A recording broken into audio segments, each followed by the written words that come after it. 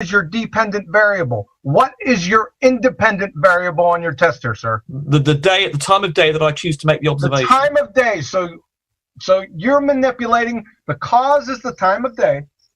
No, the cause. You found a definition. You found a quote from someone that said that the independent variable is the cause. I dispute that. And because you're stuck in that quote. You're stuck in that quote. You can't be shifted. Special mind powers. Where did I find it at? So the independent variable I can have is the time of day that I choose to make the observation. The cause variable is your cause. The cause is the actual physical reality, the temperature. The cause in an experiment is the independent variable. No, your prediction. When you're natural phenomenon, you can change something, your independent variable. What you say, for instance, the voltage on something, but the system then responds. That's the cause. No, it's not. Yeah, independent. No, the system the system. That's what our problem is. You don't understand the scientific method. There are times or a hypothesis, sir. You don't seem to understand. There are two sorts of experiments. One in which you can inject something into the system to make the system change, and one where you make observations of the system. Oh, observation! I got that. Hold on, observational studies, right? I got that. Hold on 1 second. Right. I had that for you here. Observational studies, right?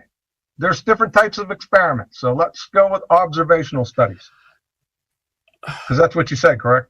Yes, I did say that, yes. But I mean, the fact observational studies are not experiments. By definition, observational studies lack the manipulation required for Baconian experiments. Natural experiments are a different type of quasi-experimental design. There is not a variable that is being manipulated by the experimenter. And what does quasi mean? The change of temperature. I mean, sorry, the change of day. Well, nonetheless, but you're saying you can't draw any scientific conclusions from conducting. That's right. That's what I'm saying. And you can. I'm not only saying it. I'm showing it. And you can.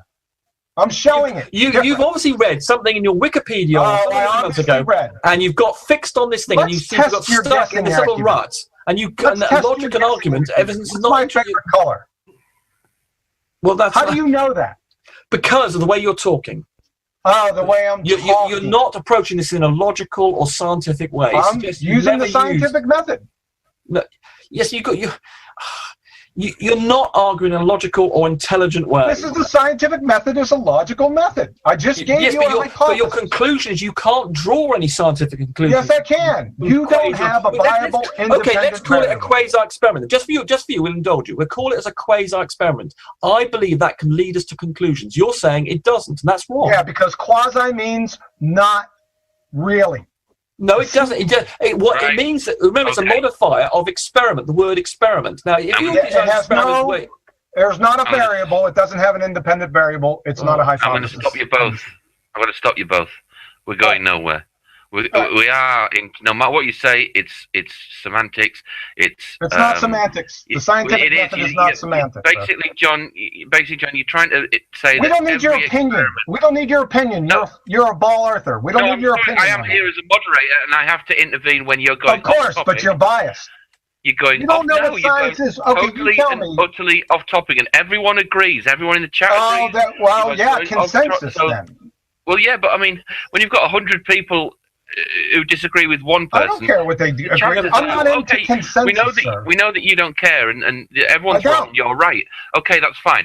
But we need to talk about that. You need to either accept that scientific experiments are valid. You know that there are scientific experiments conducted in all walks of life, and there have been for thousands.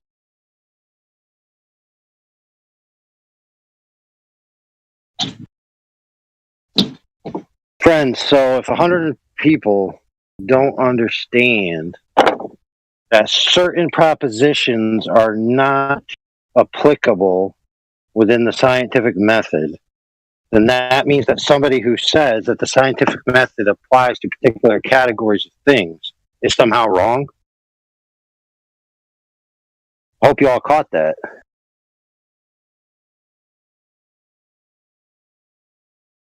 This whole debate is that Rumpus and Mr. Moderator don't understand that all propositions don't have access to the scientific method, or vice versa. You can't access the truth of all propositions via scientific method. Some things are just as simple as measuring them, right? Like, how long is this piece of wood? 2 hours. I don't know. Let me formulate a hypothesis. Yeah. He spent 2 hours trying to explain to them what the scientific method is. Well, yes, and then they say, well, it's a semantic argument. Well, not they really. claim that there's scientific evidence of the globe. And so Mr. Quantum Eraser said, okay, present me some scientific evidence of the globe. And they presented things that are not scientific evidence. And then he said, wait a minute, I asked for scientific evidence. You claimed you had some. You're not giving me any. And then you just debate over what scientific evidence is. All right, with that, I'm going to go back to playing the audio. Yeah, this is a perfect example of what he's doing. It's really good to listen to.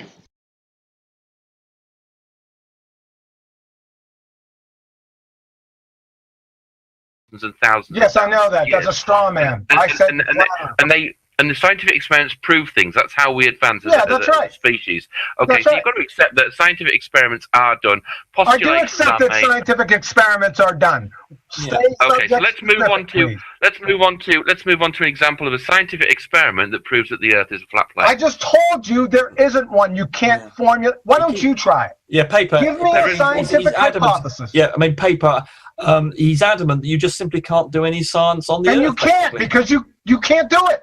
Yeah, that's why. No such thing as a scientific experiment, then, John. You've misunderstood what you've read. No, I said there is no such thing as a scientific experiment to validate. Listen closely now. Flat Earth versus a spinning ball. Hard stop. Yeah. Okay. John, you're going to have to, you're going to have to, he said this now about 10 times. You're going to have to accept that's his position. There's nothing, there's no scientific way of determining to him that the Earth is flat or spherical. There's no observation. I think his position, it's insane. It's a nutter position. Well, I think. There we go with the name calling again, because that's all he got.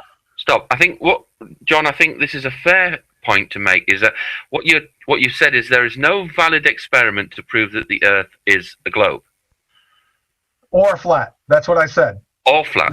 Now, to refute that, do you think the Earth is flat?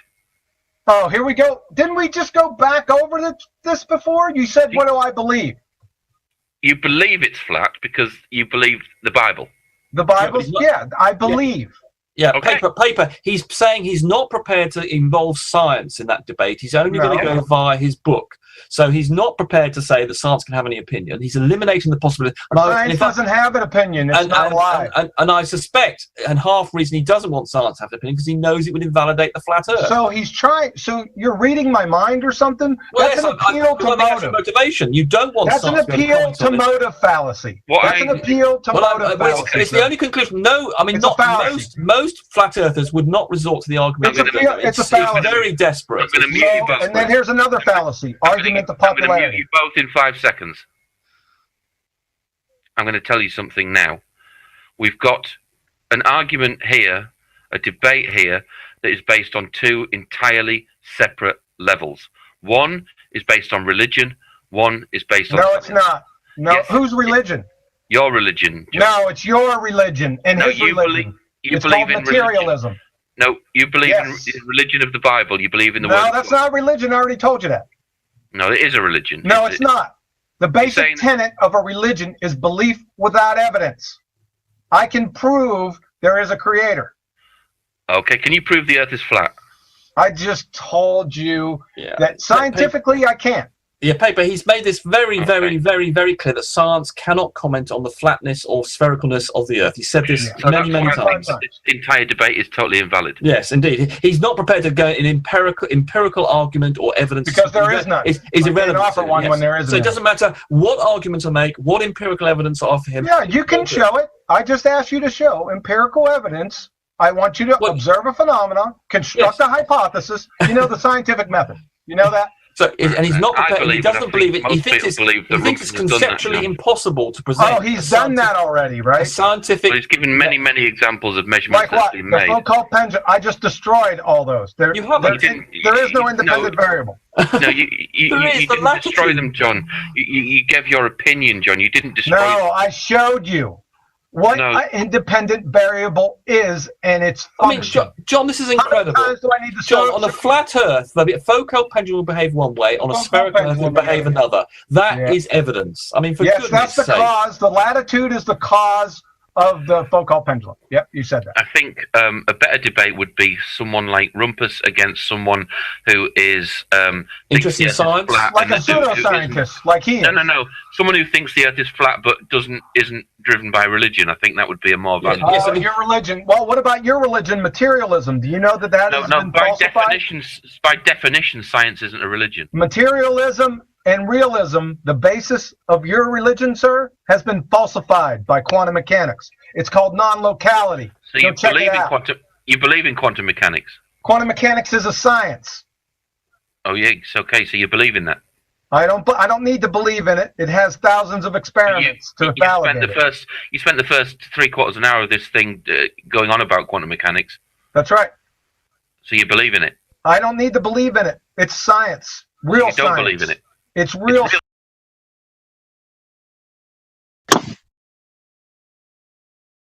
Oh my goodness, friends. Anybody else? Anybody else? That painful to listen to, but educational at the same time. It's kind of like spicy food. It hurts, but it tastes so good. Did you rewind it like half an hour? Did I? No. We've just been playing it. We've been intermittently pausing it, speaking about it, having side conversations. Yeah, unfortunately, the bot that we have doesn't rewind. It just plays or pauses or stops or clears. However, you see the point here is that John Quantum Eraser's position is that the question of flat or globe is not a scientific question. It's answered by something else. Those guys think, and it seems that they think, that the only way to validate a truth proposition is to put it through science. Now, keep in mind that they said that science isn't a religion, right? But in the science community, and even within the scientific method and all of that, there's philosophical assumptions that must be accepted as true first before you can even begin the enterprise. For example, some sort of uniformitarianism, right? To where if something happens now, it'll happen the same way in the future, or if something happens here, it will happen the same way over there. Those are philosophies, because you don't have access to all instances at all times. So you have to make what's called a rational philosophical assumption. Okay, it's not irrational to believe that if something happens now in a certain way, in 20 years it'll happen the same way, mechanically, if it's a cause and effect relationship. That's not irrational. However, it's not proven. How would you possibly go to the future and come back and inform yourself that it's the same? Well, you could wait 20 years and then do it again, but how would you know it's going to happen in the next 20 years?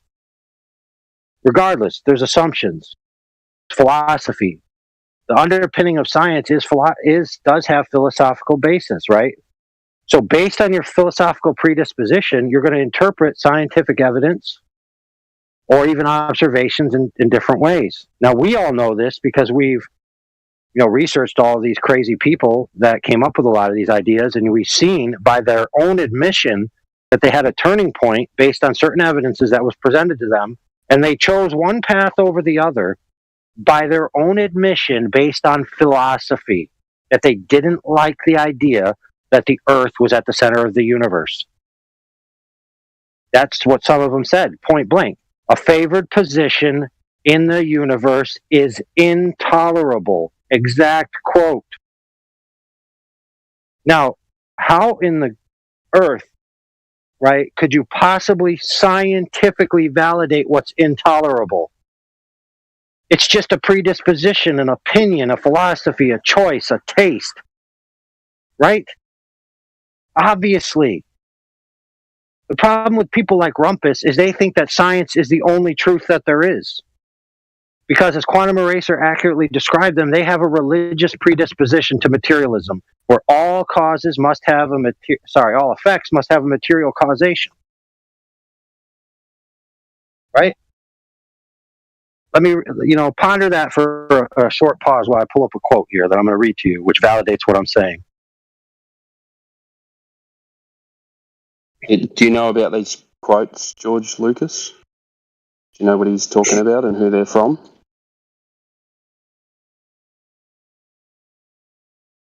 I think he's gone. You there, mate? Do you know what he's talking about when he's saying these quotes about it being a philosophical argument that the Earth is not the center of the universe?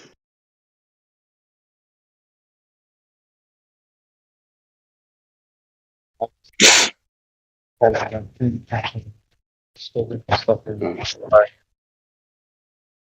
not hearing him. Go ahead, AI. Sorry, mate. I'm still looking, so filler is appreciated. Hey, can you fix your mic, George?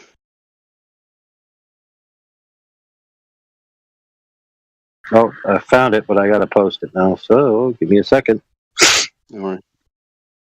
Okay, so is me talking out my ass that it's not true that people had these philosophical predispositions in the alleged scientific naturalistic paradigm in which they were free from bias and religious or philosophical predisposition?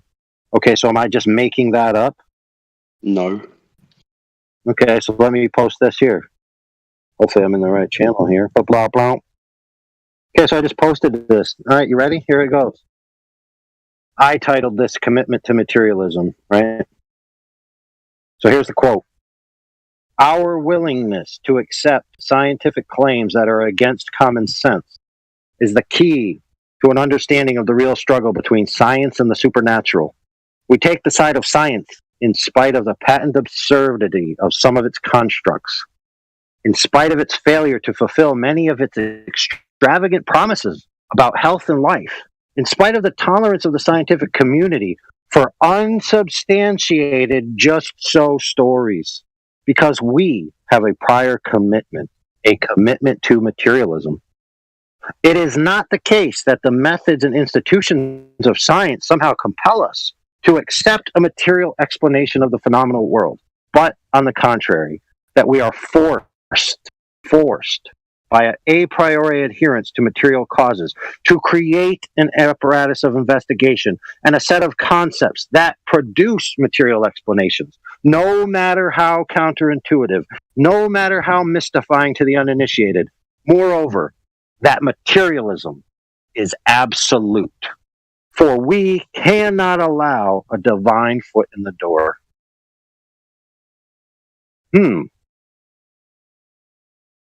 Interesting, is it not? So who said this? Oh, that's right, Lewontin. Lewontin said that. First name Richard, I believe. You could go to that link right there and find it. Okay? A real scientist, right? Commenting on the state of quote-unquote science, that over the history of the scientific endeavor, it's been pushed in a direction, right? It's been pushed in a predisposed manner. It's been curated, right, to present to you as if everything has material causes and that supernatural explanations are irrational. And we see the victims of such a religion being Mr. Rumpus and the moderator in this debate we're listening to. So now with that context, let's hear some more. So let me play the video again.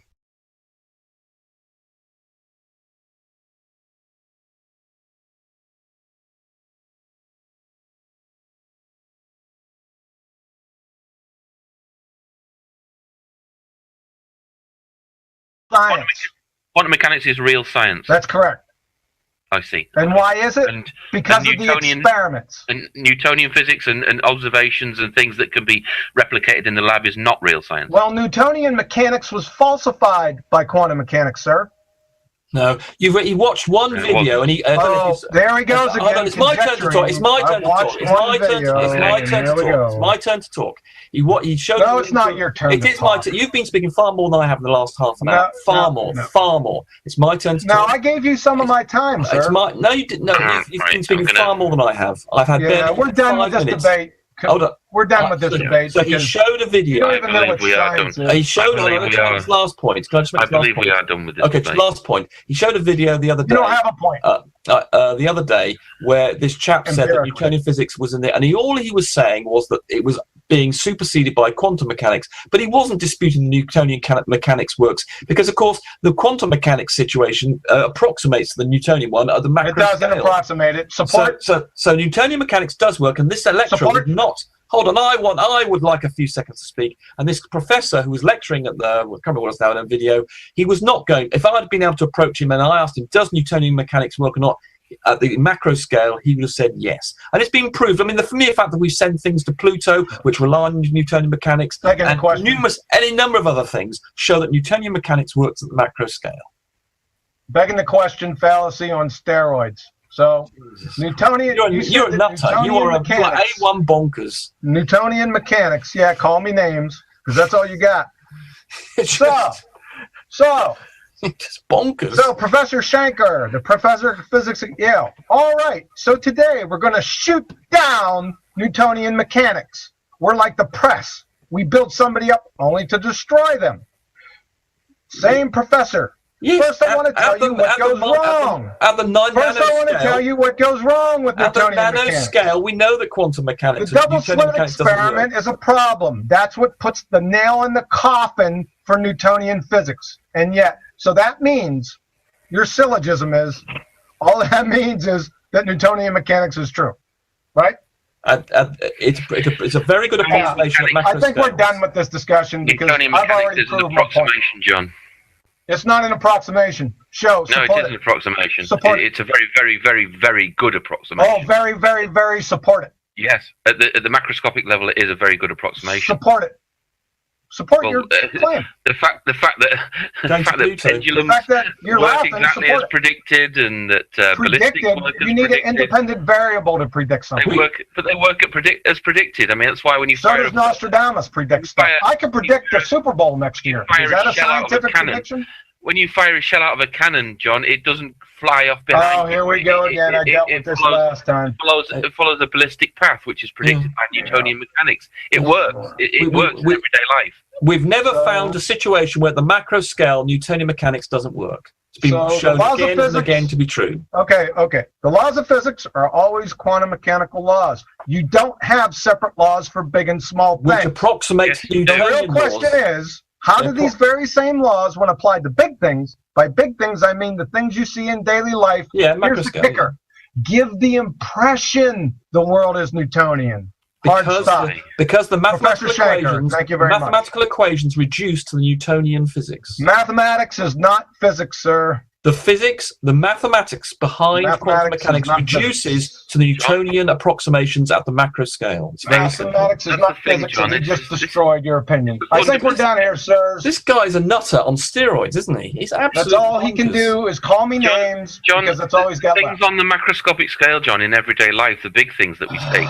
can be explained perfectly with quantum mechanics. It's just that the mathematics and the things that the calculators involved by using quantum mechanics would take a universe lifetime in order to calculate. Mathematics does not explain anything. It merely describes. No, yes, but it makes predictions, doesn't it? No, it doesn't predict anything. It doesn't have any. You do, because you can plug in numbers. I can plug in numbers into the quantum mechanical equation, and then that gives me the results at the Newtonian scale. Nothing in quantum mechanics mathematically is derived, Professor Shanker. Right. Okay. It's bonkers. Because I know all your arguments. I know all of them. You're just a nutter. I know them 6 steps in advance before. Right. I've muted you both because I need to just say something. Fed, I think this debate has... Oh.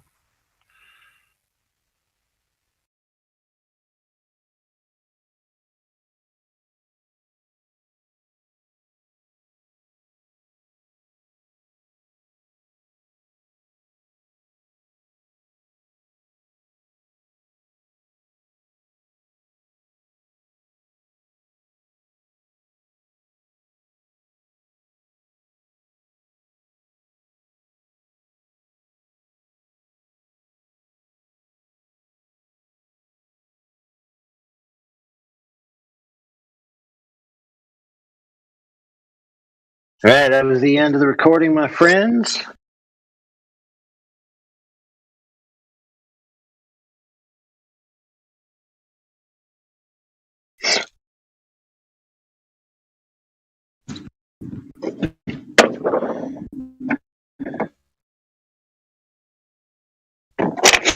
that was a spicy meatball, wasn't it?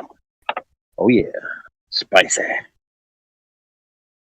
All right, I'm about to use power tools, so you can talk amongst yourselves or listen to power tools. Which is it?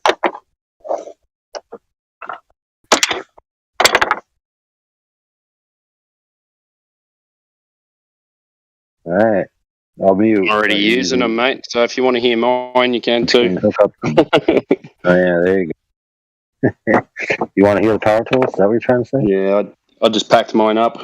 It's Saturday here at 1 o'clock, Saturday afternoon.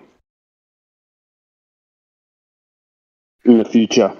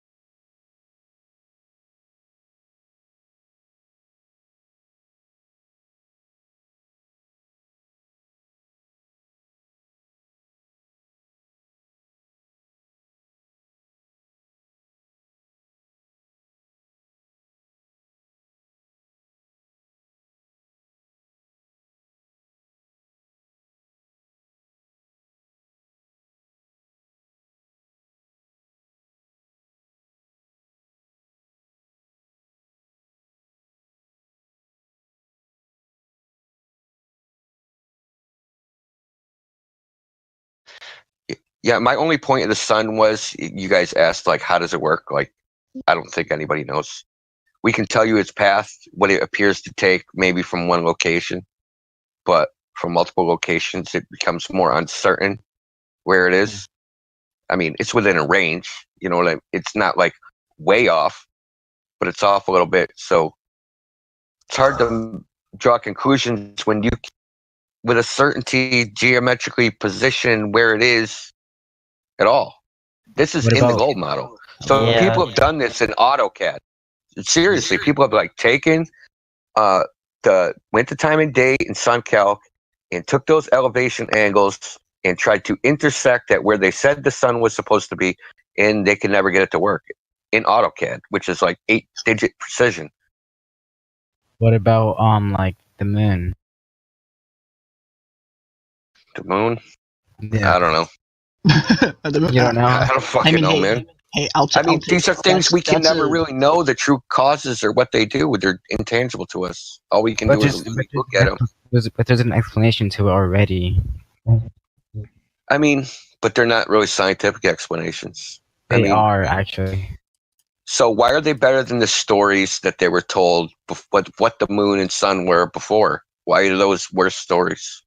Wait, what? Before the Copernican model, right, they told stories about what the sun, moon, stars, all that shit, where they had convoluted stories about what they were.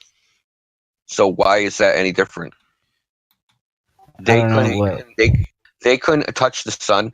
The only thing they've done that's different is they've said, this is mathematical. We can make predictions.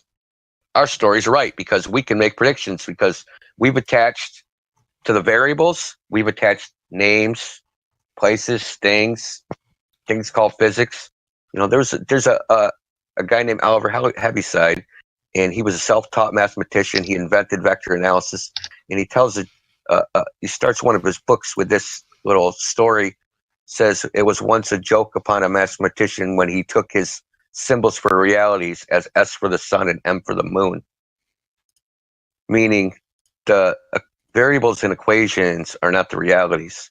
We can predict things with motions of bodies, motions of objects, and all sorts of physical events, but it doesn't mean the underlying theory which we attach these variables to is correct or true. But like at least, and I can give you a literal example of this with the Mayans. Now the Mayans predicted the transit of Venus better than the Copernican model, better than any other model. But their story that went with their prediction was Kublai Khan, who was a dragon, right, was going across the sky. So because their predictions are better, should we believe the Mayan story of why Venus is transiting the sun at this particular time? Wait, you see what I'm saying? Do you understand what I'm saying? Like, they had a story, they had math, they had predictions. They had a different story, which we find implausible. But what do you have? You just say like you don't know, and it's like that's all you're saying basically. Because I'm taking a position of natural philosophy. Okay. But what about the only thing you can say that is empirical and really know are things you can deduce from systematic experimentation and determining cause and effect relationships. What about solar eclipse? How is that possible? Yeah. Well, what do you mean possible? It happens, so it's possible. No, how is it possible with like the flat Earth grid? With what makes you think that the solar eclipse is associated with the geometry of the Earth? What is the connection? I'm confused. What makes you think that is connected to the geometry of the Earth? What is the connection? What's the logical connection? Okay, there's just the sun's in the sky and a black thing goes over it and it turns black. Where's the logical connection between that observed phenomenon and the shape of the Earth you were on? That's what I'm asking. Like, what are you trying? What point are you trying to make? It's like on. I'm trying to make the logical connection, dude. No. You're acting like the shape of the Earth has to have some relationship to that event. Why does it have to have a relationship to that event? I'm trying to explain it. Okay. Okay. So, in the model, you see like the moon and the sun circling, right? And they like never get near each other or nothing, right? And how is it possible for like the sun to like overlap the moon if it's like that? Okay. Listen, I don't know if Retch, are you on? Why doesn't everybody see the eclipse at the same time? Retch actually has. Listen, Retch actually has a model that demonstrates it. And it's a globe, and if you're on the other side of the globe, you're like, you can't see it because exactly. I'm just trying to argue my side of the story. So, if you're saying that the eclipse is a thing that somebody controls, why doesn't everybody see it at the same time? I don't know. What are you talking about? Nobody said that. Okay, well, you were talking about. Are you on drugs? I'm definitely not on drugs. Nope. Are you drinking? Yeah. I am not. Then where the hell did you get that from? You can't even answer a simple question on the logical connection between the object in the sky that you see, an observed phenomenon, and why it's connected to the shape of the Earth. It's a simple question. You think it's a foregone conclusion, which is obvious. I'm saying it's not so obvious. So tell me, what's the obvious connection? What would lead you to that conclusion? You have a good point. No, I'm saying you have a good point, right? What was the question again? We don't know. We might not know what it is. We could be assuming. everything.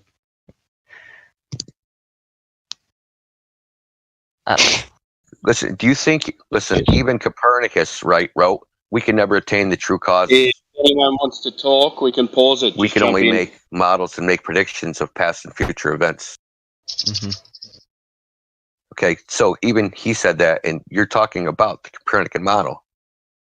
You can't attain the true causes of events like eclipses, solar eclipses, any of that stuff. Seasons, because they are visuals, right? They're visuals. You just look at them, can't manipulate them. How are They're not seasons tangible. visuals? They're visuals, so you just see them. Right. Have you done anything other than see the moon? Have you done anything other than look at the sun? Have you done anything other than look at Mars, Venus, Jupiter? Have you ever done anything other than just look at them? No. Okay, then. So they're just visuals. Right. Okay, so with the Earth, we're talking about something that's tangible. Like seasons. The Earth is certainly tangible. Seasons are not. They're not. Right. They're not visual. Seasons are not visual. You can actually like. Seasons are a correlation theory, and there's two things of seasons. So there's meteorological seasons and there's astronomical seasons, and they're loosely correlated depending on where you live. Okay.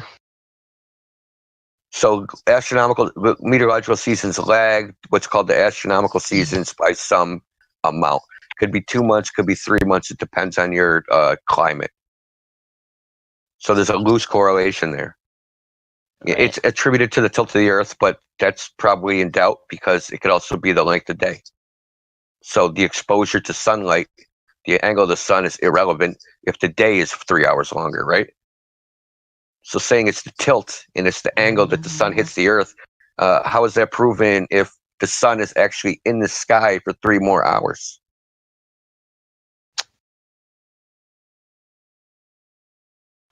See, these are like little stories. It's like it's your interpretation. These are philosophical issues. They're nowhere even near scientific.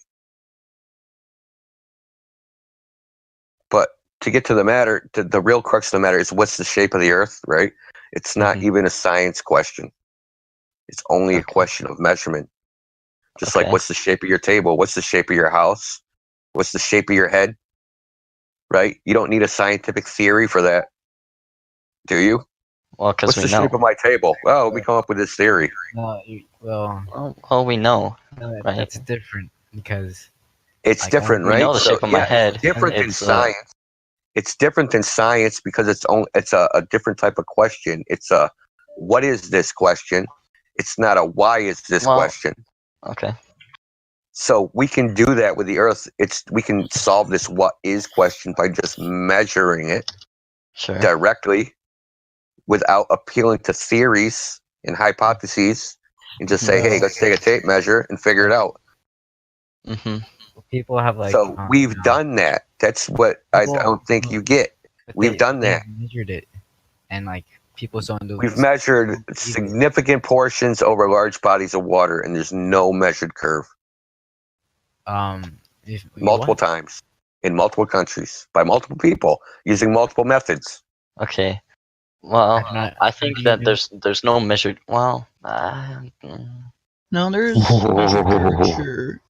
I guess it's just like depends upon the way they interpret the data that they get. Yeah. Well, I'll tell you how they do it. There's definitely curvature. No, they've measured curvature for sure. You think so? Oh yeah. Measured curvature. Oh, here we go. I knew I was going to wake your ass up.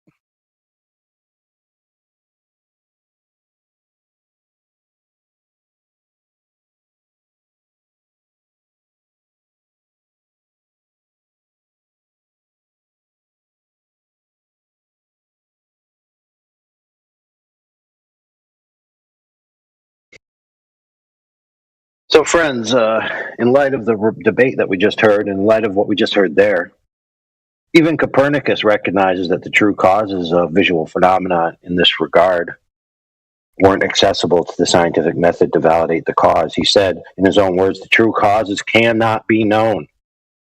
So why is it that Rumpus, is arguing with Copernicus? Is there any religion? Yeah, it sounds more like an internal religious squabble.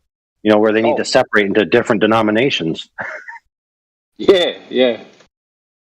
I'm this part of the church. Oh, I believe this, so I'm in this part of the church. Mm-hmm. Oh, are you a Neil deGrasse Tyson follower? Or do you follow Michio Kaku? He's my pope.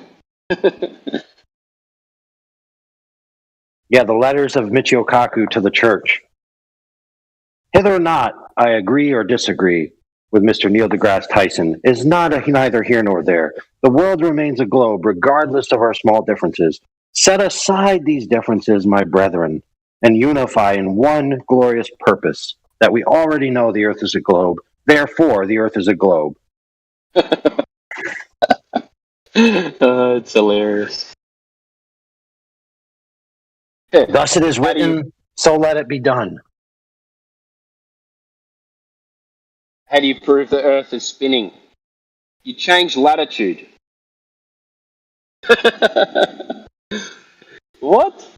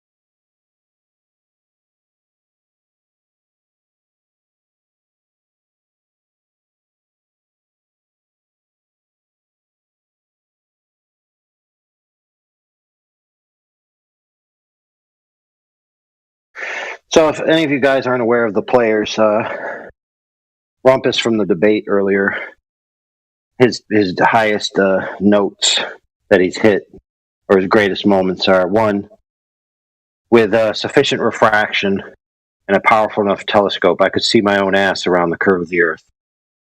Okay? That's number one. Number two, after being confronted with the fact that the horizon is not geometric, he said, well, if the earth isn't a globe, I just can't trust reality anymore. Nothing's real. Hey, is that a debate Theo had recently? Well, no, that we were just playing a recording of a debate previously that Quantum Eraser and Rumpus were in. Oh, can you link that? I'd like to watch the whole thing. Man, I could if I would. Well, just tell me who the other person is, and I'm sure I can find it. Oh, Google. Well, let me ask you this question: what rank are you in this server? I don't think I have a rank. I just listen a lot. All right, so I'm a flatter. If you had a rank, then you'd have access to certain channels. So now I'm just going to post it in the live stream. Give me a second. Appreciate it. Yeah, I was going to say go into the bot command, but maybe you can't get in there. No, you have to have the bot command roll in order to do that. Live stream voice text. The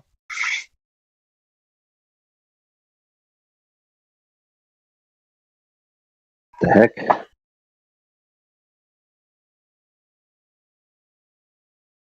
going on here? 6/24/2022. Man, hold on, guys. I got to get back in the right timeline. Time machine. All right, I'm here.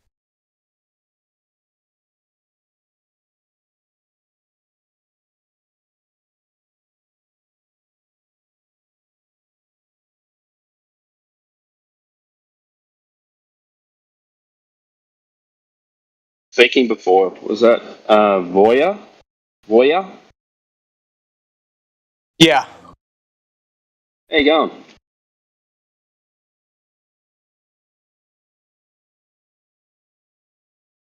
Thanks. We've spoken before a couple of times, haven't we?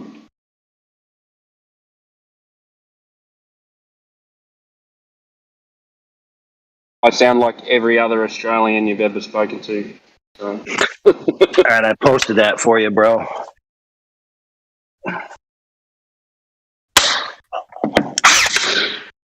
Oh, sorry. Yeah, thanks. I appreciate it.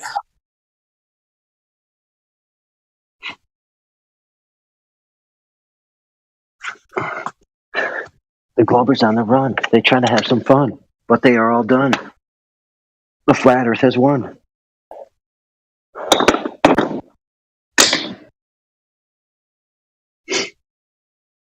How long is this 2x4? Well, my hypothesis is it refracted? It is, bro. That's how the debate was going, dude. You're gonna enjoy it. It's painful. It's painful in a good way, like spicy food and love. Oh, it was comedic. It sounded like QE was having some fun. Dude, it's nothing but fun to literally be in a forum where people are claiming to have scientific evidence of a globe, right? And then when you tell them, I don't have scientific evidence of a flat Earth because it's not categorically available to that system of analysis, or it's not science, or whatever you want to call it. It's just not. It's like, how much does this weigh? Oh, well, let me get my tape measure and measure it, and then I'll tell you how much it weighs.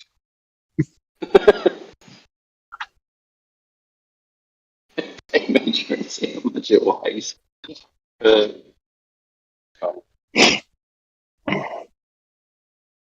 Kind of is that ridiculous, isn't it? Well, Rumpus would be like, well, if you take a tape measure and you put it on a balance and you know the weight of it, then you can put it out this far and use the calculations, then you could discern the weight of the other object. Times gravity. Okay. Yeah, whatever. The point is that if you use a tape measure as it's intended to be used, you can't weigh things with it.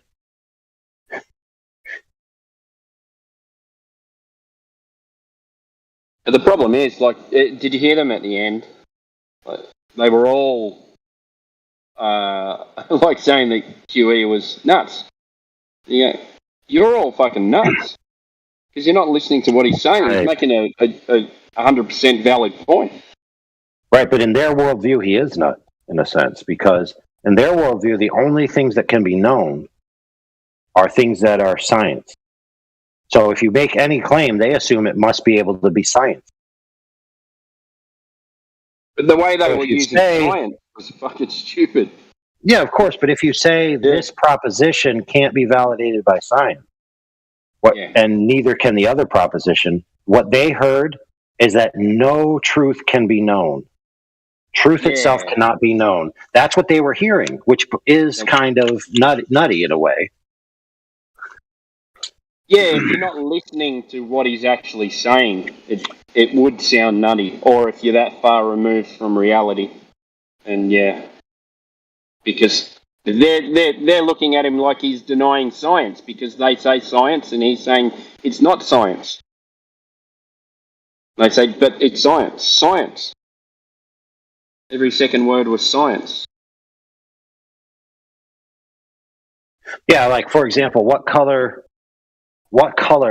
should I pick? This one or this one? I'm colorblind. Oh my goodness. You're crazy.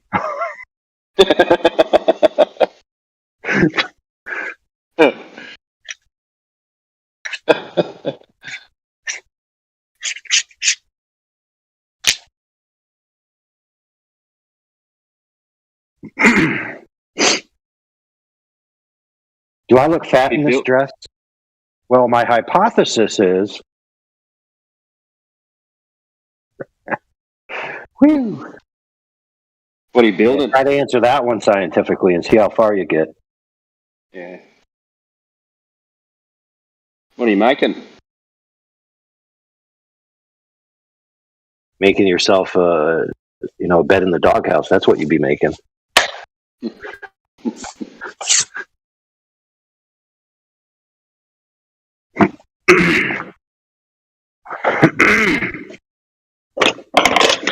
Well, they were also trying to denigrate Mr. Quantum Eraser by saying that his position is purely based on religion. Yeah, I did notice that. That was it. He had no other arguments than it's a religious belief because of the book. Quote, the book. His book. They said his book. Yeah, his book. He wrote it himself. Yeah, yeah. But their religion is based on books as well.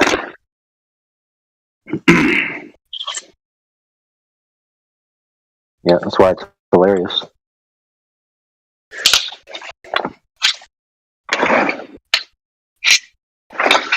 Books written by men, no less. Yeah. Ooh, written by men, which may or may not have penises. Eunuchs. What is a eunuch? Is that right? Or is that the other? Is a eunuch a male? Or yes. Although, I mean, I guess you could. But I don't know how far they go. I mean, my understanding was they just castrate you, which basically just means removing the testes.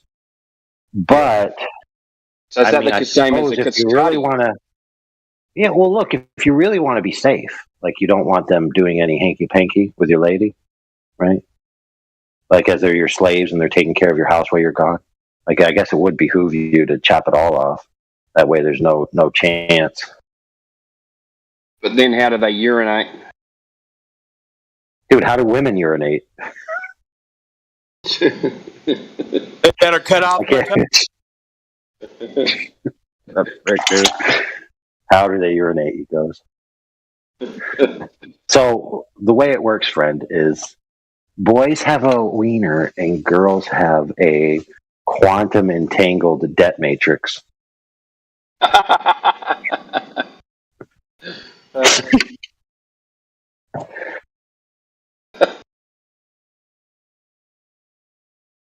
The persuasive muscle.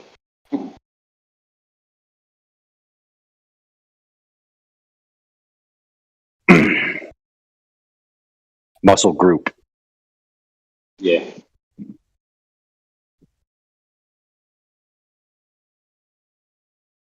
What were you saying, warrior? A what? He came in and said something and then muted up again. No, it was just a joke. If it passed. Oh, okay.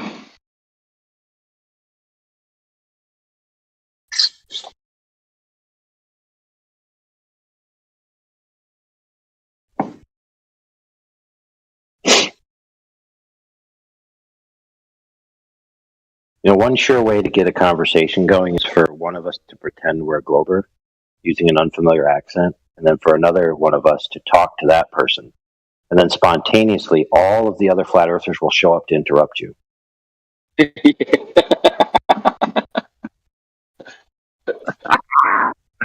It's funny. Funny because it's true. It's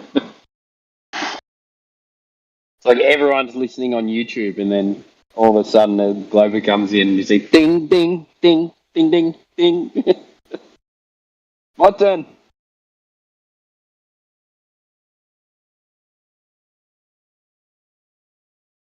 It is very tempting, though, just to go, oh, you missed it. Yeah, you missed the opportunity, and you want to jump in and... Yeah, but think about it this way: like if you're not willing or capable, right, or available to fill the dead air in a 24/7 stream, why should you have the privilege to be yielded the floor when you interrupt somebody who's clearly handling the situation? Yeah. True. I mean, I'll be honest. The reason why a lot of people aren't banned more often is because my phone isn't that fast. By the time I get around to finding you, flipping up and down, holding my phone screen for greater than 3 seconds to get it to register, it's like the moment's passed. Yeah, because you got to press it and then wait for the names to turn up and then hold it. It is a weird app, but I only listen on my phone. I only listen on your phone as well. I mean, never mind. There's no spy apps on your phone. Not at all. That's why I always find it strange when people say, "Oh, I'm not downloading that app." They'll start spying on me. What? Yeah, I'm not downloading an app. Spying on you. Yeah, exactly. I'm not downloading an app to my perfectly secure and anonymous device, which absolutely has no tracing or anything untoward inside the firmware. But it's got your bank account in there.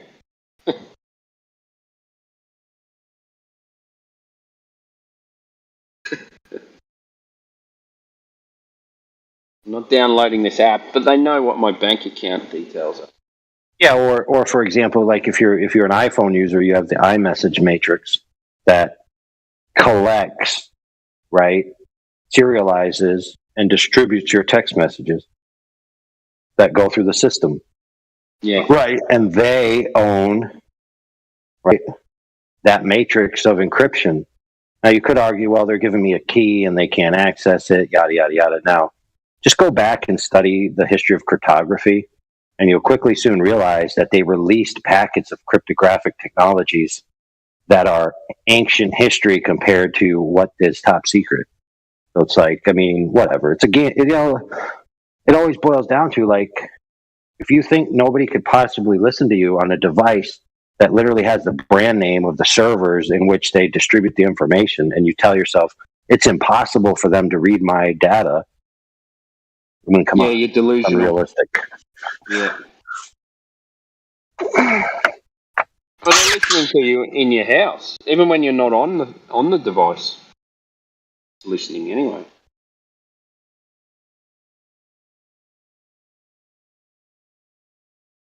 You know, that it's not coincidence that when you talk about kebabs or something like that, that when you pick up your phone and open it up on Facebook, there's a kebab shop ad. Oh my God. How's that? That's weird. Yeah, that was the first time it happened to me when I noticed that. I was talking about what should I get for lunch, and I was talking about like Taco Bell that's over in this location, right? And I didn't say anything like, "Hey phone, hey Google, hey nothing." But as soon as I picked up my phone, you know how they show you like headlines and different things, like in this little bar. What was right there? Taco Bell, and how to go there. It'll be 5 minutes. Yeah, Taco Bell, 5 minutes away. It comes up on your map. Here's the deal. Here's the deal that you could afford to buy. Here's a doctor for the, disemboweled dysentery you're going to have later. Yeah. But so, if I jump in the car after I finish work and it says, and it goes, ding, you'll be home in 36 minutes. How did you know I was going home? Because you always go home at this time. No, that's not how it works, dude. How it works is you think in your head, how did it know I was going home? And then the phone goes, because you always go home at this time, John. Then you're like, wait a minute. Did I say that out loud? And then it goes, wait a minute. Did I say that out loud?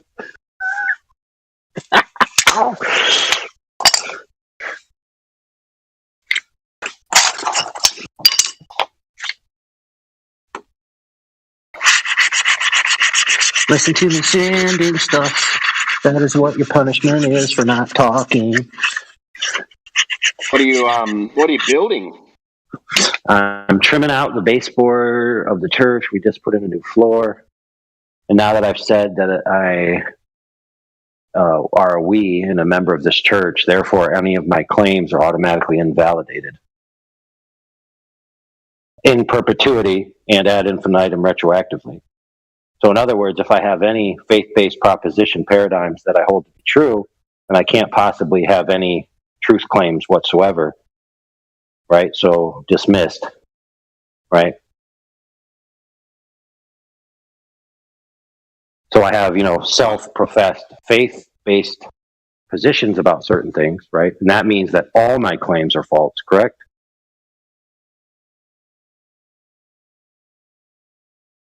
Just because it's faith? No, just because I have one faith-based claim, it means all my claims are false by proxy and guilt by association, right? Yeah, you have a logic, yeah? It's rumpus logic right there, man. Well, so what we have here is that Mr. Quantum Eraser, his book, his book, the number one best-selling book in the history of humankind, the most studied, most proliferated, most impactful book that's ever existed at all. That stupid book. Now, don't get me wrong, that doesn't mean necessarily it's true just because it's, has all of those popular categories ticked off. But to just disregard somebody. Majority, yeah.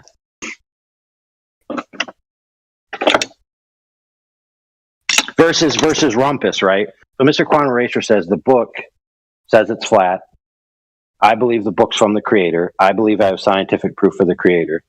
And then they say, we have scientific proof for a shaped claim. And then he goes, no, friends, shaped claims are not,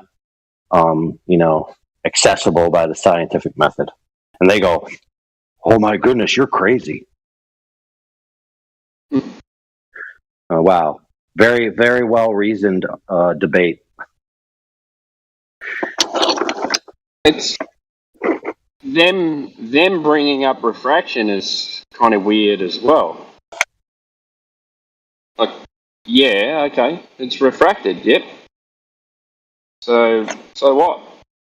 Where's your physical horizon? Where is it? Well, I missed the part of the recording where refraction was necessary for whatever conclusion they were trying to make.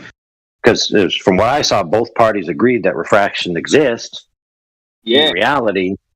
But on top of that, like Mr. John, Quantum Eraser, not John the moderator, didn't really make a claim after that. He just said, yeah, refraction, things, you see things differently sometimes because of refraction. Okay, then what? See, the other guys just seem to want to appeal.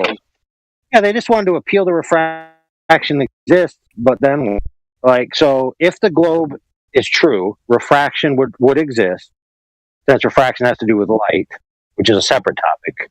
Refraction exists, therefore the globe is true. I mean, get real. Yeah. It's refracting to make it curve straight.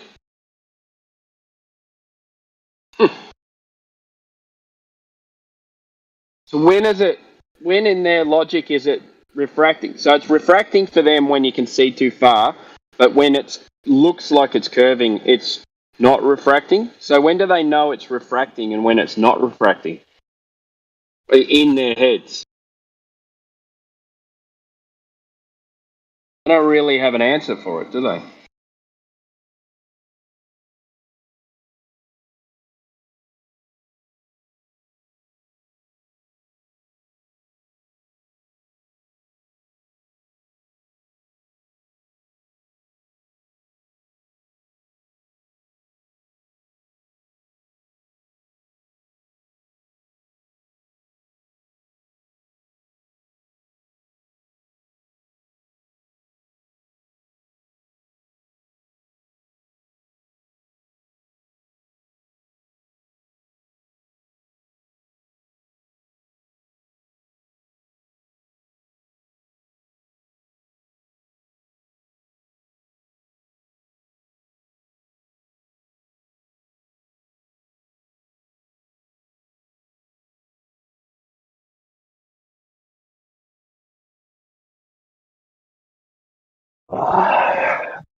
Hey.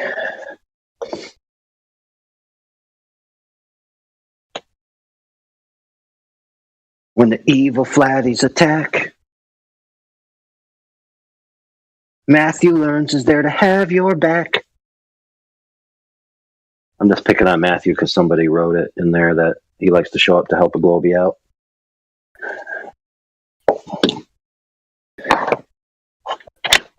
Some people don't like Matthew. They think he's bad for the server. But you know what? Matthew fills a lot of airspace. You know what I'm saying?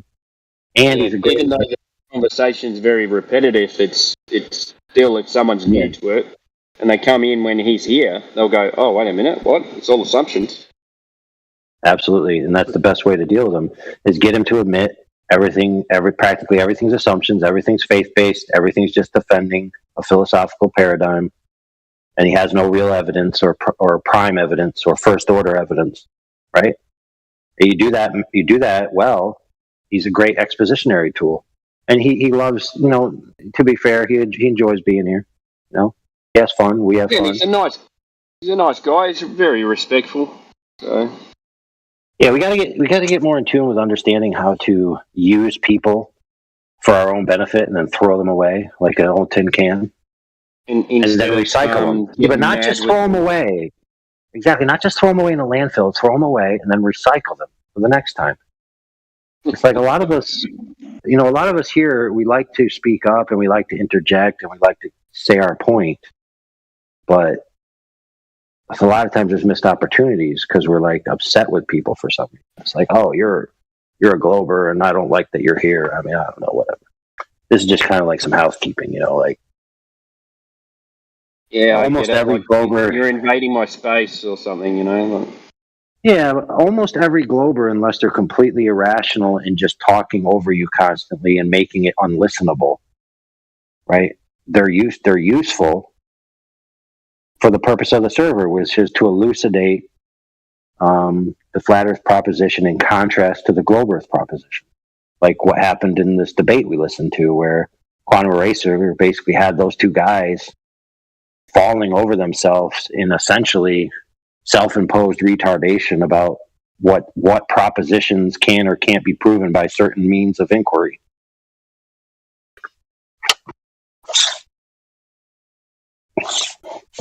I mean, I think those things are valuable. Well, that yesterday's chat. How many people? Go ahead, Ryan Osiris. Sorry, with Ryan Osiris. Was that was you or Indio? That was you, wasn't it? It was me. Although some people get us confused, and I'm not sure why, but I have a hypothesis. Yeah. So if Indio, then AI, and there's a corollary hypothesis: if AI, then Indio. No, but it really has to do with we're both New Englanders, and if you listen back, obviously I can hear my own voice right now. But if you listen back at certain times, especially when we don't have clear connections, we have a similar lisp on certain words. It could be a vestige of our, area that we are in, maybe. But also like the way the mic is. So I've heard myself talk in that way where I've heard a word. I said, wait a minute. Okay, now I see why people say that. But like if you hear us talk for a prolonged period of time, it's like we have completely different styles, different cadences, different vocabularies.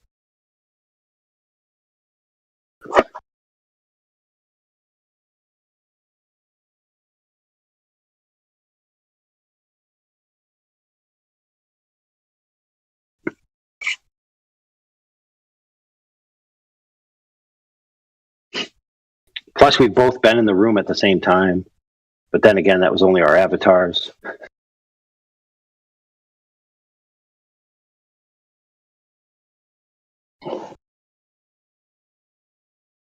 But yeah, the whole thing with the rhinoceros was nice, and I actually want to clip it out. The whole talk, because it had a nice progression and a nice back and forth, and so it had a beginning, a middle, and end. It had the thrill of victory, the agony of defeat.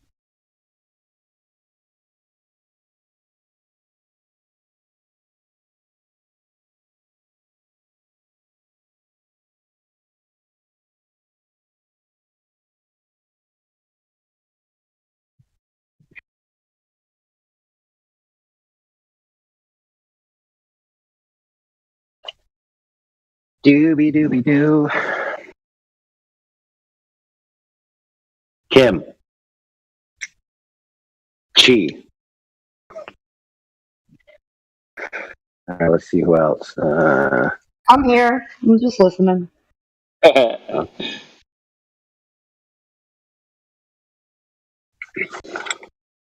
Gary Wybenga. You know Gary? The flat earther. You guys want to hear a stupid dad joke? So yeah, I told my I son. like dad jokes. I told my son, what do you say when you can't find Mr. Norris in the building? Nunchuck.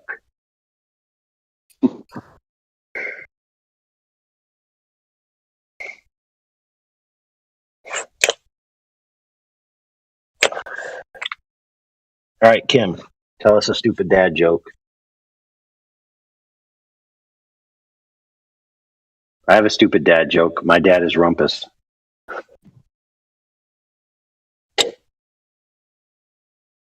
Feel sorry for you. Sorry.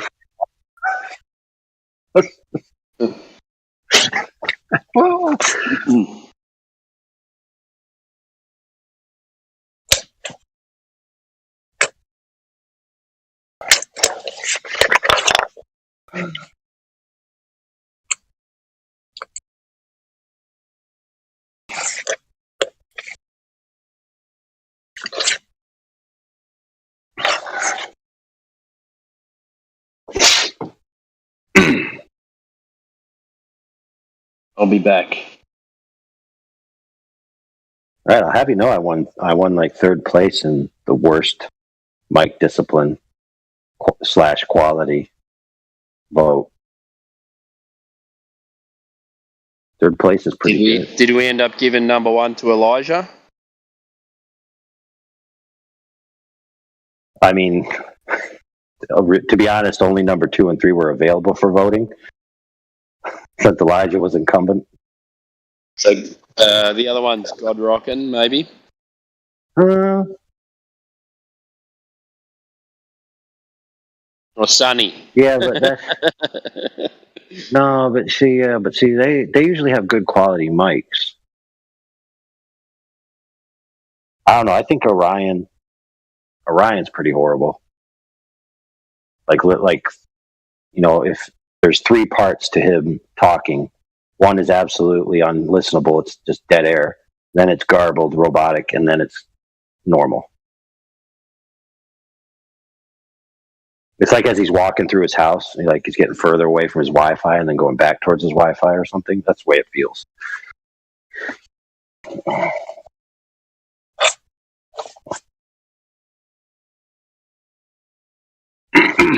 You stumped me wanting a dad joke. I was like, dang. I went to my husband. It's like, what's a dad joke? No, he couldn't tell me off the top of his head either. What's a dad joke?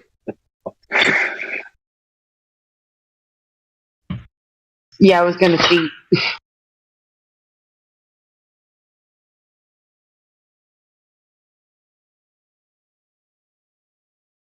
Not really. Asking my husband should be, he's a dad. He should have dad jokes.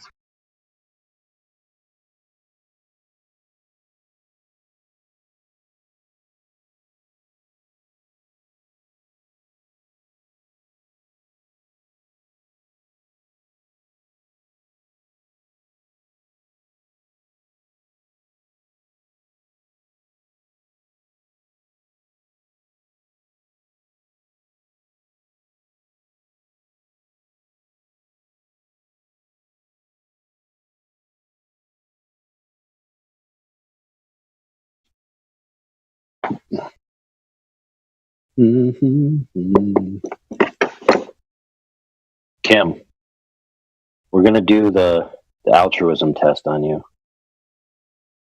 Are you game? Yeah, if I don't have any kids coming up to me trying to spend some time with the family before they go to bed. But sure, yeah, go ahead. All right. Premise number 1, do you love your husband? Absolutely, I do. Okay, would you do anything for him to help his life be easier? Yes, I do. I try to all the time. Okay, excellent. After you use the toilet, do you leave the seat up for when he comes in? It's easier for him? No. Oh, you're Hitler. No, I actually use another bathroom altogether. So. Oh, wait a minute! I changed my mind. You're Mother Teresa. That's funny. We have separate bathrooms as well.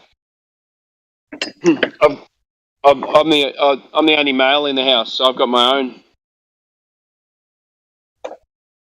And also, Sterling, he gets the bathroom in our room, so he uses that one. I use the one for everyone.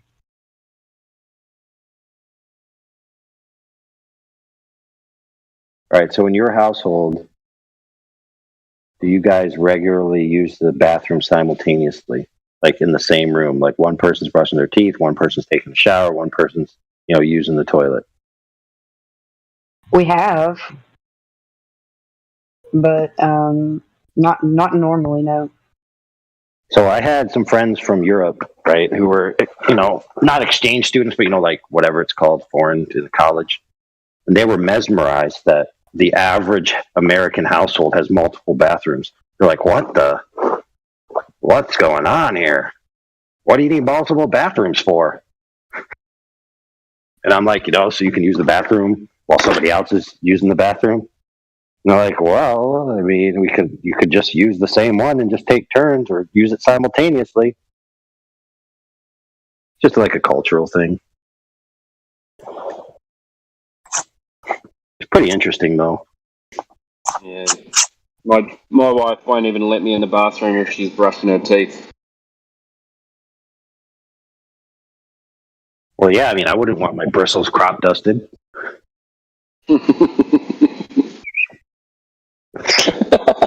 No, I don't mean that.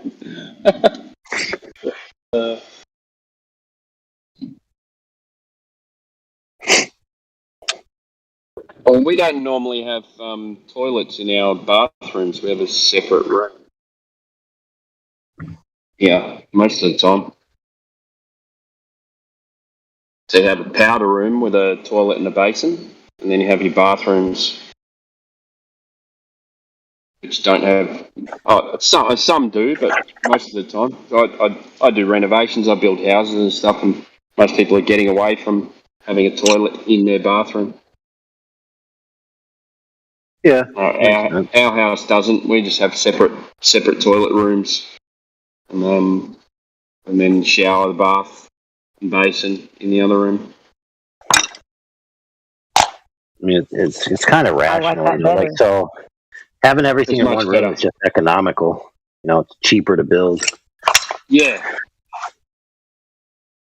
But if you have the money, right, or the custom, it does make more sense to have some separation because you could have the same amount of facilities but have privacy between them.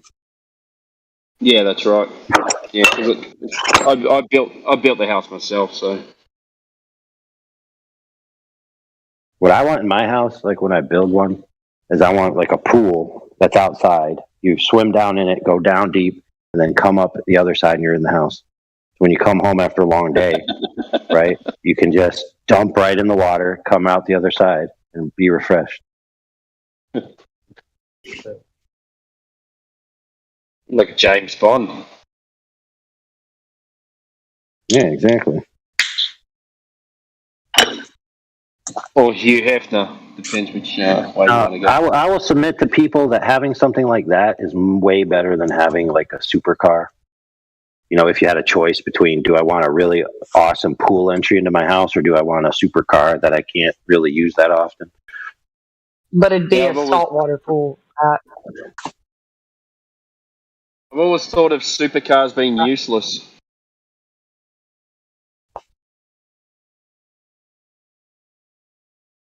But what color is your Bugatti? Mr. Andrew Tate, the savior of the world. Some suspect he is. When he's just a chump. Just a dude, man. Yeah. He's saying things that people have been saying I mean, don't get me wrong, he's more famous for saying them, but it's not like his ideas are original or new. Nah, he's just blunt.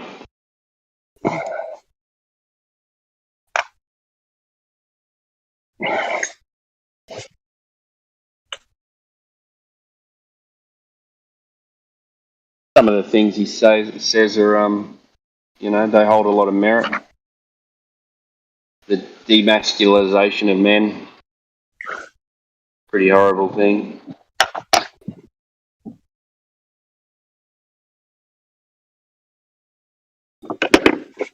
See them here drinking fucking soy milk, and then they've got thighs and fucking man boobs. You go, mate, get off the soy milk. He's got thighs. Yeah. And he knows how to use them. And they get shaped like women.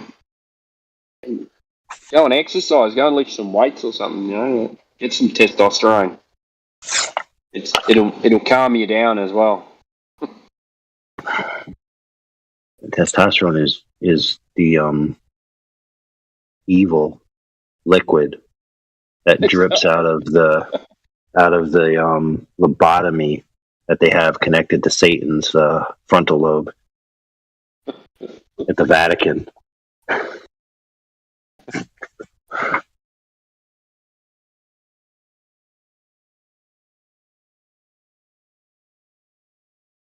Without testosterone, your body falls apart. Kim, what's up?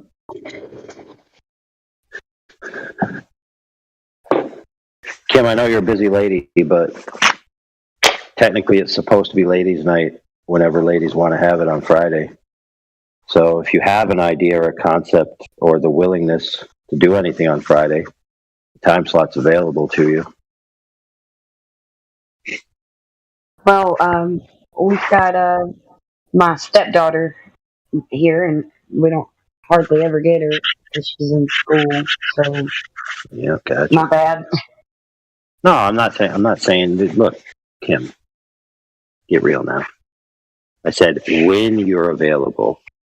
If you want to use the time slot, it's available for you. Not in here and get to work late.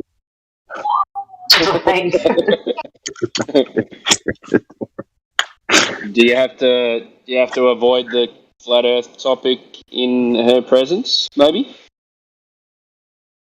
Or you're not too worried about that? No, I'm not worried about it. I am who I am. Nobody has to listen to me, so I don't want to. Good on you.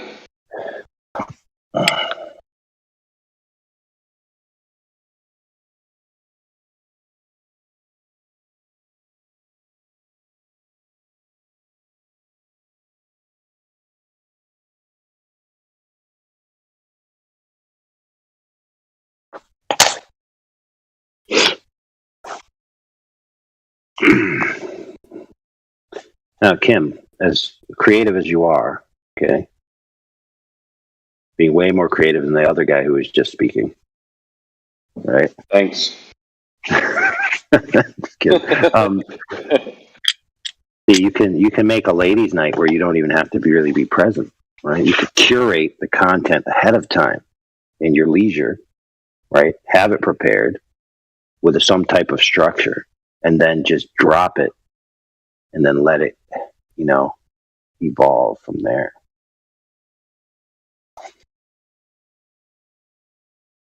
I'll think about it. And again, it's not mandatory, Is it is it very quiet? Perspectives. Go ahead.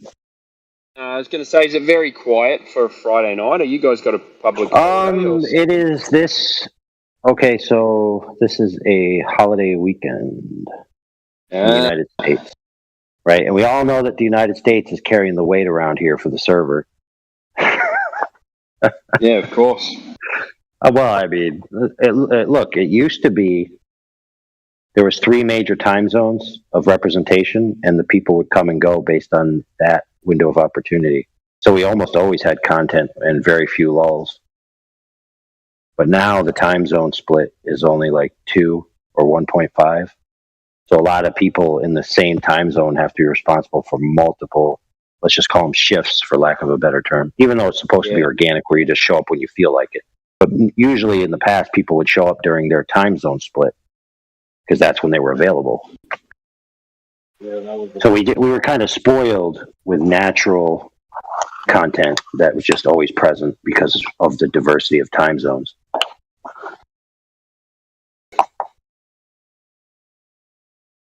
Yeah, because I miss a lot of your kind of maybe morning stuff or midday stuff. That's when I'm sleeping. Well, the beauty is we record it all. Yeah. Yeah, see, it was a time, and it wasn't that long ago. And make no mistake, like, all it is we don't have a promotional team. Well, Indio is the promotional team. You know, there was a time that Indio and the other leaders of the server were able to capitalize off of some meaningless explosion. So really all it is just if a couple of us got together and decided on like some kind of marketing campaign, like this place would be really fucking busy. It's just math, doing math and figuring out what it would take to get people in here. But yeah, there was a time very like not so distant past where it'd be like all of the so-called heavy hitters, the Jedis and the Miggies and QEs and well, let me mention the women, Bambi, a lot of people used to be in here till 12, 1. Then the 2 o'clock crowd, the Wolf Gangs, again the Jedis, the Jin CDR ones, carrying it all the way to the 6 o'clock morning shift for us, where it'd be again me, Miggy, a little bit of Jin, a little bit of the night shift for us. Yeah, it was running real smooth. The only downtime would have been around like 9, 10-ish, and then shit would just pick up again the rest of the day. To the point where I used to get mad all the time, like, why are you giving the fucking anti-flat earthers the prime time at 12 p.m. every fucking day? You guys fall for it for a good 2 hours. Meanwhile, everybody's sitting in the queue, not really getting any engagement. Like, we used to argue because there was just so much conversation going on.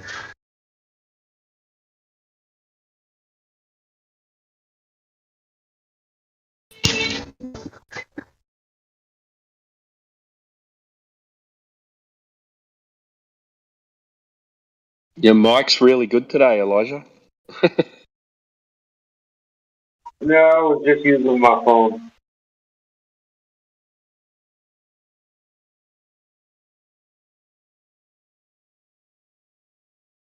That's the difference between my phone and these headphones here.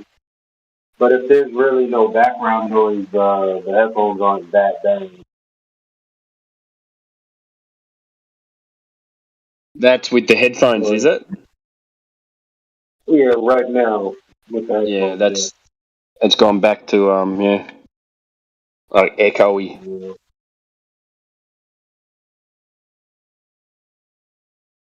No, I'm gonna drop out. I got my daughter's birthday party to get ready for.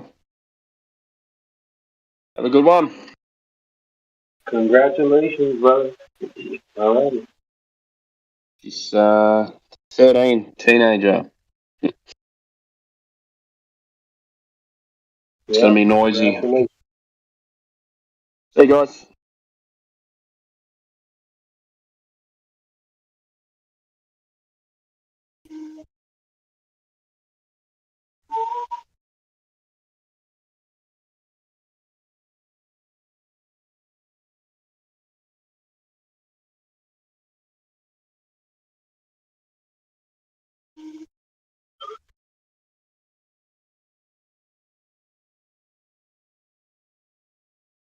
Obviously, also AI. AI is one of the heavy hitters.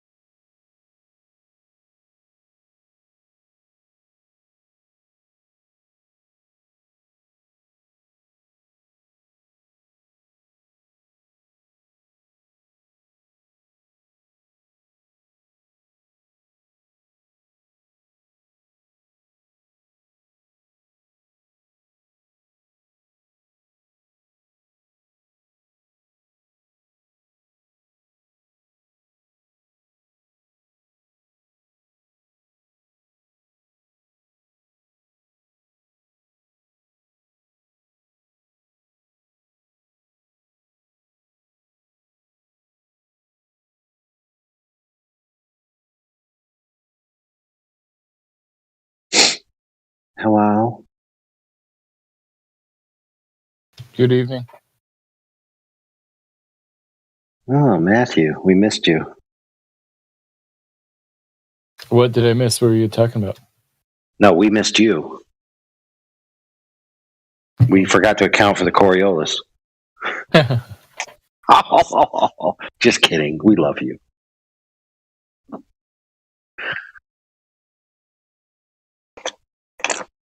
All right, what you missed was Rumpus proving the Earth was flat in a debate with Quantum Eraser, which was recorded. But if you never heard it, man, it's a pretty good debate. The one that's linked here, the 2016. Yeah. There's basically Rumpus and the moderator not understanding that certain questions aren't accessible to the scientific method, and that no, the scientific method is not the only arbiter of truth propositions. It's pretty painful, actually. Interesting, yeah. Then they accused Mr. Quantum Eraser of only believing what he believes because of his book that he wrote, went back in time with a time machine and wrote the Bible.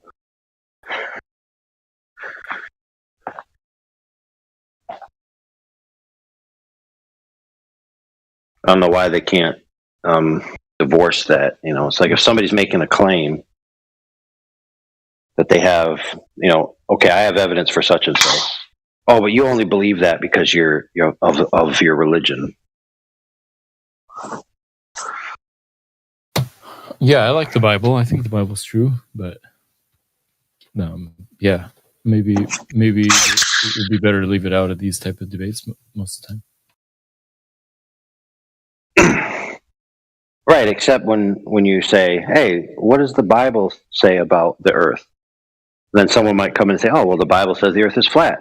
Or someone might come in and say, oh, the Bible says thus and so about the Earth. Then it's very relevant, isn't it? Yeah, I mean, I guess if people want to talk about it, then it is a topic. But I'm thinking there are other ways to show the shape of the Earth. And because not everybody accepts the authority of the Bible, so for them it would be irrelevant.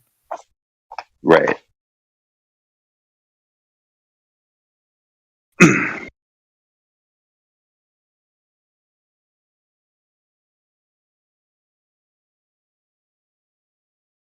All right, let's see then. What happened after that was we told a bunch of jokes. Then I stood up for you for all the abuse you suffer in here at the hands of flat earthers. Oh, well, thanks. Appreciate that. Right. Then I made fun of you. That's to be expected. I don't mind. Yeah. Then shortly thereafter, you arrived. Hey, Matthew, can you link your YouTube channel so Nathan can do a treatment and then Nathan, you can do a response to it? I didn't quite catch all of what you said. You were roboting a little bit, but what'd you say? Could I link my YouTube channel? Yeah. Nathan can make a treatment video of it, like respond to your flat Earth response video. If you feel inclined, you can respond back to it. Or not. Yeah. So let me translate for you into English. What he said was, link a video that you have that's a response to something about flat Earth or claims about flat Earth, so that Nathan Oakley can review it in a treatment format. We're basically just going to critique every other word you say, and then you can review it after that, and then you kind of have like a back and forth. Yeah, I'd be happy to do that. Here's the link. Sweet.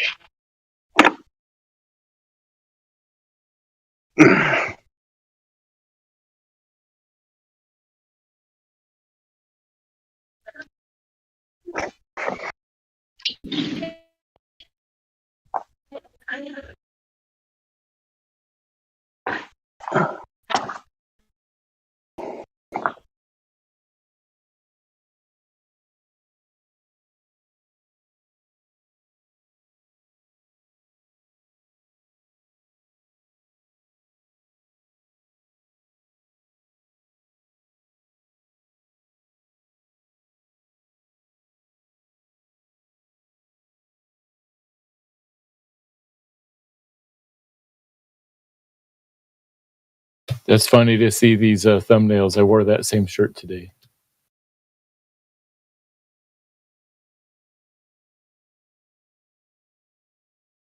What time is Nathan's show? I know it's in UK time, so it's pretty early, right?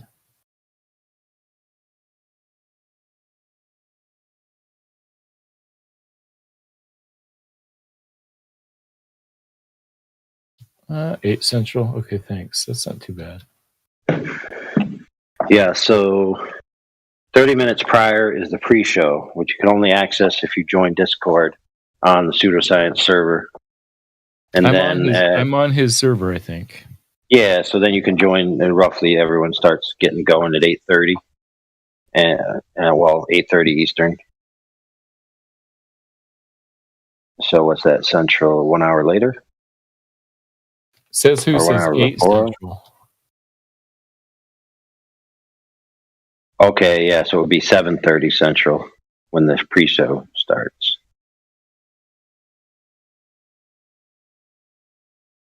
Then the top of the hour, the live show. Link your YouTube so I can get the flat Earth.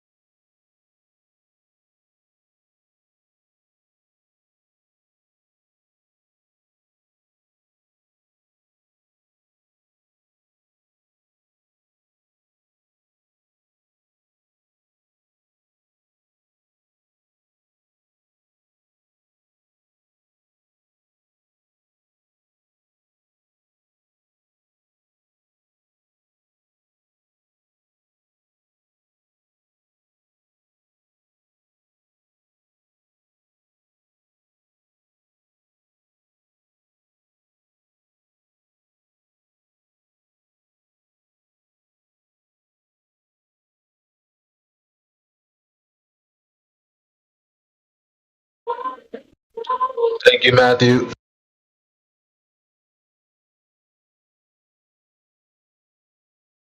You're welcome. Yeah, it's been a while since I made those. Maybe I should make some new ones.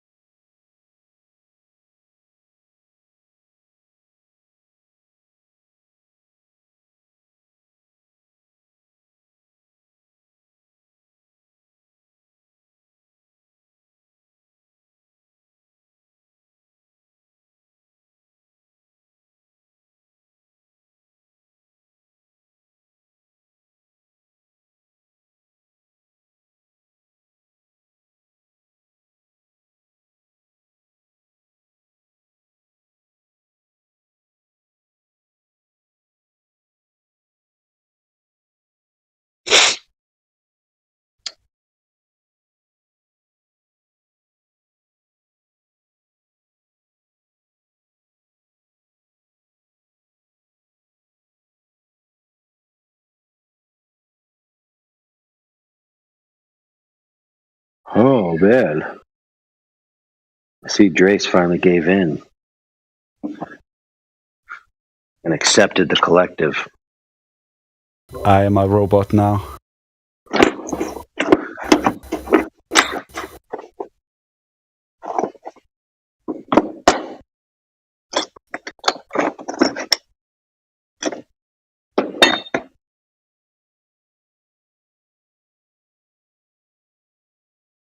You know what would be fun to try is get in an argument with a Glober and try to use a chat bot in the background and then just like sort of read off its answers back to the Glober.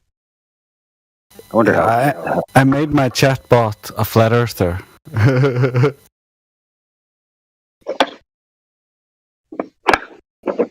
That was the only way for it to actually be able to comprehend fallacies within Glober's arguments.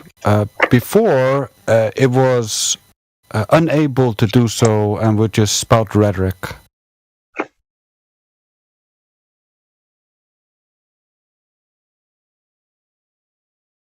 Rhetoric.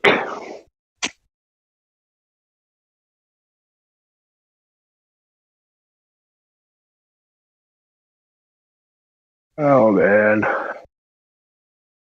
I'm tired. You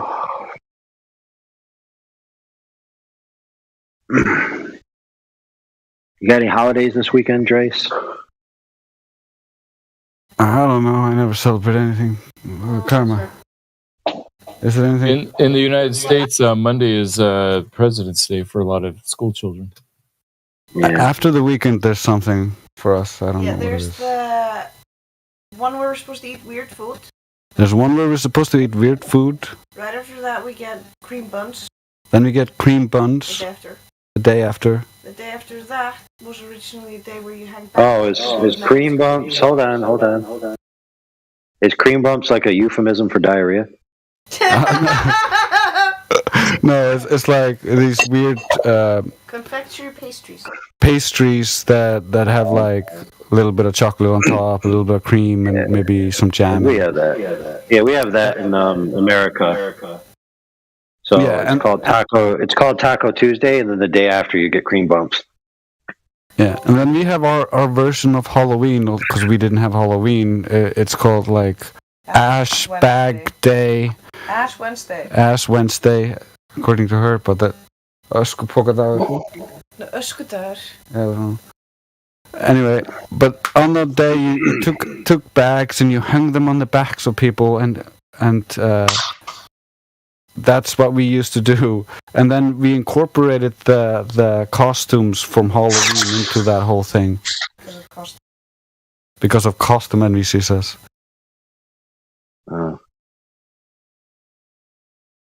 Can you imagine how much money we would save as a world if we just celebrated all holidays on one day out of the year? All birthdays, all festivals on one day of the year. We would save a lot of money, but the point of life isn't to save money, but to have a good time, right? I mean,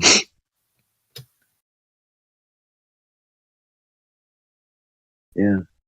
Well, yes and no. I mean, you could say the same thing about going on vacation, right? Can you imagine how much money you would save if you just never went on vacation and you just stayed home all the time? It's probably true. No. Following my premise, everyone would have to go on vacation at the same time. So there'd be no one flying the plane. Like a nightmare. You couldn't go nowhere. It'd basically just be International Stay-at-Home Day.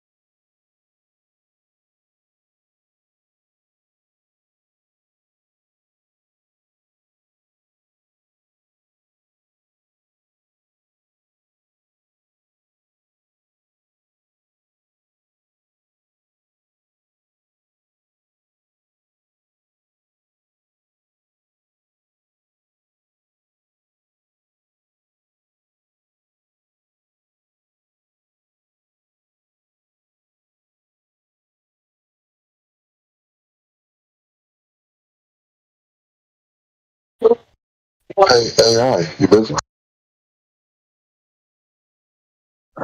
Aren't I always?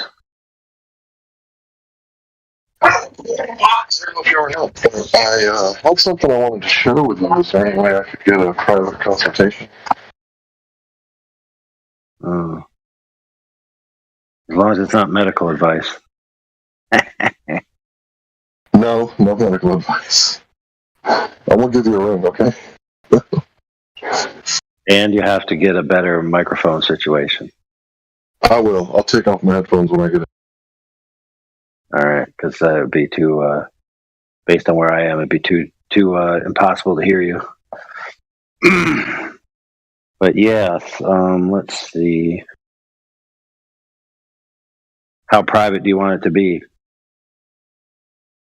Champagne room private or semi-open crack door private?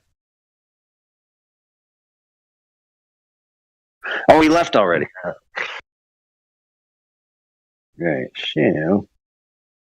All right, Matthew, it's your job to keep the server operational, so start soliloquy.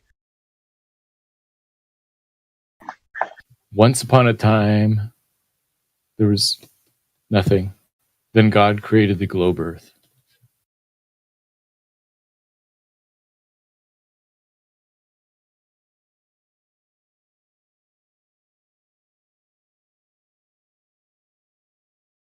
Where is it? Then God created beings and placed them on the earth with logic and intelligence so that they could have dominion over the earth and the plants and animals, which includes understanding more and more about his creation to understand the creator. So the world of God speaks to us in many of the same ways that the word of God speaks to us. God's creation and God's revelation. The book of nature and the book of scripture. The creation doesn't say globe. That would be a matter of a scientific dispute to determine what the book of nature tells us and what it says about God's character and that type of stuff. But that's up for more interpretation than the book of scripture. The book of scripture says Jesus Christ rose from the dead, whereas nature says people don't rise from the dead. In that case, scripture trumps nature.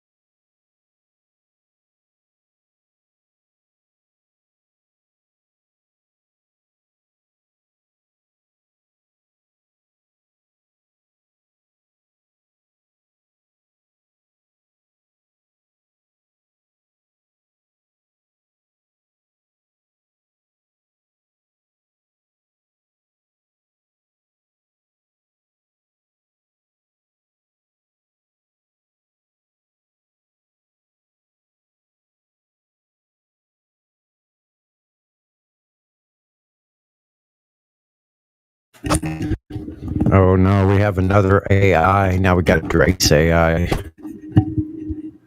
And he's an INFJ. I'm an INFP.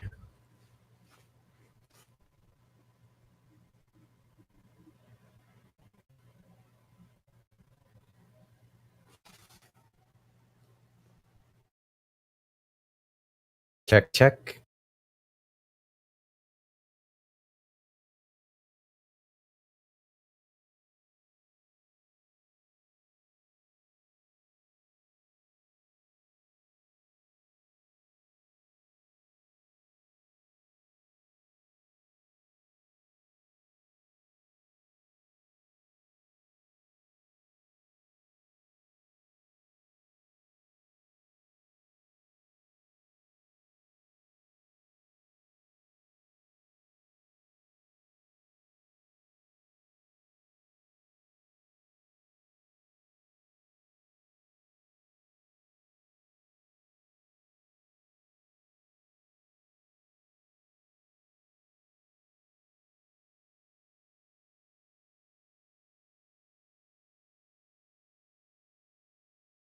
Hey, look, I've had it.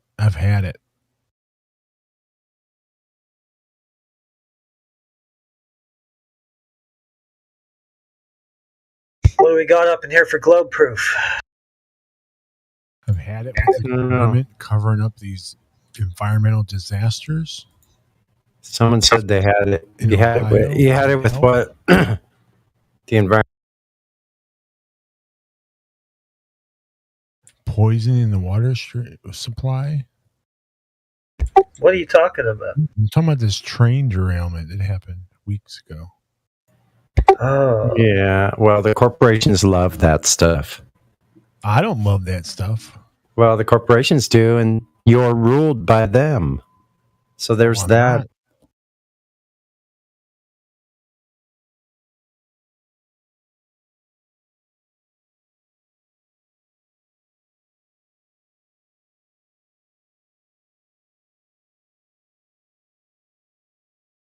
I didn't elect these people.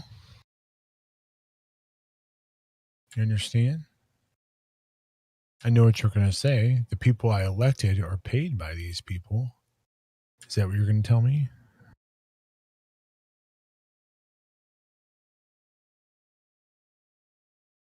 Let's talk about it.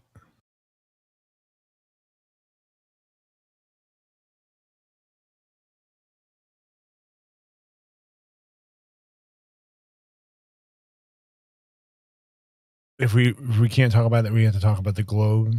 Since this is a live stream chat, I understand. My bad. What globe? Oh man, here we go. STL is the strongest evidence that the Earth is a globe that convinces you. The flights from South America to Australia. Let's talk about that. So someone takes a flight and thus a globe is proven? Is that how it was done in history? Yeah, that's how we do it nowadays. Why would you do it that way? Why wouldn't you just go back to the initial measurements? Do those not work? Did you have to throw those out for some reason? Maybe. I mean, we could just take a look at what we got today. So we don't have any historical evidence, and what we have today is plane rides? Yeah, we can use plane rides. How can we do that? Does a plane fly over a curve? Yes. Oh, okay. Can you point to that curve on the ground? Yeah, you can just look outside. It doesn't look curved, but it is. That's not very good evidence. I checked, and I agree with you. It doesn't look curved, but I didn't come to the conclusion like you that it is, because that's weird.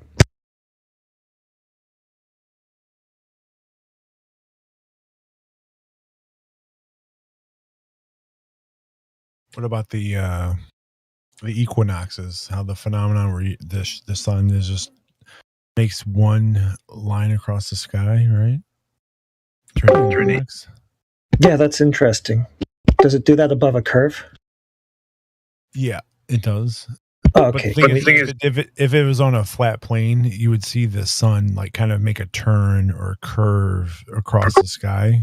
Oh, Oh, are you sure? Did you check to see if you're on a flat plane or not before you made that assessment? And what similarity do the lights in the sky have to do with the Earth, and what correlation do they have with anything to do with the surface of Earth? I just find it interesting that he's talking about what the sun. Hold on here. I do see the sun as like a curve across the sky. Actually, you just completely derailed my thoughts, so fuck it. Yeah, everybody's like totally derailed. Talk about the train derailment.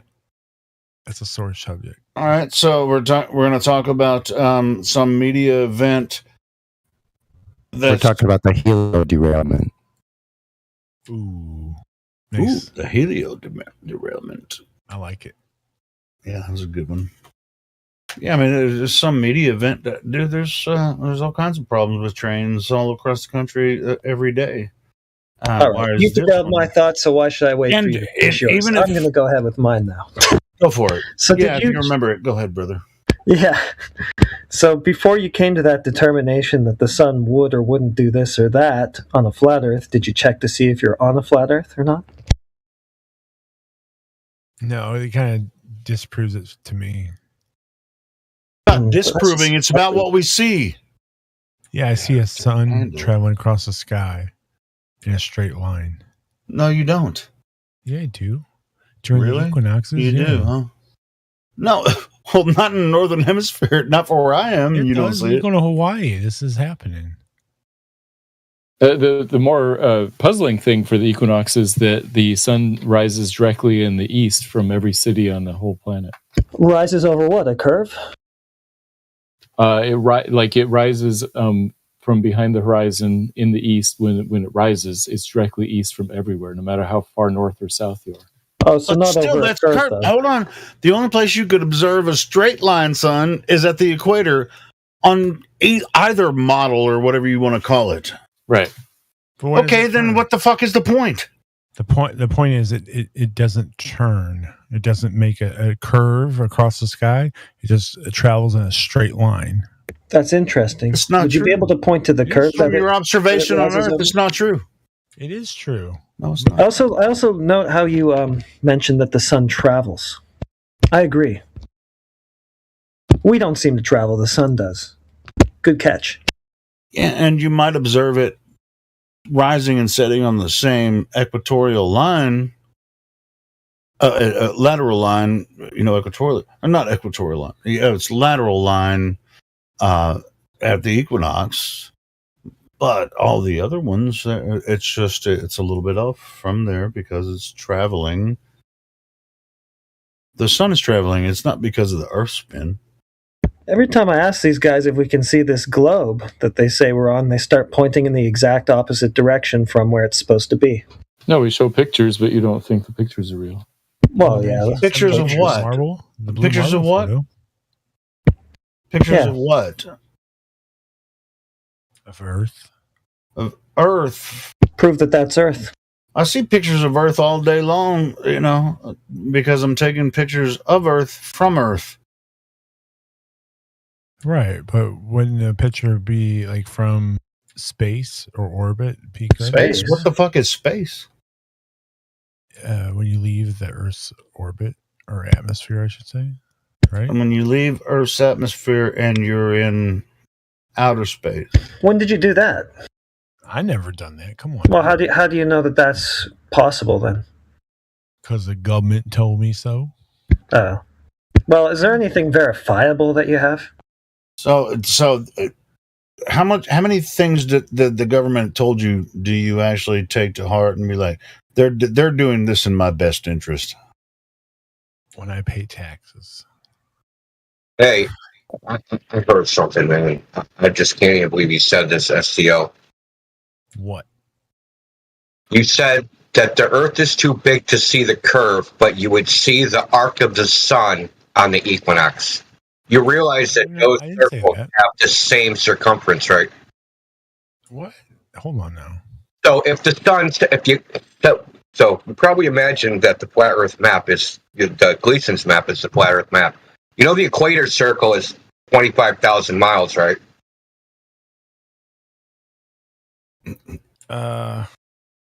So why would you see the sun arc if you can't see the horizon arc? No, the sun doesn't arc during the equinox. Yeah, and it shouldn't. And you said it yourself. You said it's too big. You said the Earth is too big to see the curve because that ball, that circle that ball makes, is too gigantic and you're too small. Well, the sun would make the same size circle. No. Yeah.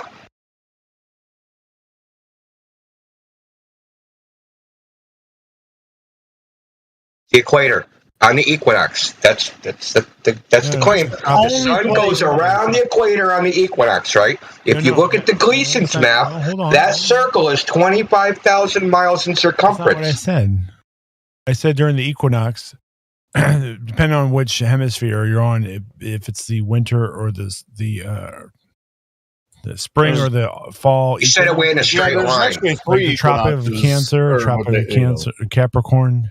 If you're on that line, the sun will travel straight across the sky. Okay, observable.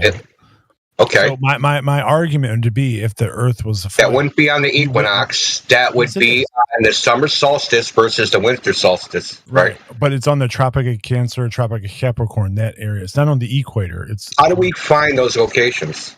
Yeah, but even in that, you know, with between do we go to the place? Only time you would see it move straight across the sky is if you were on the equator. No, at the equinox. You know, in between the solstice. Like, how big of a field of view do you think you have, horizon to horizon? How many hours? I guess it was the sun's. Well, according to y'all, man, if I was stuck in the middle of the ocean and I'm on the Tropic of Cancer, right? I'm surrounded by a fucking 6.50 mile circle, and beyond that's the horizon. And beyond that, right, that's where the ball starts going down again, right? So, what is the arc of this circle? 6 miles. I don't know, man. The sun's taking a huge arc, and I can only see, my view is this tiny little circle that surrounds me. I don't know why you think it would curve like that. That you should see that curve, but you can't see the curvature of the Earth, even though they're the same. It makes a straight line across the sky. And this is like, if you look at some of the statues, well, to me, if the Earth was flat, right, you would see at some point the sun kind of turn or curve. Like we normally see this during normal days, right? We would see the sun kind of arc across the sky, but during the winter or the spring or winter solstice, depending on if you're on the Tropic of Cancer, Tropic of Capricorn, like I said, the sun makes a straight line across the sky. And that's because it's directly over your head. So it rises in the east and sets in the west. Correct. Okay, and why wouldn't that happen on a flat Earth? Because it would curve at some point. You're just saying that.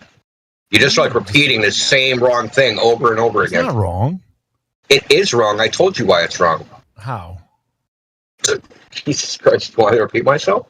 Because the sun, your view of the arc of the sun is small. You're only seeing a small portion of it. Let's say you can see 300 miles in each direction, which would destroy the globe, but let's pretend.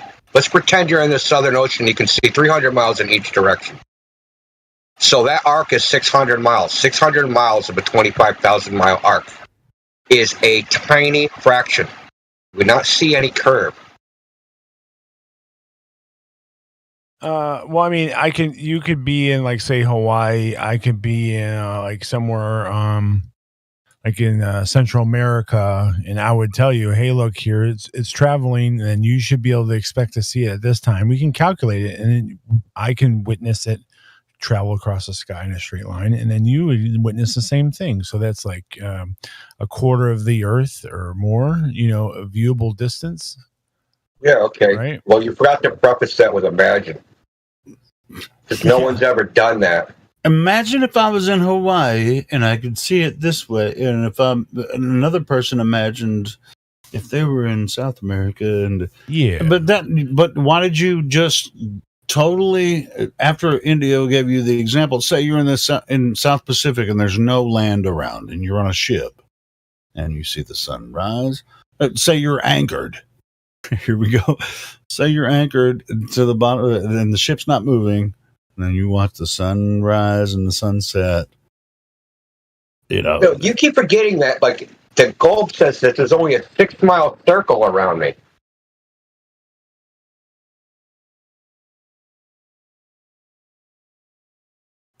So the limit of my vision is 6 miles away, where I can see the surface of the Earth. And the sun appears to rise from that position, 6 miles away. And that's the arc that I see. I don't see the arc that's over the curve. I see the arc that starts at the end of my vision, right? That's where I see the sun come up. My horizon, I see the sun rise at the horizon, 3.25 miles away. And it goes through the sky in a straight line and sets at the horizon behind me, 180 degrees, 3.25 miles away. That's what your model says. That's also what the flat Earth says. That's the limit of what you can see the surface. Yeah, you might be under the impression that the AE map or the Gleason's map is not the globe, but it essentially is. And it really has a lot to do with the path of the sun. How big is the circle that the sun takes? And what segment of that arc are you seeing? And is that segment big enough for you to see a curvature in the path of the sun? The arc of the sun. Now we can see this like if we're not directly underneath the sun, because if you're at one of these, so-called latitudes, right, Tropic of Cancer, Tropic of Capricorn, at some point in time, the sun is going to be directly over your head at zenith. And we know any point in time that the sun is going to be on that day directly over your head at zenith, the sun appears to take a straight line because you're directly underneath it. But if it's to the north or to the south, it appears to take an arc.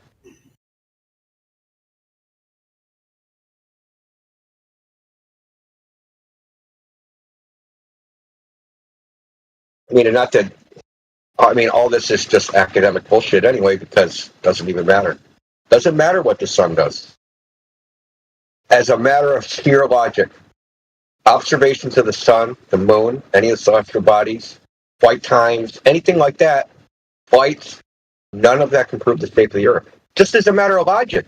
Now you can infer it using affirming the consequent, but that's not proof, right?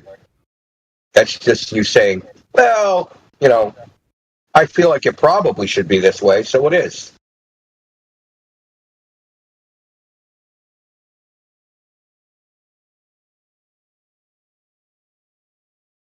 I don't know when a plane became a measurement tool.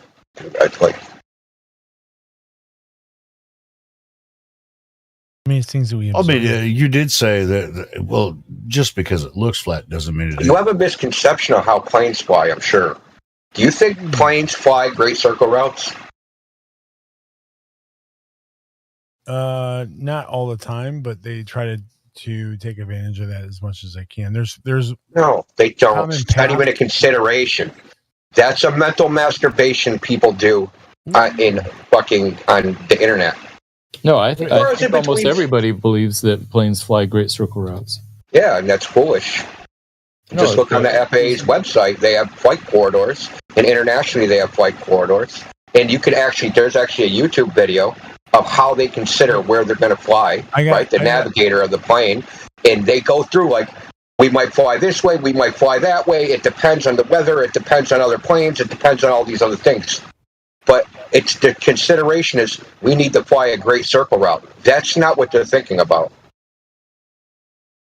Yeah, that's not what airplanes do. They fly from one airport to another airport. Yeah, and they have a prescribed path that they have to fly. Same thing with ships as well. So not only is there's the corporate restrictions, right? So some of the corporations, the airlines, they lease a route from a nation, right? Or they get permission one way or another. And then there's the flight restrictions by the nation itself. And then there's they have to factor in weather, time, all the other factors, right? So they're not flying great circle routes. That's why if you actually look at like the actual flight times to pull on Flight Aware 24, whatever the hell they call it. Yeah, I'm looking at it right now.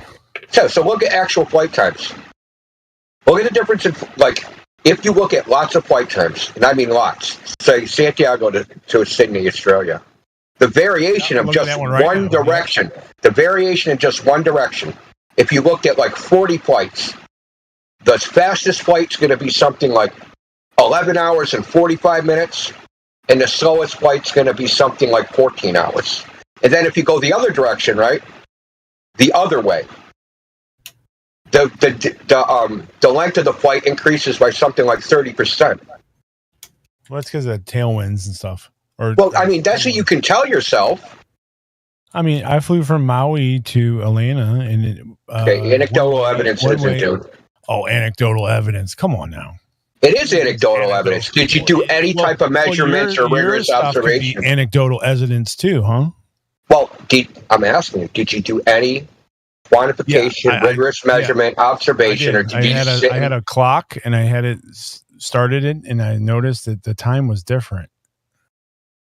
What is that? What do you mean? What does that mean? My measurement device is my clock or my watch, and there you go. But look at the map. I don't know what you're saying. You used the clock to measure what? The flight time. Okay. And it was faster going from Maui to Atlanta. Than what? It was only 8 hours. 8 hours versus 10 hours going from Atlanta to Maui. Okay. Yeah. And that's just anecdotal evidence. But it is anecdotal because you don't know the flight path. Did they take the exact same route? Look, yeah. Yeah, you're just making shit up, dude. What do you mean I'm making shit up? Look, you didn't even look. You didn't even check. I looked out the window. What are you talking about? Listen, you didn't check to see if they flew the same flight path. Okay. It looked like it flew it to me. It looked like it to me. Like I said, anecdotal evidence. Thanks for proving my point. Oh, man. You literally just described exactly what anecdotal evidence is. Looked like it to me. Well, what about the flights, like you said, Santiago to Sydney on a flat Earth map, right? That would take forever because the distance. Okay, that's because you guys don't know how to measure on the Gleason's map. What? I don't know how to measure on a Gleason's map. I'm talking about if you look at because you guys look at the Gleason's map and go, oh, I'm going to take a fucking line and stretch it across Sydney to Australia or Santiago to Sydney, and you think that is how you measure distance. That's not.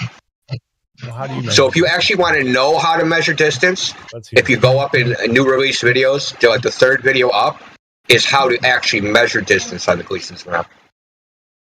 Because if the distances don't work on that, then they don't work on the globe.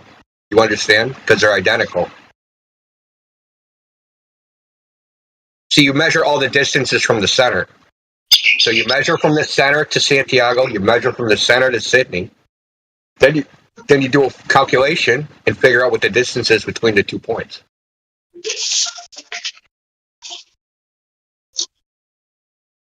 This is like 2017 shit. How are you still here?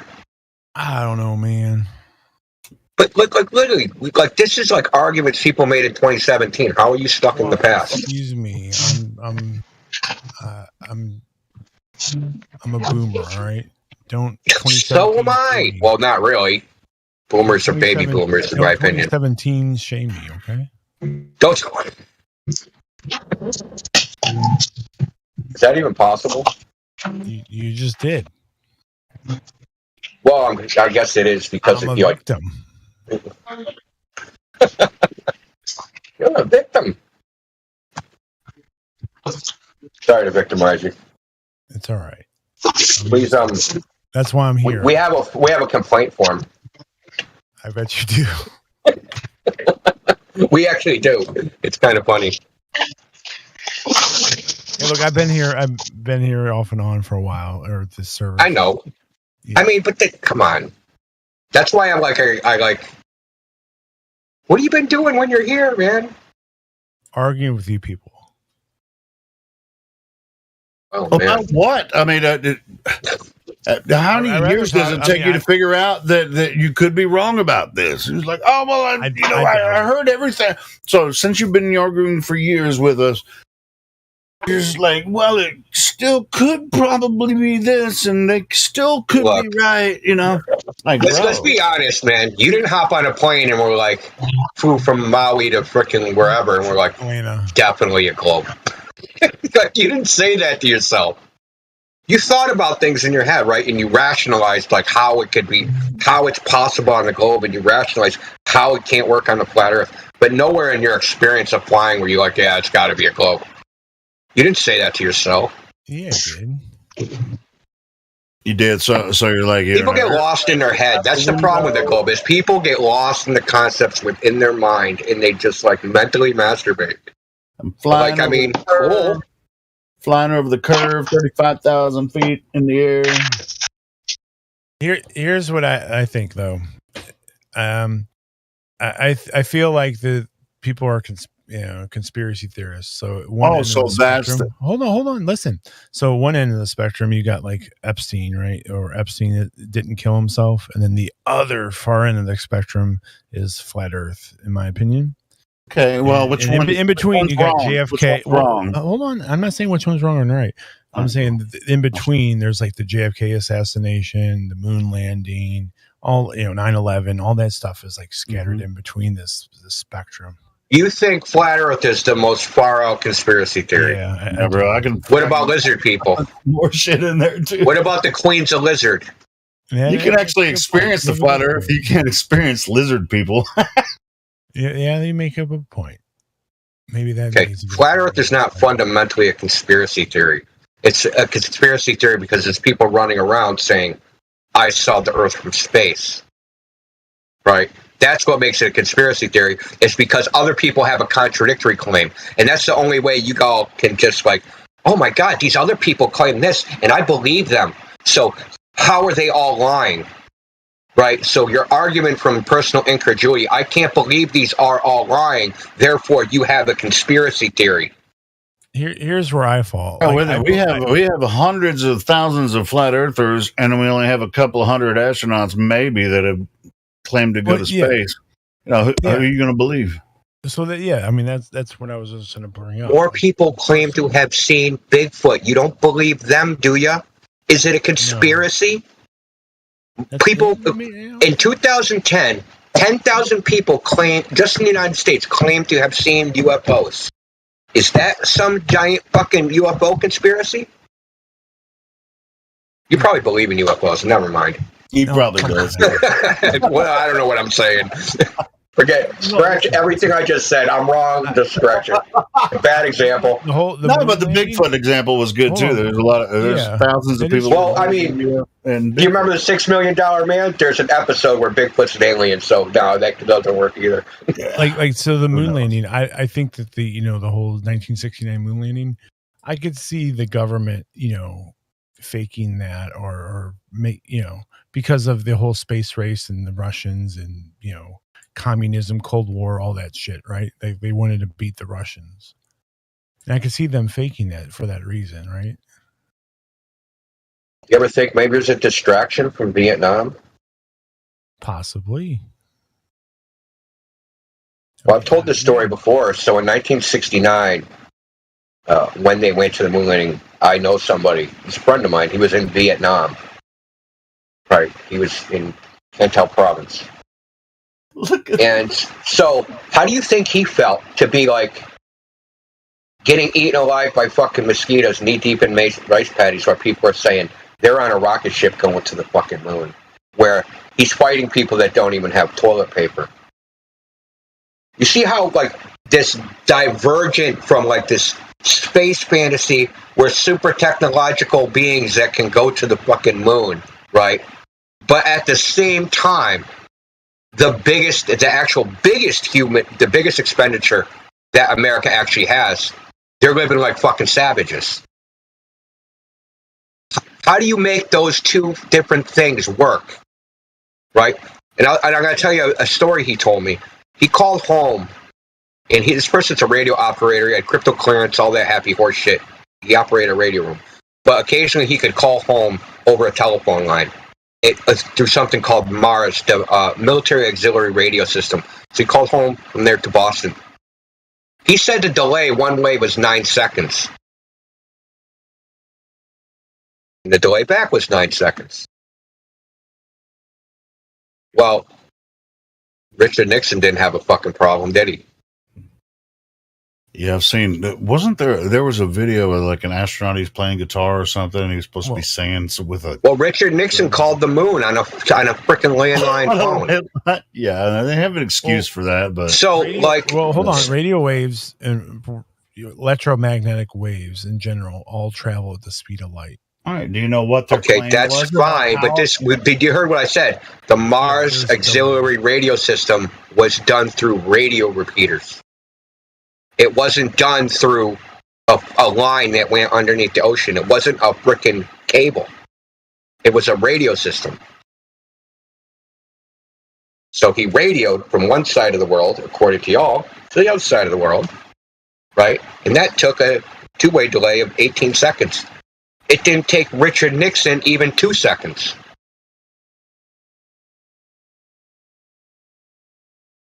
You can go on YouTube, turn in Richard Nixon's moon phone call. Not only does the White House have it saved, AT&T has it saved. And you can listen to him say stuff to Neil Armstrong, and Neil Armstrong answered immediately, or nearly immediately. Yeah, and that's happened several times with the ISS and like some of their live streams and stuff. Yeah, but according to them, when Nixon called, they had to route the frickin', the wire all the way to Australia to a big antenna they had there called Honeysuckle Creek, and then send the radio waves to the moon, right? But there's no delay, right? There's no wire delay. There's nothing. There's no frickin' delays in the switching. There's only delay when you're calling home from Vietnam, but there's no delay when you're calling the moon. It's silly on its face. And so, like you say, we're a bunch of conspiracy theorists. No! It's a bunch of people that think all of us are fucking stupid.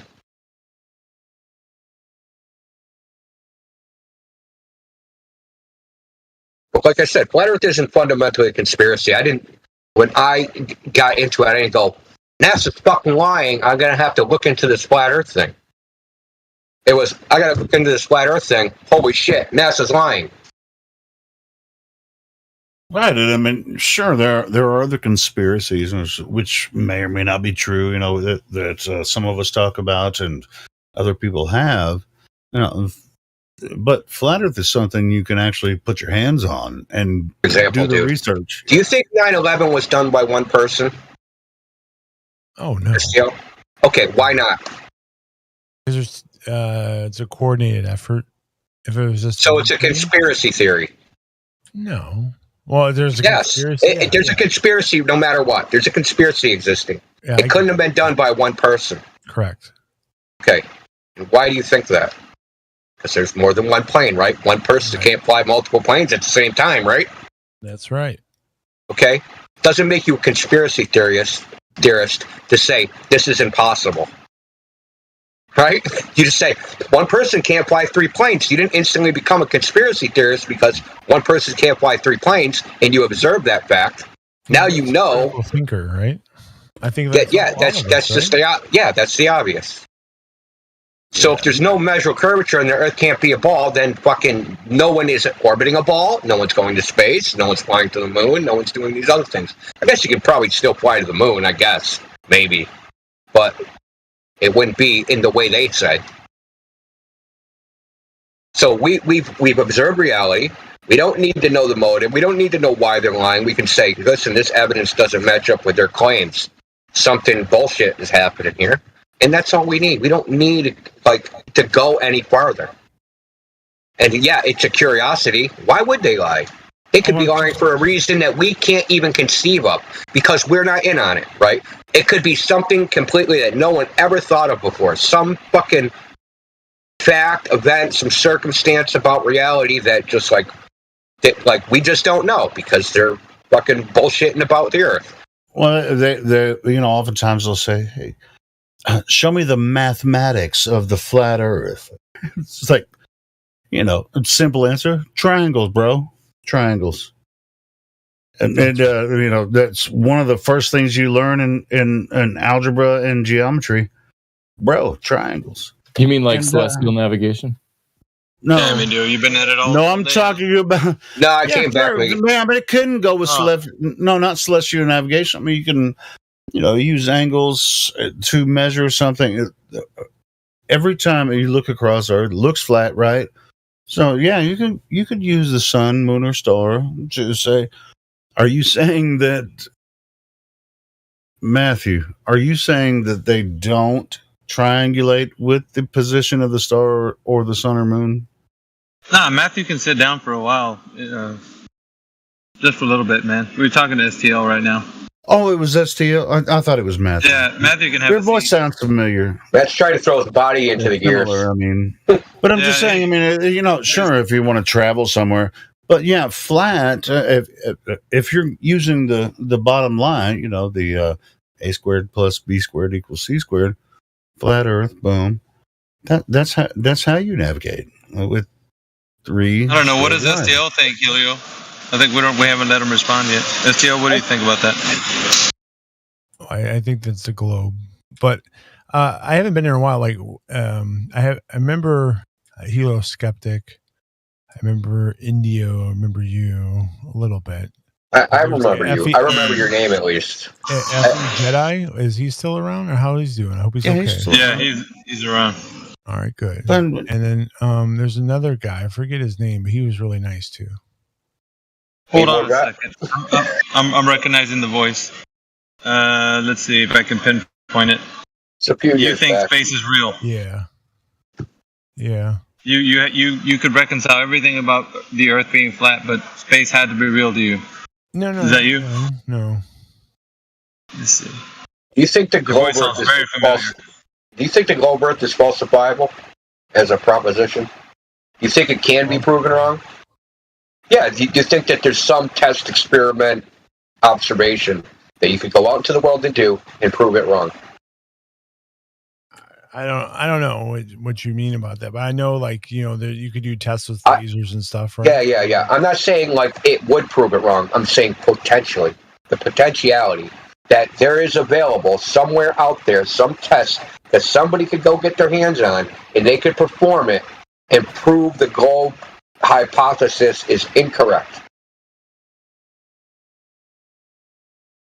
I think with testing, you could prove it could be either flat or curved, like with the laser tests, right?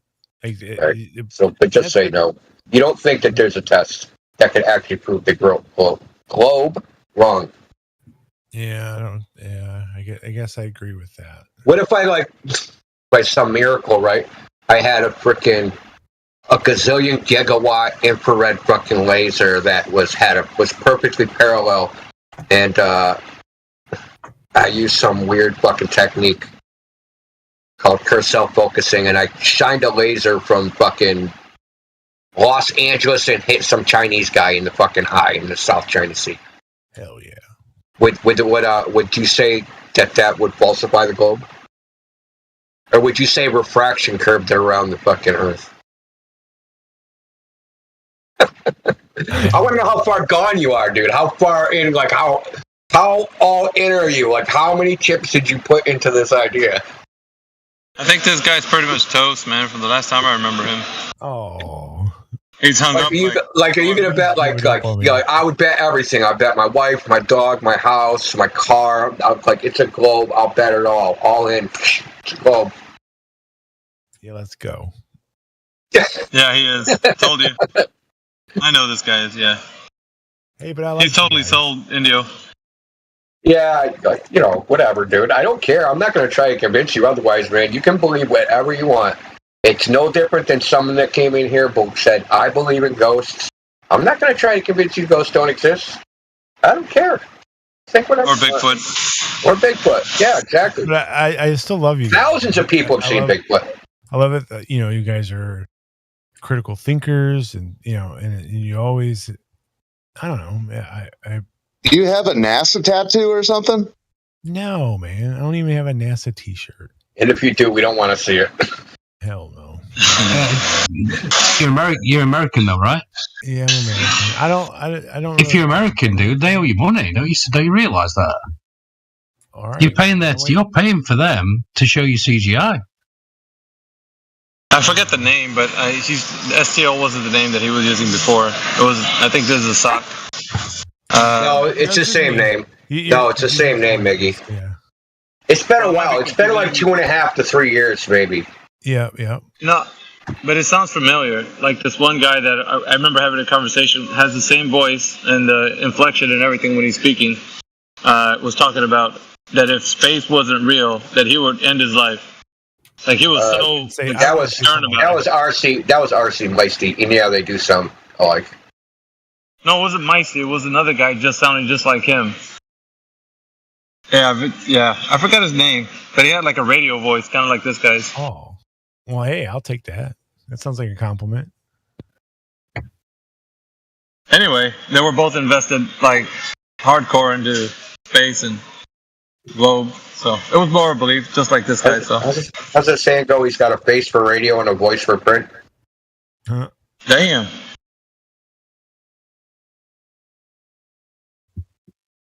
Oh, about all that. Who else we got? A Ready Bo? Who's that guy? Has not too much mileage out of STL, by the way. I mean, unless you want to take him down to. Yeah, I mean, no. Like, listen, it's just a good exposition, man. Like, we're not going to try and like brainwash you. Fucking, why would we want to do what the Globe already did? Like, why do we want to be like, yeah, I was in the Mooney's cult, and now I'm in the Jim Jones cult. Like we're not trying to be the replacement cult. No, man, keep on trucking. There are keep on trucking. Have some Kool-Aid, man. There are some interesting experiments and stuff done that make like the laser tests and all that. Like I think those are really cool, right? And I can appreciate that. Yeah. Let's keep it real though. Forever, like forever. No, I'm gonna keep it real. Forever, for the rest of your life, to the day you die. This globe thing, it's only going to exist on TV and in your head. It's never going to exist out there in the world. You're never going to die. Well, I realize, oh man, it's flat. Maybe. I mean, maybe not. I don't think that it would probably even be that important. I mean, what's important is what you do in your life. That's my opinion. I don't want to go. I don't have a monopoly on knowledge of the afterlife. I'll tell you when I get there. How about that? All right. Sounds good. The truth is a stepping stone to the reality of the existence of the Creator, which put us here to draw us closer to Him. But you know what? Like, to each his own. I mean, if you feel like you're... Not all Globers would go to hell. But here's the thing. Yeah, well, like... I'm not an atheist. You can live independent from the knowledge of what the Earth is, right? But I'm talking about, like, how you believe in what a lie is, and then like the creation of the Creator becomes something that you look to be as something of man's knowledge and not the Creator himself. So you would say that because man's knowledge is superior, we've discovered a lot of what the universe has unfolded to us, and we now know that everything that in any holy text could say is only poetic and it's not literal. So there you go. That's another way that it's been kind of like shoehorned into like any believer in any holy text kind of like idea. So I'd say, man, religious people are a bit more staunch in their positions than they start young with that shit. Normally. Oh yeah. Because I remember like so when the story of Jonah getting swallowed by a whale, right? Or a fish or whatever. They're like, that's not possible. That's how we know it's just a bullshit story, because that's not possible. A person can't live in the stomach of a whale or the stomach of a fish, right? So, like, they start early with that. So, like, that's how you know, like, everything in the Bible isn't true. They'll come up with some thing, right? I think they tried to hide it. Because it's like 3 days or something, isn't it?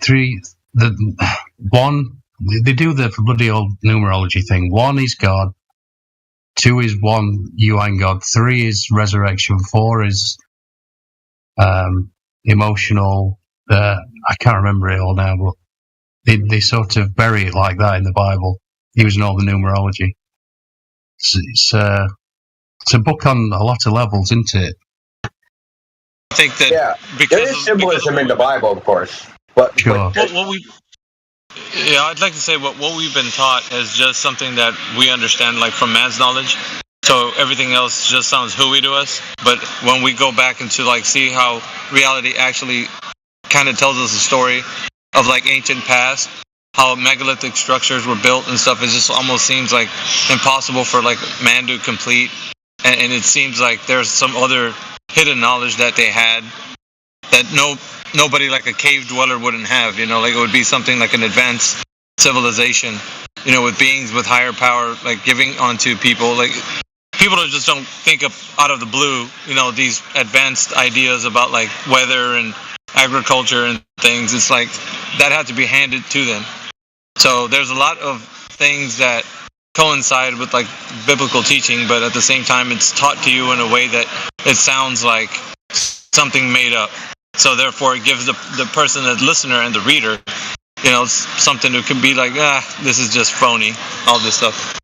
But when you actually look at like how the possible way that this could happen, then you could start making a little bit more sense in reality. Like, but then again, that's another topic. I mean, just think of the general egotism of mankind. Man has never created a single thing, ever.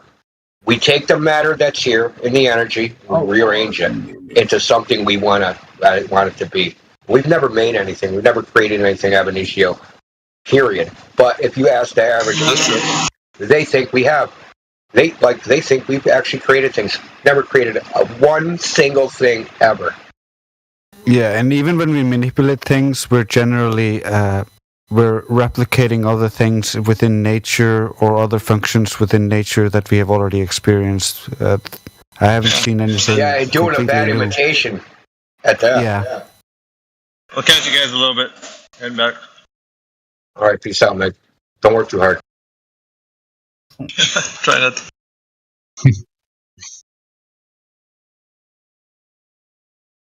God. My bad.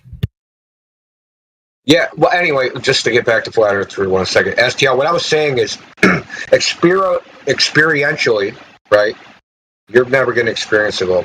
Like, it's never going to happen, not in your lifetime. You're never going to go look out into the world and say, wow, I'm spinning. Wow, that's a big ball. You're never going to do that. It's just going to be in your head forever. Maybe you'll get some media that shows you a cartoon or something. That's as close as you're ever going to get. Regardless, flat or ball, concave, convex, hollow earth, don't matter. That's what your experience is forever going to be. All right. Well, and that's my only point, is that like there's no point in being invested in a globe by anybody, for anybody, because it like they, how people come in here and ask, why does it matter what's flat or globe or whatever? It's not that it matters to us, it matters to them. It matters to them enough that they're going to spam globes all over the TV, spam spacemen in all the newspapers, spam, like this stuff is just spammed everywhere. But it's not in my daily experience, and it's never going to be in my daily experience. Why? What if there was a magic land, right? Like Narnia or whatever, Mordor, Middle Earth, and like only special people can go there. Like there's like 500 people, only they can go into the special land. But in the culture, all there is talk of this special land. Oh, Narnia this and Narnia that, special this, special that, talking lions, freaking trolls, orcs, freaking gnomes, hobbits, blah, blah, blah, blah, blah. And that's all over the TV. It's all over the media. There's books about it. We're showing kids books about it. We're hanging freaking Narnia mobiles over my freaking baby's crib, da-da-da-da-da, right? All this saturation of this concept. But I can never go to this, like, Narnia, right? Because I can't pass through the magic door because I'm not one of these 500 people, right? So that's an analogy for this concept of space travel, the globe, all this. It's like only special people are ever going to experience that. Not us, someone else. Probably got to, like, be in a certain lodge or freaking say the number 33 correctly to know the secret handshake. I don't know. I don't know how you get into that club. Apparently, you just need the right stuff. Do you really think that? Do you think you just need the right stuff? You have to be a good, clean-cut, blue-eyed American, eat food, exercise. Like, then you can be an astronaut? Dude. Oh, God, that shit kills me, man. Fucking, I don't know how people can't see just the total unleashed propaganda that this whole thing is. Probably just because it's all pervasive. It's hard to accept that, like, it's like a stench, right? Like freaking Agent Smith. It's the smell. Like, the globe smell has permeated all of human civilization, at least Western civilization. Can't get away from it. Yeah, well, I mean, it's a poison, to be honest. I mean, it's a poison of the mind. I mean, in my opinion, just like how can you even understand Earth and the way we should or should not live? I mean, we're humans anyway. I mean, not like if the Earth was flat and everybody knew it, as if it'd be a better place. It might be worse. Who knows?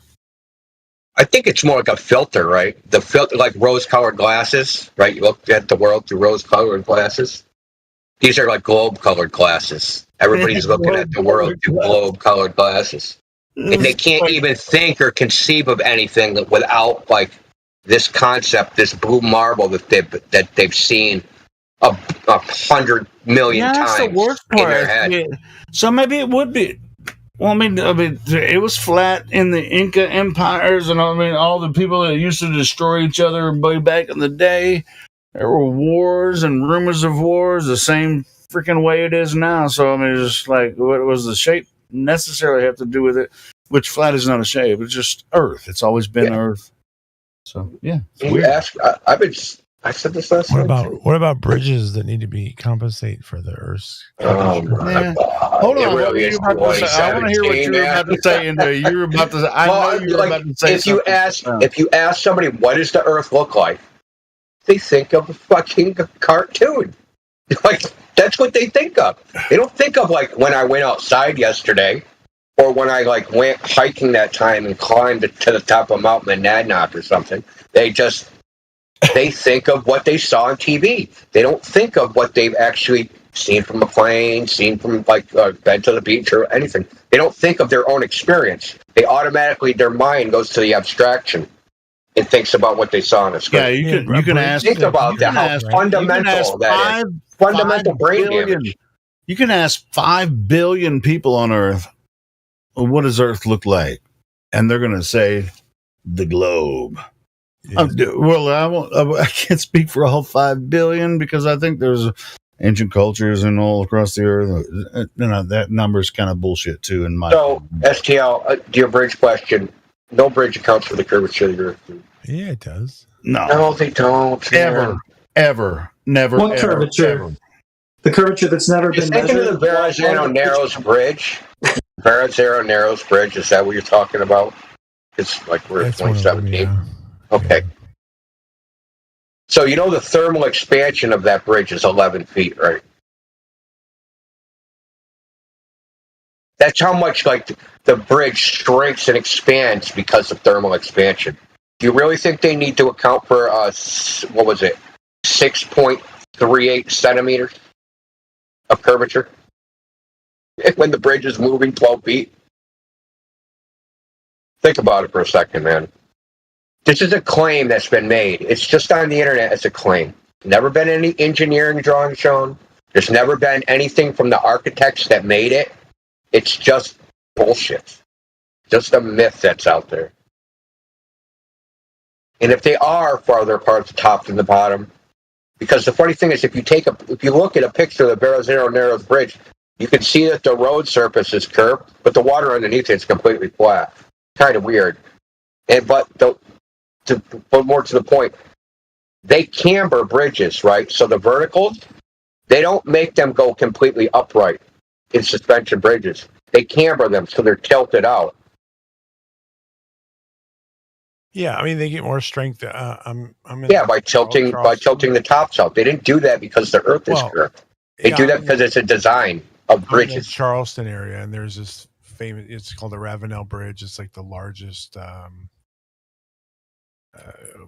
type of bridge it is in North America or some shit like that, right? But if you look, I'm looking at a picture of it now. The water level looks flat, but the bridge has a curve to it, and they do that by design. You know, it can hold more strength that way. And if you look at some of these, like flat, it also doesn't hold water. Bridges freeze, right? Bridge surfaces freeze because they don't have anything underneath them. They get the cold on both sides of the bridge, so the road surface will freeze. So you don't want water settling, so they bow the bridges. But they also camber the uprights. They're engineering a bridge, man. They're not thinking about the curvature of the Earth, man. They're just not. Because plus, it's so little. Like I said, there's other variables that are way more significant and it would negate any curvature calculation. I've actually looked up the thermal expansion of the Barron-Zero-Narrows Bridge. So, you know what bridge expansion, they have like, I don't know what they're called. They're like teeth in the bridge. You ever seen these? When you drive over a bridge, they're like teeth where the sections connect together. These are expansion joints, right? So the bridge itself actually moves. Bridges aren't like solid fixtures. So the thermal expansion of the Barron-Zero-Narrows Bridge is 11 to 13 feet. But the difference of the so-called vertical uprights, if I remember right, it's something like, it's not even like 6 inches. Yeah, I know it's less than a foot, according to like what's on the internet. So, like I said, what's on the internet? If you try to look deeply into it, where this came from, it's just like it comes from like some government website or something. I don't even know what. Like if you go to Wikipedia, it'll say it. Then you click the link, then it'll be some New York tourist freaking thing, right? And then like you try to find out where that source is, and then you just eventually reach a dead end where like it doesn't get to like, okay, this is what the engineer said when they made it, or this is what the contractor said, or this is what the state of New York. What about the electrical towers or over Lake Pontchartrain? Yeah. You mean the power lines? Yeah. So you haven't seen the ones where they're not curved? No.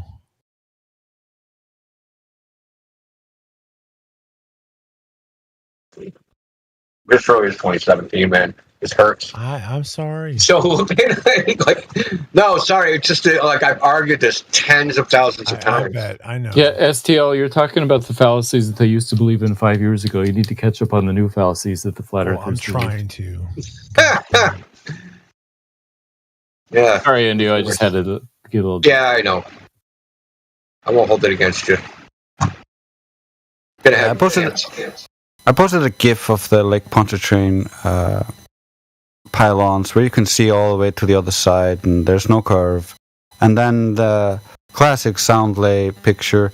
If you look at the Globers presentation, they like to put these red lines over to try to hide the mirage that is causing this effect. So they're just being deceptive. Yeah, so if you like STL, if you zoomed in, like, you know, the tall power line, that upright, you zoom in on this image, you can clearly see that there is an inferior mirage. This where you think the horizon is, that's not the horizon. That's like part of that is a reflection of the tower, and the rest is a reflection of the sky. And you can tell because when you look at the concrete pylons, the metal's resting on, you can see how it distorts all the way there at the end. And you have to you can just use basic common sense to figure this out, right? 30,000 cars a year drive over the bridge in this area, the causeway. Well, I know when I zoom out. Thousands of people have seen this. When I use Google Maps and I zoom out far enough, the Earth is curved. So that's my proof. Yeah. And my proof that I can punch hookers without consequences, Grand Theft Auto. Oh. Yeah, I'm just kidding. I hope you picked I'm up. not. I'm not kidding. Your Honor, I have a model that I can punch hookers. Good enough then. Not guilty.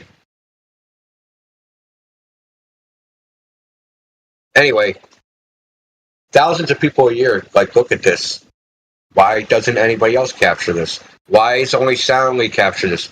How come after all this time, and I know for a fact he's taken thousands of photographs. You know how I know? Because he had a live stream one day. He was looking for this photograph in his folders, and there was each in a MacBook you can have the date, right? So the folder will be January 15th, 2017, January 16th, 2017. He clicked the folder, and inside those folders was at least 40 photographs. He sat there clicking day after day after day, looking for the photograph he wanted to show, but ignoring all the other ones that didn't show it, right? So you know what the Texas sharpshooter fallacy is? No. It's when you shoot at a barn, the side of a barn, and then you look to where the bullets are the closest together, and you draw a bullseye around it. Call yourself a sharpshooter. That's pretty good. Yeah, so that's what he's doing. He's taking thousands of photographs and going, boom, now I got this. Because if you could just see this, right, why wouldn't this be a tourist attraction? Come down to Lake Pontchartrain, see the curvature of the Earth. You also got a bearded lady. So, all right, so let's approach this from what would you say would be the biggest evidence of the globe Earth? Or one of the toughest arguments you have against the globe Earth, the best evidence for the globe Earth. Well, evidence from your perspective. Yeah, let me think for a second. I got to think about it. Indio, he said the best evidence against it, I think, right? No, four. I'm sorry. 4. Yeah, I got to think about it for a second. I mean, because I don't think the globe, the so-called globe evidences have different ranks. I think they're all the same because I just think of it like that because they're all just inferences. They're not Yeah, there's endless broken reifications. Yeah, so it's if all your evidences are based upon inferences, even if you have 20,000 of them, they don't amount to one proof. Doesn't matter how sophisticated your inferences are or how many you have, they don't amount to one proof. Anyone has the same logical power as any of the other ones, so it doesn't matter. I would say though,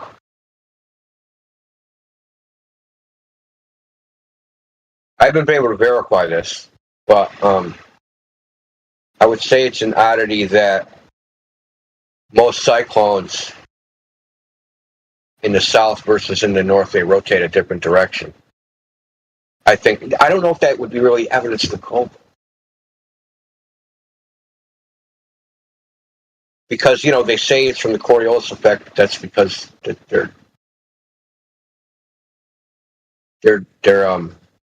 because they're misinterpreting Coriolis effect.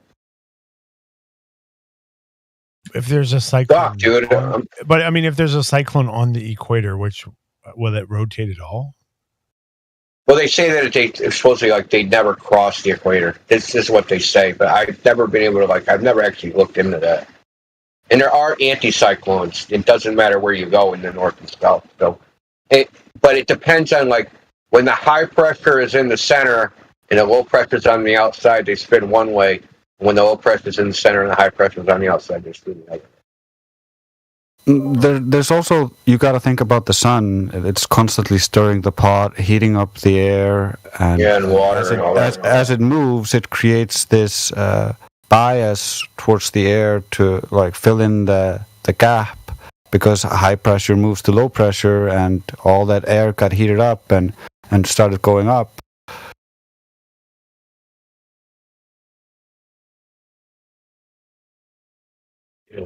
If you look at the pressure belts, it's pretty easy and straightforward. It's called Hadley cells or whatever, right? Hadley cells.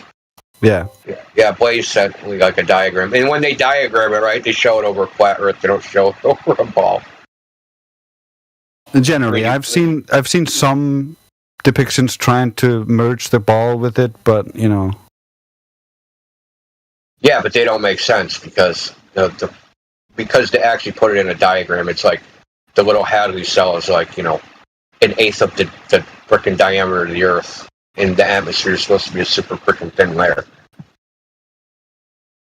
So yeah, whatever. I don't want to hear you say hemisphere anymore. Okay, don't use that word. Oh yeah, it's hemisphere. Sorry, I fucked up. It's all right. I'll let it slide. So it's because it's an oblate paroid, so it has to be hemisphere, not hemisphere. Yeah. I'm trying to think, man. I can't think of anything good. Shit, man. It's all right. It's Friday. I'm trying to think of something on the ground, man, because that's like, what is it? Fuck, I'd make a shit glober. What seems to be their Someone most send me a popular. cog disc because I'm a shitty glober, man. Take my fucking glober, throw away. Go ahead. Sorry, Ola. The Glober. No, it's you should be in Cogdis for that. The Glober's. That was a joke, but yeah, the Glober's most powerful evidence, from what I can gather, is pictures from space, TV.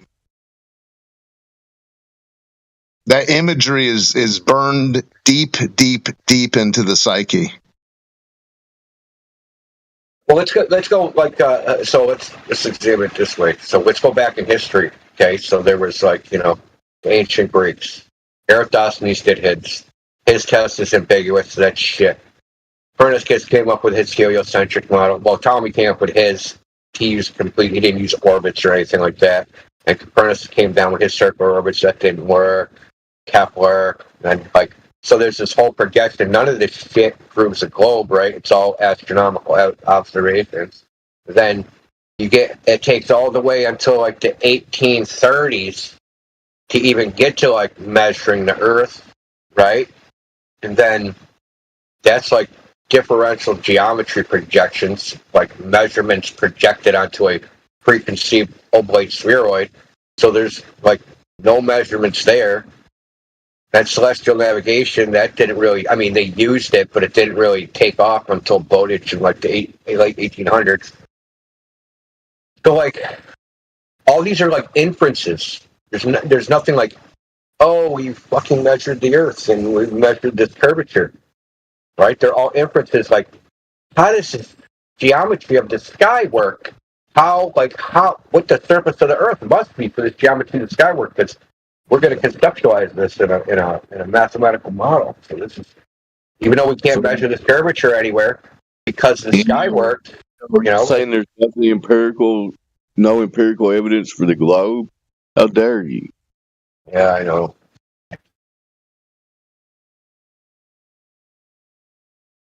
Dave, it's never going to happen. They don't Well, got proof. You can't directly measure or observe a ghost. You can only infer ghosts. Same thing with the globe. Well, I mean, if you're a Ghostbuster, you can look for the ectoplasm, I guess. Yeah, you can infer a ghost from it. I sort of agree with Old Hall, but I think right up there is everybody else believes it's a globe. I'd say the average glober, that's their main reason they think it's a globe, because everybody else thinks it is. Yep, that's right, Dave. And I don't think you're going to cause dead air this time unless they want it to go dead air after you talk. I mean, I don't think most people thought about it until NASA and shit. I think most people wasn't like a part of their like lives, wasn't like important in their life what the shape of the Earth is. Some people probably give it little to no thought. Probably it's like, oh yeah, they taught us in high school the Earth was a globe. Yeah, fuck you. Go back into the coal mine, start digging coal. Like, that's my priority, right? I ain't thinking about the shape of the Earth. The Earth is flat underground. So, like, you know what I mean? People have like practical problems. My field is flat. I'm plowing that, right? They're not thinking about, until it became like a media sensation. Basically, like, the globe is like a media superstar. It's the greatest media superstar.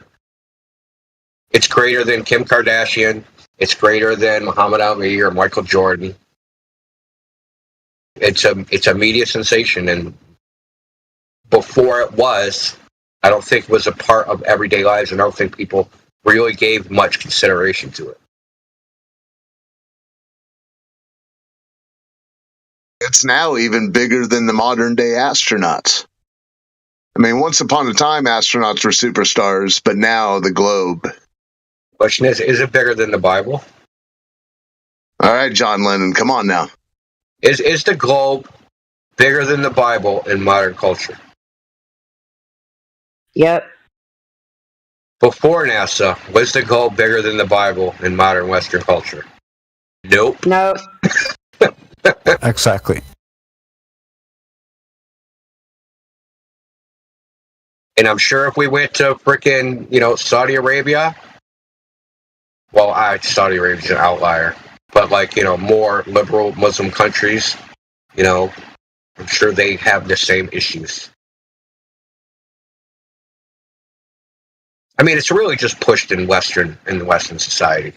Quite honestly, we need to face facts. I don't think if I went to Thailand or some country that's not affiliated under the U.S. military umbrella, like South Korea or something, that isn't constantly saturated by U.S. or European-based media, I doubt that people would think it's even an important issue. They probably don't even consider it half the time. They're too busy living their lives, being with their family, doing things that are important, right? Hell yeah. Yeah. Matthew, you still there? Yeah, I'm listening.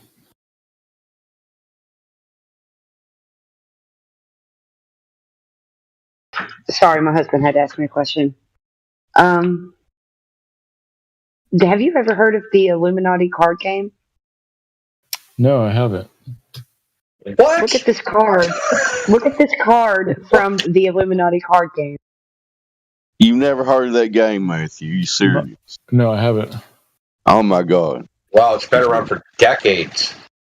I think 91 or something. I think they first created it in the 80s. I could be wrong. I'd have to look it up. Well, is it a popular game? Why do you think I should have heard of it? Yeah, it's I don't think anybody actually plays it. It's like Pokemon cards, right? You collect them, but you don't actually play them. They're way is more this the, expensive. is this the Magic the Gathering cards? No, this is a Illuminati card game. It's way too expensive. It's way more expensive than Magic the Gathering. I have seen this card before. I didn't know the name of the game, but I think I saw this here on Discord. Did you read the card? Yeah, I've read it before. Let me read it again.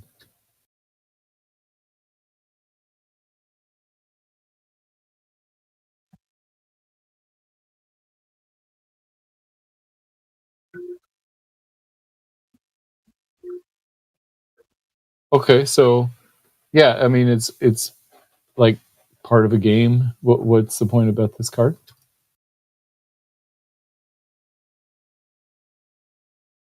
You just have to know what the game's all about. I mean, you got to go look at some of the cards in that game.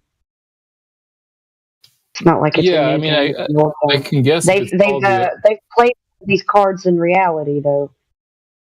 Yeah, I can guess that if it's called the Illuminati card game, they basically make cards based on all the different theories that have been out there about the Illuminati, right? So Yeah, but there was one that predicted a lot of things that's happened in reality. Like what? 9/11, the Coco, the resurgence of flat Earth. I didn't hear what you said. He said the resurgence of flat Earth. Yeah, that's a tough one. They have to use a lot of those cards. They're called goal cards or something, like that population reduction. That's a goal card that you get to play if somebody plays the flat earthers card. You roll the dice or 2 dice and roll is equal to or less than the number of places you control. Yeah, so they take a You bunch may of draw as many ideas. plot cards. I didn't mean goal cards. I meant plot cards. So I guess that the one that I showed you was a goal card. So there's plot cards like a jihad is one of them. There's a bunch of them. There's so many. You need to look at it. Yeah, so I can see that they're sort of taking a theme, making a card game out of a theme, and the theme happens to be conspiracy theories. So they just like gather as many different ideas. How about not theories, but conspiracies? Conspiracies. Just conspiracies. According to Wikipedia, the idea started based upon some Illuminati trilogy of books from 1974, and the card game was made in 1982. That makes sense. I know that there's been a lot written about the Illuminati over the years. Well, I mean, it's not like they don't exist. It's like they were written about in the 1800s. That's how they found out about them, right? I don't know if you know the whole story behind it. That there was some Bavarian, I'm probably going to butcher it because I don't remember exactly. But they pulled over on his horse, kind of like they do today, but separate, not with a car, but a horse. And they found out like secret papers that he talked about. The Illuminati was like secret papers of some conspiracy they had about, and this was like in Bavaria or something. Yeah, the story goes he got struck by lightning, and he had it all sewn into his clothes. Yeah, Adam Weishaupt. And it was like part of the Jacobins, and even George Washington talked about this. It was like some weird secret society call. It's really hard to find information on it. Like it's like hard. Like you can't find anything of substance. You just find like one sentence blurbs. Even though George Washington talked about it in his inauguration speech. It's called Jacobinism. And it was somehow related to Freemasonry, but I have never figured out like how it was related or what the actual purpose of it was or what their goals were or like anything like. But this Adam Weishaupt dude, he was part of that. They were like some secret society. But there was like a subsect, I guess, of that secret society called the Illuminati. That were like the Illuminati were like people within that were like above their little secret society that were like in positions of power or something to that effect. I haven't looked at this shit in decades, so like a lot of this stuff used to be on BBSs back in the day. Sure, you know what a BBS is now. I know what those are. I remember those. Yeah, so like a lot of this stuff used to be on BBSs. Yeah. There's a guy named Harry Hubbard who's like a currency expert, and I can't remember what denomination it is, but on some bill or certificate, Adam Weishaupt is in the watermark, like hidden. He makes it. I'll find the video, but I forget what it is. But yeah, it's pretty interesting. I'm not even sure if it's U.S. currency. I forget what it is. I don't know. I'll find it.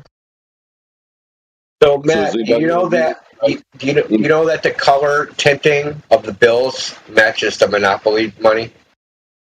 Really? You never seen that? You guys never seen that? I think it might be the other way around, right? Monopoly money is meant to like look like our money. Well, we didn't have the color markings on those on dollar bills. The Monopoly money was the colors before the money had colors added to it. Yeah. Okay. Monopoly's been around since like 1912 or something, that game. And they've always had the same colors of money. And then when they came out with like it's after they made the new $100 bill. So they had that color mark, right? And then all the bills they changed, they made new denominations and all the color marks match the Monopoly money. The color does. Which I don't know how you do that by chance. Speaking of chance, that's a place on the Monopoly board too.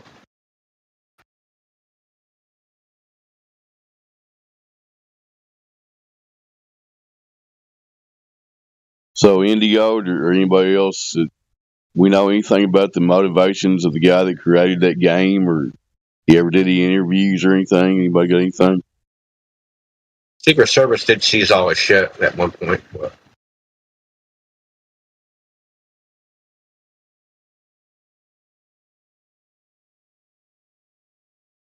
What say you, Matthew?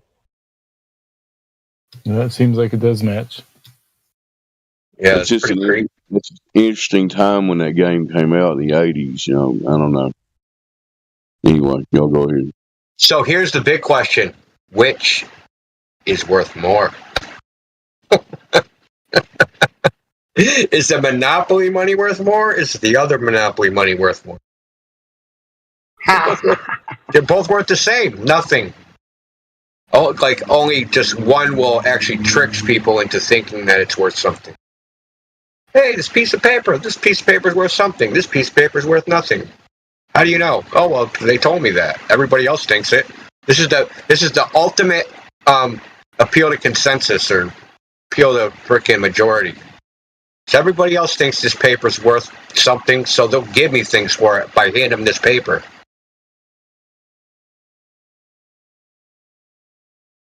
Oh, I got some pizza for sale. Oh, here, have this paper. Oh, have some pizza. Yeah, that's what money is. It's sort of a shared value, a shared consensus of value. Yeah, a collective delusion. I mean, paper money in particular has no intrinsic value. That's the point. It's like outside of that circulation, it just lets them, like, maybe paper airplane and make really bad toilet paper. Like, would you use it for kindling? Kindling. I don't even think it burns good, quite honestly. I don't think it does. Yeah, so just like Paris Hilton is famous for being famous, money is valuable for being valuable.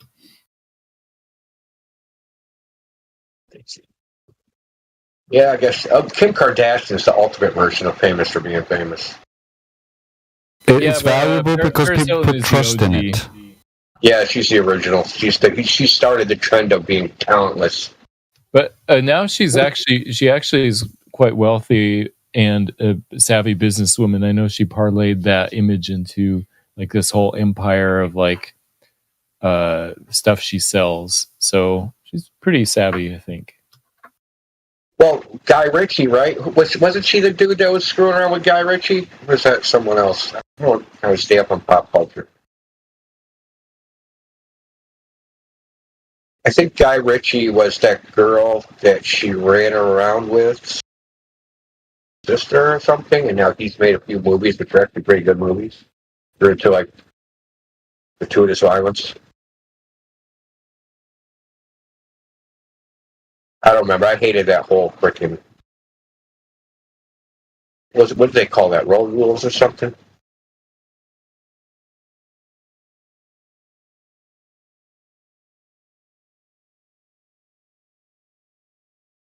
Paris Hilton's actually pretty ugly, man.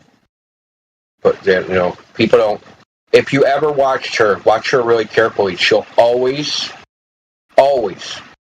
make sure that one side of her face is facing the camera. It'll be her left side, always facing the camera. She'll reposition herself. She's been completely trained like a dog to change her body position when she sees the camera. Just does it automatically. Who does that? Paris Hilton. I think Ariana Grande. Ariana Grande does that same shit. Yeah, because her face is probably like not perfectly symmetrical or something. But if you just see it from one side, you can't really tell. You just always get a profile, and then it's always a profile like a certain angle because you don't want the full profile because then their nose will look too big. So it's like a 3/4 profile. Yeah, they're trained to do this. It's not like new shit, man. It's like they're in the business of being photographed and fucking, like Matt said, famous for being famous. So stay famous. You got to act like you're famous and pretend to be famous.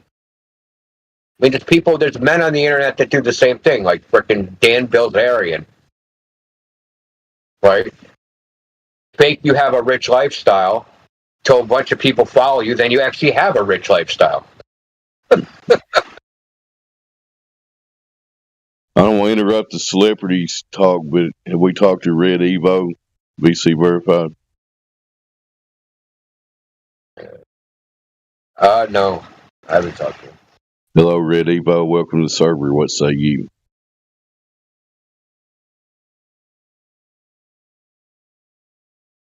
You got to control your mic as far as I can tell. All right, back to Paris Hilton. Continue. This is why you're dead air, Dave. I love you, Dave. Nobody ever wants to talk to me. I don't know. Y'all go ahead. Dude, I love you, man. I want to talk to you. This is Dave. Very cool. Talk to me for a bit, Dave. Yeah, it seems like he comes in to do the right thing, and then he always gets the people that won't talk, and then he's like, continue about Paris Hilton, and we realize we don't want to do that. It turns out it's her 42nd birthday today. Paris Hilton's 42. Oh my God, I'm old. Who's that? Who's 42? Paris Hilton. Oh, wow. Sweet. I want to know why Red Evo joined the voice server and don't want to use his voice or her voice. He did speak up briefly. I seem to recall he was talking about a laser shooting 500 miles, which I don't know. I don't know about that. Laser. That's a hell of a laser. Yeah, it's a damn good laser. I can see that one. Happy birthday. Oh, yeah.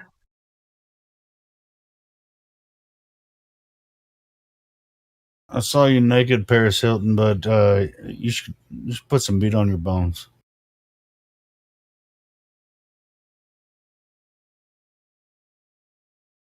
Thanks for the information, William. I'm glad you saw her naked. It's TMI, but I bet half the guys in here probably watched her. Freaking stupid. She's such a ditz, man. She's like, look at this stupid poodle. Well, I for one, I've never seen Paris Hilton. All right, well, you can find it. It's just, but either way, it's just some skinny chick, whatever.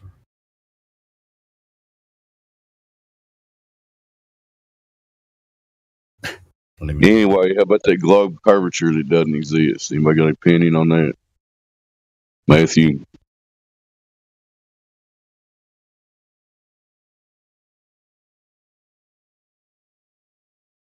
Well, Matt's been showing us the globe all night, man. He's been like throwing it out there, and we've been denying it. And so, it's like, what more can you bring? Yeah, I hate to talk about him now. He's gone, but Matthew, if you're still listening, I know you're obsessed, so you're probably still listening. But can somebody change his name to Matthew Never Learns? That'd be great. We've done that before, but it's just like we've changed his name several different times. You know, it's Matthew. I like how it evolved. It evolved from Matthew Curves to Matthew Curves Always. Always, yeah. We've changed his name several times. Is this like the names have been changed to protect the deluded or something? Stupid joke. I don't know. I don't know. I don't know who did it, but they're genius. There was an old TV show that was part of the line. They said names have been changed to protect the innocent. What was that TV show? I'm showing my age again. The one the guy said, not Book Him Dano, but the other guy, Sergeant Joe Friday. Does anybody remember? Any old people in here? Well, Karma appreciated your joke.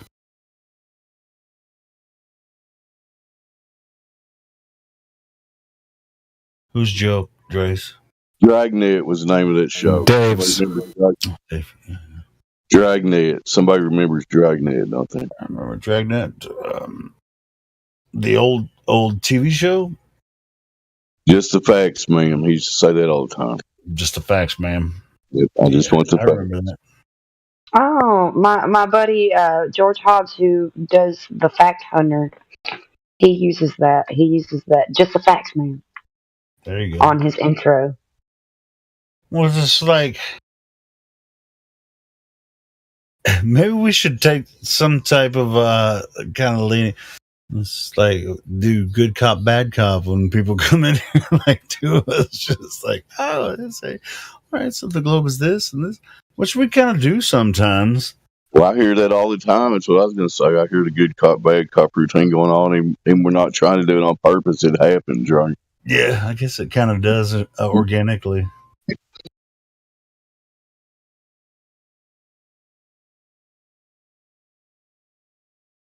It's like we're detectives. That's all we want from this globe is just the facts. We don't want to hear their whole story.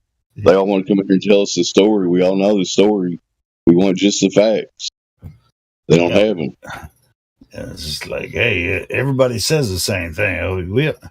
And we'll always admit, hey, man, I used to believe the Earth was a globe. It's all good, bro. I'm here. And then you have the bad cop going, all right, give me your proofs for the globe. And the other guy's going, hold on. I just want him to tell me why the Earth is a globe. Or her, or whatever it is. Yeah. Anyway, it's funny. So I guess we just kind of do that on accident sometimes.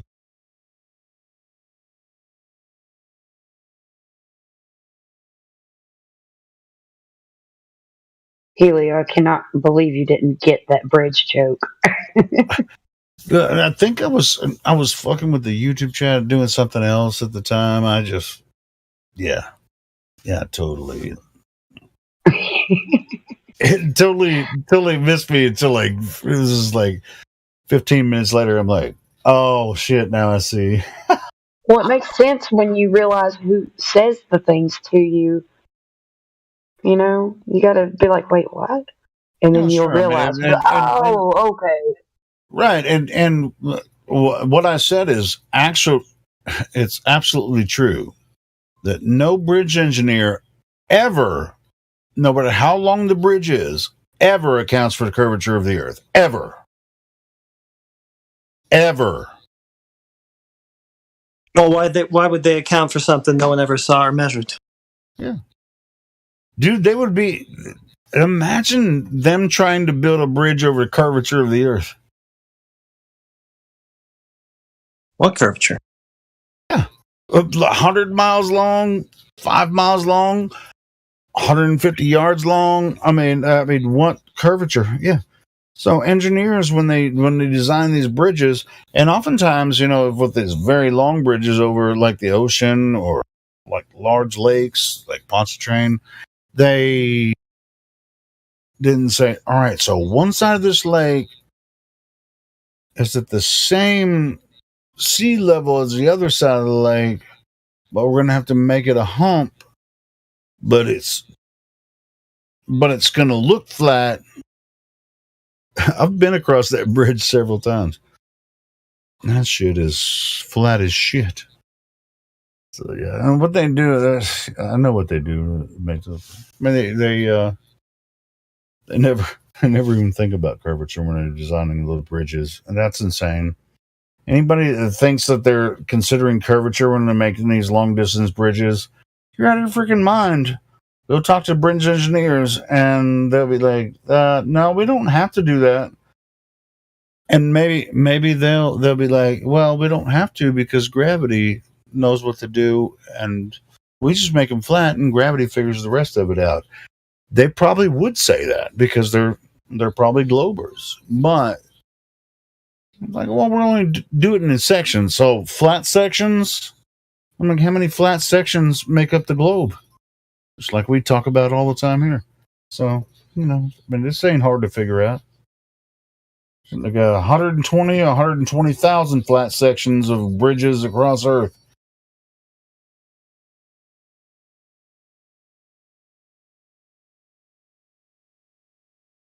Shit don't make no sense to me.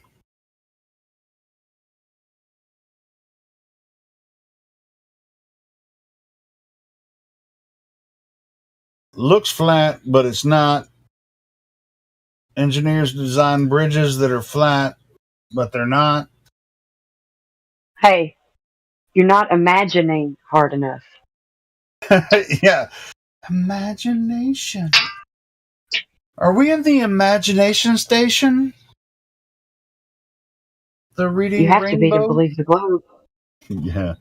Kind of silly. I mean, it's just like we have. Dude, imagine what they have to do to build, something like Lake Pontchartrain Bridge. Have you ever been across that one? No. I don't really ever go out of state for real. Yeah. Except Well, for I'm surrounding in states. Arkansas, and I've been to New Orleans a few times. I've And only been to so, surrounding states. I've never been to Louisiana. yeah, it's a trip. Just Have I? driving from Little Rock to No. freaking to New Orleans. You go across that Pontchartrain Bridge. It's pretty trippy, man.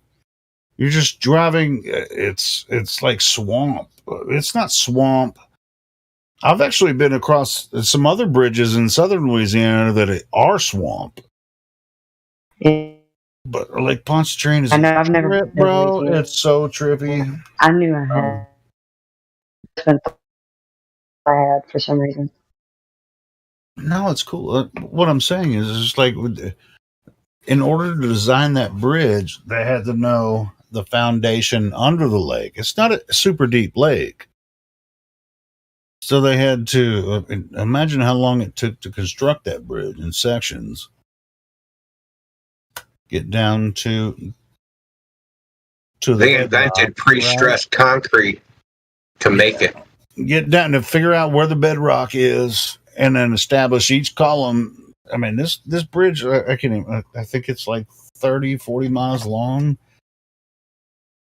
There's actually a documentary about how they made the columns and how they invented pre-stressed concrete. That's freaking crazy, bro. So they pour columns with steel cables on the inside, and they can compress the cables, or they pull them apart or something. I can't remember exactly which one it was, but it pre-stresses the concrete, puts pressure on it, so it ends up, when it cures, it's harder than normal. Where they like, what are we going to do about this next curve session of the bridge? I was like, what curve section are we going to worry about next? There's no curve. Is Lake Pontchartrain natural, or is that man-made? Pontchartrain, I think there's a dam. I think it has something to do, a dam, or like Army of Engineers. Like there's what do they call them? It's like what the hell do they call that shit? So I mean, it's sometimes they call it a levee or something, but I think a levee. Is it a levee? Yeah, I mean, but that lake is freaking huge, bro. And it's only like 11 feet deep in the whole thing or something. I mean, that whole project, everything with New Orleans, Baton Rouge, all that swamp area and everything. Like the entire New Orleans area was made by the Army Corps of Engineers. Yeah. There isn't a natural thing there. Yeah, because it would just be it's the Mississippi Delta, Mississippi River, which is the largest river, one of the largest rivers in the world. And it's just before they started developing it, it was just kind of a washout, just swamp. And but yeah, without them damming it up and building levees and reservoirs and shit around the area, it would just it would not be what it is now. Well, I live very close to one of the largest man-made lakes. It stretches over how many counties? 4 or 5 counties. Oh, in Alabama? Yeah, Lewis Smith Lake.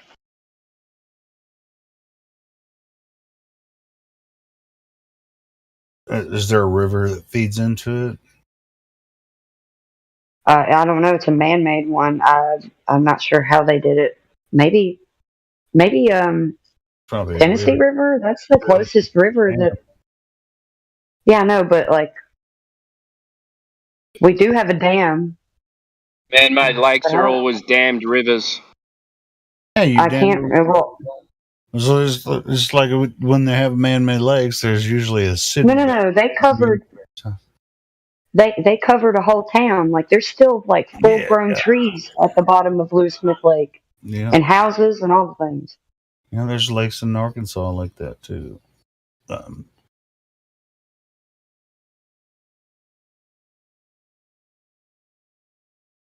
But maybe I don't. If the closest lake is the Tennessee, or not lake, river is the Tennessee River, I think, or maybe we've got a bunch of creeks. There'll be a river in and a river out. There's a bunch of creeks. There's like Blackwater.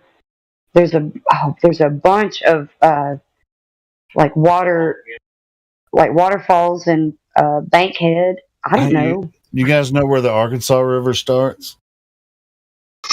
The headwaters in Colorado.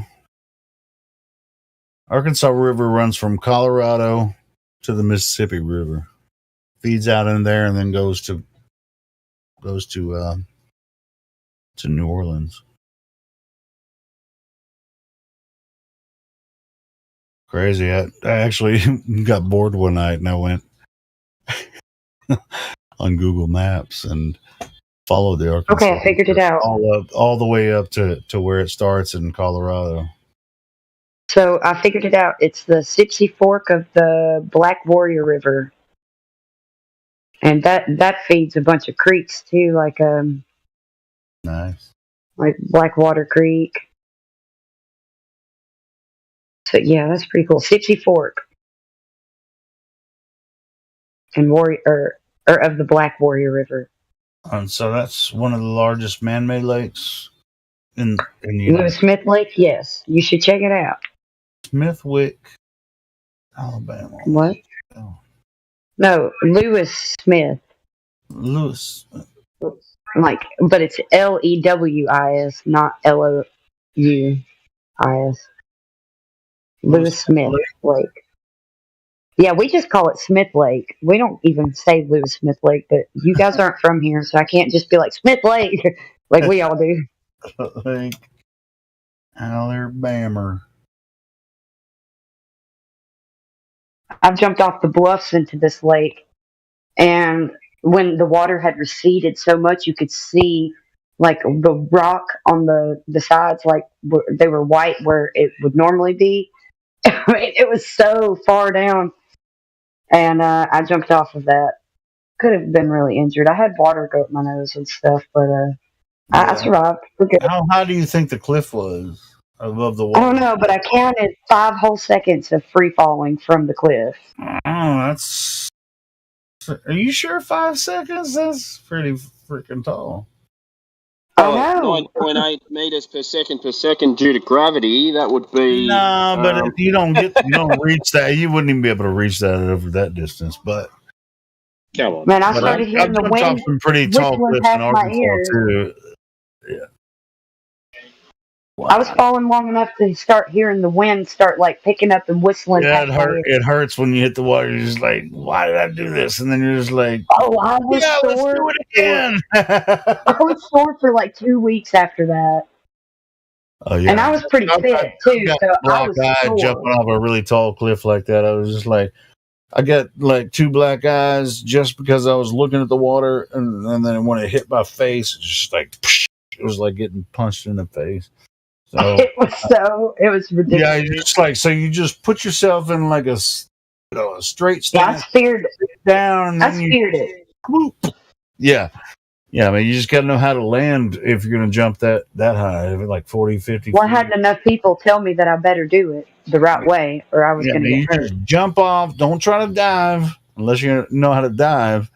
Just jump off, and then you stay straight up, point your feet down, pull your head back, and then when you hit the water, it always hurts every time a little bit, but then you'll go down about 20 feet, and then you just kind of swoop back up, and then you have to climb your ass back I up. had to swim back up with water all in my nose, man. It had gotten all down my nose because I didn't hold my nose.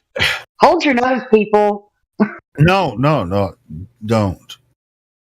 Oh, I don't. Yeah, if you I hold thought your that nose, I would. you might get your fucking shoulder taken out of socket, because you have to be like an arrow when if you're going jumping from that high up. That Oh, I don't know then. Maybe I should have tilted. I don't know. hit your elbow, it freaking I don't know. I just got water rushed up my nose. I had to cough for a good bit when I surfaced. I mean, it's always fun, but it's fun on the way down just because it's fun. But yeah, you have to know how to land it. It's never fun if you like do a belly flop or whatever. That's better. Well, that was my first. Oh, I would have died if I did that. It was too far down. Yeah. Or I would have been really injured. Put your guts through your back, maybe sometimes. It depends on how far. Yeah, I've jumped like 40, 50 feet. And I'd do it again. Like, you just have to know how to land right, and then it's like that was freaking. It was like the rush is what it's about. It's the same place. I mean, it depends on the level of the lake too, because with the dam system, sometimes the lake is lower, sometimes it's higher. And where I used to go jump on those big high cliffs, they had it blocked off for a certain period. We just climbed over that shit. Like, I want to do it. You just run a few feet, jump out, because since I'd already done it a few times, and I know that people have survived it. There's no rocks under there, so it's just deep. It's like you're not going to hit a rock. Jump 50 feet. But you have to know how to land. Otherwise, it's going to hurt. I mean, it always hurts a little bit, but still fun.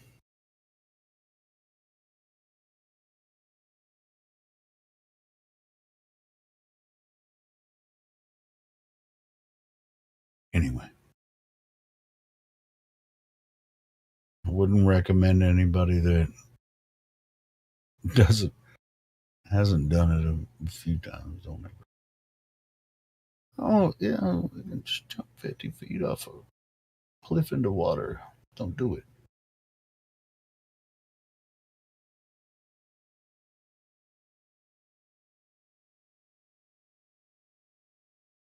I saw there was I don't know why this came up tonight, but I saw. Am I rambling or are you guys still hearing me? Check. You guys are still. I'm hearing you. I saw it for some reason. It's funny that it came up because I saw on Facebook earlier today a little video. There was some chick, and they were in a foreign language. I'm thinking maybe Sweden or Norway. This chick, and it was like there was snow and shit around. And she jumped off a cliff like that, like 40 feet. And she just jumped off. I think she was trying to do a dive, but didn't complete the full dive and just smack. And it was, and this was in freezing weather. And then it went through the rest of the video, and she's climbing back up the cliff on a rope and shit. And I was like, man, that's a badass bitch. Freaking almost did a belly flop in the freaking, that ain't me. And the cold and the freezing water, and freaking climbed up a cliff on a rope. I'm like, damn. I've only ever been in one fight. I've only ever been in one fight, and it was on Christmas Day at a bar because some girl was trying to my friend, my best friend actually, had a beer bottle smashed over her head, and she was already going down from that. And then another girl started hitting her in the head where she just got hit with a beer bottle and falling down, like falling out from that. And I jerked that girl back, and I didn't really fight her too much. I just got in between her and my best friend. Yeah, because he was trying to, after she'd already got hit. Oh, man. I was trying to save my best friend, and I was so mad. I started talking so much shit to her. I was calling her chicken shit, and I don't know. She back off. Not funny. Not funny. In hindsight, it's funny. Not then. I was very. I don't. I don't think I've ever been that way I before. mean, you got to do what you got to do to protect your friends and family, man. Come on. Do what it do. Anyway. Sorry. I've only ever been. I'm just cliff jumping is really, it's one of my favorite things to do. Yeah, but it's just like I got guts, and guts is enough. And it was like, you're gonna die. I was like, no, I'm not. It's gonna hurt a little bit, but I can jump 50 feet. I'll be all right. It was incredible to free fall. I mean, if you haven't ever free fallen before, I recommend doing it at least once. Just be You're sure you going know to to do it right. like at least three seconds. You're just like, ah. And then when you hit the water, it's just like, yeah. No, but it's just like this energy hits you, and you're just like, yeah. And it just takes a certain time like that. But the best part is looking over the cliff before you jump. No. Hold on now. I almost didn't do it because everybody had already jumped before me, and it was my first time ever doing it. And I had been like told by everybody that was about to jump that jumped before me it's not so to make bad. sure I did it right. Yeah. Well, they have to tell you that because they don't want you to get hurt. It's just they left me to do it all by myself. Well, I mean, that's what you have to do, But yeah, I did it. I didn't chicken out. I did it. That's what's up, man. Yeah, when you jump over a really high cliff like that, it's like it's sort of like you never forget it. What it felt like when you're in the air, and then when you hit the water, it's just like, damn, I didn't. Hence why I remember. It feel like a wall, but I penetrated through it, and then you're underwater and you're going. Hence why I remember how long I felt. I remember alive. that. I'm never going to forget how long I fell. Like that's a long time. Yeah, you go like when you jump off the cliff, as long as there's enough water beneath you and there's no rocks, there's no chance you're gonna like touch your feet on a rock or anything like that. When you know it's deep enough to jump off that far, then you just like get to a certain point, and then you're just like, all right, now I have to swim back up, get my air. It's like I did it, and then you reach the surface, and you're like, yeah. It's like that hurt, but it was still awesome.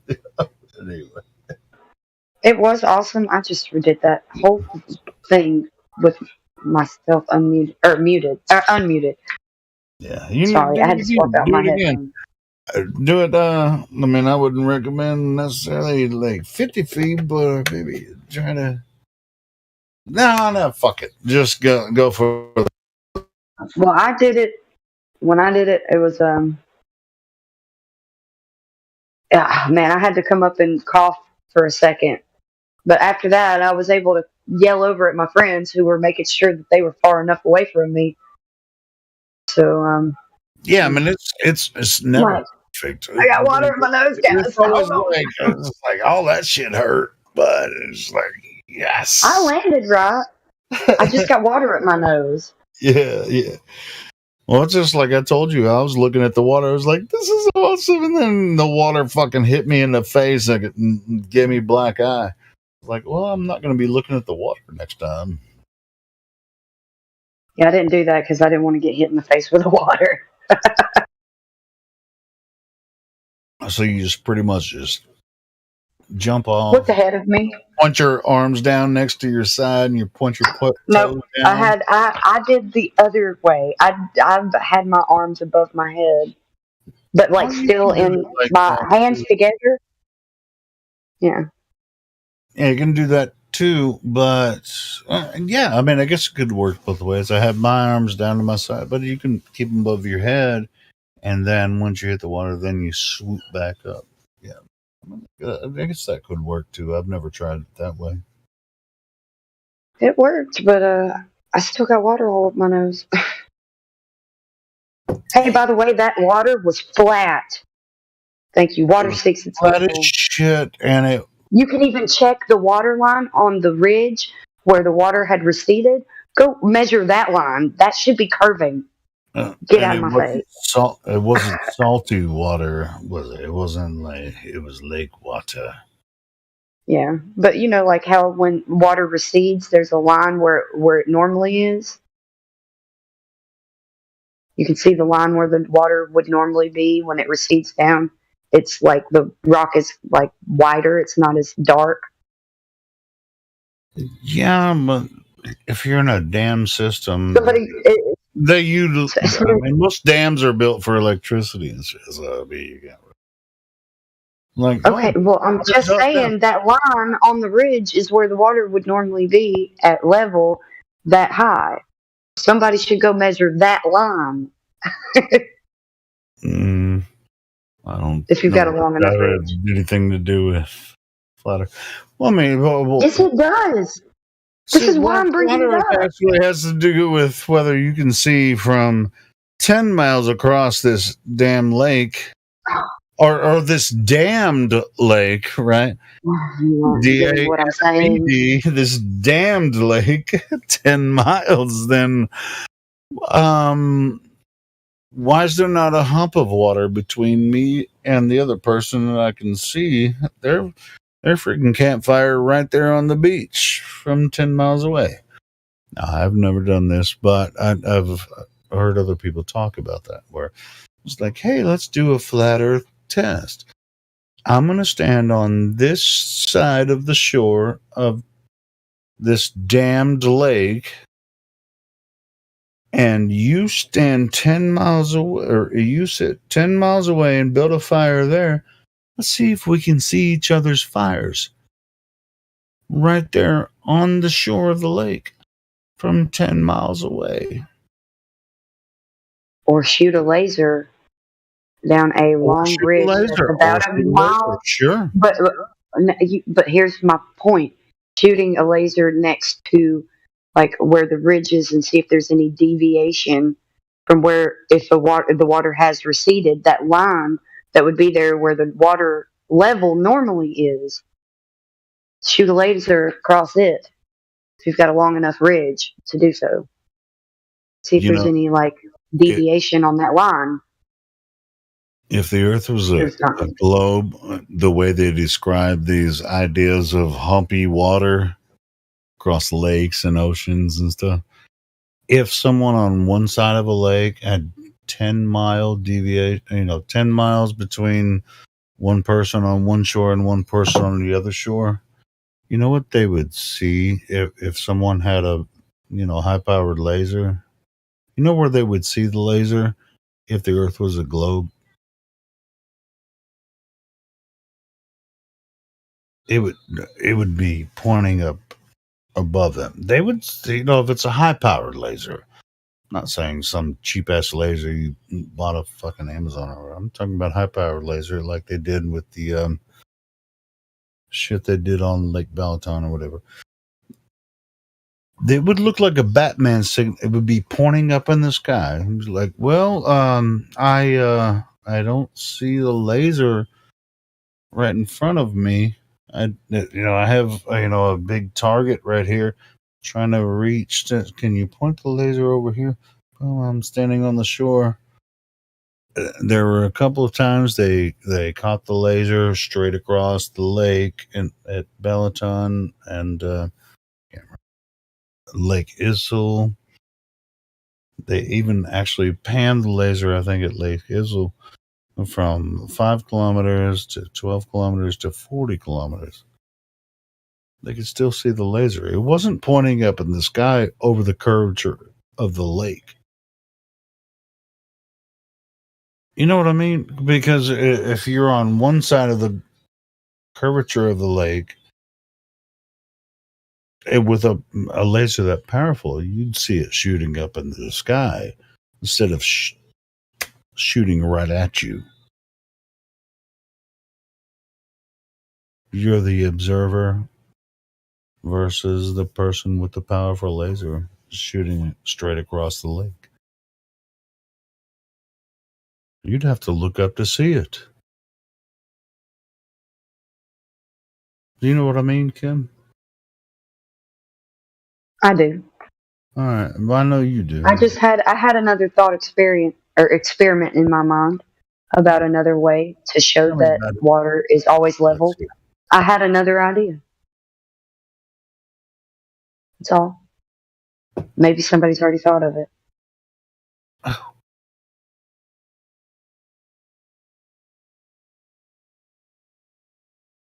All right, dude.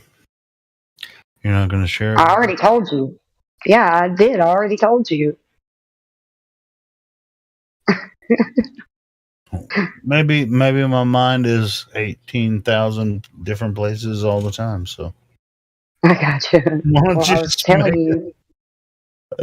I'm being a dick. That's fine.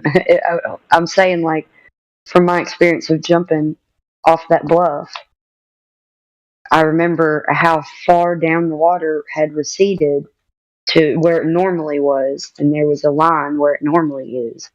And you can use that line when a lake is receded like that to show that it's a straight line. Get what I'm saying?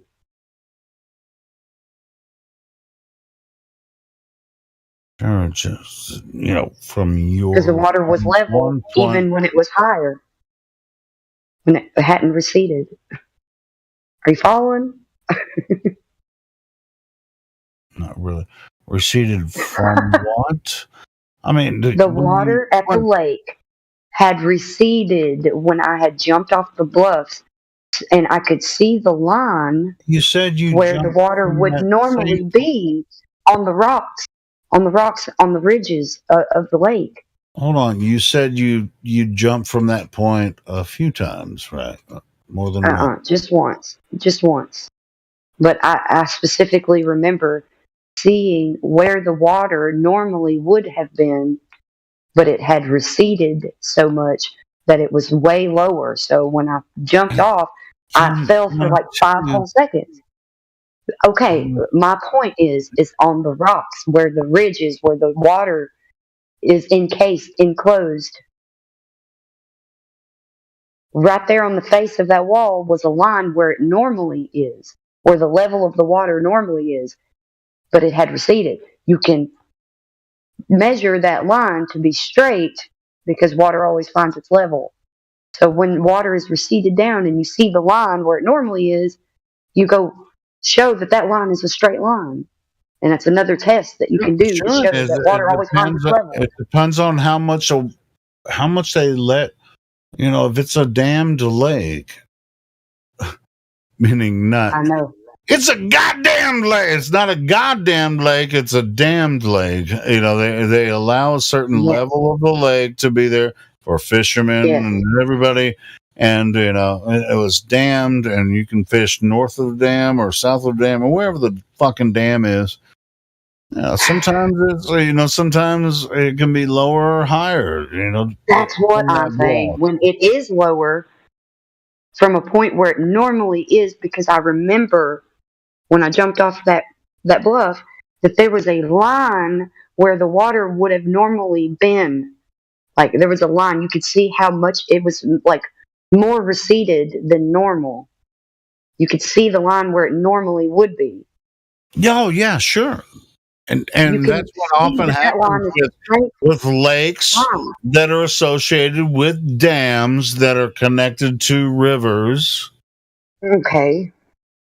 But my point is that line where the water would normally be, where it wasn't, you can see that line is a straight line because water is always at level. Right. Yes. Yes. Okay, that's all I was trying to say. I was waiting on him Yeah, to get what I and was lakes saying. are level the entire time. And that's why people that listen, when you create these man-made lakes, you make them for a purpose to kind of like, it's involved in the financial system, right?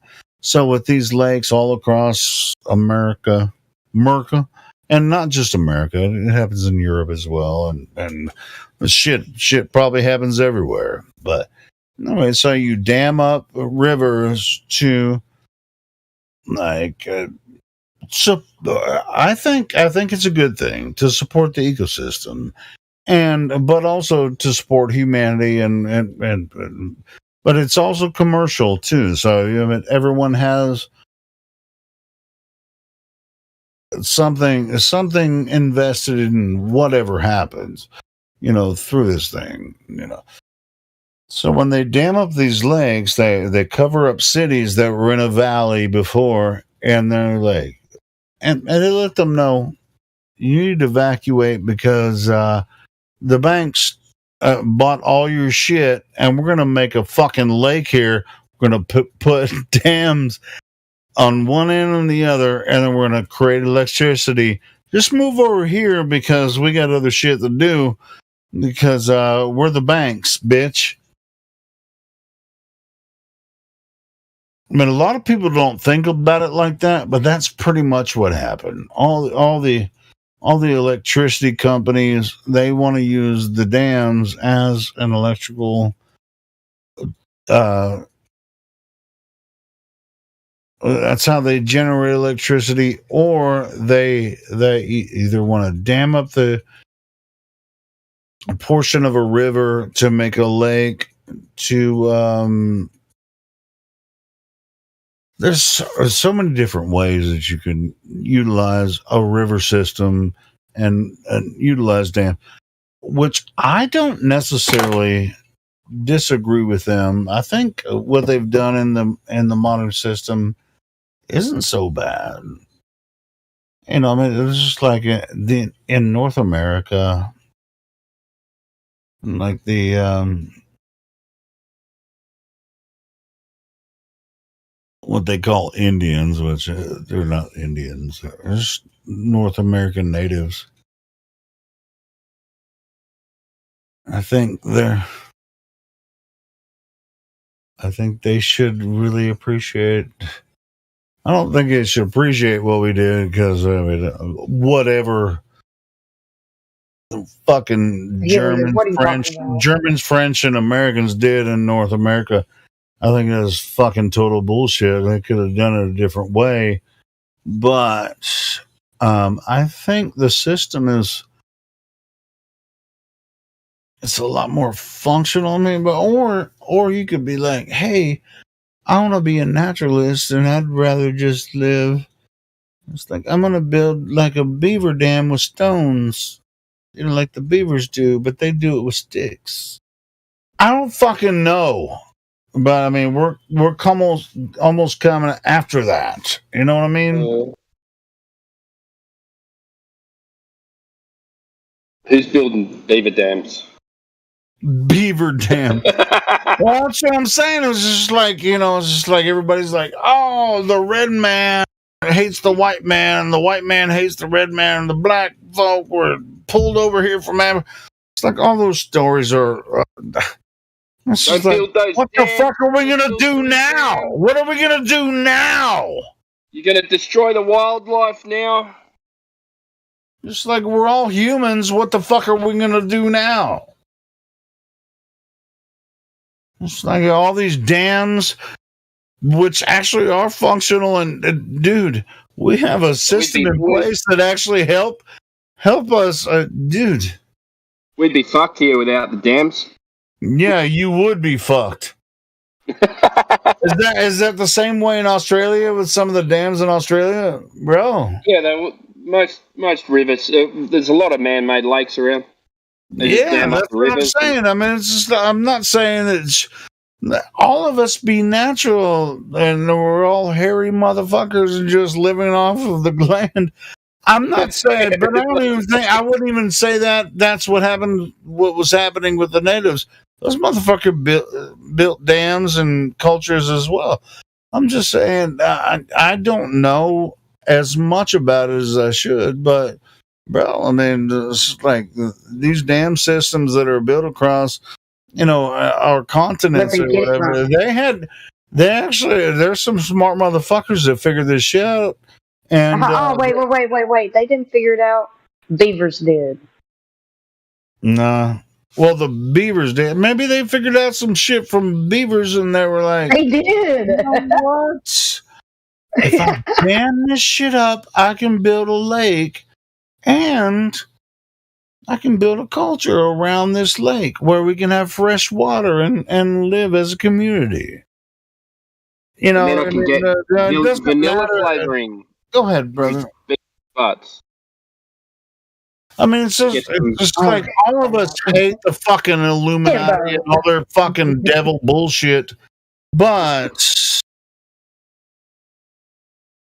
look where we are. We're alive. If the Illuminati wanted to destroy us, Helio. I'm talking shit about the Illuminati. There's more to it than that. Embo was trying to talk about beavers' buttholes, and you rumpused over him. Well, as far as I'm concerned, the Illuminati is sort of a beaver's butthole, but that's a darker path.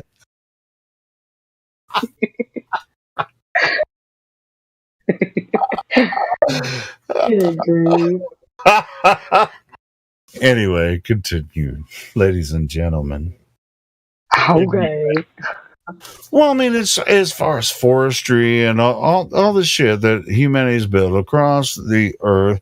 I mean, as far as here in America, and like Timbo, he knows a lot about Australian, politics and all that kind of stuff. Do we know a little about what's going on in China and Northern Europe and all that stuff? Come on, man. I mean, it's drastic, but it's recently drastic, in my opinion. Like over the past few hundred years, they're trying to feed us stories about ancient history that are absolutely not true. Now, and what we're experiencing with the lakes and reservoirs and how they want to claim that in the last couple hundred years that these masterpieces of industrial revolution, all that kind of shit, only came from modern times. I call bullshit on that. And I think most genuine historians would say, yeah, you're right, because we've been doing that shit for thousands of years, and history proves that out. So, but most people with a general knowledge of history are just thrown in their face about the Industrial Revolution. It's like, oh, this is the most fantastic. And now we're going to space, and I mean, they have this program to say that the smartest people came from, the late 1800s, early 1900s, boom, and they're mostly Westerners, Europeans, and that's space travel and all, and everybody else doesn't give a fuck about the rest of the world, and that really pisses me off. I mean, that's what pisses me off about the ignorance of Americans. That's what I'm saying. Go ahead. Go ahead. No, go ahead. I mean, are you guys experiencing the same thing?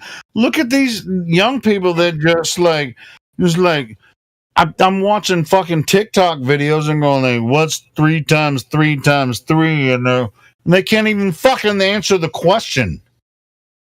Maybe that's propaganda for me. I don't know.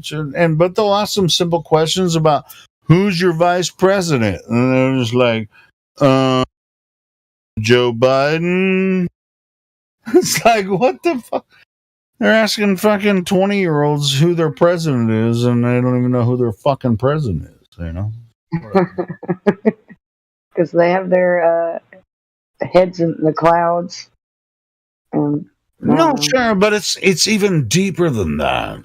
It is pretty bad. Stupid collegiate. As if college is going to solve something. It's a fucking A, man, bro. Taking a course in psychology in college. Education? How the fuck are you going to educate people into something that doesn't exist? It's going to be like math magic. Or psychological magic. It's just like, I'm a doctor of psychology. It's like, what the fuck is that? I have a major in psychology, or I have a major in social issues. It's just like, you mean you like to help people figure out what the fuck's wrong with them, or you, or them, or society as a whole? I don't know. But psychology was a bunch of bullshit in college. Let me tell you that. People think that it's a fun class and stuff, like you're deep thinking, but really you're thinking about a whole bunch of shit that don't matter. So was it sort of like circumstances or general? No, they were like it was like behavioral things and where the root of these things happen, like the id and all of the I don't know. They just whoever made that course was not trying to help people understand people. Like it's part of the brainwashing.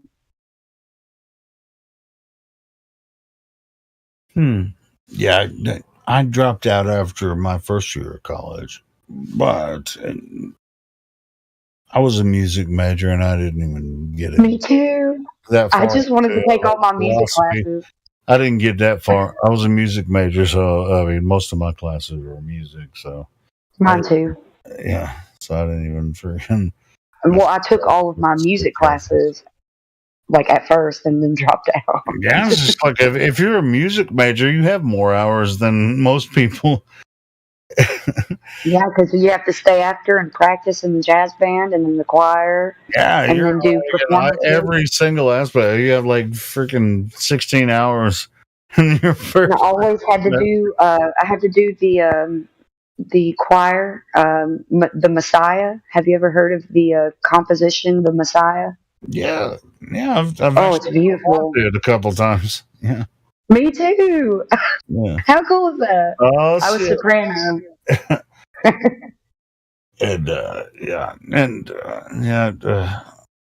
See, I was more about. So, did you major in music, or you wanted to major in music performance? I did major in music, but I did do performance classes because I had to. I did private lessons. So when you take private lessons, you have an extra class that goes along with it. I mean, my voice my voice lesson counted for 4 hours every semester. So I was just like, damn, and it was a 30-minute lesson, counted for 4 hours. And my teacher was a former guy. He sang for he was in the Metropolitan Opera Company. He was an opera singer, and so yeah. and then we'd have our lesson for 30 minutes. Then we go smoke Marlboro Reds outside the class and talk afterward. Well, my private lessons teacher, she was the same one for both of my private lessons. I did alto saxophone and voice with her. Oh, you can play sax? Yeah, and I had to perform those in class, but I wanted to do classical guitar also, but I had too many extracurricular credits, so I wasn't able to do it. But I still was like, can you slip me the stuff on the side and let me perform it in performance class anyways? And I'll just do it extra outside of my credits. So I did. So I always got good grades on my performance stuff, but as far as studies, I was. Have you ever heard the song Jig? No. Well, it's a Send me pretty a link. big I'd piece. like to hear it. Something. Okay, I did that on saxophone, but I didn't give the cue to start with my piano, my accompaniment of piano with my teacher that taught me the private lessons, and I had to go the whole time without her, and I just kept doing it, stayed in time, was played all the. I did it. The only thing that I got discredited for was not cueing her to start with me, but I still went through the whole piece by myself. Also, she was accompanying you with piano, and then you. She was also my teacher, like my private lessons teacher. Awesome. Yeah, that was the funnest part of my college experience, I guess, was my voice lessons, because I trained with a Metropolitan Opera singer, and he was impressed by me, and I was like what the fuck, man, this guy. And then he's like, I don't know how you do that. I'm like, well, I don't fucking know either. So, I mean, you'd be like, sing this, and then I did some operettas, for lessons or whatever, or for grades, and in front of some other staff, and I performed well there. But then, as far as the scholastic part of it, I fucked all that up. So that's why I dropped out over the first year.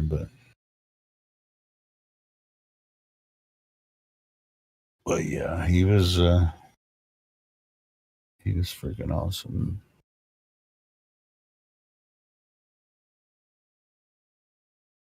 I as far as the scholastic stuff, I was never going to finish college anyway, so it wasn't his fault or anybody's fault. It was my fault. Or however God made me, I can't write a paper. It's like I can't get past English 101. If you can't pass English 101, you're not going to fucking graduate college. Right? Unless you cheat.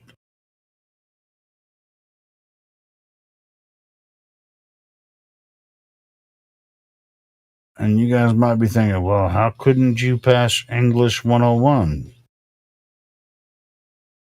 Because I can't write. I can't write like that. I just don't have that talent. I can talk a lot of shit, but I can't write it out. Maybe I could now.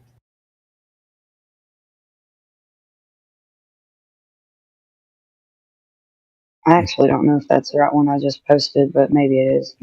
What if I went to college now and wrote some shit out that I talk about on here?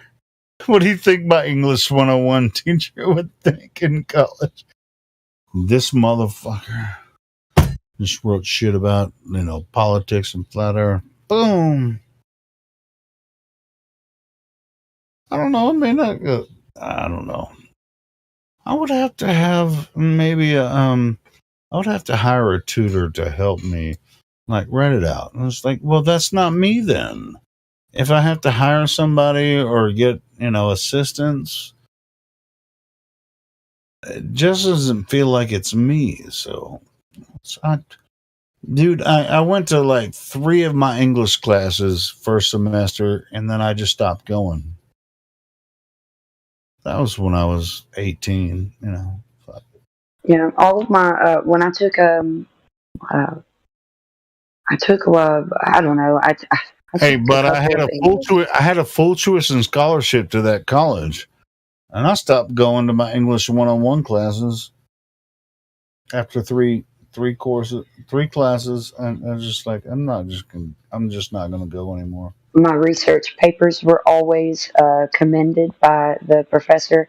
She still likes talking to me today, even though I dropped out, because she liked my research papers. Because you grown us how to research. Also, well, it was never in me to do something like that. I don't know why.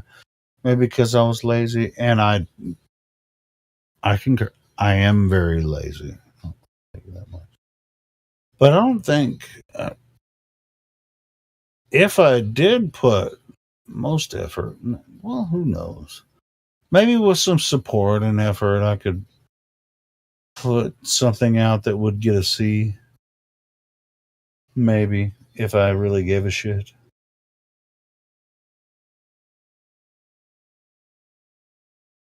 As far as like the English lesson goes, and the writing and all that kind of stuff.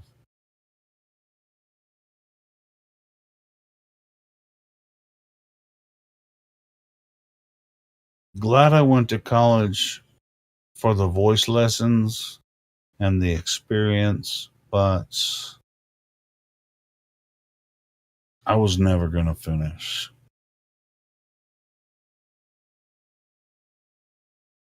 Not because I'm dumb.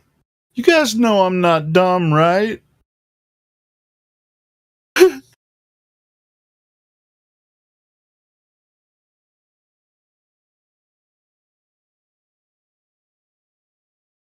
I had to drop out because I had to work. I was living on my own, going to college and stuff, so I wasn't able to finish. I had to start working and pay for bills and rent and all that kind of stuff. So that just the job that I had, I worked my way up and to a good position, but it was keeping me at crazy hours all the time. And I I had was to drop making out. so much money. I was making so much money. So I was like, eh, you know. Yeah, I had to drop out because after the first semester, I got a D in my music history class, and they said, You lost your scholarship. And I took a loan out for the second semester. And then totally didn't go to my classes anymore because I was partying too hard. And I went to my voice lessons still, and I went to my choir classes. I did actually go on to a lot of like choir tours with. I got the scholarship for choir. I think I already said that. But then I pretty much knew after that second semester I was done. And then during that time, some friends were like, "Hey, man, you get a band with us. Your voice is awesome. Let's fucking make some rock and roll." And that's what I did after that. So I was like, "Yeah, college is fucked. I'm not a scholar. There's no way I'm gonna finish college." So I was just like, "All right, let's do that."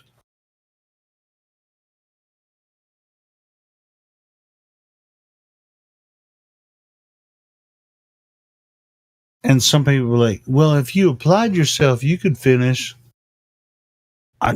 To be honest, I don't think I could. I really don't think. I don't think I could get a bachelor's degree. Not because I'm dumb. I just don't have that focus. I really, really don't think I could get a bachelor's degree I in just don't care music or to. any other thing. Yeah, I just don't care to. You can always teach yourself anything you need. You don't need to be giving them your money. I mean, this is freaking 30 years ago. So it's just like I'm past it. The whole book system is so stupid. You get the book and it's already not the right book the next semester, and just that's infuriating. Yeah, well, I mean, either way, I mean, I think it's important that if it's important to you, fucking get your fucking bachelor's and your master's and your fucking doctorates, all that shit. Do it. I just, I don't. It doesn't. It's not for me, but I understand why it's important to you. Go ahead and fucking do it. It's not like I can't have a conversation with a doctorate guy. They go through, but I don't. Just like I think I was born with a doctorate in bullshit or other people's bullshit, calling out other people's bullshit, and just like being aware. I was called for a doctorate in being aware when people are lying to themselves and to each other and holding, whatever. It's like some people say, "Oh, Helio, you believe this and believe that." You know what? There was a portion of my life when I believed certain things, and actually, there were things about that I believed about myself. It's like, oh well, yeah, you're never going to finish this. You're never going to do that. Well, you know what? I'm still in that position, but at the same time, what am I supposed to do with what this is? It's like, did we ever? I mean, some people's like, I don't know, like with this flat Earth stuff, right? I don't have to believe flat Earth. It's just right in front of your face every day. It's something we talk about all the time. Like, well, you only believe flat Earth because it's a belief. It's like, well, no, I'm just talking about what's in front of our face. And then I'll tell them, hey, I used to believe the Earth was a globe just like you. Because I had no other information to tell me otherwise. And it's like, why shouldn't we all believe the Earth is a globe the same way they described it, in school, But I never ever believed in this evolution stupid idea. So maybe there was something there that kind of triggered me, when it hit with the flat Earth. It's like, oh no, I'm not going to say maybe. It definitely did. Once they both hit together, flat Earth and this stupid bullshit evolution thing they were talking about with the Big Bang and evolution theory, it just really hit. And I was just like, no, man. No.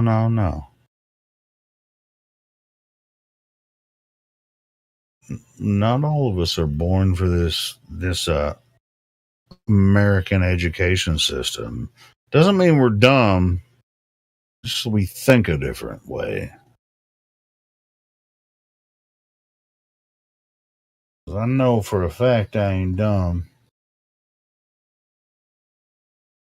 Did I run everybody off? I probably did. My bad.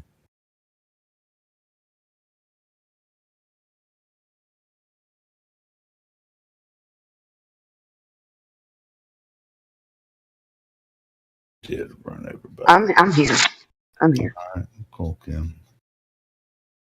Hey, you guys can say shut up, Helio. Sometimes I mind it. Depends on who it is and whatever context. Oh yeah. But yeah, it's just like just because you didn't get through your first year of college doesn't mean you're dumb. It's like I was never built for college, and I figured that out.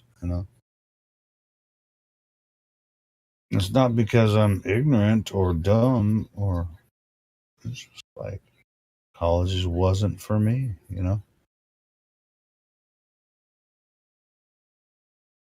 And to be honest, I mean, shit, there's dozens of people I talk to here all the time that have bachelor's degrees and have finished, different levels of collegiate education. I can have an open dialogue with them. They respect me. I respect them. Oh, I don't. That's right, Timbo. Yeah, doctorate and bullshit. Well, doctorate. When you what do you call it? A PhD, Doctor of Philosophy, right? So, I mean, yeah, we can take the piss out of it sometimes, but I mean, I always respect a doctor because they have, but sometimes their arrogance gets in the way of what they can actually perceive and consider as reality. But I haven't met a whole lot of doctors that will really give a shit about talking to me, but that's all right.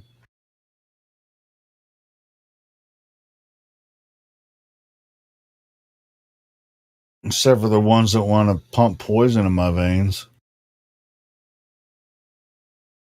So I don't go to doctors for answers.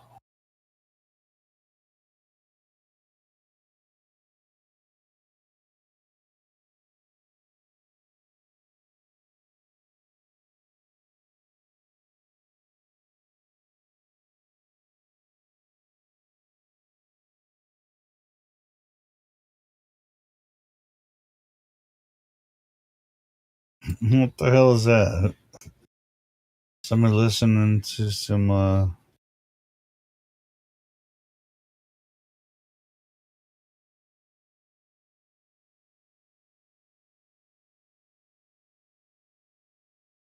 has to be coming through my mic because the only person that's open is me.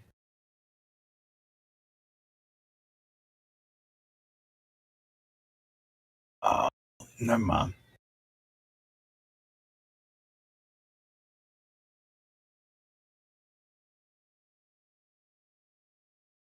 Oh, I know what it is. Never mind. It's not coming on live stream, but I'm hearing it through my.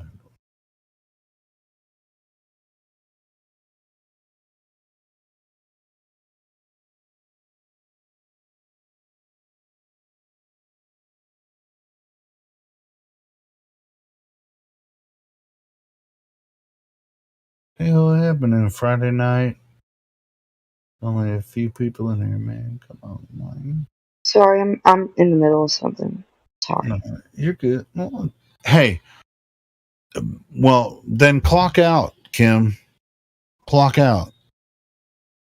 You're not getting paid for the time you're not talking. I do what I want. It's my life and I do what I want. Fuck you already know I'm fucking with you, Kim. I know. Clock the fuck out.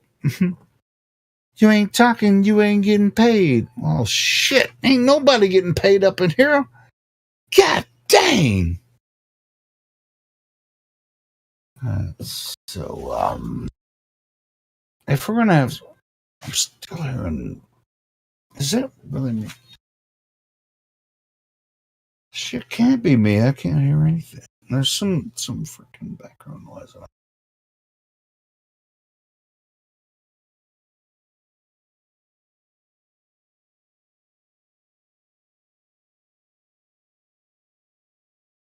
To be me because I'm the only one.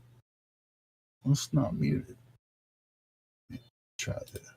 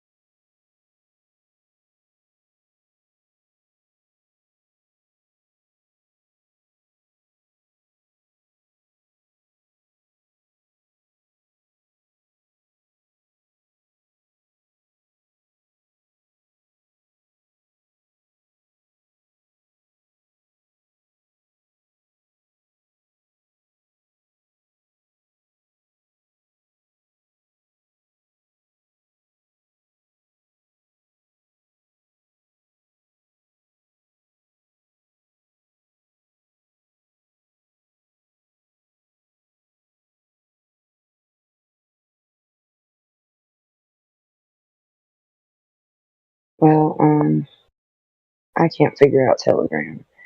That's a weird place.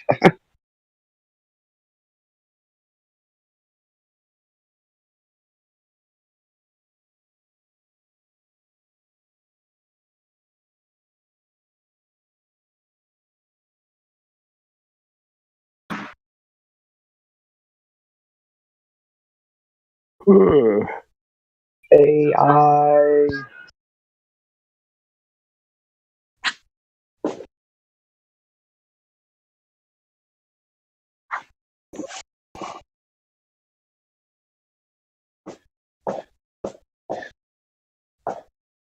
Yeah, the youngsters are in bed now, of course. They've been in bed, so I've been able to engage more. And I should be in bed. Yeah, I need to go to bed pretty soon, but I got a little bit. That's crazy. I'm having some weird background music coming through my headphones through the Blue Yeti. I've muted everything. I can't find the source of it. The entire fuck. I don't know, I just hear AI. I know, because I know you can only hear what I can see on the live stream, and I'll check the settings there.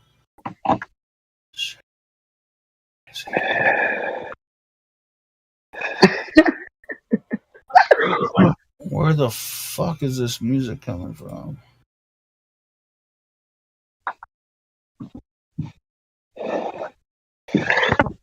Are you listening to that, one of the 4 Baroque dances that I sent you, Jig?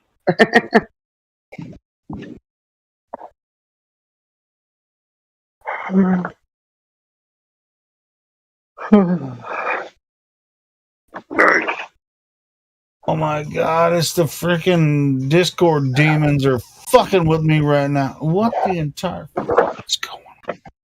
Big Daddy. Now I got some kind of metal riff going on in the background. When you talk, I can kind of hear it, but I can't hear it unless you talk. AI, are you actually trying to talk, or you just like got an open mind? Yeah, he's hot mic. I'm just freezing. Are you just breathing? Freezing. No, I'm not playing the music though. No, I know that. I know it's coming from somewhere else. It's just fucking tripping me. I can't find it. Dude, It's I have sometimes where, like, really when my low. It's really low, and it's just like. When I have my Bluetooth like go in and out, sometimes it automatically plays YouTube. You know, like my settings are like, return to your previous listening. So I'm on a call, and then it'll just play YouTube. Stuff comes through my headphones. Maybe that's what it's. Sometimes some stuff comes through my headphones that I have on. I have Bluetooth headphones, and the volume. Maybe that's what it is. But it's not that either, because my YouTube.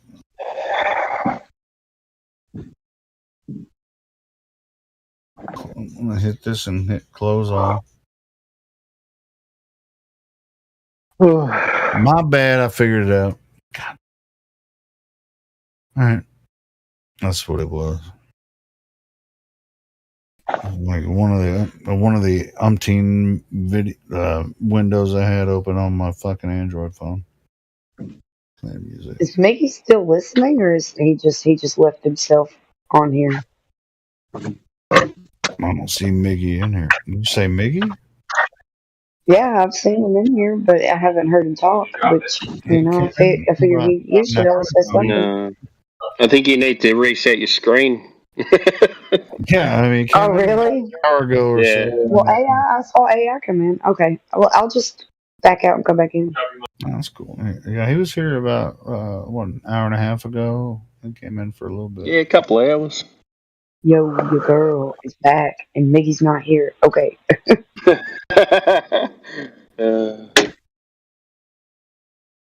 Yeah, that shit. What's going on here, Leo? You got a mystery music man in your computer or something? No, it was coming through my Bluetooth headphones.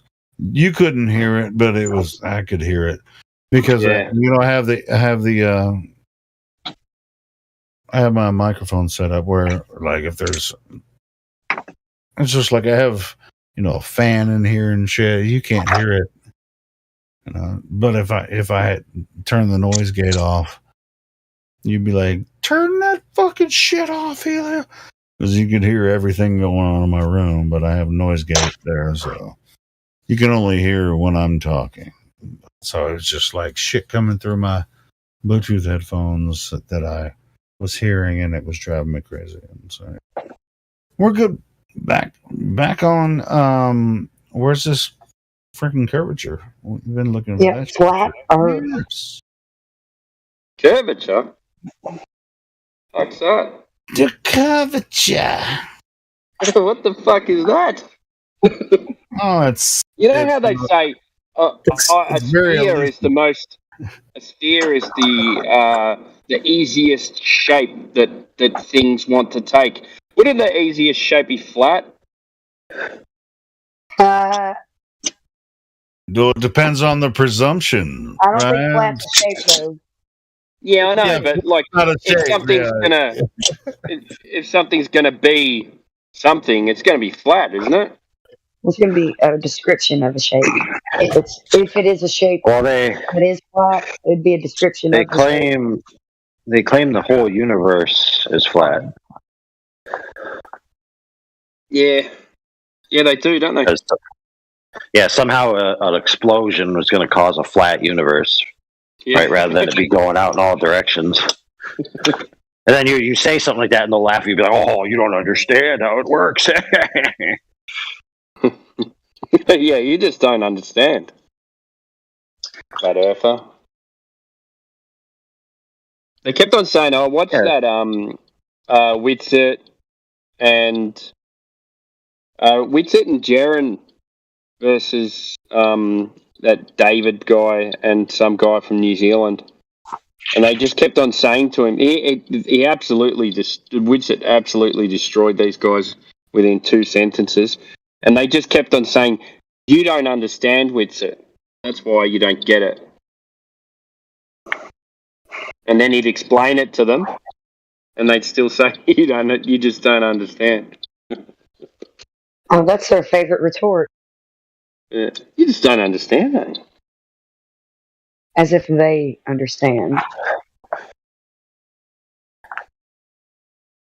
So that spherical, when they say, "Oh, the sphere is the easiest shape to make," they're just referring to their paradigm of the universe, aren't they?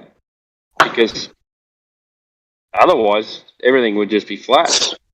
Yeah, in actual nature, the sphere is not just something that happens. Yeah, well, you see it in a raindrop, but then that's about it.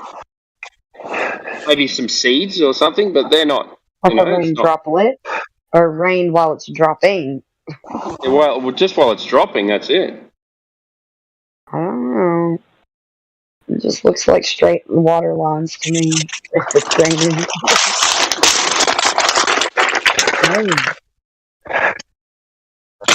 Oh wow. That keeps like throwing some shit. Going berserk. Because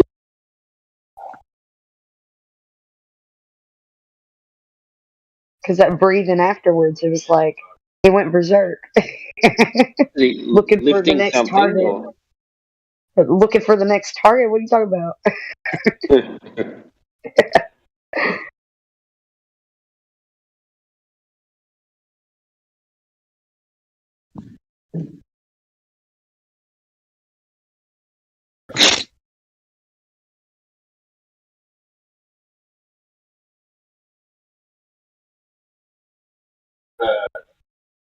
Well. I'm having to mute because you can hear my husband in the background. Sorry.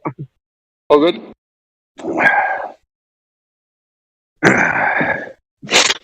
Tell him the earth is flat. I did. I do. He's like, I don't care.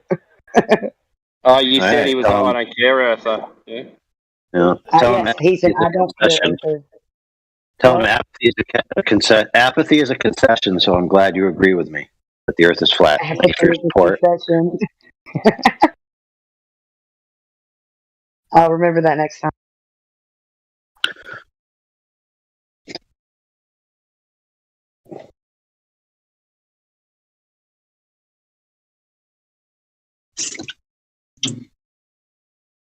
I guess I better wash these dishes real quick.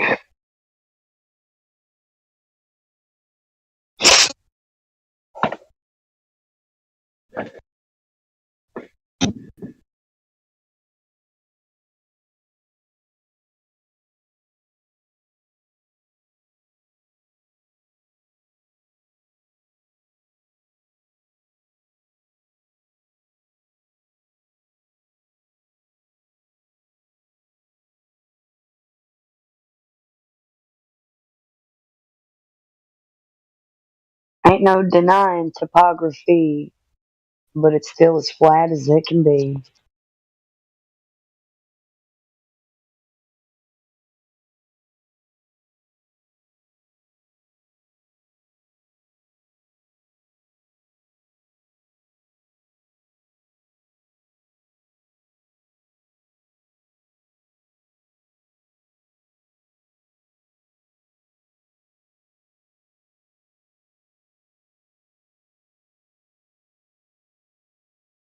Well, hi there, ecological mystic. Says you're a globe earther. Welcome.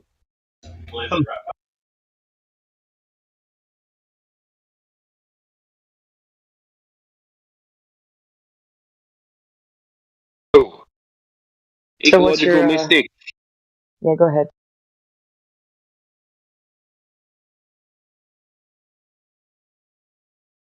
Hello? Welcome to 24/7 Flat Earth Discord. Please state the realm that you live in. Will it be flat? Will it be curved? It curved. Oh, he's speaking. You got to turn up your mic, mate. Let me try and turn up your mic. Did you say it was a curve?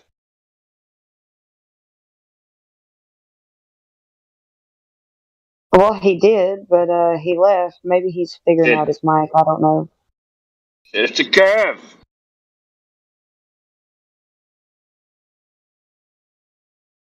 Yeah, I saw that he was a globe earther. That's why I was like, oh, ecological, whatever it was. I can't remember. Mystic. Mystic. Yeah, I was like, it says you're a globe earther. Welcome to, welcome. And I was going to ask him, what's his proof for the globe? Where can I go find the curvature? But I heard you pop up, and my husband was talking a lot, and I knew that my mic was going to pick him up, so I was just going to let you do it. Oh, good. I think all the curvatures are like Pontchartrain. Oh, it's all there. Yeah, these Only people are curves there. tiny earthers. These people don't realize that they're tiny earthers. Tiny globe earthers. Yeah, and it like it doesn't curve, and then all of a sudden it just goes curves off And it sounds like like a that hockey stick. too. A hockey. Meow. Hey, what was that? Stupid noise. That's the sound of curvature, maybe. Yeah. Hockey stick Earth. That's a good, yeah. Obviously, he's not coming back in. Curved. It's curved. Bye. Peace. Runs off. Yep. Ha. Oh, Show them. I'm convinced. I'm so convinced now. That's all I needed to hear.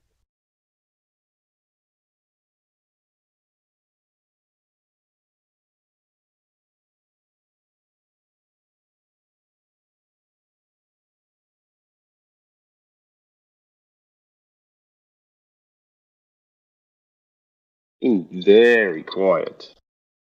Who is Which of you on this flat plane that we live on is brave enough to do Sudoku? I gotta speak over my husband because he's talking. Do Sudoku with a pen. Ooh. This I don't like one, Sudoku. I love Sudoku, but I like the hard Sudoku, and I do them in pen. I'm that good.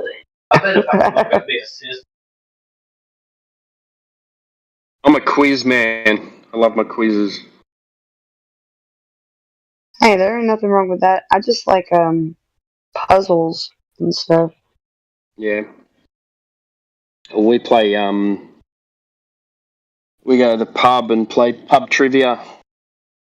I like trivia. My husband really likes trivia a lot, but I don't ever get to go because one of us has to stay here, you know, with the youngin. Yeah, it's a lot of fun. It's always at a brewery, you know. And I could take Boog, but it's always too late. He's got to go to bed at a certain time. Yeah, sometimes it goes a bit long. Yeah, so I don't really ever get to go. They just make it longer so you have to buy more drinks. Oh, yeah. Well, by puzzles, I don't mean like puzzles with puzzle pieces. I mean like, you know, like Sudoku's a puzzle. Things like that. Yeah. I don't like crosswords. No? No. The cryptic, I like cryptic crosswords. They're good. There's a bit of thinking involved, you know? Like, what do these words actually mean? You know, they put two words together and you've got to work out what the two words make into one word. There's a lot of thinking involved. I like those ones. We've attempted a trivia night here before, and Crypto was like hosting it, and he's really good at that. That'd be fun. Yeah, that sounds like a lot of fun. So maybe we can Is talk that in Crypto's corner? Well, I mean, I don't know. I mean, we'll have to talk to him about it and see if we can get it started back up again. He has some really good questions. Well, he's got his own corner in this Discord. Yeah. Yeah, Trivia Tuesdays. Yeah, we were doing it for a little bit. Yeah, it's fun. Sounds like it. Well, it's just like sometimes we'll just Google some shit, but the trivia questions you find on Google are so dumb. Just like, I don't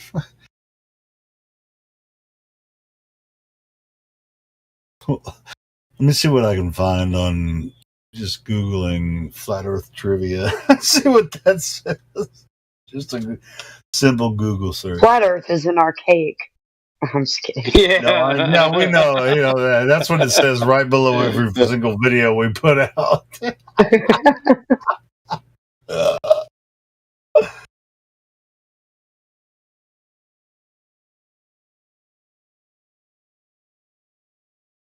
Well, no, that's not the way to do it. We're gonna do trivia. Let's see. Let's just do Earth trivia. Let's do that instead of flat Earth trivia. Let's just do Earth trivia. Oh, brother. Here we go. Earth trivia. How old is the Earth? See, I knew this was going to happen. Is it 13 million? 13 billion. Good. All right, so here's the four answers: 6,000 years, 4.5 billion years, 2.1 billion years, or 13.8 billion years. But it's the 13.8 billion. In their paradigm. Let's see. In their paradigm, yes. All right, so I'm gonna. Which one do you? Actually, I know the answer in their paradigm, but it's not. It's not that one. It's not. And I thought it was the Earth, not the universe. Earth. I don't know. Like two? Yeah. Is it the 2.1?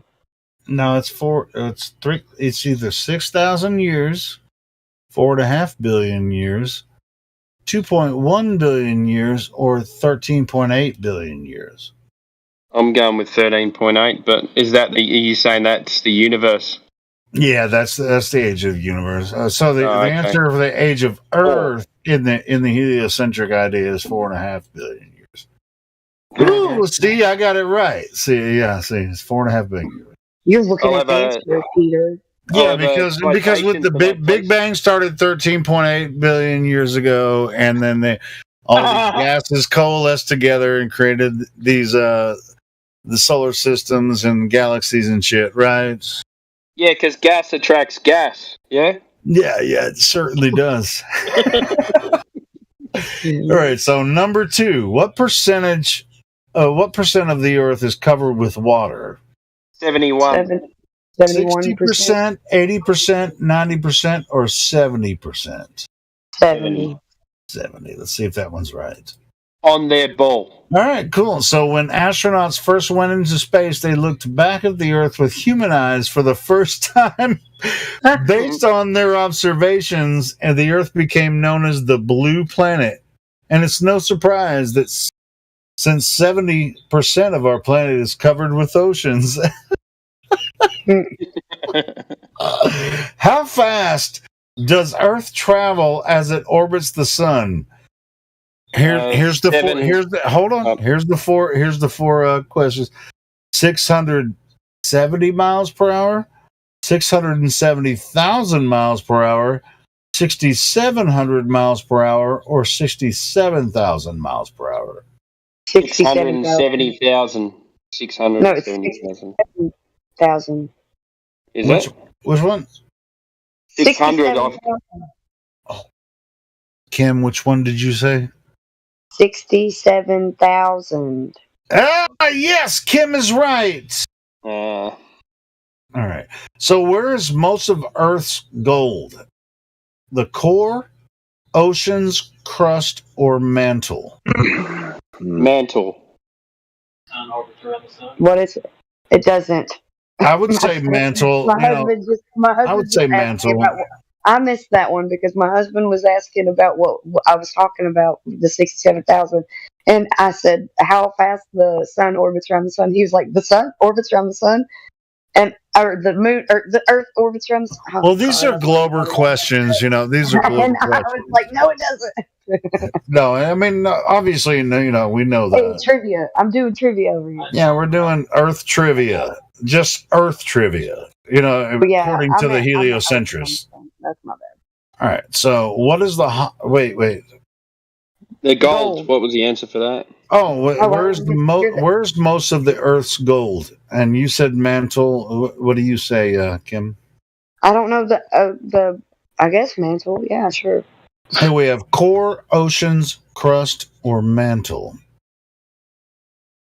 And I would say mantle too. Maybe the mantle's too far down. What is there an inner? There's an inner crust. No. Outer crust. Actually, I changed my mind. It's crust. It's crust. The crust. Crust, isn't it?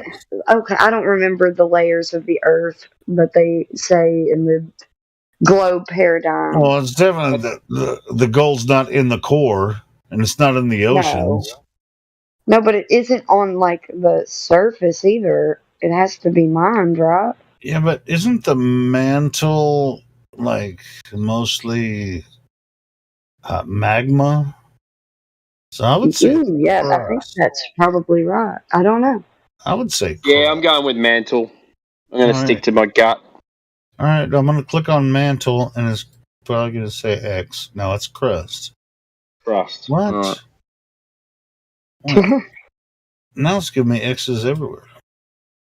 Oh, it says the core is what it says. Core is the I didn't know that. Oh my And God. here's why. Here's why they say during the formation of Earth, molten iron sank to its center to make the core.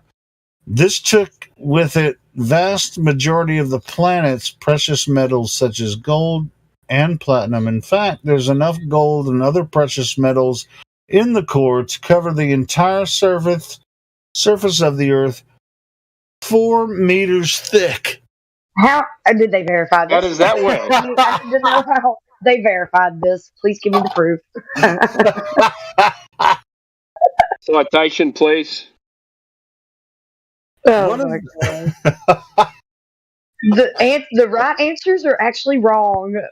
in this trivia. How crazy is this world that we live I in? know, it's just like Earth trivia, huh? What is the hottest place on Earth?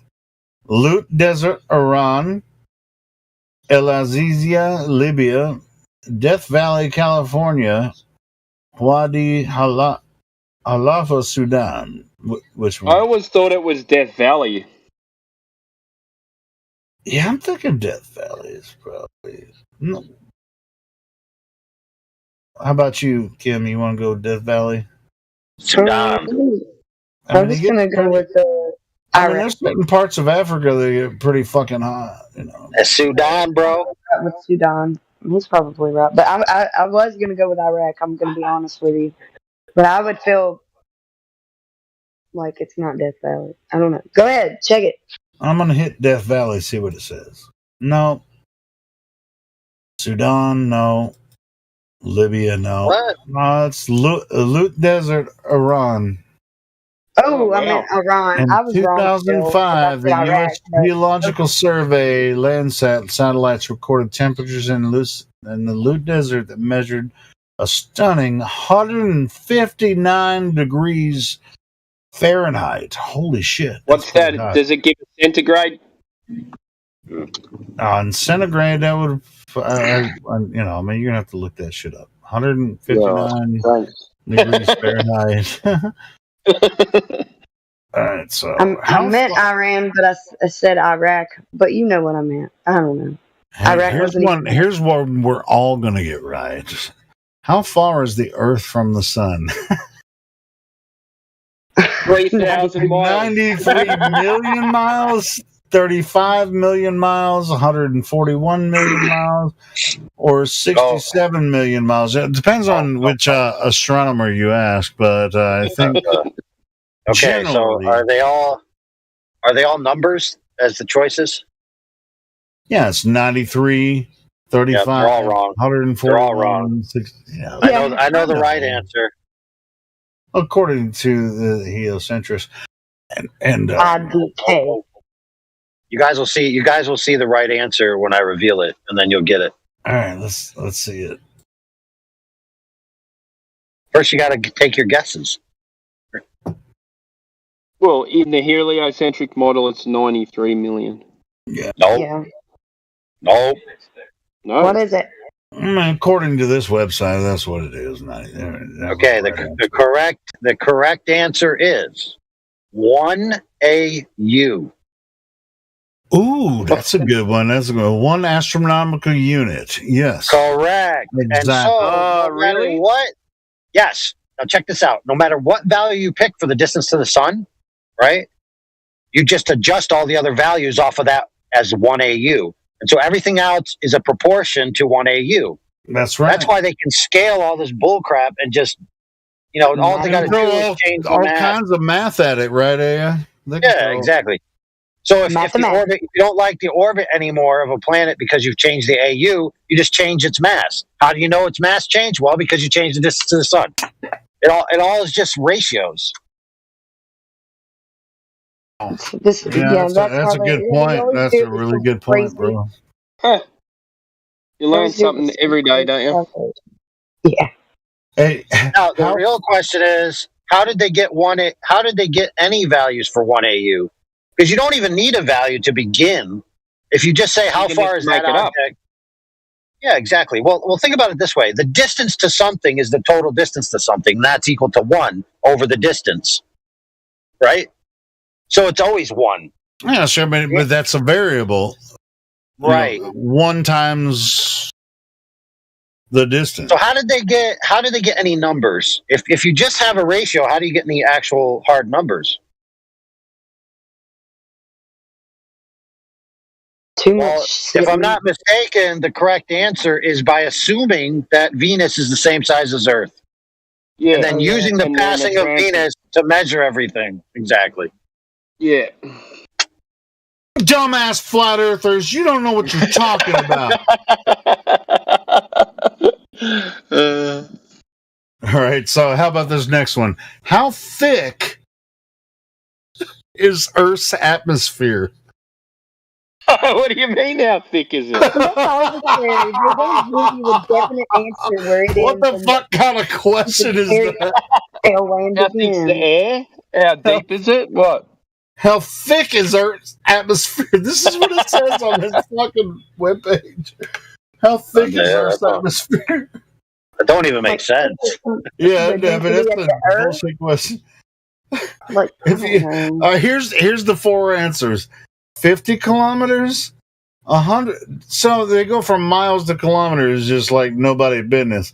50 kilometers, 100 kilometers, 1,000 kilometers, or 10,000 kilometers. How thick is Earth's atmosphere? The answer is none of the above. Yeah, because even in their paradigm, they claim that the Earth's atmosphere extends past the moon. Yeah, that's right. Yeah. All right, if you had to guess, what do you think the Globers think it is? How thick? One atmospheric thickness unit. All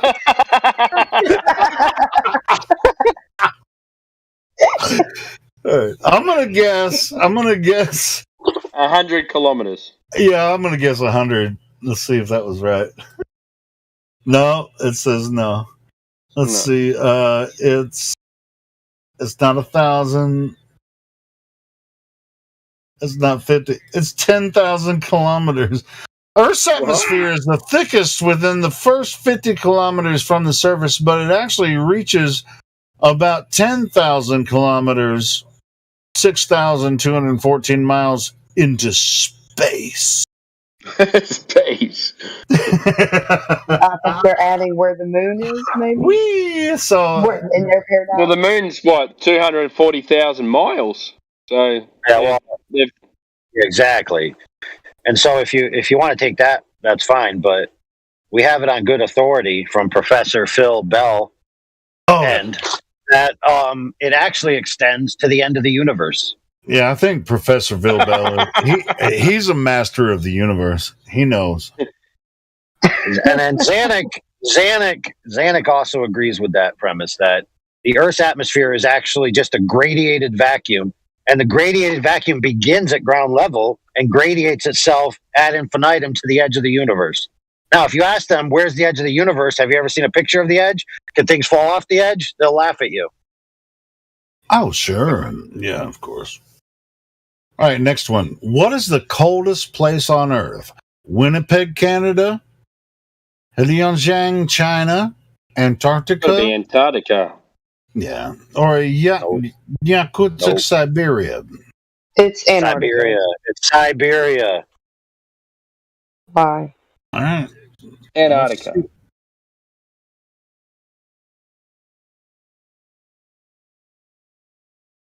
Yeah, it says Antarctica is the answer. What?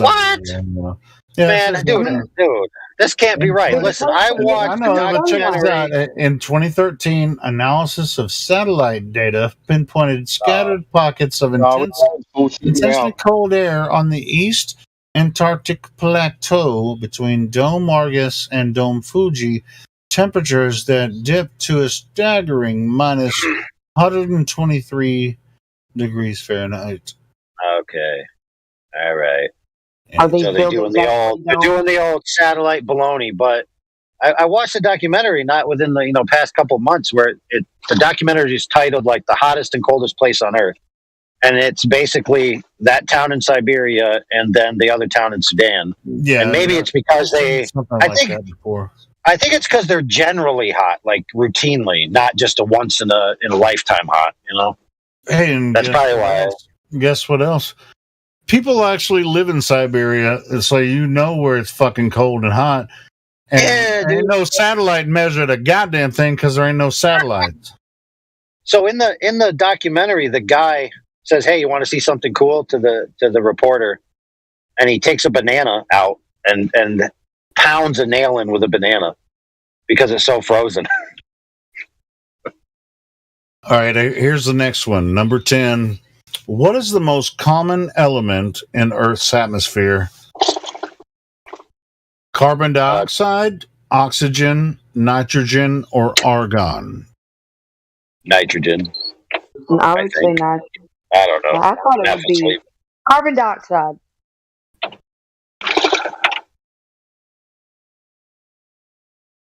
Which one am I going to click first? I think it's nitrogen. It's nitrogen.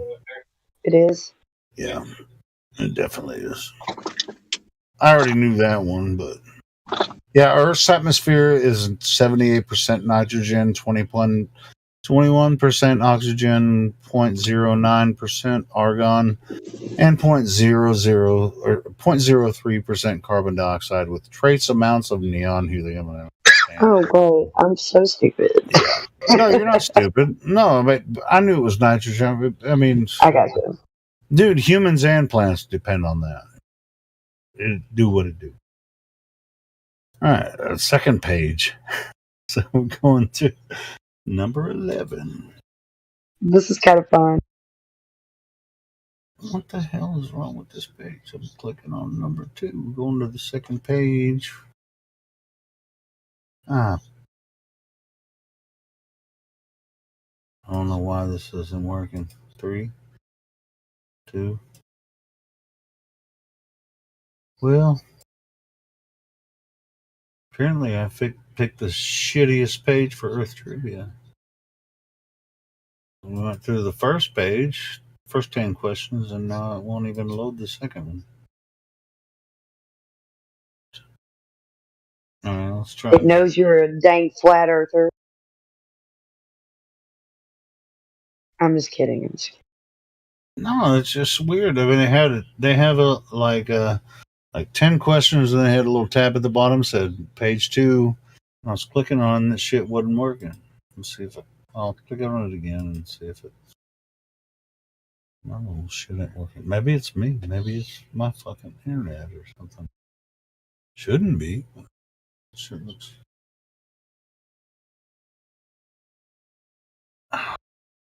No, I'm pretty sure it's there, freaking. Yeah, dude, it's like that chick that was getting interviewed. It was all cool until he told her he was a flat earther, and then she started spazzing out. Remember?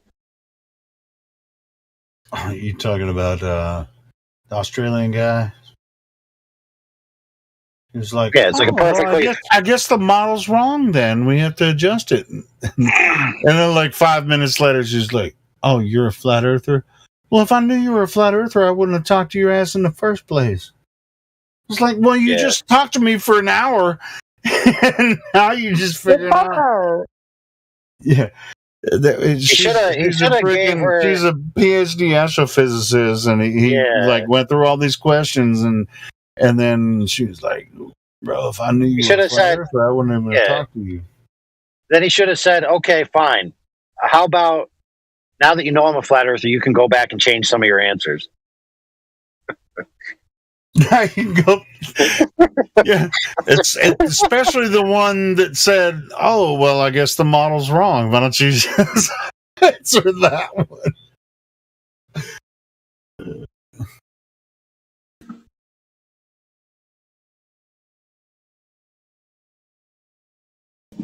Man, that page was kind of fun, man. I can't believe it's not working right now.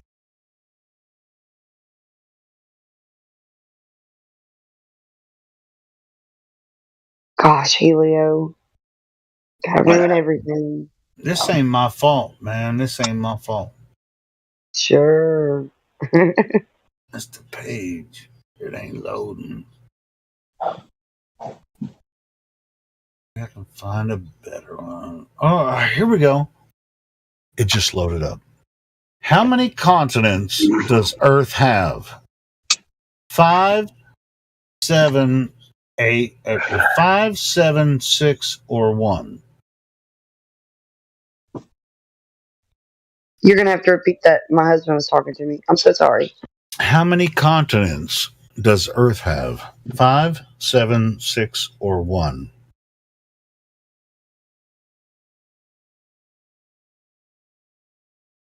Oh man, 7. I mean, come on. We have to think about it in the global mindset. How many what? How many continents? Oh, continents. Oh, 7, yeah. Yeah, 7. Yeah, and there are 7 continents: Africa, Antarctica, Asia, Australia, Europe, North America, South America. But according to a new study published by the Geological Society Society of America, New Zealand may actually be the tip of a submerged 8th continent. I've heard about this before. Did you ever heard about that one? On the western coast of New Zealand, there's another one it's under the ocean, but it's a continent called Zealandia. I've seen this before. Have you guys heard about that one? Yeah, I think I've heard about it. Yeah. All right, cool. Like they attribute it to like Atlantis though or something. I don't know. Hard to say. It's been a couple years since I looked into it, but yeah, it's just like it's a shallow part of the ocean that is a continent. It's like I guess they're waiting for global warming to lower the the sea level so that it'll become a continent eventually. Anyway, so number 12, Earth is the blank planet in the solar system. Densest, flattest, largest, or windiest? Flattest for sure. I'm definitely gonna have to click on flattest. Please. Oh shit! I got an X. No, that was the wrong answer. That's some bullshit. I'm thinking. All right. Besides flat, it's not the densest or windiest. Densest, largest, or windiest. I mean, could it be windier than Jupiter? I mean, look at the storms. I think Jupiter. I mean, come on. I think it's the densest. Densest. Let's see. Yeah, that be true because we have Saturn and Jupiter, but those are gas planets, so they don't.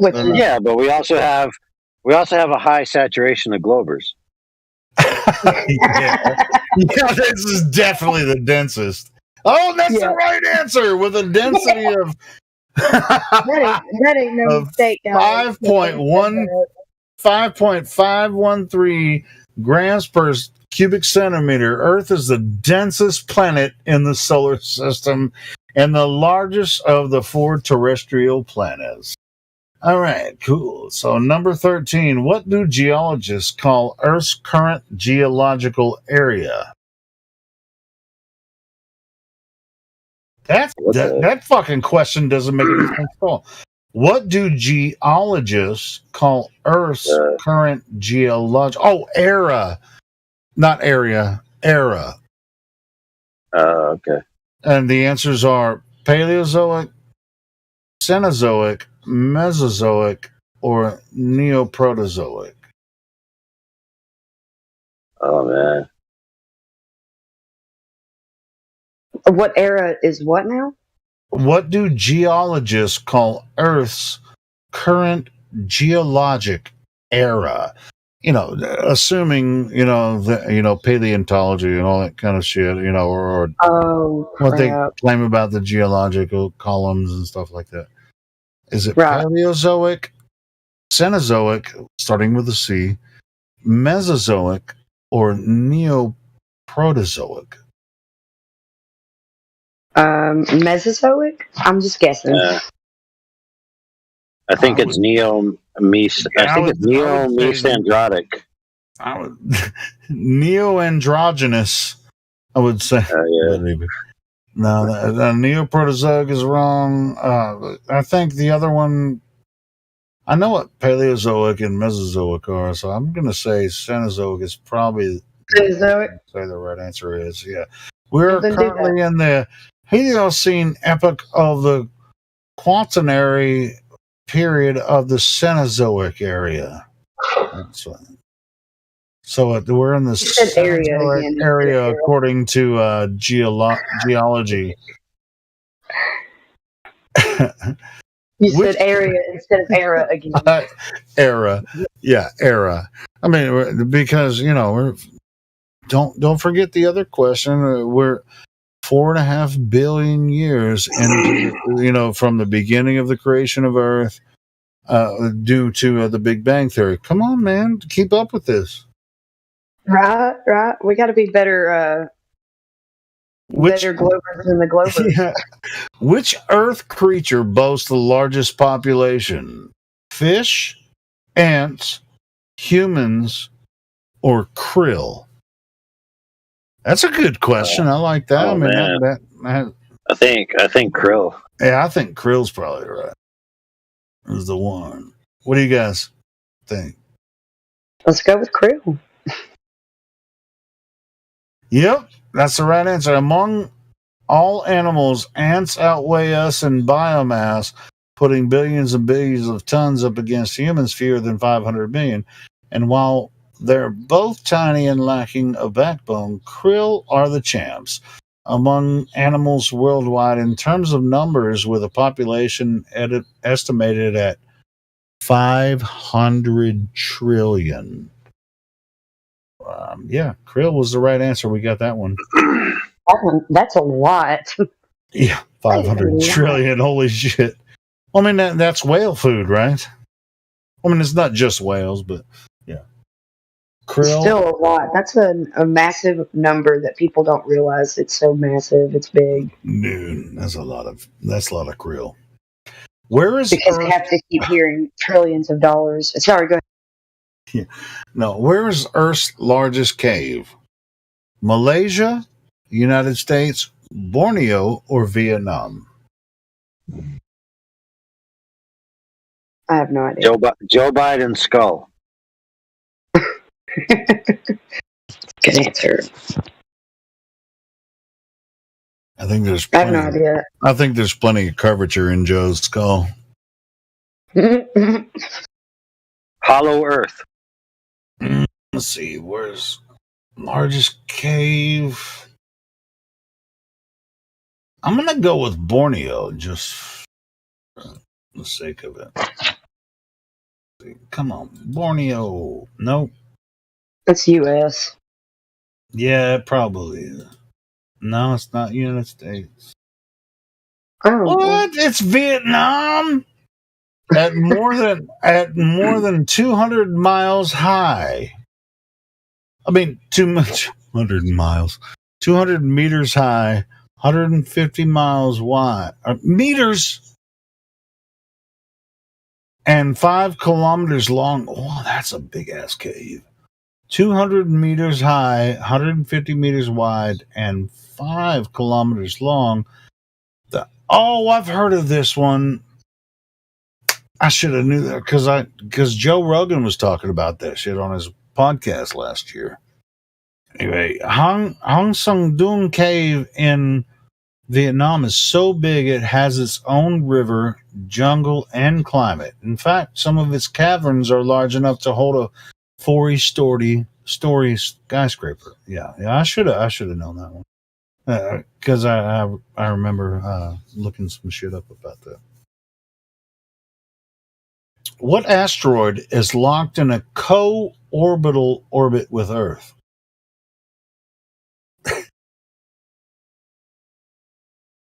What's the answers to choose from? So, in the questions, what asteroid is locked into a co-orbital orbit with Earth? 25143 Itokawa, which is, I guess, from Japan. 3753 Queethan, 433 Eros, or 4 Vesta. I think the last two are American, and the first one's obviously Japanese origin. Should we just randomly pick one? Yeah, go ahead. Oh, I clicked on the right one. 3753 Q, sometimes called Earth's second moon, is a Q-type Aten asteroid. Now I'm gonna have to look that up. What is an Aten asteroid? ATEN asteroid. In orbit around the sun in 1:1 orbital resonance with Earth, making it a co-orbital object. So what it's essentially saying is that asteroid is it's moving in the same orbit or in the same direction. It's not moving toward or away from Earth. It's just like I don't even know how to pronounce this. Cruithne. Cruithne orbits the sun about 1 year, but it takes 770 years for the series to complete a horseshoe-shaped movement around the Earth.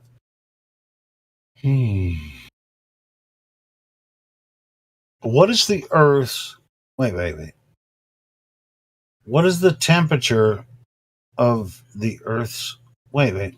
I'm scrolling too far. No. The next one. What is the name of the supercontinent that existed during the late Paleozoic era? I don't even have to give the answer, because we already know this one. What's the name of the supercontinent that existed during the late Paleozoic era? Atlantis? Or am I wrong? The supercontinent. Panthea. Right? Correct! Pangea was a supercontinent. Pangea, yeah. Yeah. I said it wrong still. I knew what you were getting at. Yeah. It was a supercontinent that existed during the late Paleozoic and early Mesozoic eras, assembled from earlier continents. They know this for a fact because they were there. It assembled from earlier continental units approximately 335 million years ago. They know this for a fact because they were there. And it began to break apart about 175 million years ago because they were there. What is the temperature of Earth's core? 8,160 degrees Fahrenheit, 10,830 degrees Fahrenheit, 6,000 degrees Fahrenheit, or 2,680 degrees Fahrenheit. So you get 8160, 10830, 6,000, or 2680. Which one? How hot? What's the temperature in Fahrenheit of the Earth core?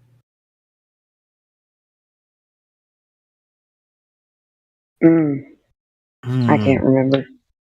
But but going by the numbers, I'm just trying to think about the numbers that they normally use. I'm gonna go with 6,000. What do you guys think? I don't know if it's going to be that, but if it is, I wouldn't be surprised. No, I was wrong. Do the 268? 268. No, that ain't it. All right, then it's got to be that. I don't know. It's either 10,000 or 8,000. Eeny, meeny, miny, mo. Catch a glober 8,000. by his toe. If he hollers, let him go. Eeny, meeny, miny, mo. It might as well be the big one, right? Oh, it's 10,000. The temperature of the Earth's core may be up to 10,830 degrees Fahrenheit, 6,000 degrees Celsius, and the pressure could reach 360 GPa, 52 million PSI. So, yeah. What is Checks Earth? out. Checks out. We do a dab at this one. Anyway, so what is the Earth's longest mountain range? The Andes, the Rockies, the Mid-Ocean Ridge, or the Southern Great Escarpment?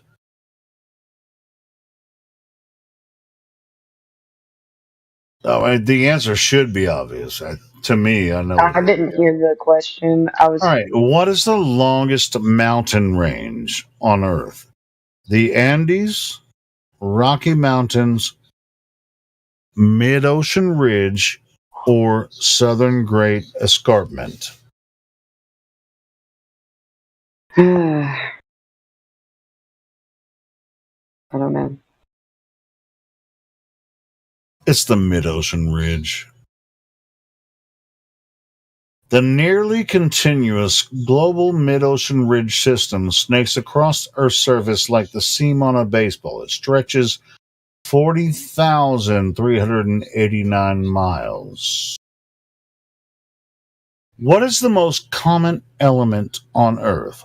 Silicon, iron, hydrogen, or oxygen? Hydrogen. Problem. I don't know. Out of those four, I think you're probably right. Anyone else? Is anyone still here? Just me and you. We got some more folks here now. All right, cool. I'll shut up. And you guys tell me to shut the fuck up. I'm just going through these. But I think you're right about hydrogen. Most common element out of those four are silicon, iron, hydrogen, and oxygen. I think you're right about hydrogen. No.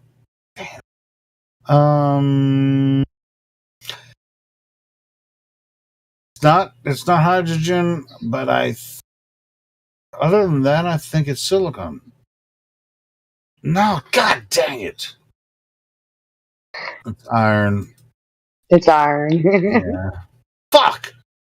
If you could separate the Earth out into piles of material, you could get 32.1% iron, 30.1% oxygen. Well, oxygen was pretty close in the thing. Well, that kind of contradicts some of the other shit we were talking about earlier, but of course, most of this iron is actually located at the core of the Earth. No shit! But you can't go there to find it. That's why I thought. I mean, you only find silicon on the surface. That's why it's like, oh, it's iron because we know that there's like all the iron is like down there at the core of the Earth, but we'll never find it because we know it's there. It's like fucking bullshit. I call bullshit on that one. No shit, Helio.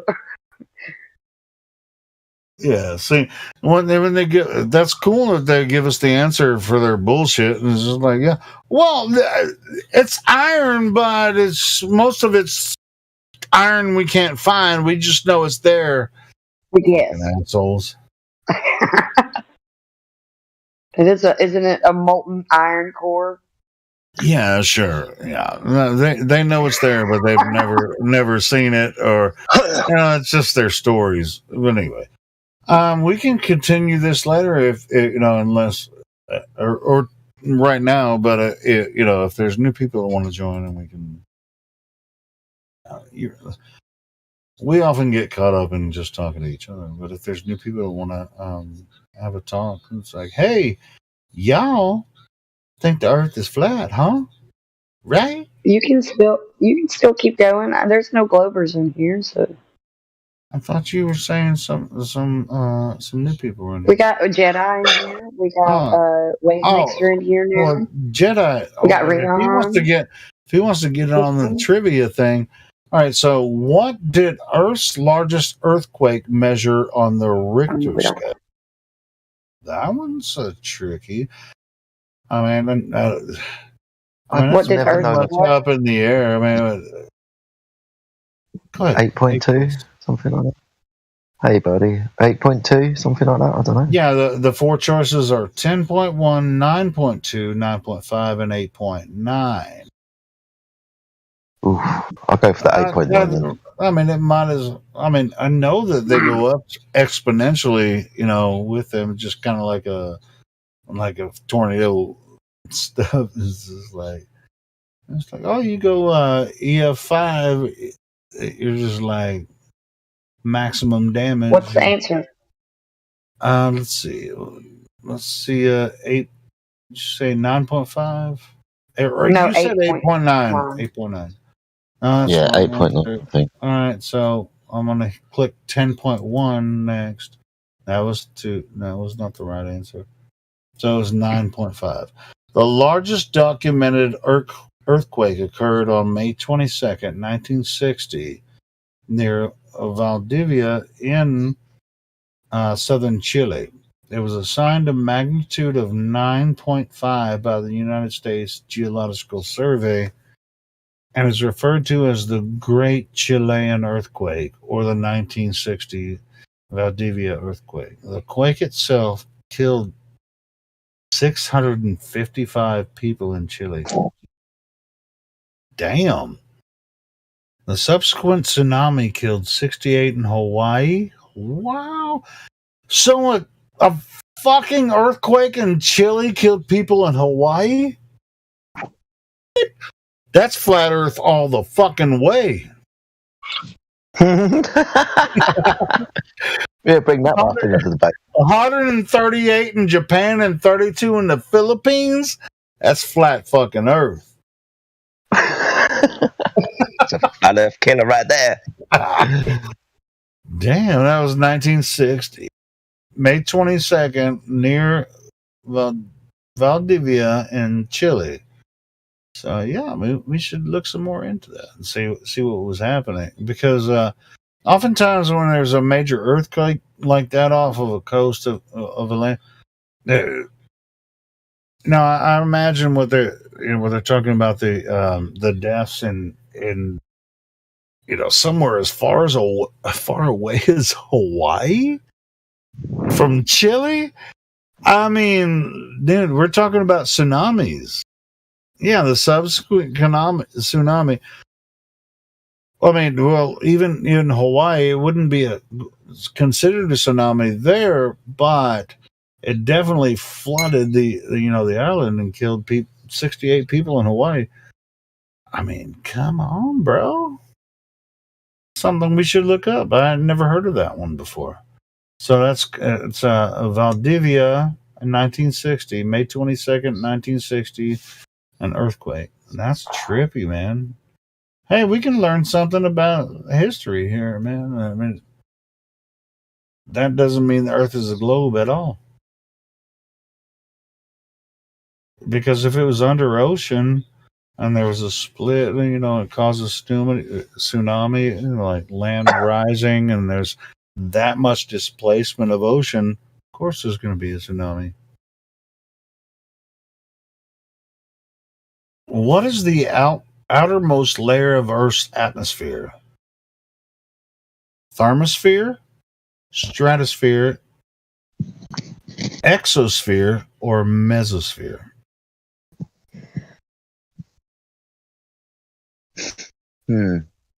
Exo. Sounds about right, doesn't it? Yeah, exosphere sounds about right. What were the other ones, Helio? Lithosphere was in there, wasn't it? That's in the name ground. them again. What is the outermost layer of Earth's atmosphere? Thermosphere, stratosphere, exosphere, or mesosphere? I'm going to say thermosphere. I know that's above the stratosphere. No, yeah. And the mesosphere. Yeah. But the exosphere sounds like, definitely on the outside, exo. I'm still going to say thermosphere. So you're going with thermosphere. Which one are you going with, Kim? I went with exo. All right. So you're exo. All right. I don't like saying sphere. Thermosphere is wrong. I'm going to do exo. I think it's stratosphere, but exosphere is right. Yeah, it sounds like it should be right. Do you know what I mean? Yeah, but because it's outside, exo. Yeah. I mean, that's what I was like, bordering between exo and strato. Mesosphere is the stratosphere is where what they're saying is the exosphere extends from the exobase, which is located at the top of the thermosphere at an altitude of about 700 kilometers above sea level to about 10,000 kilometers approximately 6,200 miles, where it merges with the solar wind. Ooh.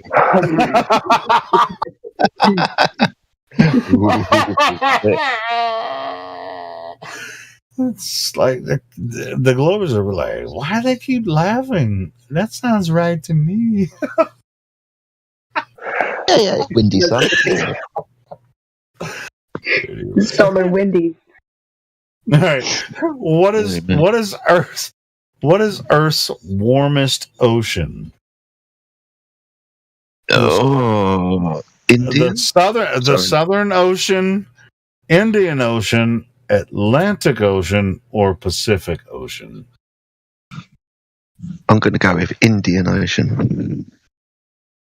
Okay, you're going with Indian. Pacific.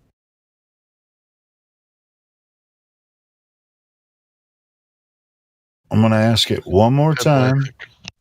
What is the Earth's warmest ocean? Southern Ocean, Indian Ocean, Atlantic Ocean, or Pacific Ocean? I'm caught between the Pacific and the Indian at the moment. I don't think it's the Southern Ocean. But yeah. I'll go for the Indian one if you'll go for the Pacific one. Indian. So, Chris, you're on Indian. Pacific for Kim. Pacific for Kim. I'm going with Atlantic. Yeah. Fucking hell, that's crazy. Yeah, Larry's going with Atlantic. Is that you, Larry? Yeah. Yeah. I'm going with Atlantic. I'm going to click on that one first. Oh, that's a wrong answer. Oh, Pacific is a wrong answer. Oh, it's the Indian Ocean, bordered by Asia, Africa, and Australia, is the warmest in the world. You know what? Mm-hmm. That really kind of makes sense because it does border. It borders the Pacific, but that's it's kind of like near the equator, because it's not. Yeah, overall, yeah, I should have said Indian. Looking back now, I should have said Indian. So that was you, Chris, that said Indian, right? Yeah. I agreed with the Indian, but it was either going to be that or Pacific for sure. Yeah, average temperature is probably that's probably the best. Let one of us be the champion. Yes. Unless we all just agree. All right, check this one out. This one's a really hard one. How long does it take Earth to revolve around the sun? Ooh. All right. It doesn't revolve around the sun, Helio. I told you. 365 days, 265 days, 465 days, or 565 days. I reckon it takes. Yeah, we should just skip on past this. We already know. Yeah, we know the answer to that one. How many natural satellites does Earth have? What is the answer? Is bullshit. Wait. This is a weird question. How many natural satellites does Earth have? 4,857, 3, 2, or 1? That was the worst countdown ever. 364,000. 3, 2, 1. Is this no? This is what it is on the thing. So, how many natural satellites does Earth have? Natural. Talking about the moon. Keyword natural. Yeah. 4,850. This is the question that I'm looking at the website. 4,857, 3, or 2, or 1. I'm going to go with 2. Seriously? Yeah. I mean, obviously, there's the moon, but occasionally you hear this stuff that Earth has actually got another moon, like a fucking rock or something that no one ever bloody sees. So yeah, I reckon that it might be 2. Obviously, it's 1, but it might be 2, and I'm going to go for 2 just for shits and giggles. For shits and giggles, 2 is a wrong answer. Number 1. Hey, let's see what they say about 1. The moon is Earth's only natural satellite. That's all I have to say about it. Mm-hmm. All right. Here's the next question. What is the Earth's circumference? 13,263 miles, 24,901 miles, 96,685 miles, or 40,075 miles. Derp, derp, derp, derp. We know the answer to that one. Anyway, let's see. No, that's all the questions for this useless. They say useful trivia, but it's useless trivia. It's so useless. Thanks, useless trivia, for giving us these questions and making it entertaining for you to give those questions. Earth trivia, questions and answers. No. That was a good shits and giggles, though. Yeah, it was pretty good. I mean, there were a few questions on there. We were all like, "Oh, we got it wrong," But it, as far as globy stuff goes, but we got most of the globy questions right. Let's see. We got to remember it's the popular thing. Dang. What a crazy world we're living in. It's flat. MF and flat, guys. Hey, what is the only sea on Earth with no coastline?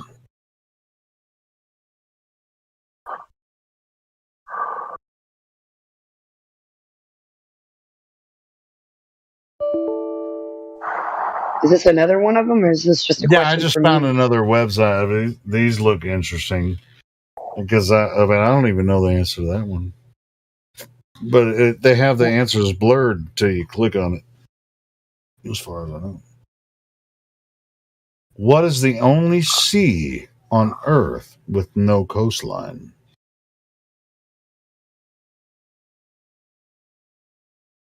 That's some hardcore shit. Yeah, I don't know. I don't fucking know either. Anybody know? I don't fucking know the answer to that one. But I'm pretty sure I've probably heard about it before, but I don't know what it is. I'm waiting for someone to give a guess before I click on it. Yeah, I don't know. I was guessing the southern. This kind of makes me think because I know there's under the ocean there's what they call what is it called? And like there's not a sea. I wouldn't call it a sea, but it's like so there's so much salt or whatever they call it under the ocean. Like at the bottom of the sea, there's like a lake at the bottom of the ocean that they can't penetrate with their instruments and shit.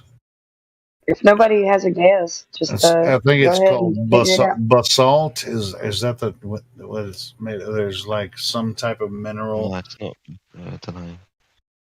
I know what you're talking about. Underneath the sea, there's another layer of sea that seems to be a bit. Yeah, it's like under the ocean, and there's only certain type of animal. All right, so what is the only sea on Earth with no coastline? I don't know. I don't know. No, it won't. I'm clicking on it, and I'm just like, hey, they're probably gonna be like, send me money, and I'll give you the answer. Fuck it. All right, never mind. Test it out. Click here to reveal the answer. Click on the blurred area to reveal the answer. Sargasso Sea. Sargasso Sea. We're gonna have to look that shit up. Yeah, where the fuck's that? Oh, there's a Saragossa here in Alabama. Well, maybe it's there. No, it's not there. No, they couldn't be in Alabama because there's land everywhere over there in Alabama. Where the fuck is it? Sargasso Sea. I'm gonna look It's a sea within a sea. What's going on? Let me fucking look that up. Sargasso Sea. And I'm going to do this step by step. That's what flat earthers do. We don't just fucking throw shit out there. Sargasso Sea. Let's see. Sargasso Sea is a region of the Atlantic Ocean bounded by 4 currents forming an ocean gyre.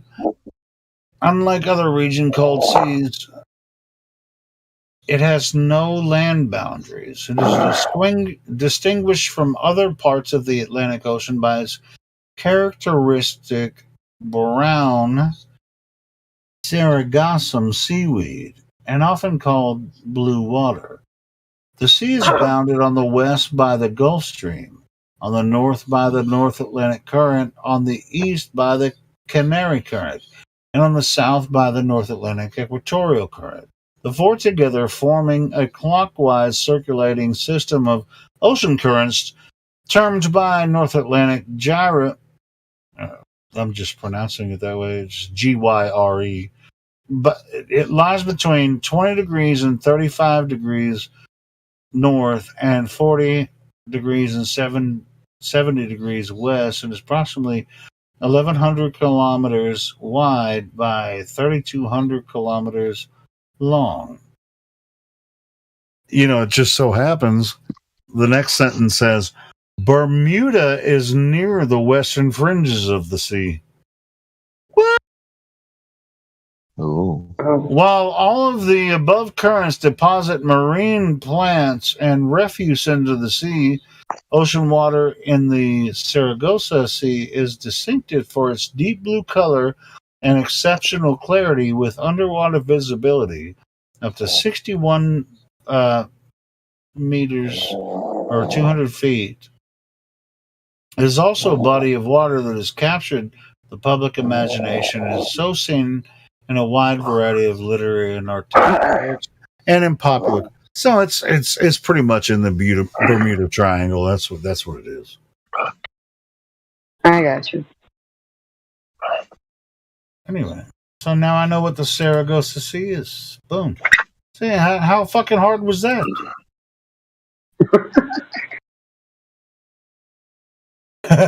Yep, aliens Google Earther. I'll probably never forget that shit again. If I ever hear Saragossa again, I'm like, that shit's in the Bermuda Triangle, man. Well, it's next to the Bermuda Triangle. Yeah, it's the only sea without any shorelines. It's a sea within a sea. Yeah, it's just like a sea with no freaking land. It's a sea within a sea. It's a sea in the ocean, and it's in the Bermuda Triangle. I remember. Dude, that was really enlightening, man. I like that one. Let's see what else. I think it was Terry R. Eicher.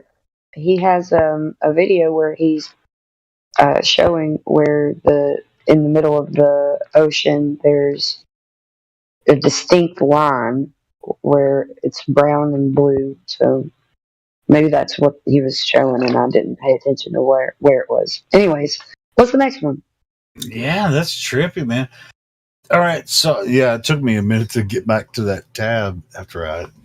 Anyway, so the next question is: in what month is the Earth closest to the sun? Oh gosh. I know it's in the winter months. I mean, you consider whatever model, but I mean, in what month is the Earth closest to the sun? January. I would say December. I was gonna say December, but I'm gonna go with January. Yeah, somewhere around there. Let's see what it says. It is January. Boom, kid. Congratulations. Right slap dab in the middle of our winter.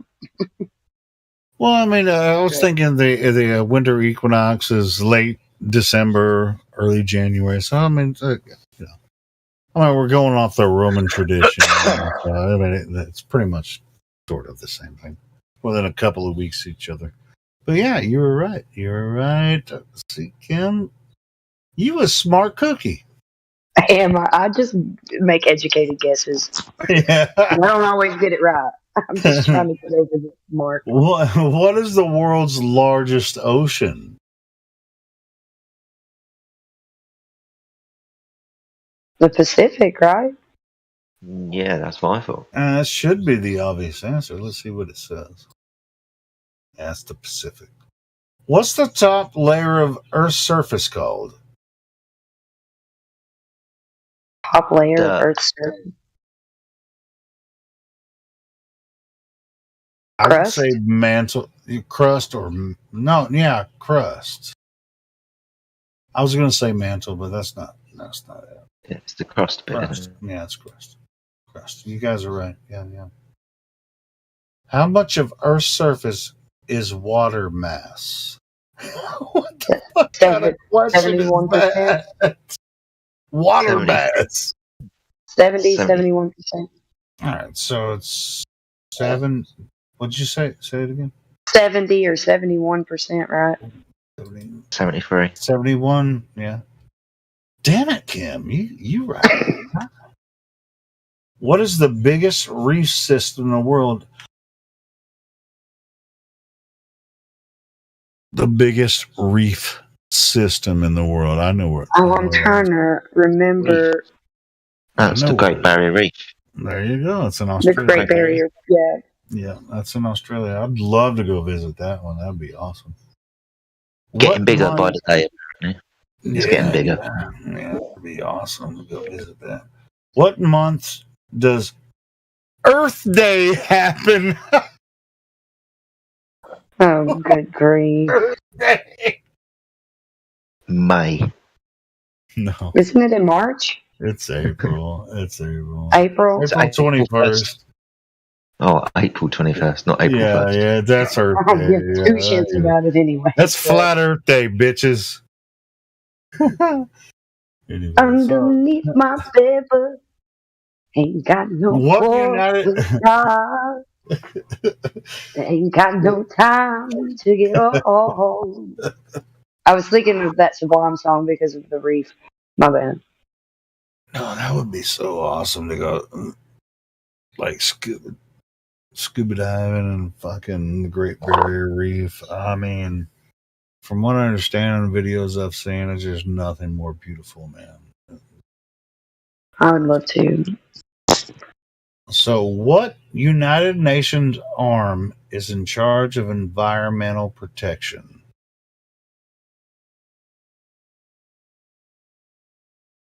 Say that again. What United Nations arm is in charge of environmental protection? Oh, good grief. Of them. Greta Thunberg. Shit. Environmental protection. I say I haven't clicked on it yet. I ain't revealing it to myself yet. But I would say environmental protection. There. Deeper. I mean, I think. I Come think on, that's good, Jedi, yeah. man. You should know more about this since you're over there in the UK, man. Come on, man. They haven't got a fucking clue. Haven't got a clue. fuck with the UN more than I said we do. EPA, like EPA, but that's. I think that's America. Let's see what it says. Some world shit. EPA. UNEP. See, I would have never guessed that. United Nations Environment Program. I mean, I would have never guessed that. Anyway, so Put the UN on the no, front. so nobody. And shut her down. Fuck you, UNEP, fucking assholes. Anyway, how hot is the Earth's core, or how cold is it? It was for 10,000. Yeah, I thought we went over that question. It was on the other trivia. Yeah, it was on the The other. other trivia taught us a little bit about this one. Oh, how hot? Now I can't remember the fucking number anymore. It was 10,000. 15,000? No, 10. 10,000? Yeah, it was like 10,000 something Fahrenheit, right? Yeah, it was like 10. Let me click on it. 1028 or 1082. More than 9,300 Fahrenheit. So, yeah, that's pretty good. Pretty good. All right. So, what subsector of Earth sciences studies earthquakes?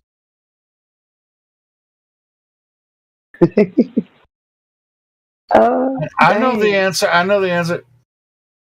What? Seismologist. Oh, ding, ding, ding, ding, ding, ding, ding. Yeah. Okay. Yep. Seismology. Yep. What's the average distance between the Earth and the Sun? Average distance. Oh, good grief. 93 million. Average distance? What are you talking about? If it's 93 million miles because it gets closer? from Earth to Sun, the average distance the average would be. I mean, it's not always 93 million miles because we're in a elliptical orbit. I mean, but it's going to say 93 million miles, right? Just for the sake of argument, what do you guys think? Is it going to say 93 million miles? I'm just going to say 93. Yeah. Oh, 150. Now it's going kilometers. 150.99 kilometers. Yeah, it's 93. Let me do the conversion real quick. See if. Where are they gonna go? They just keep switching back and forth between kilometers and miles, like we're supposed to know it all the time. They call me Mr. Know-It-All. That's Primus, by the way. The band? Oh, they call me Mr. Know-It-All.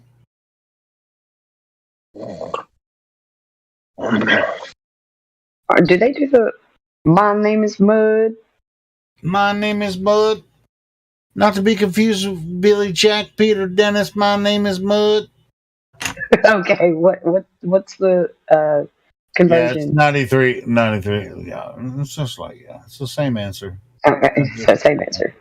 All right, so 93 million. What is the second most abundant element in Earth's atmosphere? We talked about hydrogen. Oh, wait, no, you said second. Now everybody know. But you said second most abundant. Oh, second most abundant. Ooh. Nitrogen was the first, and pretty sure oxygen was the second. What do you guys think?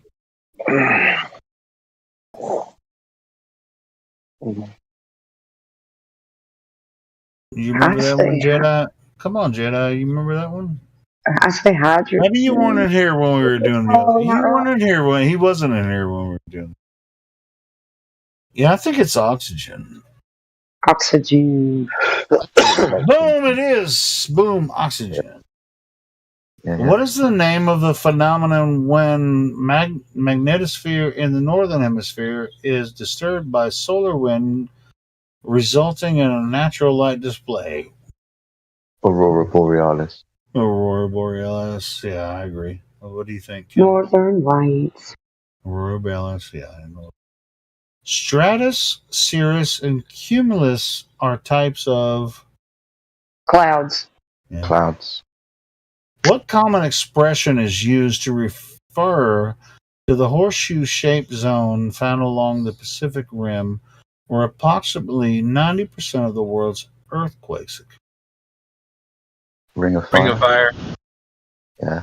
I fell into a burning ring of fire. Went down. Miggy, what's up? We're doing some Earth trivia. Yeah, we're doing Earth trivia, man. I mean, it doesn't matter globe or flat. I mean, it's just like we're developing our mental acuity, when it comes to both sides. Some of the ballers that come in here, they're like, well, I just want to listen to what you guys have to say. And it's like, well, this is what we're doing when you're not talking. We're just talking amongst ourselves. If we're not destroying your paradigm, then we're just kind of like... All right, Maggie, since you just jumped in, I got a question for you. What is the most abundant element in Earth's atmosphere? Come on, we already went over this, but... Nitrogen? There you go, bro. That's the right answer. What is the most abundant metal? Go ahead. Oh, go ahead. Sorry. No. This is the last question, but I was wrong about this one. But let's see what you think about this one. Which is the most abundant metal in Earth's crust? Copper? It's not copper? Let me click on it and see what it says. What? This one says aluminum. Aluminum. In Earth's crust. See, there was another question we had earlier. It said, what's the most abundant metal in Earth's core? And, it's Earth's, Earth's core. It wasn't that. It was... it turned out to be iron, right? And Nickel iron. Well... I don't know, maybe it is, do what it do. It's supposed to be a molten iron core, and it wasn't that question. It was like, it was something else, like, because remember, it gave silicone, and... yeah, there was a lot of different questions about it. But they said iron because most of it... Hey, so what do you think? What do you think about the guy? I don't know, for the people who were in here earlier when Bacon was in here. What do you think about the way he came in here and was just waffling on about just and nothing else? And then he, at the end of it, the reason why he got kicked was, well, I'm just here to talk about sextants only. I'm not making a claim. When they, after the whole argumentative side of talking about one specific thing, a derivative topic no less, and then saying that they were not even in here making any claims, do you think that they're not held accountable just because they say that? What do you think about that, guys? Right, that is weird. I was just like, hey, okay, I'm going to come in here and argue something that I'm not claiming. It's like, how can you fucking do that at all? Well, I tried to get on earlier, but I was driving to Tennessee. Well, sure, but just from an argument standpoint, shouldn't you have a standard that you're defending? You'd think. Yeah, you'd think. Which is kind of the reason why India was pretty upset at the end of all of what he had to say, Bacon, Because he wanted to talk about sextants and that, and it's like, but he's presupposing a globe. And then on top of all of that, at the very end, was like, well, I'm just here to talk about sextants only. I'm not claiming that the Earth is something or another. Yeah, that's that's pretty par for the course, Maggie, when it comes to these assholes. It's a weasel, man. That's, you can't be in here just asking questions and then just... Well, it's just like they want us to teach them their globe ideas before we debunk them. And if they actually want us to teach them, then they refuse to understand that we actually know what the fuck we're talking about. And once we show them what they actually mean, because they don't know what they mean, and when we show them what they mean and how it's impossible, and then they get pissed off and then they piss us off, it's just like, stop it. Yeah, well, there's a few people that come in there like that, but it's just, I don't know, makes things a little harder for us to kind of Well, it just depends. I mean, it depends on their attitude, though, Miggy. I mean, it just depends on their attitude when they come. Well, I agree. I would say that's partly a bigger reason why we would carry on a conversation longer with someone is because of the way they are acting. Their demeanor is, non-trollish in a passive-aggressive way. They'll start to get so far with us, but then I pretty much get tired of the passive-aggressive kind of stuff. Like, I really want them to be who they are, and that's, flat Earth hating, groupies, anti-flat earthers. Yeah. It's like, it bugs me to no end when they're in here trying to be civil, and then they're not really, like, that's not who they really are. They really just want to tell you that you're stupid and retarded. They're not here to teach or learn. Just like I learn from you guys every day, and I teach and learn from you guys every single day. So it's right. But those guys are coming here like, you're a flat earther, so I can pretty much just fucking say whatever I want to. Oh, don't work like that, bro. This is our this is our house. You can't just like walk all over us. I think Jedi you're filling your oats today, man, with that sextant. So. Oh, I was getting off on it, mate. I definitely was. That should do me for about a week now, man. Should be good. I was gonna say, you should be pretty satisfied today, man. It was like a pretty full meal today. Like a 3-course meal. Yeah, I had to go and get some sleep afterwards. I felt a bit fat. Yeah, definitely. Yeah, I was listening to him. I was like, Jedi must have been like, you're pretty stuffed, dude. You're like, hey, go ahead, guys. I'm done. If you want some seconds, thirds. It was cool. But Indio came in here. He was in here all day, bro. Well, he said he wasn't. He jumped in when I was in here. So, but it seemed like he was here all day. But he actually got a lot of body blows in here. Yeah. Oh God, yeah. He was like, I don't know. He started off this question about the sextant, so I smacked him around the head just to get him dizzy, and then Indio just got him in the corner and just kept pounding his midriff, kept pounding his stomach. Wouldn't let him get out of the corner, and it felt like, Mickey, when you came in, you were like the referee. It was like, Indio, mate, stop it, just get dizzy. He's really he's already. Yeah, we got to give him some room, man. Like this guy's.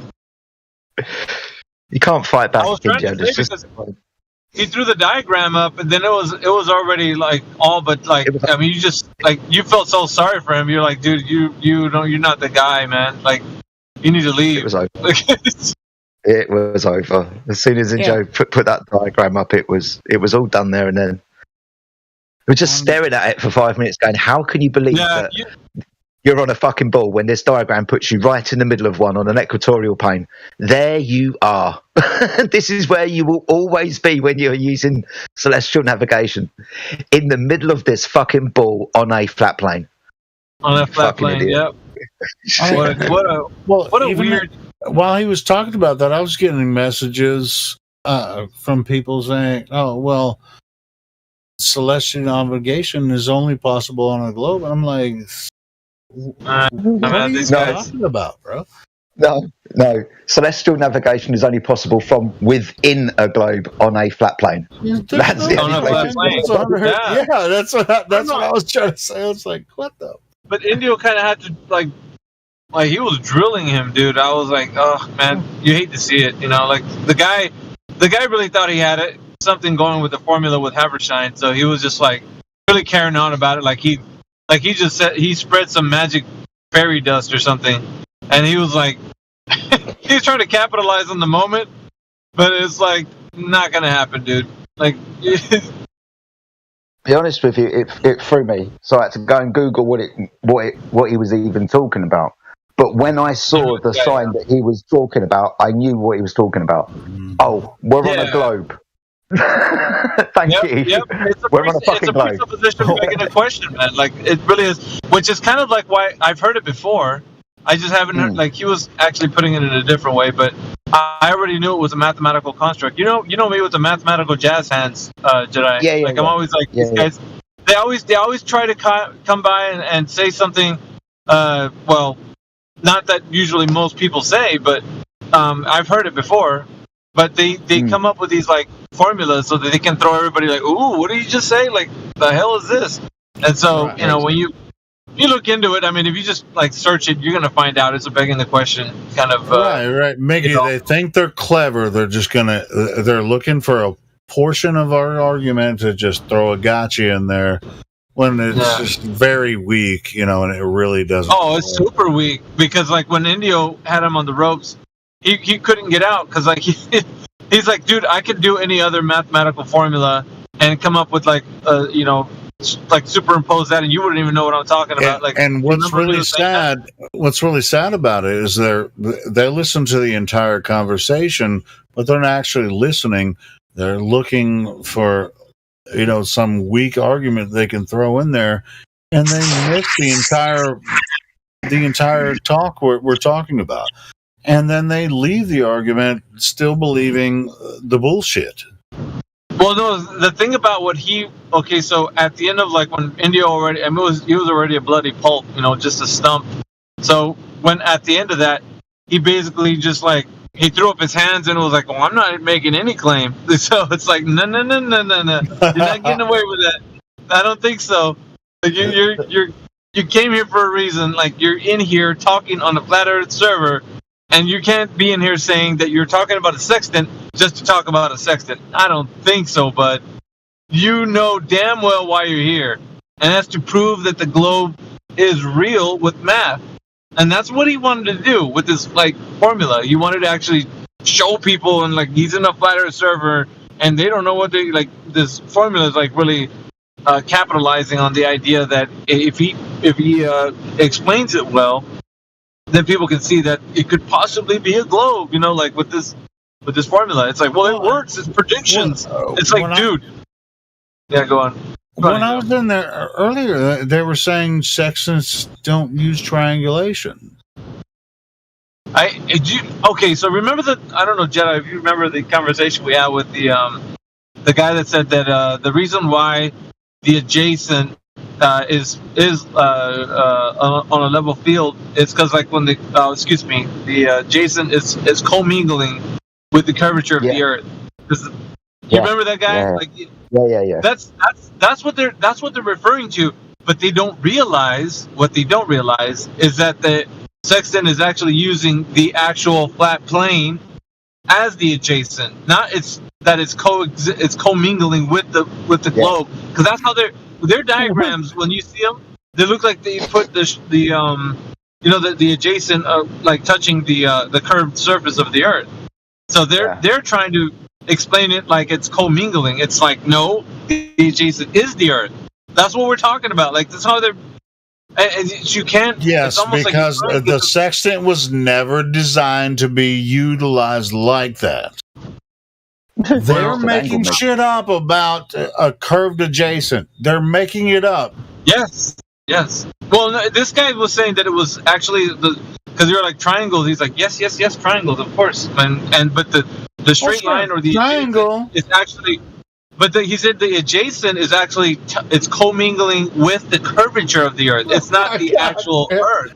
It's not he didn't even say it's the curved adjacent. He didn't say that. So it's different, right? So we've heard people say it's a curved adjacent, and this guy wasn't saying that. He was saying that the adjacent is commingling with the curvature of the Earth.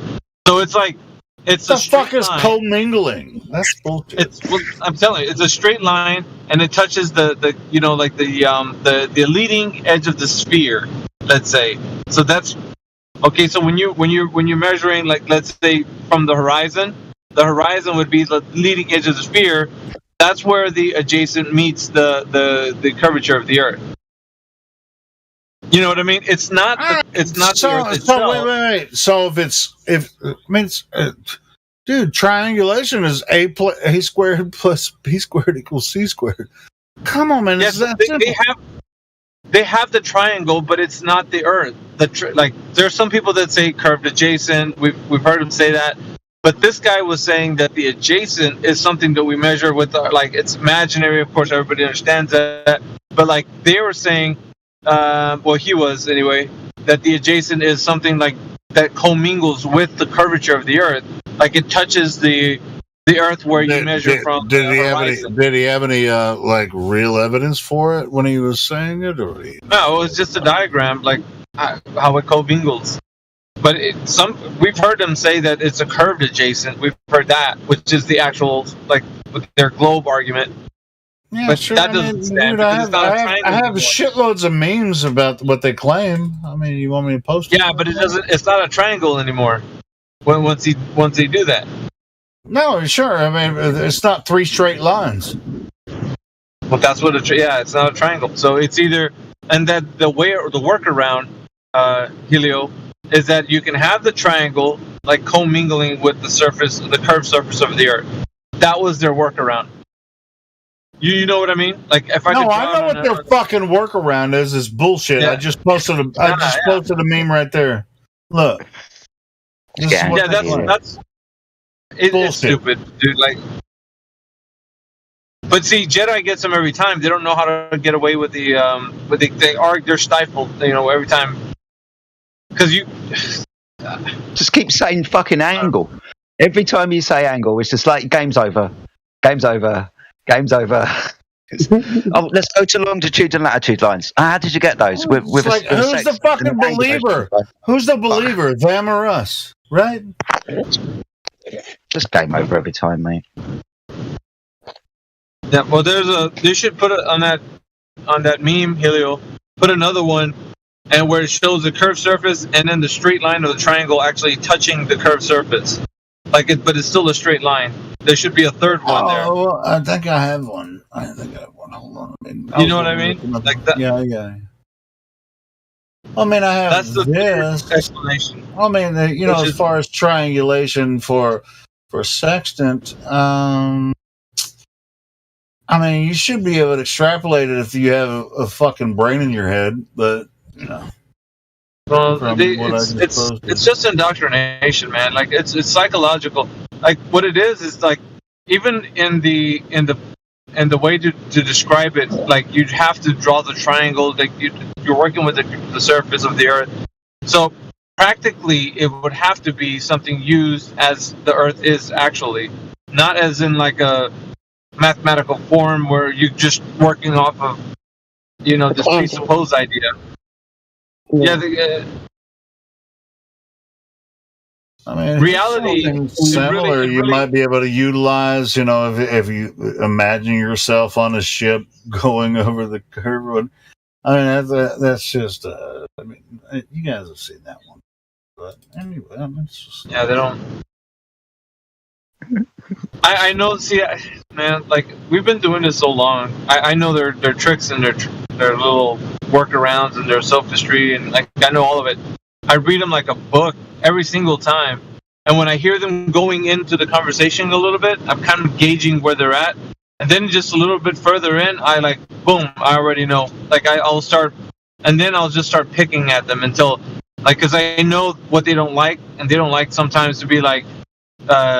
Told that they're wrong and like other things, right? They don't. Like in their argument, they want to be. I know they don't want to be. They don't want to be pointed out as ignorant. They like the conversation as long as they like to have fun, until they get pointed out as being ignorant about. Yeah, really, it's all fun and games until I come in here, man. It's like yeah.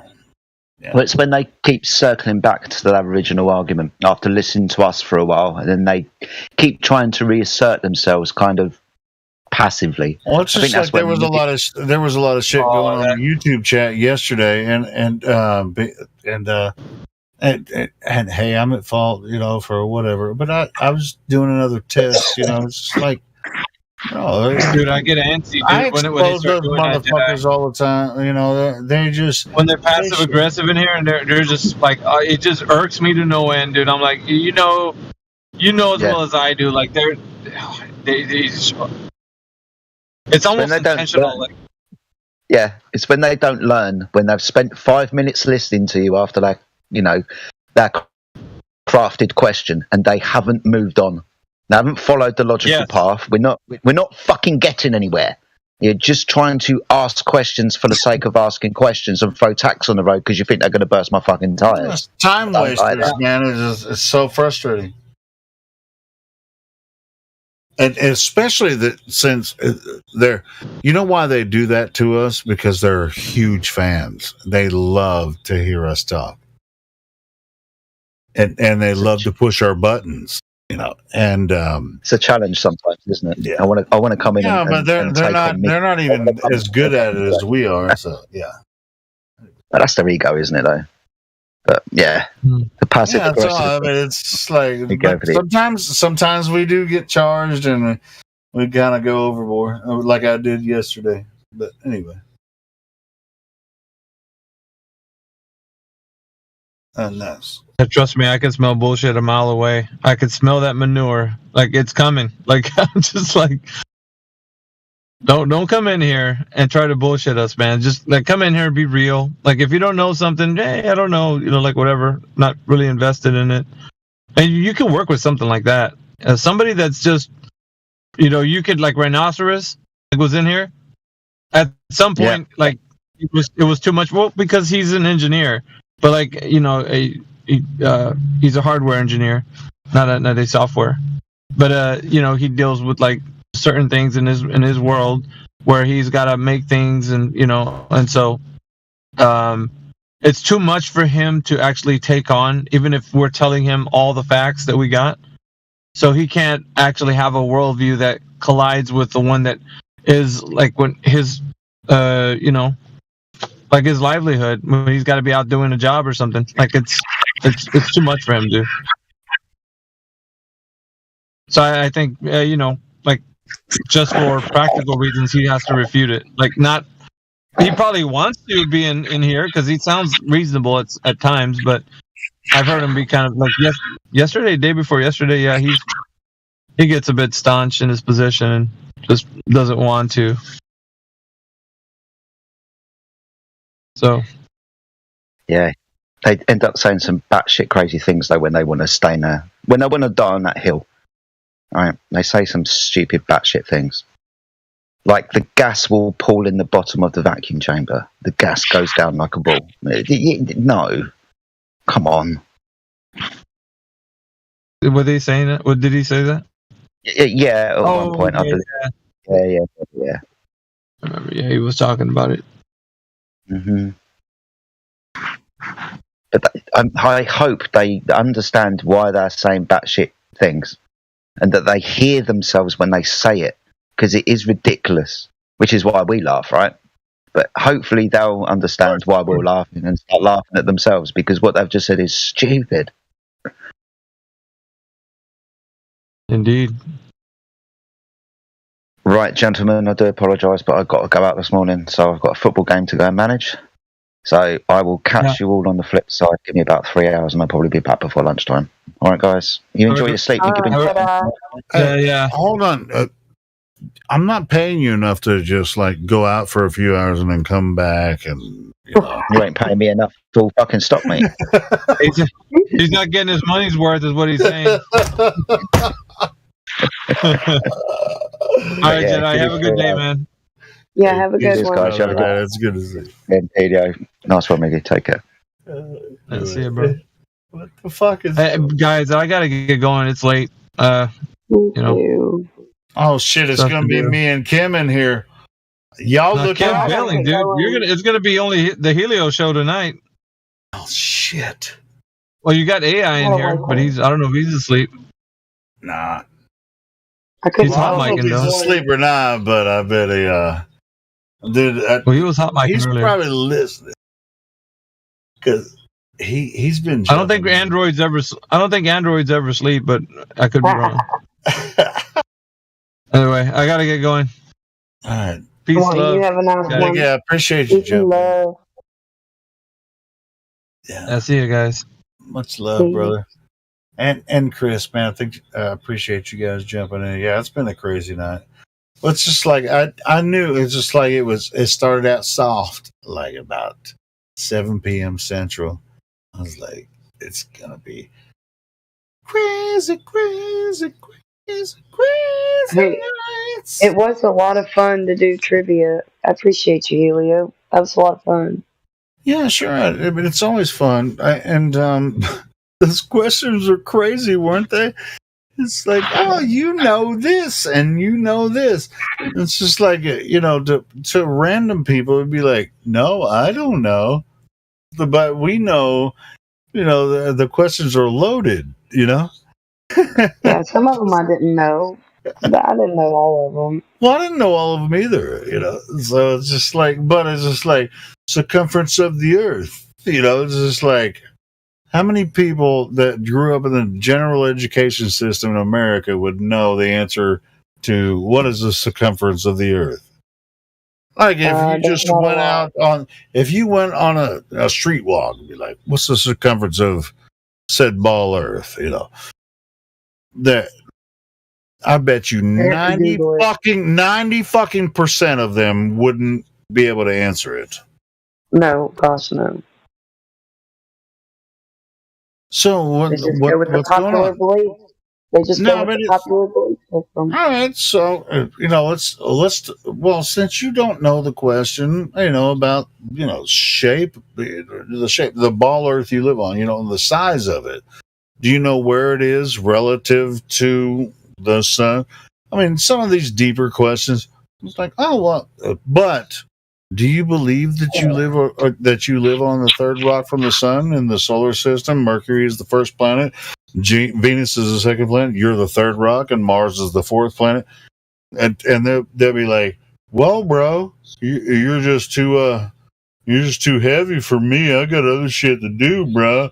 Bro, I got shit to do, man. I don't want to talk to you about this flat Earth shit."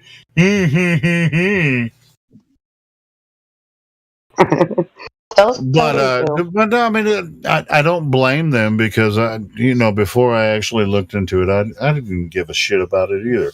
But I was into truther shit, it was about the governments and all the twisted fucking nonsense that's going on with in spirituality and what's going on with Earth and all that stuff. But the simple concepts like hey, you live on a cylindrical Earth, don't you? Yeah, I do. It's just like, all right, well, tell me about this cylindrical Earth that you live on. I mean, it's fantastic. I mean, it started 14.5 billion years ago, or 4.5 billion years ago, resulting from a big bang that was 14.5 billion years ago, that resulted from a little dot that exploded and expanded into everything that we experience now. I was just like, well, thank you for the story. I was like, but they would never say that because they don't know shit about it. All right, so anyway, Maggie said, "Oh, it's the Helio show." Well, it might as fucking well be. It's Friday night and nobody else is talking. This shit frustrates the shit out of me, but when it's just like all the people and besides you guys, don't really know a lot about it. But I've been studying this for freaking 20 years, and this is like, god dang. Shouldn't this be important? Yes. It should. It should. And when I yell, it's just passion, and it's not yelling it. I know, Helio. I mean, maybe not everybody knows, but I don't care if they know or not. Because if I yell at somebody, you'll fucking know. I promise you. No, really? No. I mean, it's just like I've been doing this for.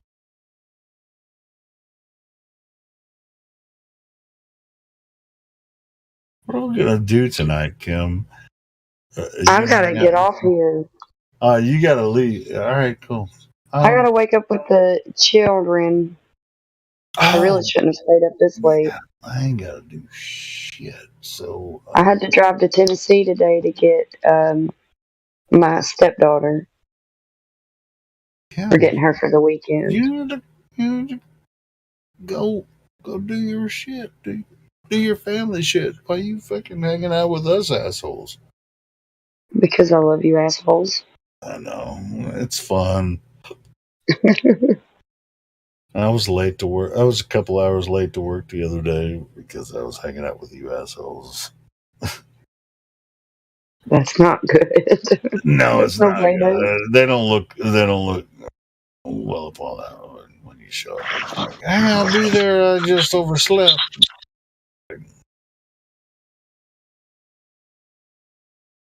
Well, you And be I just careful doing actually, that. I actually applied for another job. Yeah, I remember you saying that. The company I work for now, they think they appreciate my skills, but my skills not showing up to work on time, that's not a skill. That's you being a dick, not showing up at work on time. But for the most part, if I got this job, I'll make a better effort to be there when I be there. Oh, yeah. Because I mean, it's just like,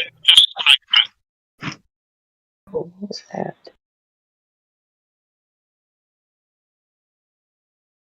who was that? I don't know. I don't know who it was. Oh, But anyway, yeah, I mean, I sent my resume to this company, and we'll see what they say. well, I Give me hope a it all chance goes to well. do what it do. Company I work for now, it's just like I've been working for like 6 years there. I think 6 years. Only got one raise, and I had to ask for that motherfucker. And every other company I worked for my entire life, they just give you a raise every year. Doesn't matter if it's a little bit or or a lot. And these motherfuckers, you have to ask them for a raise.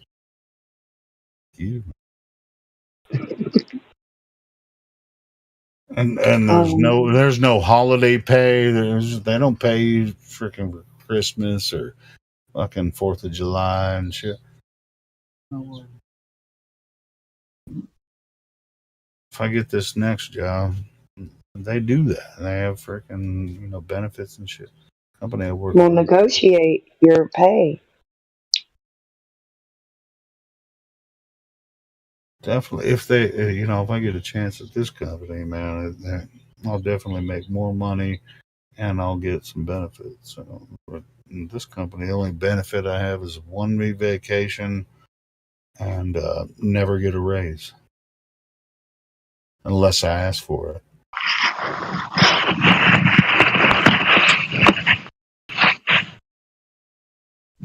All AI, wrestling bears and whatnot. Carpe diem. We'll see. We'll see what happens. Hey, Kim, pray for me to get me a better job, because this one You got it, buddy. kind of fucking me up, man. You're going to be all right on this flat, beautiful earth. You're already blessed with truth, and a lot of people aren't.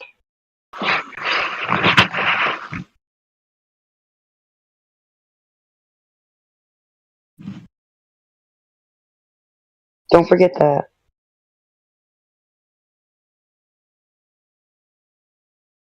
I know. I love you, Helio. And you too, robot.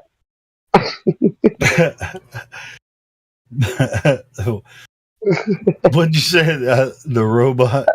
Yeah, AI. Oh, AI. AI's the shit, bro. He is. He's always he's like the monitor. But I know he's a real person and shit. He's always like on top of shit. Are you sure? You know, I mean, it's just like without the mod team, what we have going on here, none of this should ever happen. You know, so we regulate each other and monitor.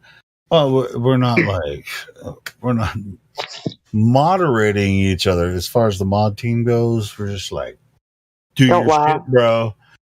Don't lie. Because that's what's so badass about this fucking channel, bro. And You get modded, Helio. Don't lie. well, to be honest, I can't believe people aren't like, shh. Well, I mean, some people say, shut the fuck up, Helio. We've heard that before. But I'm talking about like some You'll of talk my over them while they're telling you to hold on. some of my antics, you know, are heavily, you know, they're not heavily moderated, but it's just like, God damn, why don't you shut I up? know. You know, I'm I mean, so already. I'm here enough now. I know the Atmo. Okay. but anyway, as far as like, I mean, dude, I'm one of the moderators. We I have know. dozens they're very talented, and I'm here a portion of the time, you know. So do what it do. Do what it do. It sure does, don't it? Does. It So is what it is, and it do what it do. and we're rolling along. Some people like it, and some people don't. For some reason, there are people in the live stream channel that love what we do and try to shit on the YouTube channel all the time and think it's their fucking channel. And that shit ain't gonna happen anymore. Wait, what? Well, you don't often join the live stream YouTube chat, do you? I have few times. Yeah, I do sometimes. Yeah. There's gonna be some changes. What happened?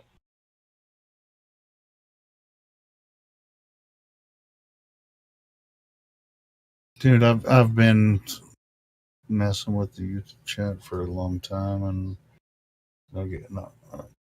anyway, we're not gonna.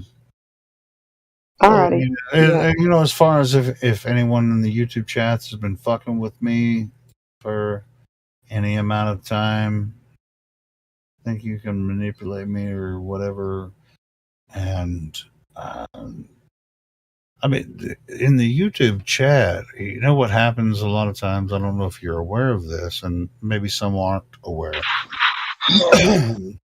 Because I'm a genuine person. I have like 3 accounts that I use on YouTube, and I utilize them back and forth, you know, in certain situations. But there are people, believe it or not, surprise, surprise. You've already. I'm just being facetious. That create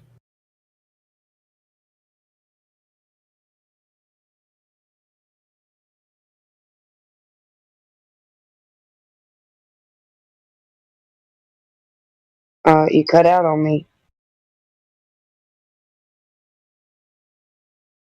You there? Hello? That create.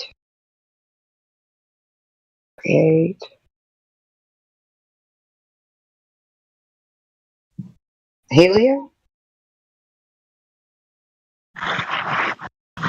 Okay. It's a weird place to cut out. Well, regardless, I love you, buddy. I love you all. I gotta get to bed. You have a good night. I'll say bye in the chat just in case you can't hear me because I don't know what happened to you because you cut out.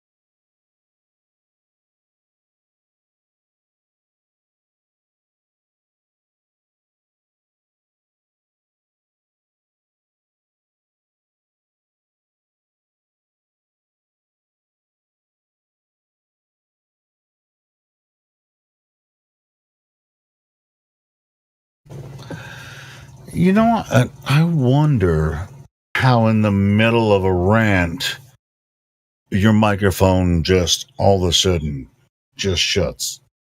Shuts off. I don't necessarily think it's a hardware problem, but maybe it is. That's crazy. I was calling out the frickin' Globy trolls in the YouTube chat. Whatever.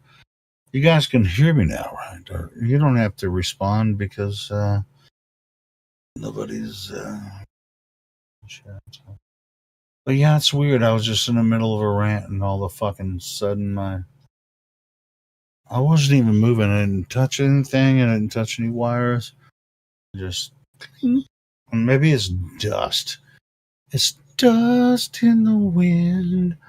All we are is dust in the. There's some dust on my motherfucking like a connector. There's dust just like retracts the fucking connector on the USB port.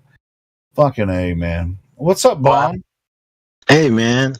What's going on? I'm on YouTube chat. Yeah, I was bitching about these assholes in the YouTube chat. Not you or anybody. None of the Globy. I mean, they were, and I was getting messages today because I got messages from Globies, and they were like, "Hey, I mean, people are banning shit." And I was like, all right, well, fuck it. And then they came in like a freaking wave going. Oh, I can do whatever the fuck I want. Well, bitch, no, you can't. This is my motherfucking chat. Have you tried disabling it? Force them to come here? Say that again? Have you tried disabling the chat? Oh, I've tried everything. Bong, I've tried everything. Now, I want for my mental health, I would rather have the chat off, but for the sake of everyone else, they want it there. And so I want people that are listening to be able to chat there. Give the wrench to give the wrenches to all the. I'm giving the wrench to everybody, and it's carte blanche. I'm giving not a wrench to everybody. I'm giving a wrench to all. The YouTube chatters that have been there, for years. That's hanging out, holding it down. Give them the wrenches, man. Like they deserve it. No. I get it. Hey, Bomb, I got this. I don't even know why I brought it up on it. Well, I brought it up on here because this is live stream, and everything. But there's been some shit going on, whatever. But bro, I really these people that come in with 15 different accounts. It's just like fuck them. Go ahead and the moderators just get rid of them if they're rude. Just fucking get rid of them. Nobody wants you. The moderators are the YouTube chatters. You got to give it to them, not expect the moderators here to go there. But those are the moderators. I would give it to them. They've earned it. No and more. You can trust them. Like 2 or 3 of the guys that are always there every day. Yeah, sure. Yeah. I know what's bomb. Yeah, man. Let's see how. No, bomb. Good at it. Might know how to handle it. Bomb. I've been doing this for fucking 7 years now. I know, but you're here, not out there on YouTube chat. So you don't know the trolls as well as the YouTube chatters, the flat earthers there. That's why I'm saying give them the right. Absolutely not true. Not true. Okay.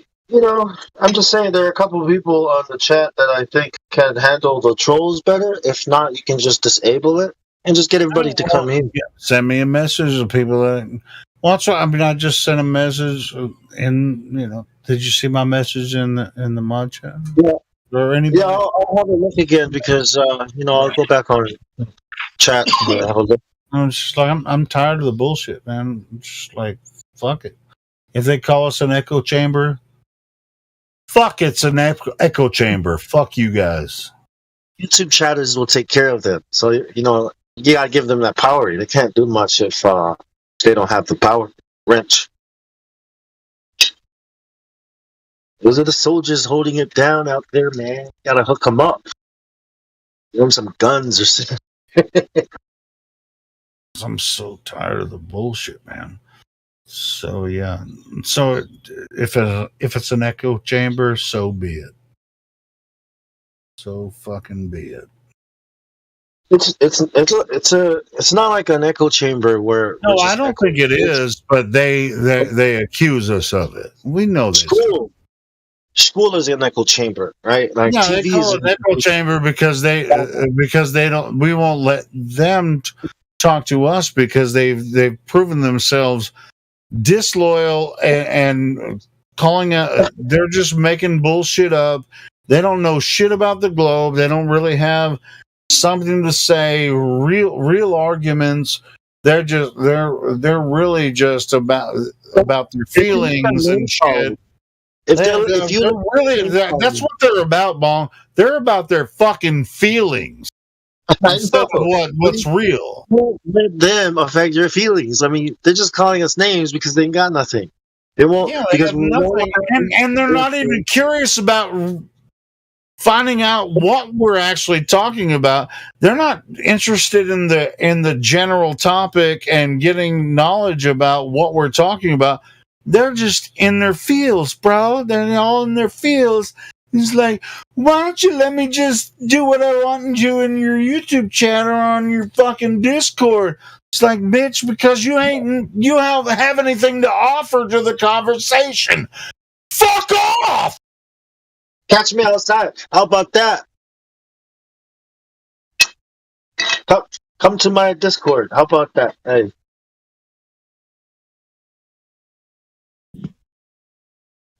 I get it, man. I understand. Very, very frustrating, but it's like primary school. You don't have to listen. They're only saying that because they ain't got nothing real to say. But you can't let. But they think you're gonna coddle them. Just like, oh yeah, somebody hurt my feelings, and I'm not a fucking kindergarten teacher here. I'm here, doing my shit. These fucking assholes just like, they hurt my feelings in the YouTube chat, bitch. I'm done with that shit. I'll show you what hurt your feelings. Look, that was. Nah, I know, right? Did I just hurt their feelings when I told them to fuck off? I think they're winning. Hey, Bobby Steels, fuck off! And we all gotta vent every now and then, but I think I'll call these motherfuckers out since they fucking haunt my YouTube chat all fucking day.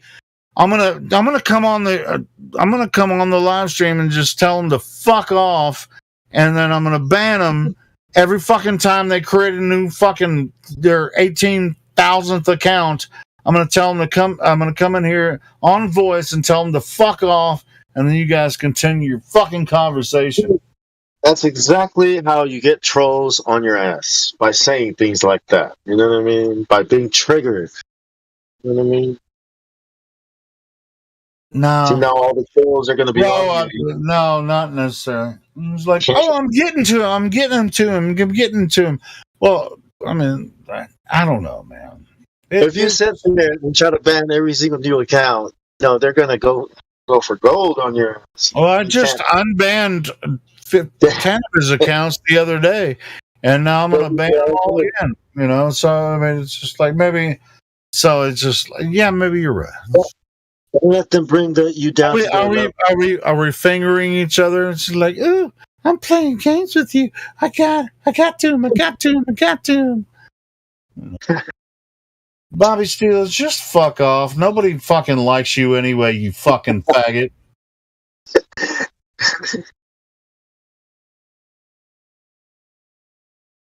Yep. That's life, mate.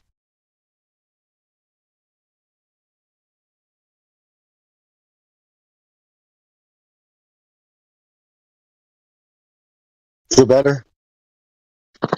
I do. I just did a little rant there. I needed to get that out. Fuck you! Oh. Fuck. Yeah, I know you know what it's about because I've heard you do it before too. How you doing, Bong, man? What's up there in Sydney? Sydney! Shut up! Oh, that was there. Fuck.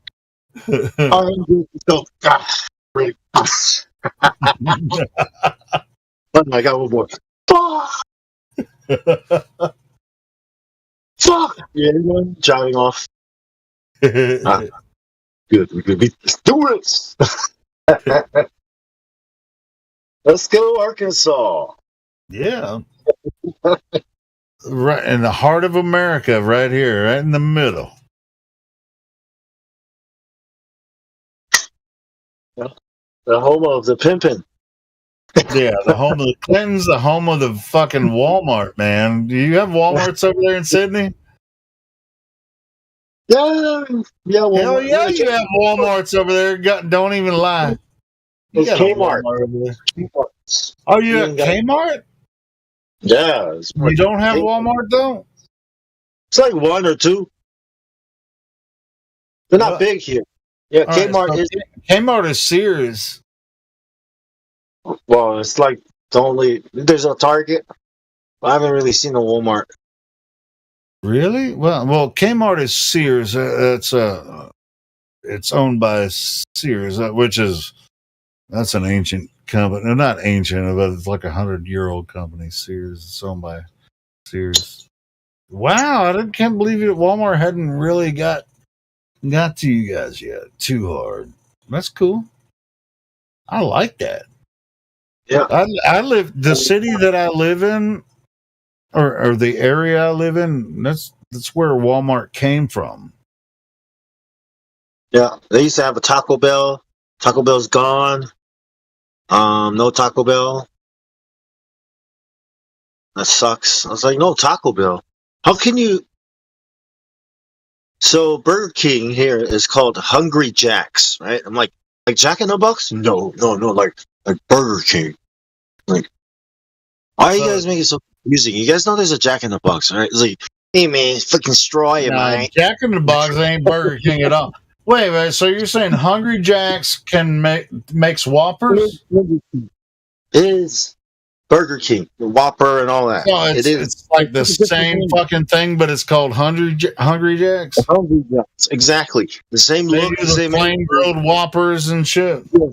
Yes, exactly. It is Burger King. It's Burger King, but it's called Hungry Jacks, and they have different names for the items on the menu. Yes, okay. Exactly. There's no Wendy's, so. I'm not surprised about that. Domino's is the popular one. Pizza Hut, nobody eats there, which is weird. It's in America. Pizza Hut is better than Domino's. There you go. Hungry Jack's. That looks exactly like a Whopper to me. Exactly. It tastes like it too. I'm like, what the fuck? It's the same fucking burger, right? Yeah, with the names and shit. I was like, but you guys are using the same exact fucking thing. You guys are. Well, it's just like in America, I mean, you have Carl's Jr. and Hardee's. It's the same restaurant. Yeah. They own everything, So I'm pretty sure. So Woolies, you guys know Woolworths, right? That's huge here. That's the main supermarket. Woolworths is dead here. Do you guys still have Woolworths over there? Bro, it's the main. It's the main supermarket here. The biggest. What? Everybody shops. Woolworths? Wait. Woolies. Woolworths? Yeah. Oh, it's Woolies. Oh, right? That's what I thought too when I came here. I was like, how are all the dead shit in America? Because you were in America for a while because you were in the Navy. TV shows here, right? You know how the popular TV shows there, you watch them all. Here, all like the failed TV shows there, like they're like popular here. I'm like, what the fuck? I mean, see, we got CSI, you know, ones like on fucking CBS and NBC, but the ones that, you know, Aussie you TV guys is over there see a lot of the restaurants. You're like, that's fucking Burger King. Yeah, that's fucking Woolworths. So wait, is that Burger King? Why does it say Hungry Jacks? Hungry Jacks.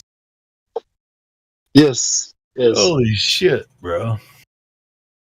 Yeah, man, that's exactly what. When you there's some memes I have too. I can post it where all the corporations worldwide are connected. I mean, there's only like 6 or 7 that control all of these different companies. You know what they call a quarter pounder in the UK? Yeah, Timbo just confirmed it. Yeah, remember the conversation? Oh, that reminds me of what's that fucking movie, Pulp Fiction? Yeah. Was it Reservoir Dogs? No, not Reservoir Dogs. It was no, it was on Pulp Fiction. Pulp Fiction. Yeah. A Royale with cheese. You know, what? Yeah, Royale with cheese. Talk about that. You know, there you go, Adam. Yeah, see, Adam just posted it right there, and that's one of them. There's another one too that has some other stuff. All of these companies are owned by just a few corporations. Walter Baconator calls. You answer. Oh, West Farmers. Yeah, Timbo knows. Yeah, I was just that's what I was going to interrupt. I wanted to interrupt you, but yeah, he confirmed it. You know, that's what Timbo was saying. Yeah, that's Woolies. It's like what? Ours is different too, man. It's like what? Well, they can't wait to go to Japan and UK. See what that's like.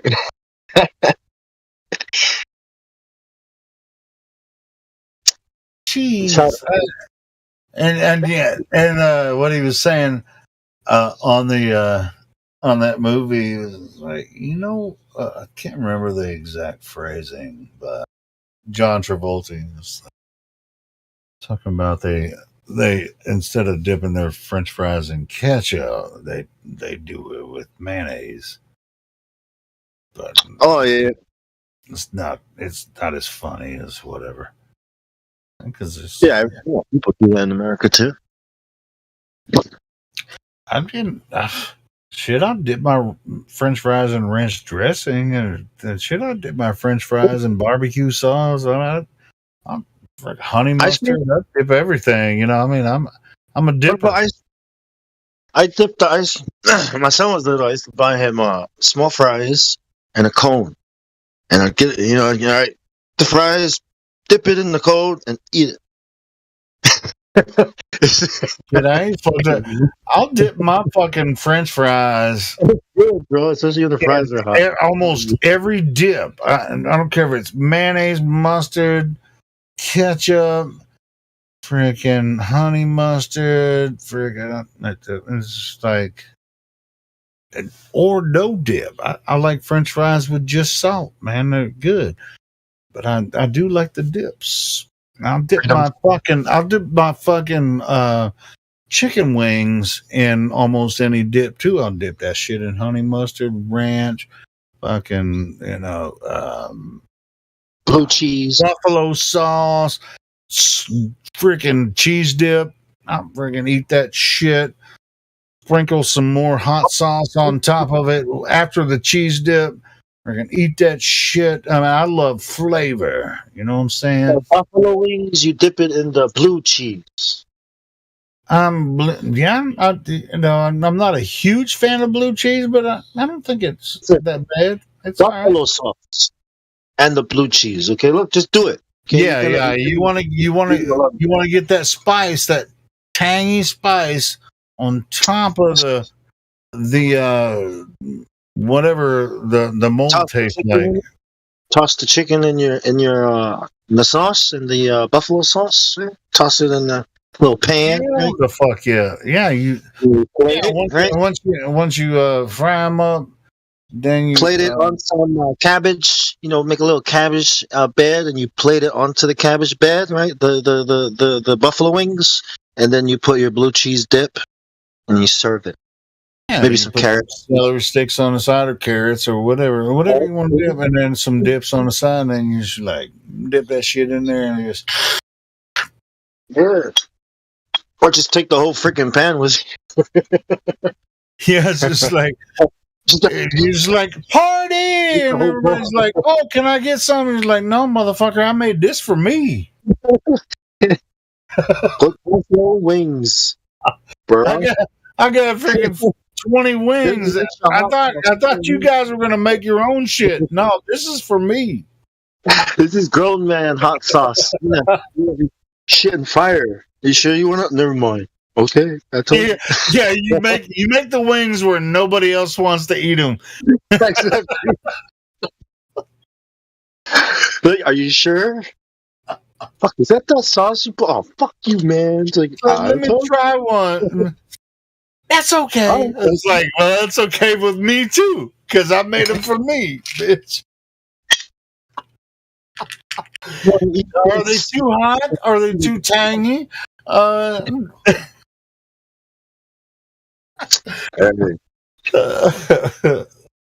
Dude, I love some good fucking wings, bro. Ain't no lie. You got buffalo wings to worry about. Fuck those chatters on YouTube. We got buffalo sauce to make. You make them fire as fuck, man. Nobody gonna eat that shit except for you. Except for you. Yeah, Just make you a big bowl of ranch dip. Yeah, teach your son how to make it, and then now he can make it for the both of you. Make some buffalo sauce for us tonight. Yeah. All right. Yes. Yeah. Chicken. See, buffalo sauce. I mean, you have to hit that buffalo sauce right, though, man. Yes. Gravy. Do you like Tabasco? On eggs, yeah. I mean, scrambled eggs, yeah. I'm talking about in your buffalo sauce. Oh. No. No. What do you use in your buffalo sauce? It's just normal peppers, paprika. Yeah. Straight natural shit. Yeah, natural shit. You just get the ingredients and make it. Yeah, you can customize. You can do it natural. Yeah, but actually, I like Tabasco, but I'm leaning more toward like Louisiana sauce. Tabasco buffalo sauce, right? Or Tabasco. This is buffalo sauce with a hint of Tabasco. Like, is that what that taste was? I knew it tasted Tabasco. I know what you mean, bro. Yeah, I think it might. I mean, when you're making the wing sauce, you don't. It's not all Tabasco. It has that hint. Well, or Louisiana. It's not as zippy. Louisiana, but that shit is really good too. You ever heard of chimichurri sauce? Chimichurri. I know, right? Hey, let me ask you something. Yeah, we keep that in the fridge. Oh yeah. The garlic, olive oil, and basil or oregano. Basil. No. Coriander. Coriander, yeah. Coriander, garlic. Yeah. Yes. You toss your hot chips in it, mate. Yeah. You toss the French fries in, Helio. French fries. That's what hot chips are here in Australia. These spices actually tickle your senses all over your body, bro. It stimulates. That's what's so awesome about wings. You don't have to eat much, but all of the spices tickle. Sorry, got a phone call. Every part of your senses all over your body. Just like a little piece of chicken and be like. You had the chimichurri on the steak. Make a nice steak, and then chimichurri on the top. Yes. That's a beautiful sauce too. I mean, I never knew about it until I had it up there in America. Well, we have it with you make some sausages and then have it in a baguette, and then put chimichurri all over it. It's the best. Chimichurri sizzle. Hey, I want to come over to Australia and I want to have some shrimp on the barbie. Actually, it should be a prawn, mate. Oh, prawn. Yeah, it's prawns. Yeah, shrimp is too small, right? Put on the barbie. And I always thought that. I was like, shrimp on the barbie. I think shrimp's too small to put on the barbie. Prawns would be better on the barbie, right? No, Australians call shrimp prawns. Oh, prawns. Yeah, prawns. But they're not the little shrimp that we get over here, right? Oh, the big red one. Yeah. You know, shrimp can be a derogatory term over here in the Western. I don't know if it works the same way. And, I mean, y'all speak English too, right? It's just like shrimp, turtle head. They're all offensive. Are you offended? Have you taken offense to what I'm saying right now? Anyway, yeah, sure. Prawn. All right. How about we say prawns on the barbie? Is that would work better? They're a little bigger than shrimp, right? I don't know, man. I don't hear Australians saying that. I don't even hear them say, like good day, yeah, like when you're happy, but we don't say good day, it's just going, how's it going? That's it. Jimbo, you kind of say it as a joke. Jimbo, hey Jimbo, let me ask you something. How is Bong doing as an Australian? He's been in Australia for a long time. He's good. He's got the accent down pat. Really? He doesn't even say good day well, as far as I'm concerned. Good day. Good day, mate. He goes, hey, yeah, mate. Hey, yeah, mate. Good day. Yeah, mate. I mean, Bong. I mean, he's not trying to speak with the Australian accent, but I think cheers a lot. Cheers. It's like it's a good everybody that talked to him on here wouldn't know he was from Australia unless they did know. No chance. But I don't mind that. Yeah. No, my sister, he's like, why do you talk like that? You talk like what? Like Fobby. What? Hey, I said pardon. I was like, pardon? She's like, did you just say pardon? You know how Americans are, right? Like, this guy just say pardon? Like, did I just say pardon? Hey, Timbo, do you know where he is originally from? Yeah, I know, right? No, I'm just wondering. Timbo, do you know where Bong is originally from? Been talked about on here many times. Don't even tell him. He knows. What do you mean? Right. I was just wondering. All over the place here. Hey, which is awesome, and I'm jealous. I want to go fucking visit there. So I want to visit Australia too. You guys are fucking. You guys don't know Australia, man. Shit on TV is not Australia. I don't think I want to visit. Well, I mean, I'd like to visit Sydney, the city, for a couple of days, but I'd like to go up to, the West Coast and kind of visit, some of those parts. I don't want to get deep into Australia. That's all fucking desert. It's kind of like some parts of where we live. You don't necessarily. Oh, man. You don't want to go in the middle of America and there ain't shit there. Well, yeah, that's what I mean. In America, there's different cultures, different places where you go. It's totally different. Texas, the West Coast, New York, Chicago, right? Well, same thing here.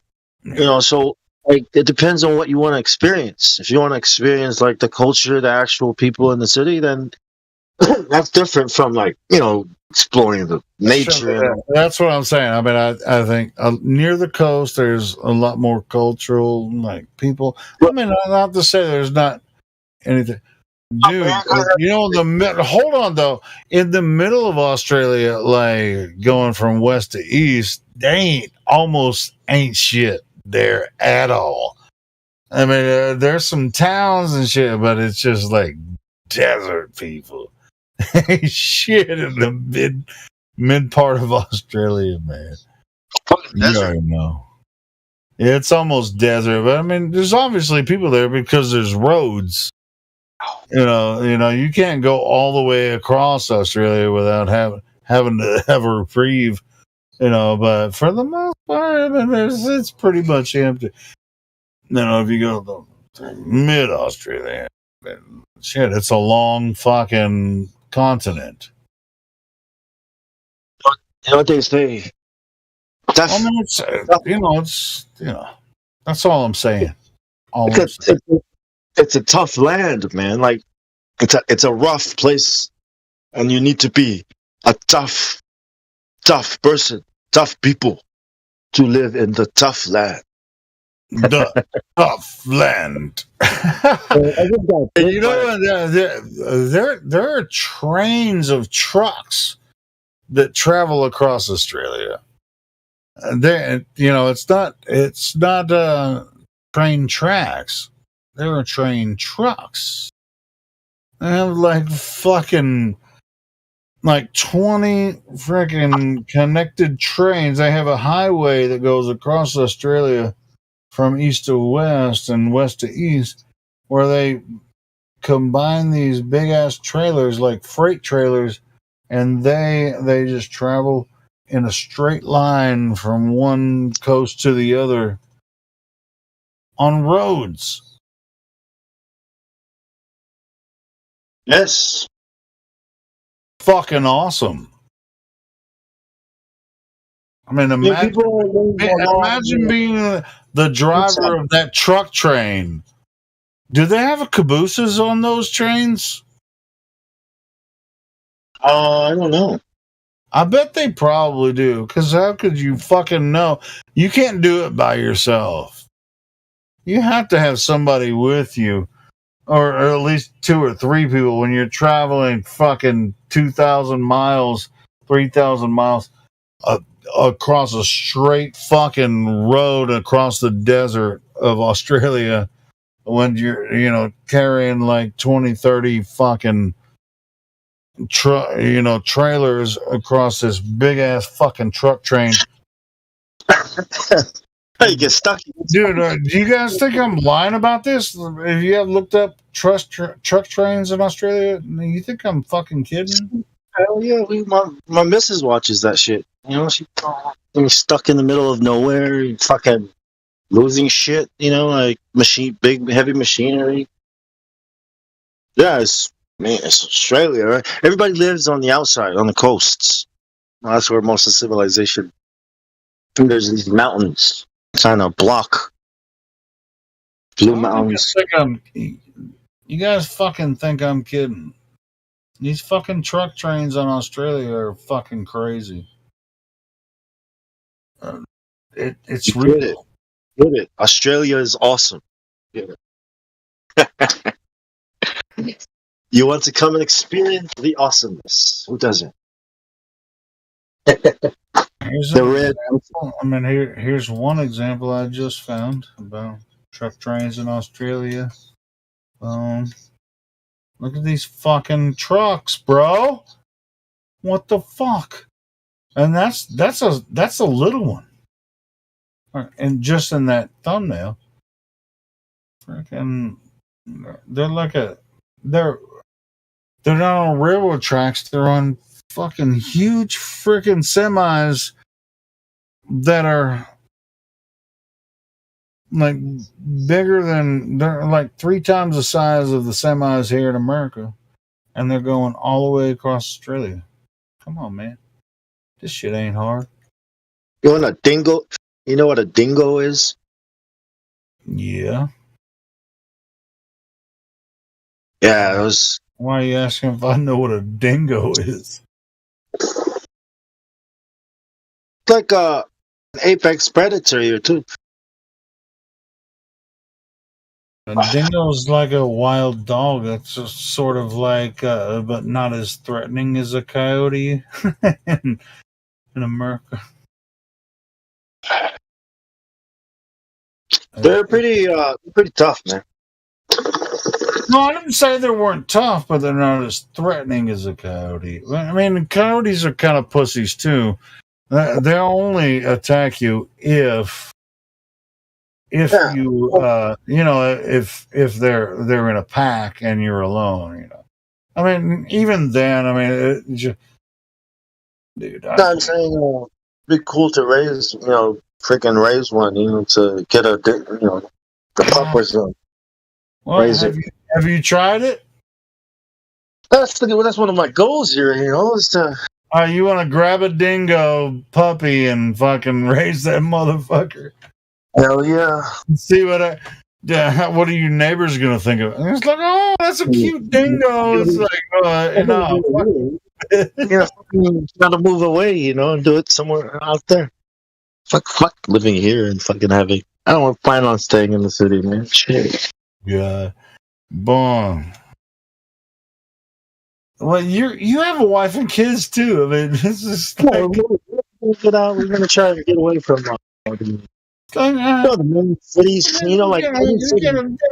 Hey, if you could actually do that, get a little dingo pup and raise it up, you probably could do that. But yeah, I mean, if you're looking out to get out in the country, or something, yeah.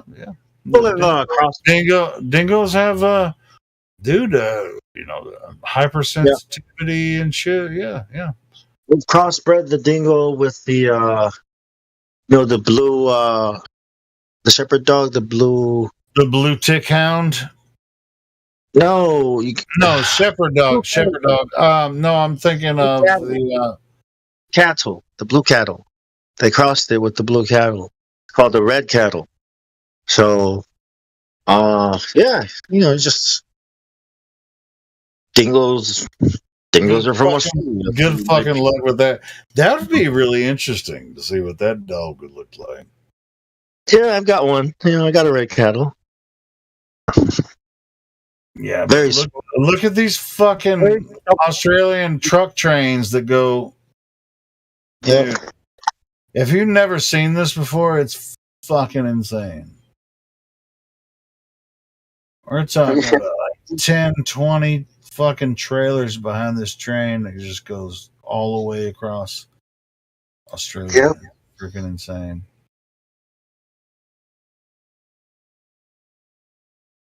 How much do you think these guys get paid? 6 figures? Probably at least. Yeah, I would think they probably pay a lot of money. Yeah. And I bet you going from west to east or east to west, they know all the fucking coolest people in every fucking town the entire way. Send up a drone. That's more than everything. You can send up a drone and see how flat. You can even see it probably from the Blue Mountain. I'm I'm hungry. I'm going to stop here. I mean, how long does it take to stop a truck train like that? You have to plan ahead for an hour or two. It's like, all right, I'm going to have to start slowing down. Really good break. An hour and a half from now, I'll be able to stop at the town. I mean, it's a train, I mean, it's just a truck, but it's a train on this straight ass fucking road all across Australia. But that's what I'm saying. I mean, these guys that are driving the truck trains get to know all the people at the different stops, and they're fucking heroes. Because I bet they're getting to unload some of the product to Like NASA? remote parts of the desert. You know Like what I'm saying? These fucking guys that are driving the truck trains are fucking heroes for the people in the outback, man. Come on.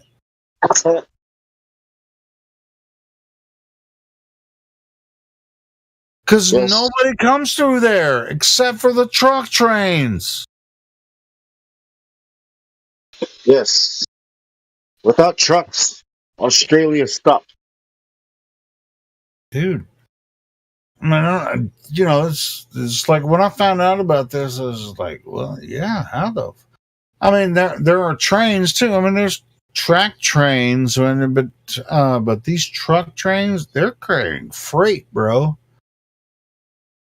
Dude, they drop shit off all across Australia.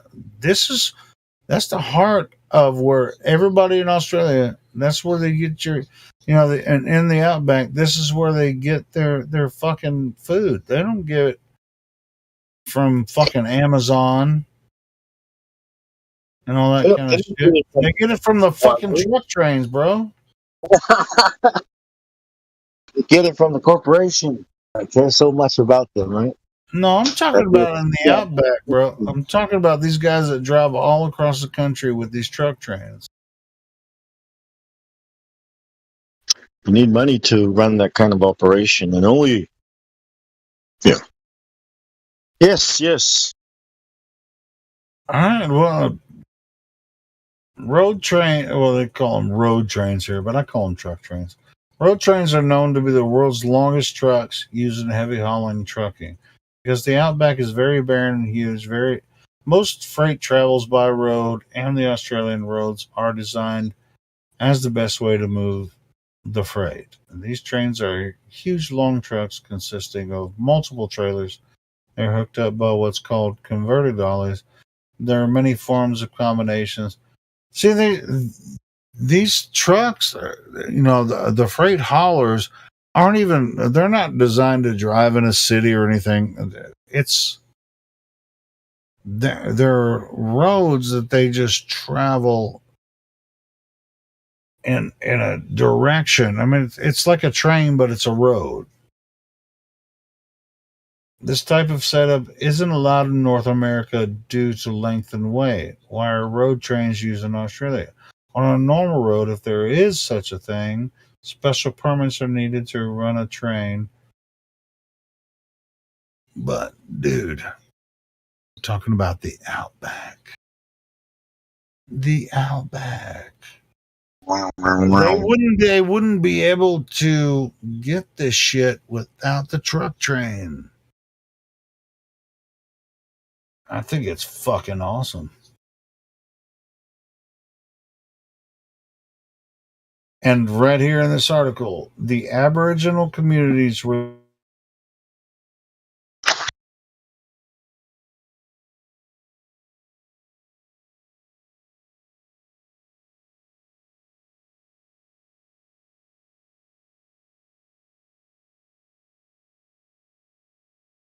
Hello? Gillian.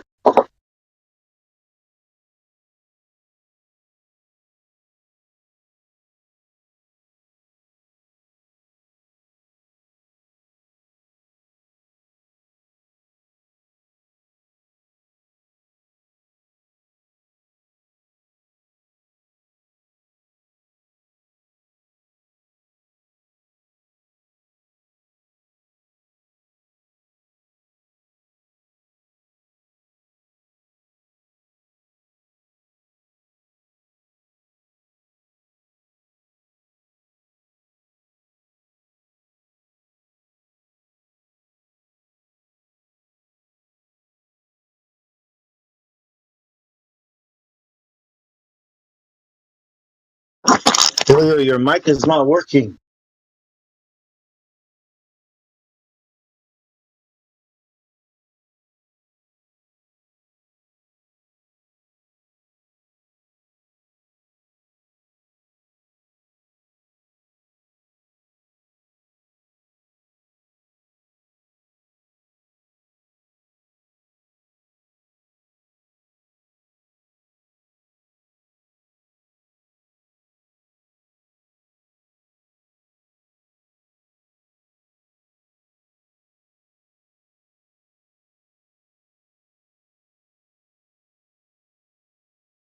Not working.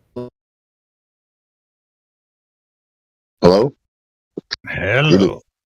What the fuck? What the? I mean, I have an old, I have older computers and shit, and I have to. Apparently, that my mic just cuts out for no reason every once in a while. Oh, no reason.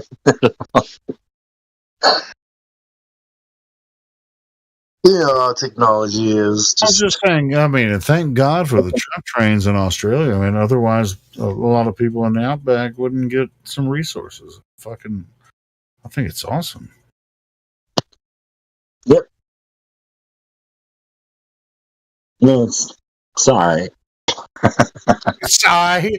Well, it's good. Easy for you to say. You live in fucking Sydney, and fucking. Even though when they've got drone trains, I might be impressed by that.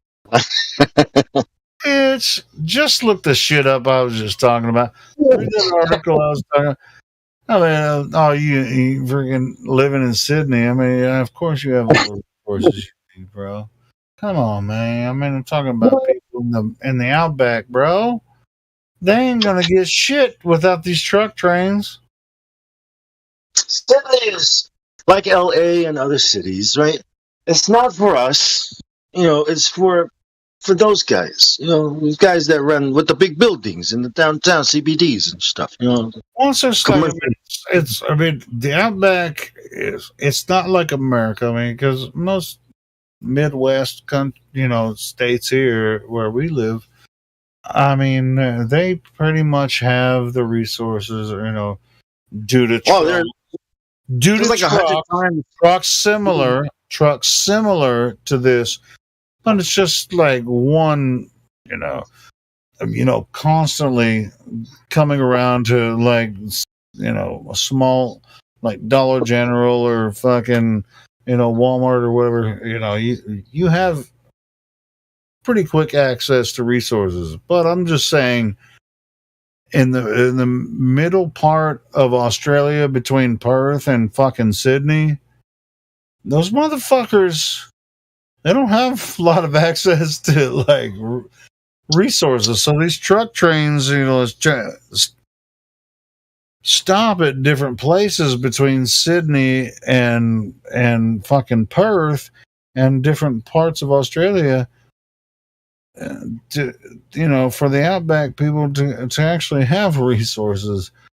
I don't know why you're freaking giving me shit about that. I'm just. I don't think it's really cool. I'm not putting it down. I'm just saying, it's the same here, there, everywhere. Do you know who built Australia?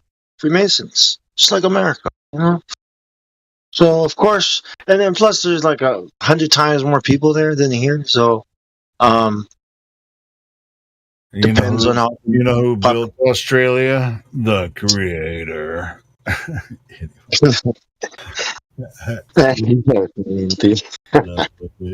These services that we are so dependent on for our survival. Cities. That's what I'm saying. Cities. They are. Sure, but I mean, in circumstance now. Even the Aboriginals in Australia and even the Aboriginals here in America sometimes too depend on this, and I think maybe I'm misconstruing this, but hey, do you don't watch TV shows, do you, Devon? Depends. Like what show?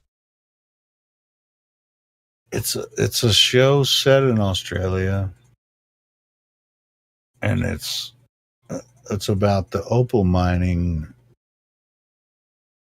in a remote portion of Australia. Nah, I haven't seen. No. Is it good? Is it based on like a true story type of thing, or is it one of those? No, it's fucking vampires. There's vampires that fucking inhabit the opal mines. That's not the kind of vampire movie show I want to watch. Like, there's a show called Lucifer. Bro, it's so cringe. I can't even. It's like, it's a joke. I haven't watched that one, but and I just I It's kind of watched like a lot of other bullshit, but I haven't checked out the Lucifer. I actually did try to watch it, but it's just like it seems corny to me, so I don't even fuck with it. Like, I'm talking Buffy the Vampire Slayer, but because it's about Lucifer, it makes it cringy. You know what I mean?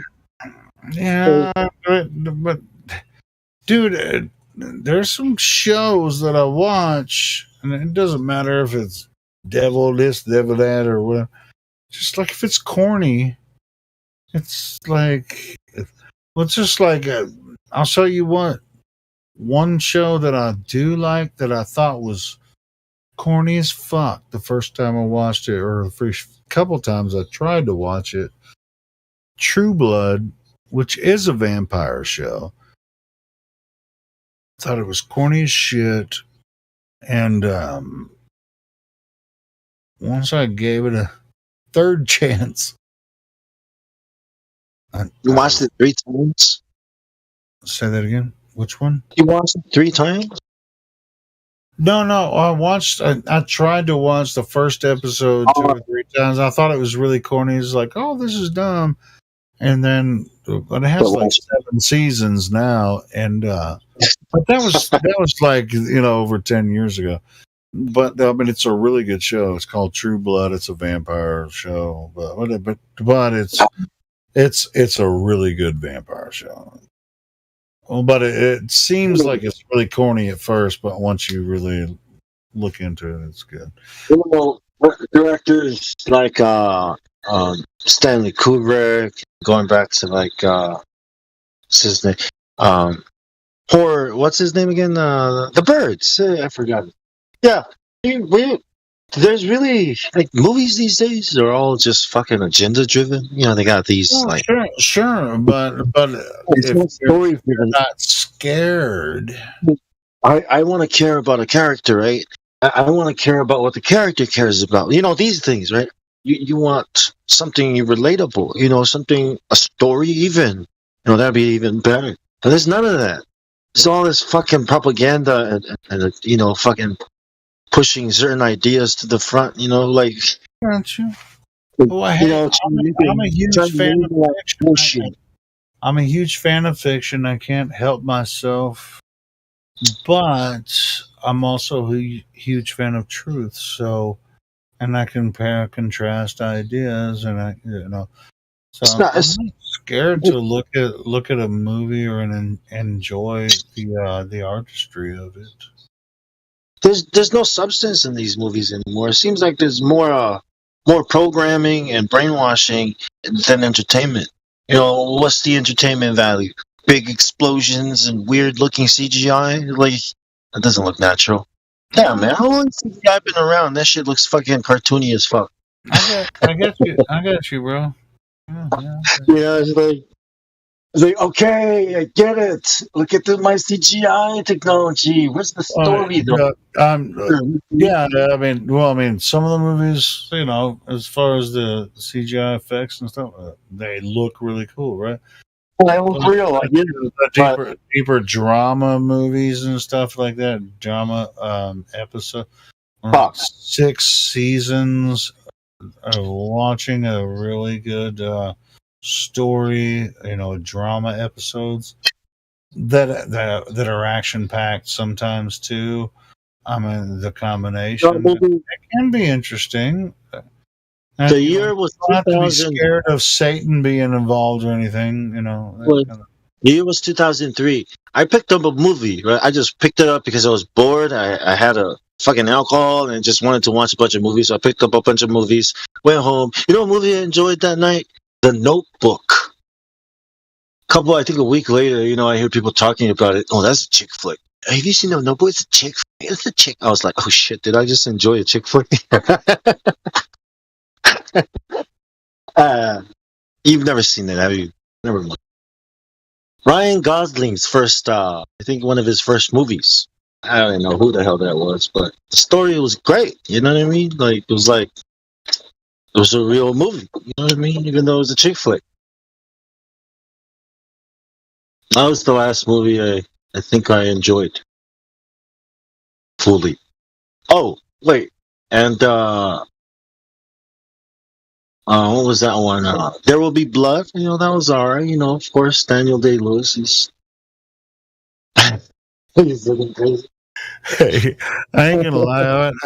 I haven't watched it again in many years. Yeah, But that was a decent movie. I thought. Back in the day, I mean, I was married at the time or whatever. I thought it was an alright movie. Daniel Day-Lewis's movies are always good. He brings the entertainment. He brings the character. That you want to see. Yeah. Storytelling. Yeah, And now, so Neil, what's his name? Neil. I forgot the goddamn name for it. Keanu Reeves, him, and he sold his digital, so the image, the voice, everything, right? He created a digital version of Keanu Reeves and sold it. So now they can do whatever they want with it, right? That's deepfakes. I wouldn't be surprised if that was part of the initial contract when he signed the Matrix deal. No, it was that new video game movie. Yeah, it was that new video game he was promoting. He was in Cyber or something. I forget. I don't know. Shit. Well, he's got his persona on a new video game. No, now the digital version of him, right? They can do whatever they want with it now, right? So basically, it's Keanu Reeves' virtual version, and you can make a movie, you can make a video game using it. So people are eventually look. Your information is on all these social media platforms. They can pretty much clone you. They have your voice if you're active. You're talking on these platforms. You can clone you pretty much. Like, yeah, that's been a thing for several years now. Right? But if I was them, if I was one of those people, I would clone the shit out of as many people as I can. I don't give a shit. Now, if I would do that, right? And if me being a good guy would do something like that if I was a bad guy, then you can bet your ass bad guys are doing that. Been doing that. If they can do it, they'll do it. Why would they lie? Because that's what they like. Hey, have you seen that app? It's called Reface, where you can just put a picture. You can upload a picture, and then they'll do a movie scene with your face on the actor. It's like I did one with me, and it was Al Pacino. It's like, Sam, my little friend. You got that one? Do you have it? Oh, yeah, I have it. Hold on. It's on my phone. Then I have that, and dude, I have a few of them. It's just like all you have to do is upload a picture of your face, and then they'll fucking put your face on whatever movie scene, and then just like say hello to my little friend, and it's me fucking mowing down folks. And I made one that had freaking. It was me as the Russian guy against Rocky, freaking pounding him. Hold on, let me find him. I'll see if I can find him, and I'll send it to you, Bon. You can change. We can all change. Hey, but like you were saying, I mean, that shit goes up in the cloud, and it's like, here's Helio as fucking Al Pacino. Look, he just killed a bunch of motherfuckers with a Tommy gun. That's evidence. Put him in prison. Freaking execute him. No, I'm just saying. I was just doing a little play game on Facebook. That's all I was doing, y'all. Oh, that's what social media is about. That's what TikTok is about. That's what Facebook was about and is about. That's what IG, Instagram is. And that's what Discord is. Yeah, of Discord is course. probably the worst, right? One of the worst. They want as much, giving our voice, much information from us so they can exploit us. Because every time you sign up for one of those providers, you agree that they can sell your information to other providers and share it across platforms so they can advertise to you whatever you think you want to buy or what you might or might not want to buy. I mean, now we made a clone of you, and we'd like to buy it against the law.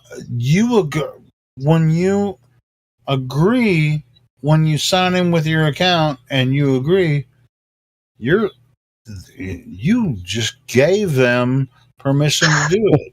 So and so it's not like, oh, I didn't know. It's like, well, you didn't read the fine print, did you? Did you get your lawyer involved? No, you didn't, bitch. You just said, oh, this is fun. This is fun.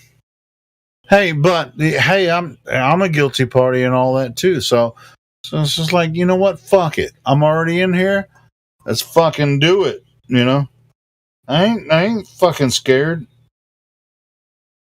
I ain't never scared. Right? I ain't never lied. No, I ain't saying I never lied. But that would be lying. But I ain't scared of nothing. It do what a motherfucking do, don't it? What the fuck? Oh, see, Reface trying to make me buy some shit now. Hell no. Like, hey, Helio, we made a clone of you. We'd like to buy your this version. You know, and we'll give you. I wonder if somebody through AI could actually. You have the perfect voice. Me or you. Do you wonder that sometimes? If they could actually make somebody that's convinced that I'm that person, that'd be weird. Like, I want to hear somebody that has created the technology that is just like, I'm gonna make Helio, or I'm gonna make Bong, and I'm gonna convince somebody that they're actually talking to Helio or Bong. I don't think they could actually do that. I think they can. I don't know. Okay, wait, listen. So ChatGPT has this feature, where you can train it. You give it something, you say something, you write something right in your own words. And then you say, I want you to rephrase this, copy and paste whatever you want, in the style of me. And it's going to say it.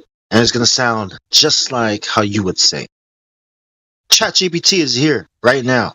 No, I got that part. I'm just talking about, what we're saying now. If someone that knows you, just like, I know you, you would know it's me if I'm talking to you, right? Right. Yeah, so they couldn't make a robot talk to you and, after a couple of minutes, you'd be like, a robot can Helio. You would know it. A robot can pretend to be you while you're drunk. That's how you would know it. It wouldn't even take you long to figure it out. You stop drinking, right? And they'll be like, "What? I don't drink." No, that's not even that. Not even that. You would just know, just by you would know. You would know if it was me or not. They can't make a robot sound like me or like pretend to be me. They can make a robot sound like me, but they couldn't make a robot pretend to be me. Or maybe they already did. Maybe I'm that robot, Bong.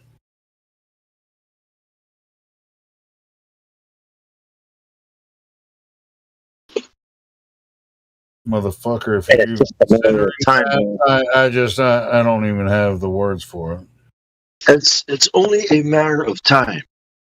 Then, once the AI knows how to do things like this, reflections, and like put the emotion in their, you know what I mean, like even troll. I mean, Are it's you so long. trying to talk like a robot just to make me think that I'm talking to a robot? You fucking But asshole. robots don't laugh like this. Can you tell I'm smiling while I'm rolling this up? I can tell you're smiling even though I don't see that you're smiling. How many fingers am I holding up, robot?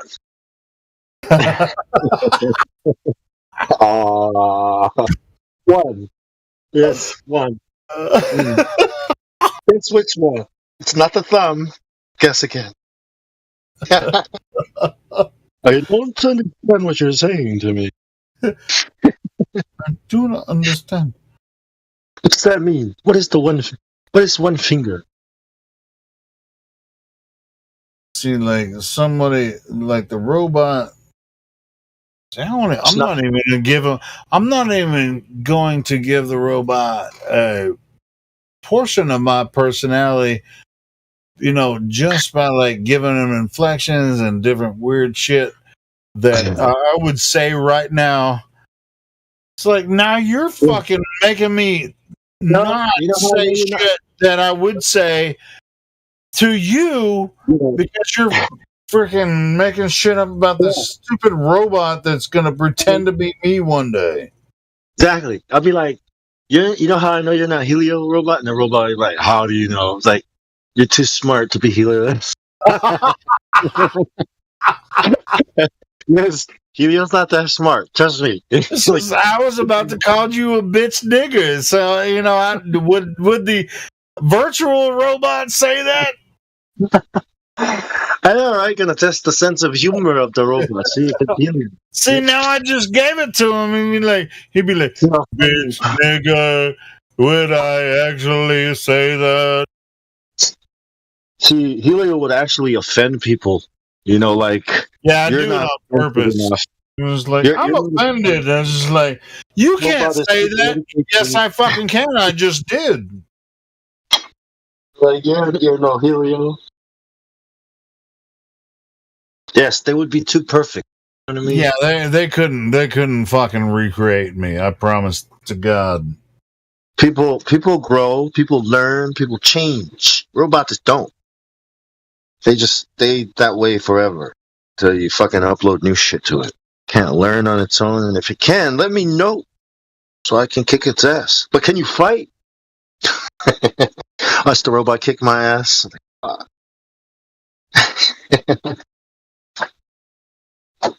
But if they ever hold a body, I'm a mushroom cloud man, motherfucker. When I see what these drones can do acrobatically, right, automated, I don't want to fuck with the robot. Like if they either made a robot, human robot, and gave it the abilities, I wouldn't fuck with it, man. It will destroy you. It would be worse than, how the Terminator has to walk around. This motherfucker will run, jump, Spider-Man your ass because it's automated. Yeah, it's perfect. That's what machines do, right? Code does. Like you don't do that. People don't do that. People have bad backs, have broken knees and shit. Fucking walk around hurt, injured. Robots don't. You see these drones, how perfect they can aim and hold a target and hit it. I mean, it's perfect, right? Like, imagine a humanoid robot chasing your ass because you said something that offended people. Damn, some of these memes I'm looking at on my phone. I'm like, what the fuck? Should I even post this shit? God dang. Memes flow. Yes. I'm a mushroom cloud laying motherfucker. I'm a mushroom cloud laying motherfucker.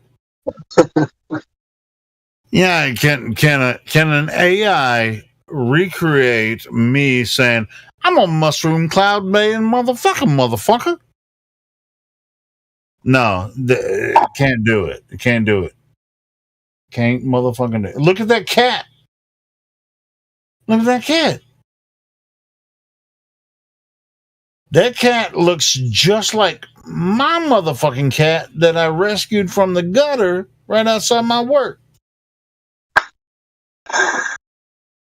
So, fuck George? you, AI. Is that George? George. What happened to George? Yeah. That's not George. That's not him. But he looks almost just like him, though. Did George run away or something? No, he's still here. Oh, okay. Yeah, How is he? He's doing okay. He's a weird fucking. Well, all cats are weird, so you know. They're not dogs. He's all right. No. You ever seen a lion? Lions just don't give a shit, because they're lions. That's pretty much all cats. It's just like, bro. It's just like he does what he do. He does what he does. Yeah, George got is long, bro. You can see in the dark. A cat. Like cats are like little lions. They just don't give a shit. He really just like most of the time is like lays around, but when he's active, he's fucking active. It's just like at night. They're active at night, eh? Yeah, he's just like. I bet he before he grew up, we had a little mouse issue where I live. Guess what? I ain't seen a mouse since that motherfucker grew up. Ain't been a mouse nowhere. Awesome. Very good. They're good at helping you maintain. When I had a mice in the house, where I saw the mouse coming from, I put some traps and stuff. When he grew up, he would sit there for like 3-4 hours, just sitting there, waiting for these fucking mice. He wouldn't fucking move at all. And so, guess what? I don't have any mice anymore. Because it's like, oh, well, thank God I found you. Because mouse traps are kind of bullshit. It's like, I'll kill you one at a time. But I have a cat that can kill one and scare all of the rest of them off. It's like, all right, fuck it. Yeah, that's a blessing, because that cat and another cat that's a good mouser too. It's like fuck. There's 2 cats that are mousers. You don't have a problem, dude. If you have a mouse problem, cat is the solution. Yep, mouse problem, lizard problem. Lizards, fucking lizard. I mean, it's like cats with fucking squirrels. They fucking kill everything. It's like motherfucker. All right, you little lion, go kill everything. Shit, get to work. Yeah, I'm just gonna sit right here and wait 3-4 hours. I'm telling you, I promise that motherfucker. He knew where the mice were, and he would just sit there and it's like. You guys want to eat? You got to come out. I fucking dare you. Come on out. Whether it's inside or outside, it's like I fucking dare you. Let's see what you got. Once he grew up, he was the fucking best mouser, man. It's like he's a weird cat, but motherfucker, he'll kill every mouse. And 100-foot square area, he'll kill every fucking mouse. That's the only way. But there's a big cat outside. He's gonna eat you if I don't come back. You guys get out of here, okay? This daddy mouse saying goodbye to mommy mouse. Be careful, hun. Here I go. George is out there like, here I go too. He looks like he looks like he's sitting there, but he's just like. Come on out, Daddy Mouse. I mean, squirrels. I mean, it's just like I like the squirrels. The squirrels don't fuck with us, They're in the. I live in the country. They're in the trees, but dude, I have him and an older. I mean, he's a. What's really cool is about the time I got him, I am against most thing in the house. That is living with us. It's kind of a mentor, super good mouser too. So I think he learned from him. But this cat, he freaking he'll kill squirrels too. It's just like kill big ass squirrels and put them in front of the door. Like, look at me, and it's just like, nah, no. What am I gonna do with that squirrel? Not big enough to eat. It's just like, thanks, Pookie. I mean, I have another cat. He's bigger. He's a pretty big cat. He'll kill squirrels and then he'll bring them to the door, and I'm like, I mean, I don't eat squirrels, but I would eat a squirrel if it was big enough. But he doesn't kill the biggest ass squirrels.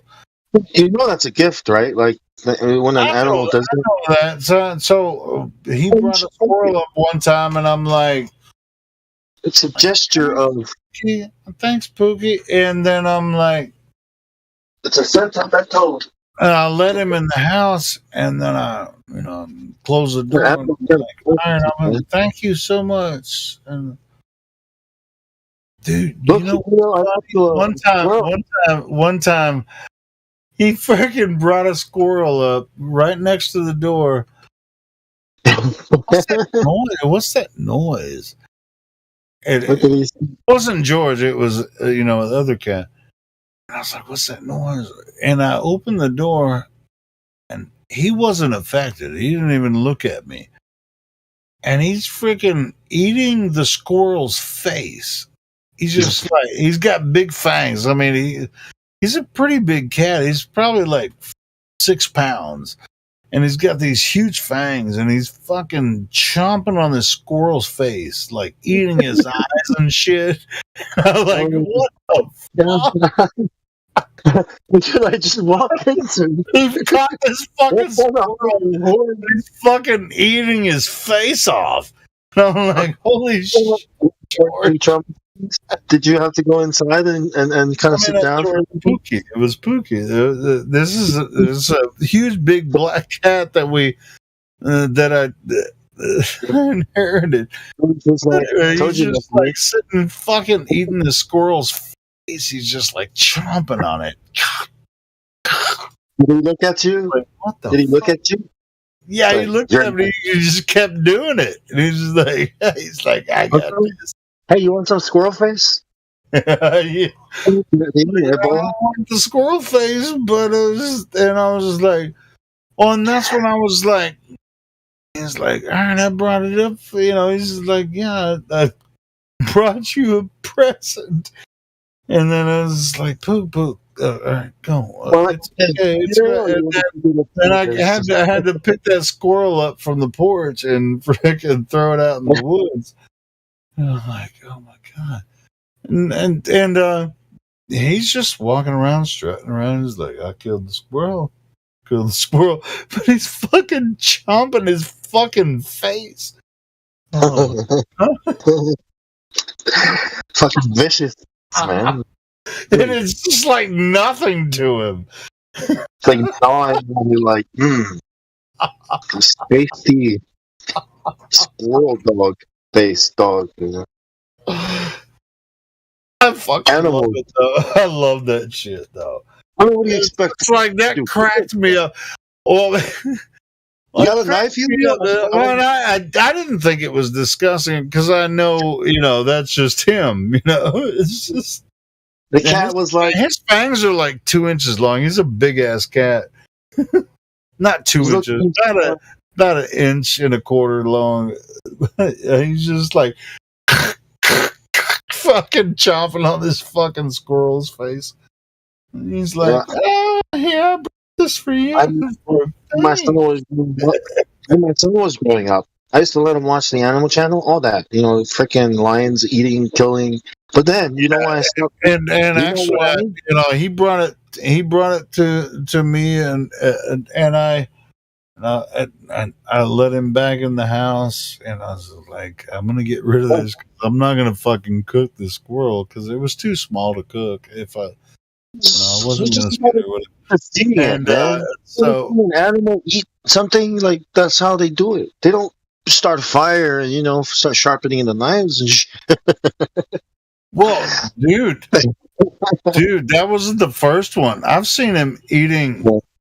Dude, I've seen him eating other squirrels too. He'll just sit there and fucking look at you and fucking munch on fucking squirrel guts and shit. Seen him do some crazy shit, bro. the life of an animal is so hard, and they're so tough, and resilient. People, though, are not. You know what I mean? People are. No, I get it. So it do what it do, but it's that cat and George fucking keep the rodents away from where I live. So that's what cats do. Yeah. Yeah. So the bet is like rat traps, fucking poison. No, cats. Cats. Get you a couple of good mousers. You're fucking safe from all rodents. Cats are cool because they can survive in the wild. Dogs, though, man, they can't survive without people. Dogs are kind of dumb. I mean, if they're you can train them right, but because like but cats are hunters, bro. They're like, but as far as like for rodent patrol, and they're fun to pet and stuff. But dude, because they still have the opportunity to hunt, even if they live with us. Or dogs, they don't get together in a pack and go hunt down a friggin' cow or a moose. Yeah, it's different. It's different when they live with us. Cats don't give a fuck, Well, no, cats have the opportunity to hunt. They hunt rodents, right? Where dogs, well, what are they going to hunt, right? We don't let them hunt, so they don't know how. We teach them that we feed them, and they never learn to hunt down an animal. They don't have the skills to catch a fucking mouse. Except for hunting dogs. If you're out, if you got hunting dogs, of course they know how to do it because you go hunting with them. Well, I mean, depending on what type of dog in the field they can hunt, but in the some big dogs will survive because they know how to hunt. The house, like cats catch the squirrels, they'll fucking keep the rodents away and shit, and they love that shit. Yep. Me, mommy, daddy. I caught the rat, I caught the mouse, I caught the squirrels. It's like, fuck these motherfuckers, and there's like, you don't want to eat them? I'll eat that motherfucker. It was crazy. I was just like, I heard a noise. I opened the door, and this cat was fucking literally munching on this squirrel skull. Like his eye was popping out of his head. He's just going. It's a big mouse. I'm like, what the fuck? Big mouse. And it was like, it's okay, Pookie. And it's just like, and then he'll start purring when I touch him. I'm like, what the? You just fucking killed a squirrel and fucking were chomping on his head. And he's like, it's okay, Daddy. I was like, what the? What's scary though? Fucking sharks. I mean, a shark attack. Not sharks, but when the shark mistakes you for something and takes your leg off, that's scary. And then leaves you. Like, oh, that's not a seal. Disgusting. I'll just take the leg, though. People are like, everybody. I mean, humans are the same as people, as animals. It's like, no, bro. No, it's like when the shark takes your leg off, he doesn't. People, yeah. Did your mic die again?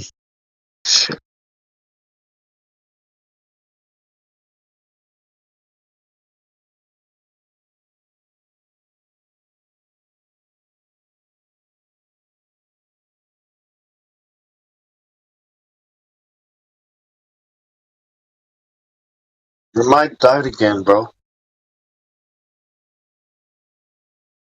Time to get a new mic. Mic died again, bro. Time to get a new mic. Oh, welcome back.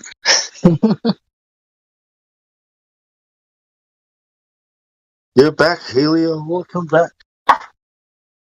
What freaking time is it there? Can't hear you. Hello?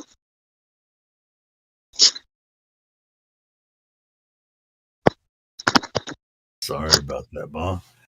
Yeah, I'm all good. Trying to figure out. I'm using some outdated. You know what I should do? And I think I have one in some of my archive. You should get some sleep. No, I mean I have my microphone plugged, my USB microphone plugged into an old computer, which is the all that I have is old computer off. Hey, but you guys have had some problems with USB ports with your charger and your headphones and all. No, it's all good. Just kind of wears out sometimes. Just gotta, just gotta, reset it. Maybe like every 30 minutes or something, 20 minutes. I don't know. Long cut out again. I mean, thank you for letting me know, and because I would. But I kept talking, I know. Yeah, because I'm going to roll on. But thanks for letting me know, because I would have just kept rolling on. But, I came on. But also, it kind of gives me a clue into, the ports that I'm using for the USB. I want to make sure that it actually is functioning. So that helps me. Use a different port then. But I came on to. I came on. The other ones are fucked up. That's plugged back into the same fucking port, which is really kind of fucked up. And so that's why I was wondering if I need to get another one that, or like expansion port, which I think I already have. Get a US port where I can plug it into another port, and it's just like it's redundancy after redundancy. And you already know this, Bong. You probably been through the same thing. Get the new USB-C. Get some kind of connection like that to the computer. Not about that. After you plug the sound card in and out. Come on. No, I'm saying you can get a proper sound card, right, and plug it in, and just plug your mic. It's about the port, not the fucking software.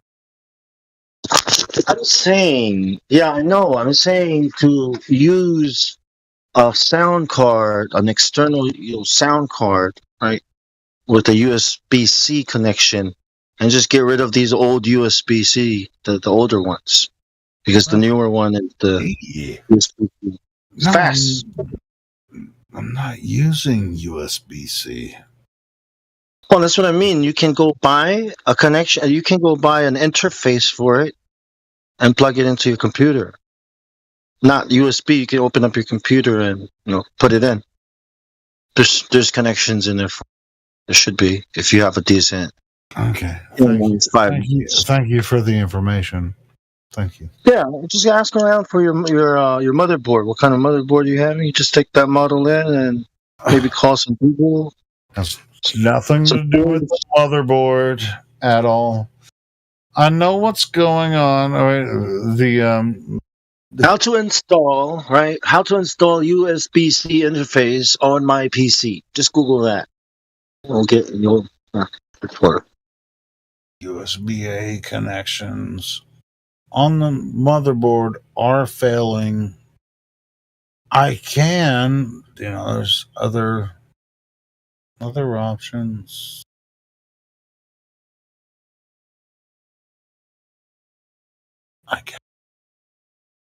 But I was just getting late here for me. I just came on to tell you, you can either just give the wrench to the boys. The PCs that I'm communicating through are like 7-8 years old, I think, maybe. So yeah, and of course, the ports are going to break down. Yeah, upgrade your hardware, bro. Everything. That might be a good idea. I should probably do that. Yeah, because there's so much development. You gotta always update every 2-3 years, 2 years, 3 years. Up to you, but you can't use shit that's fucking from 2010. I'm not trying to do anything fancier than talking to you dumbasses. Well, streaming, if you've got like graphic intense applications going, you're gonna need a graphics card, right? You're gonna need a motherboard that can run it, all that. So far as graphics go, I mean it's a little glitchy sometimes, but for the most part, it's pretty functional. Yeah, I mean it looks good. I mean it's all right. Nothing wrong. But the only issue is like twice tonight, my USB port failed. As far as the audio coming through, which that's the least of my problems. So I mean, if I have to unplug and plug back in, then I come back in and sound fine. You know how to update the drivers, the software that talks to the hardware? I know what the fuck a driver is. Okay, then just check and update all your drivers, see if that fixes it. No, it's the ports. I'm telling you, I know that the ports are wearing out on this computer. It's an old computer, and the ports are wearing out. That's the problem. Yeah, your question, your problem is on the internet. You just type it in, and it'll take you to one of these IT/coding forums, and your question. I'm not asking you for tech support. I already know what the fucking problem is. I'm not asking you for tech support. Thank you for your advice. I know how to fix it. And fix it costs me money. I know. It's just the ports are failing, and I'll just wiggle it every once in a while, and then we're gonna have a conversation. And I know what's going on with it. Let's just roll on. You want to fight though?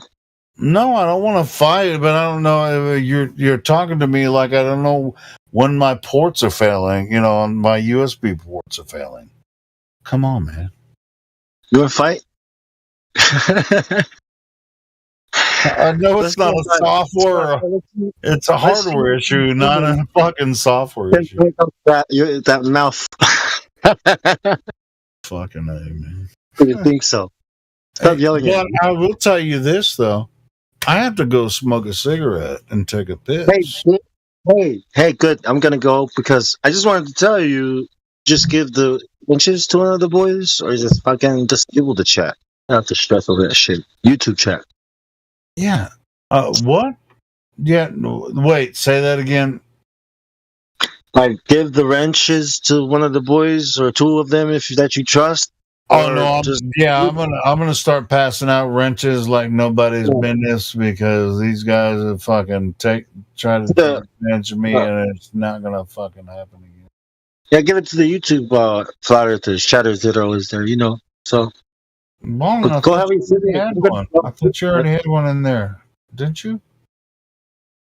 No, you took it. You took everyone's away the other day, and I don't. That's all right. I don't. No. No. I don't have that account. It's gone. I don't chat on YouTube. I don't have a channel for chatting. I don't want to. So it's all good. Oh, so you're asking me to give people wrenches, but you're not going to do it.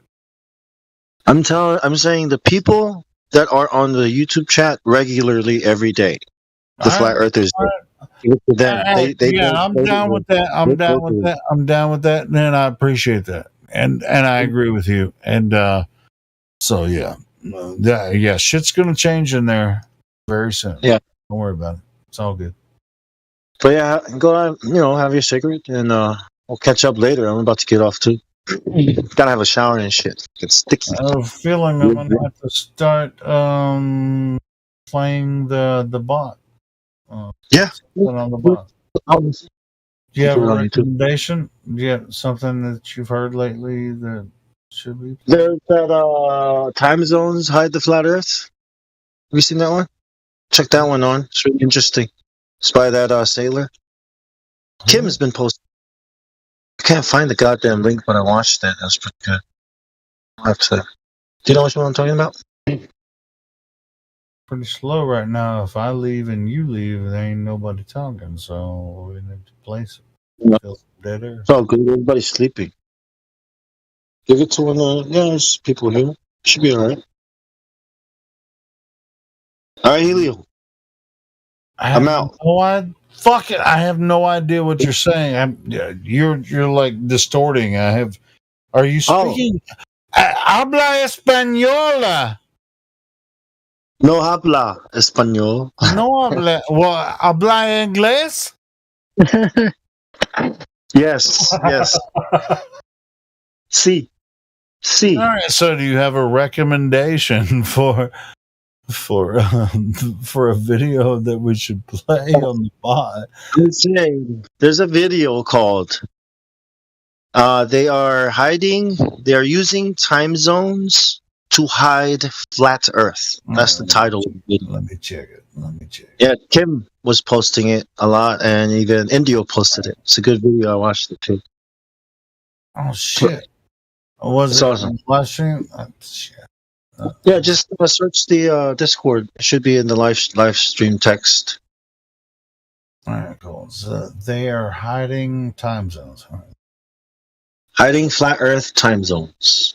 I don't think that's going to be. That's the name of the video, right? Not it seems pretty obscure. I should be able to find that here or on YouTube. They are hiding flat Earth time zones. Yeah, look up Indio's posts or Kim, and then just scroll up. Yeah, you'll eventually see it. It's a good video. You should watch it too.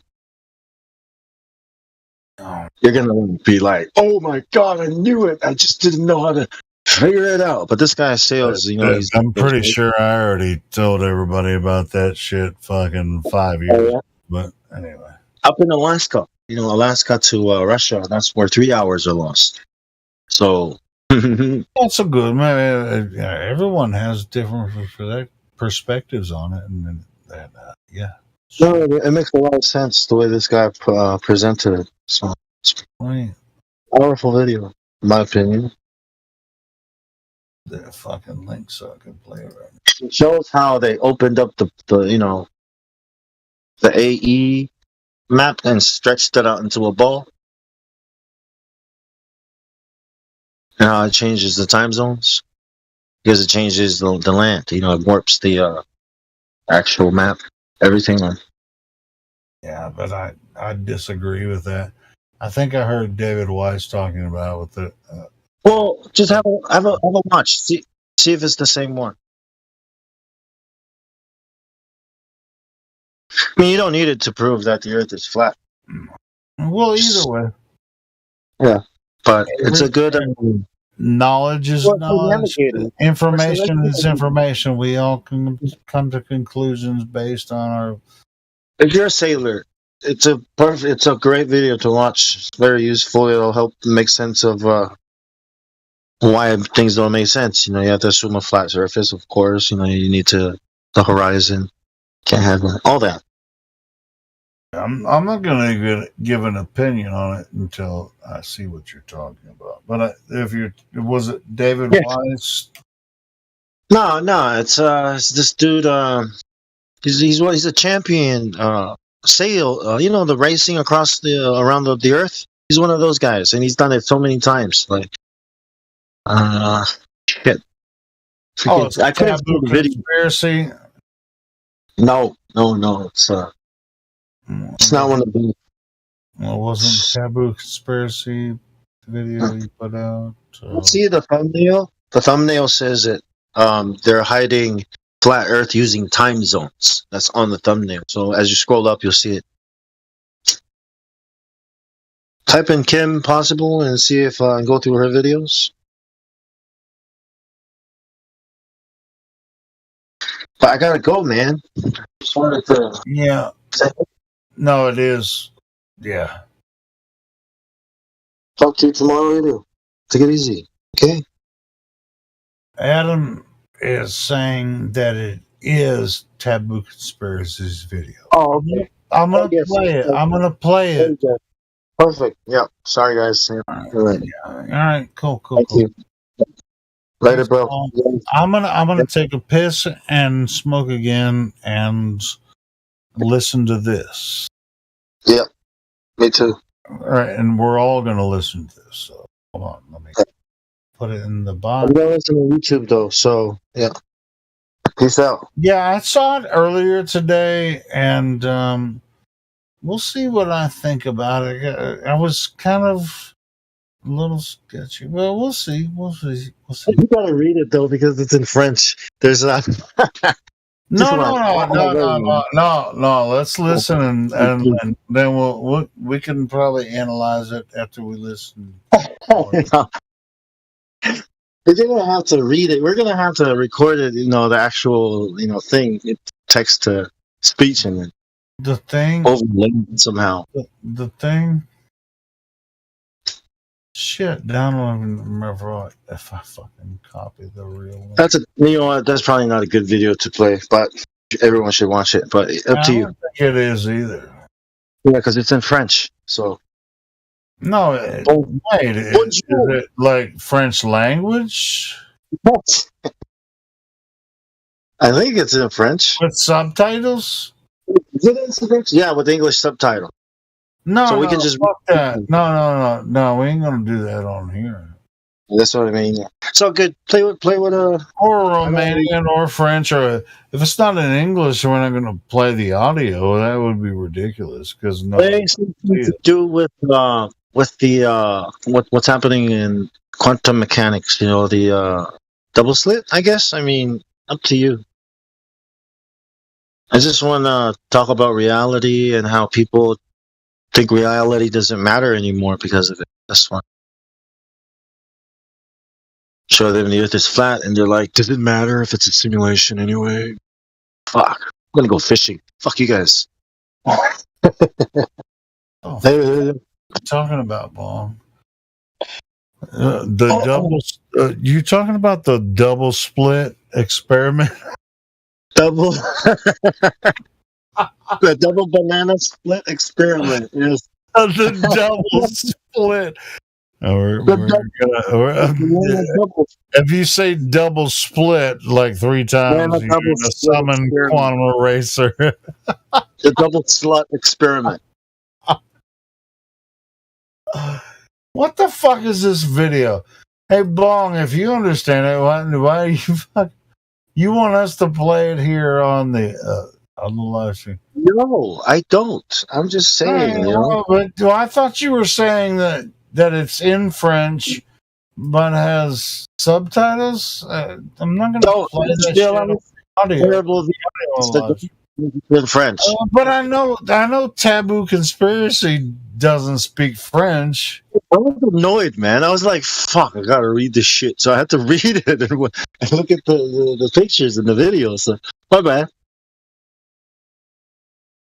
You could play it on the line. Can you screen share, play the video and screen share it? People can watch and read. The answer is, fuck no, Bong. You've been on this channel for fucking 4 years, 5 years, 6 years. You know we don't screen share on this fucking live channel. No. I forgot. I just smoked some weed. I don't know how Discord works. You forgot that we never screen share here? I forgot. If you post a video, I can play a version of it, but it won't. I can only see the video. That's what I'm saying. Like, I'm seeing the YouTube video, not your whole goddamn computer screen. The Discord screen. Yeah, you can see exactly what's going on the OBS live stream that I'm doing. Everything is coming from I have to go. If you post a video up there, I can hit play. Just like you can go on YouTube right now, and whatever's going on here with Taboo Conspiracy, it's like how time zones. Now, but I mute the audio because it will affect what's happening here, because you could hear the audio if I didn't mute it, but you can watch the audio. But then when people post memes or text, or it'll move the video up or whatever. And play something that we can listen to, because most of the people listening are flat earthers. That's what I'm saying. All right, cool. Bomb. Big bomb. You know what's really cool about this? Before you did this, I was asking you for a video unknown to nearly what we could listen to, and then you posted a video that was complete bullshit. And, and I was gonna play it, and then I realized it was complete bullshit. I'm sorry, I terrible video through man. Shouldn't have asked me. And so Donato just posted something that is not complete bullshit. So I'm gonna play that. Yeah. How about that? Yeah, he's give him the bot. Let him control the bot. Should be cool. No, I'm not gonna let him control the bot. I'm gonna play the video that he posted. Okay. Instead of what you posted. Good idea. Sounds good. Sounds perfect.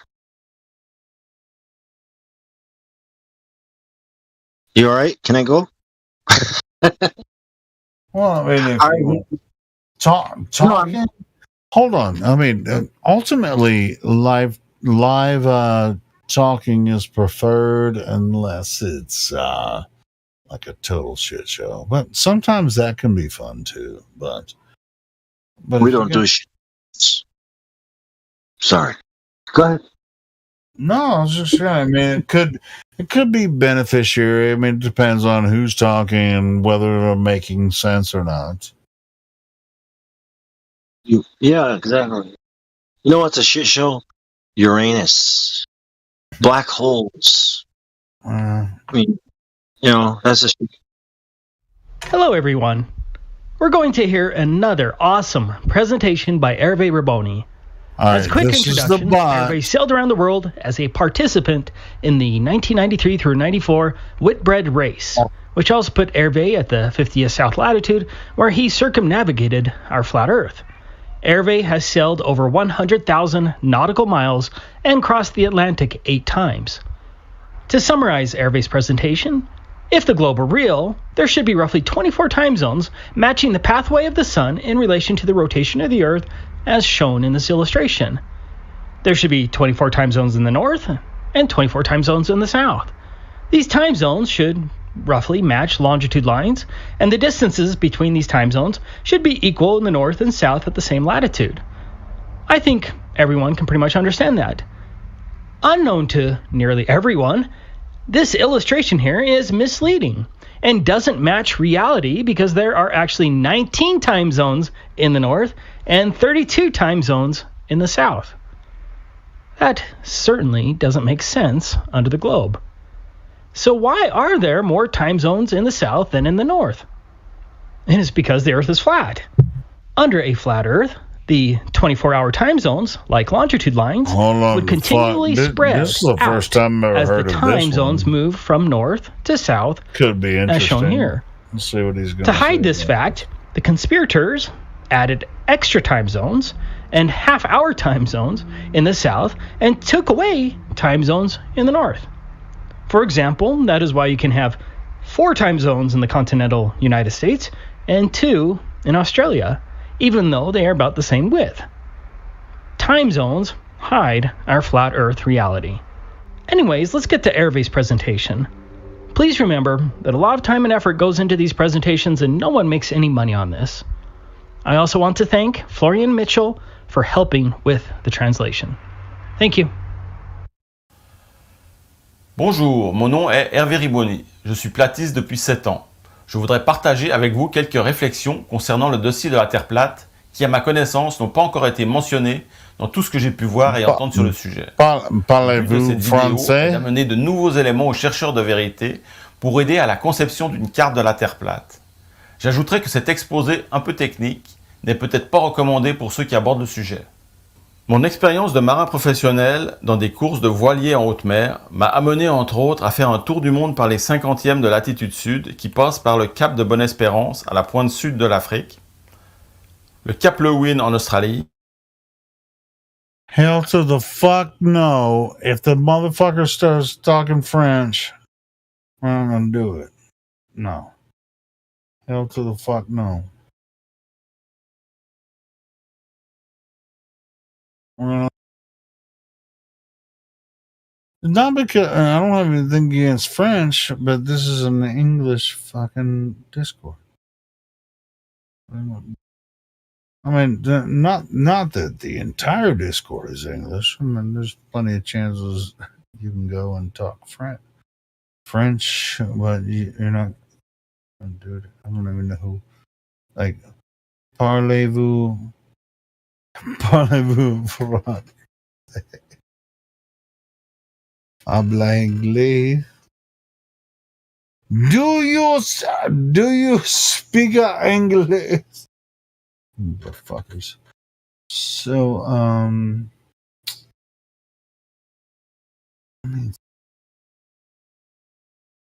I appreciate you sharing that. Was it Adam? No. I think that was bullshit. I'm not necessarily happy with that sharing.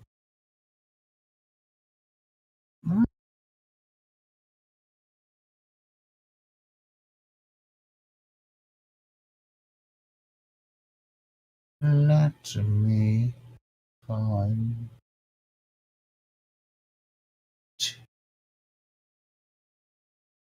could be interesting for the people that are listening on the live stream. Bloody hell.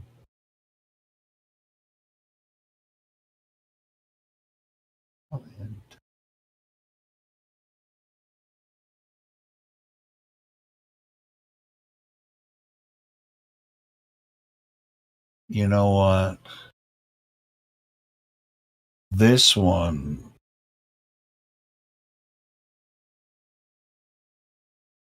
I think, could be interesting to you guys if you haven't heard it yet.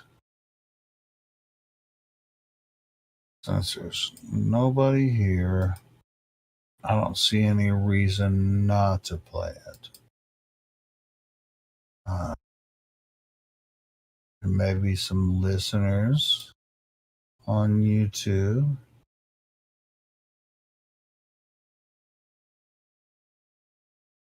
And there's obviously listeners here. This is Mr. Sensible. He grew a pair and talked to us. Or not me, I was at work. I just happened to listen to it while it was happening. This is a really interesting conversation if you haven't heard it before. And if you had heard it before, still interesting.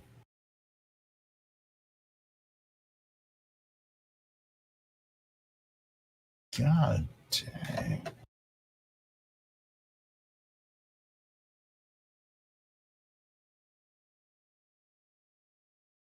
Join in the discussion, and then they run rampant with like different ideas of what they think flat Earth is, mixed in with what it's like.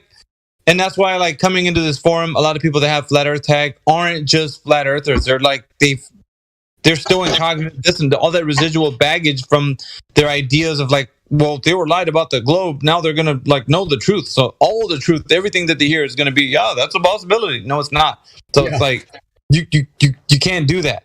Like this isn't the like. Well, yeah, you're a flat earther. Cool, bro. Let's think that the Earth is as we have a map of the moon, like on the whole Earth, like that. These ideas, right? Like you can't do that. That's how we got in the mess in the first place. Like making all these assumptions, like that. You cannot do that. You have to just think about things logically, and it is what it is. Like I mean, we're dealing with it on all levels. So just having people like really, and that's why I'm not very liked in this forum when it comes to flat earthers because of that fact.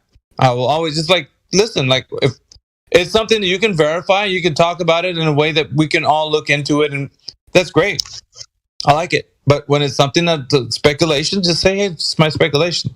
There's no harm in that. But when you're coming in here as a matter of fact, as a flat earther, then you might end up in a bad way because of that. I proudly share that judgment with you. I don't know. I've always expected like this forum was something different, and people even say that this forum is not the same like these other flat earth platforms, and it's not. We've curated it to be what it is. It has painstakingly curated to be this way.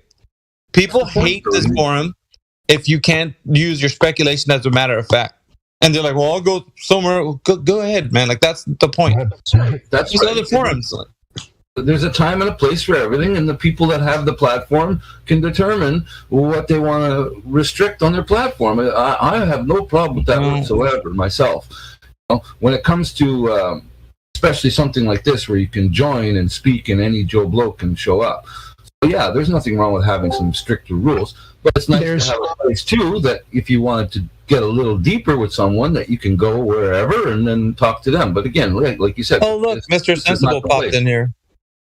It's funny because there's one of the prevailing worldviews among not just flat earthers but alternative cosmology in general is something that intellectually I'm very on board with, and it's the thing that I come to blows the most with me saying, look, a lot of that speculation, I'm not going to go into what it is, but there are things I believe, but I accept that it's a belief, and I won't insert it into anything I talk about at all. Exactly. Because Meme, I don't know if you know. I don't know, guys. I don't know if you know. We just have Mr. Sensible pop in here. He was on a debate with Witsit. Is he unmuted? Can we unmute that guy, Mr. Sensible? Do I know Mr. Sensible? He was on a debate with Witsit. I think Witsit had a debate with him and Conspiracy Cats. Okay. Is he? Let's see, what roles does he have? Because if you're in this VC, we do want to talk to you. So go ahead and open up your mic if you got. If not, let me see if I can give you a role. Oh, he doesn't have any. Okay. All right, I just unmuted you. If you are who I think you are, you don't need any introduction. You can go ahead and speak if you want. Mr. Sensible, are you there? Hello? You are muted. You have control of your mic.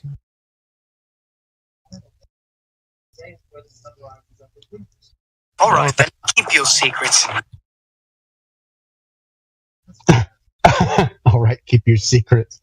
I went ahead and gave him VC verified in case it's. Thanks, man. In with him. Oh man, I'm gonna get up my good microphone. This might be interesting, and it might not.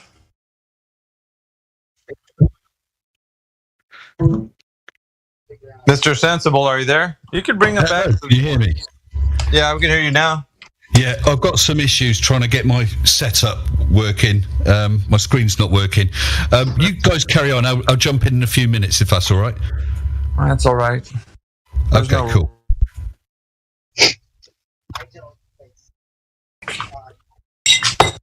Hey, by the way, before you come back again, you are the Mr. Sensible that has had a debate with Witsit, right? Just to be sure. I just lost the sound then. I heard you saying, am I that Mr. Sensible who had that debate with Witsit? Yes, I am.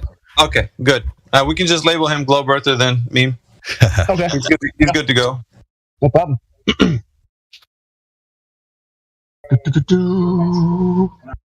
Manage.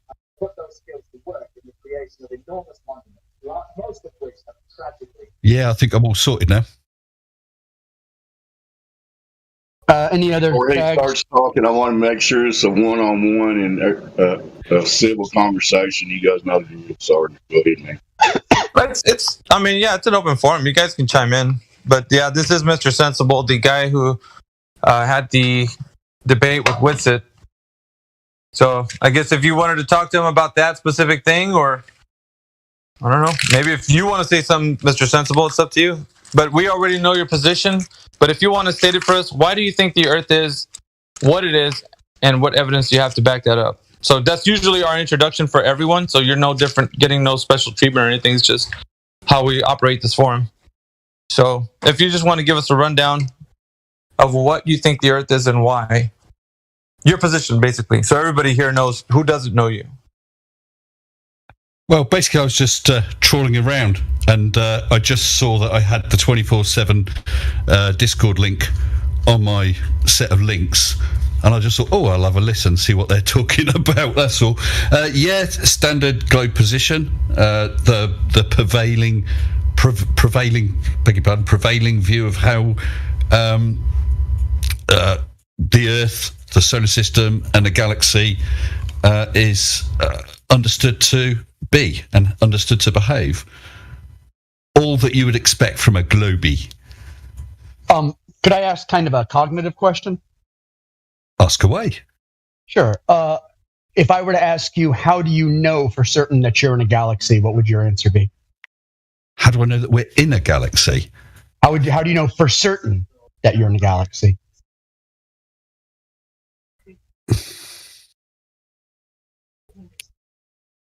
Well, we can see the what do you call it? The Milky Way, which is looking across the cross section, the flat cross section of the galaxy, and we can see all the other galaxies. Stars that we can see are all in galaxies.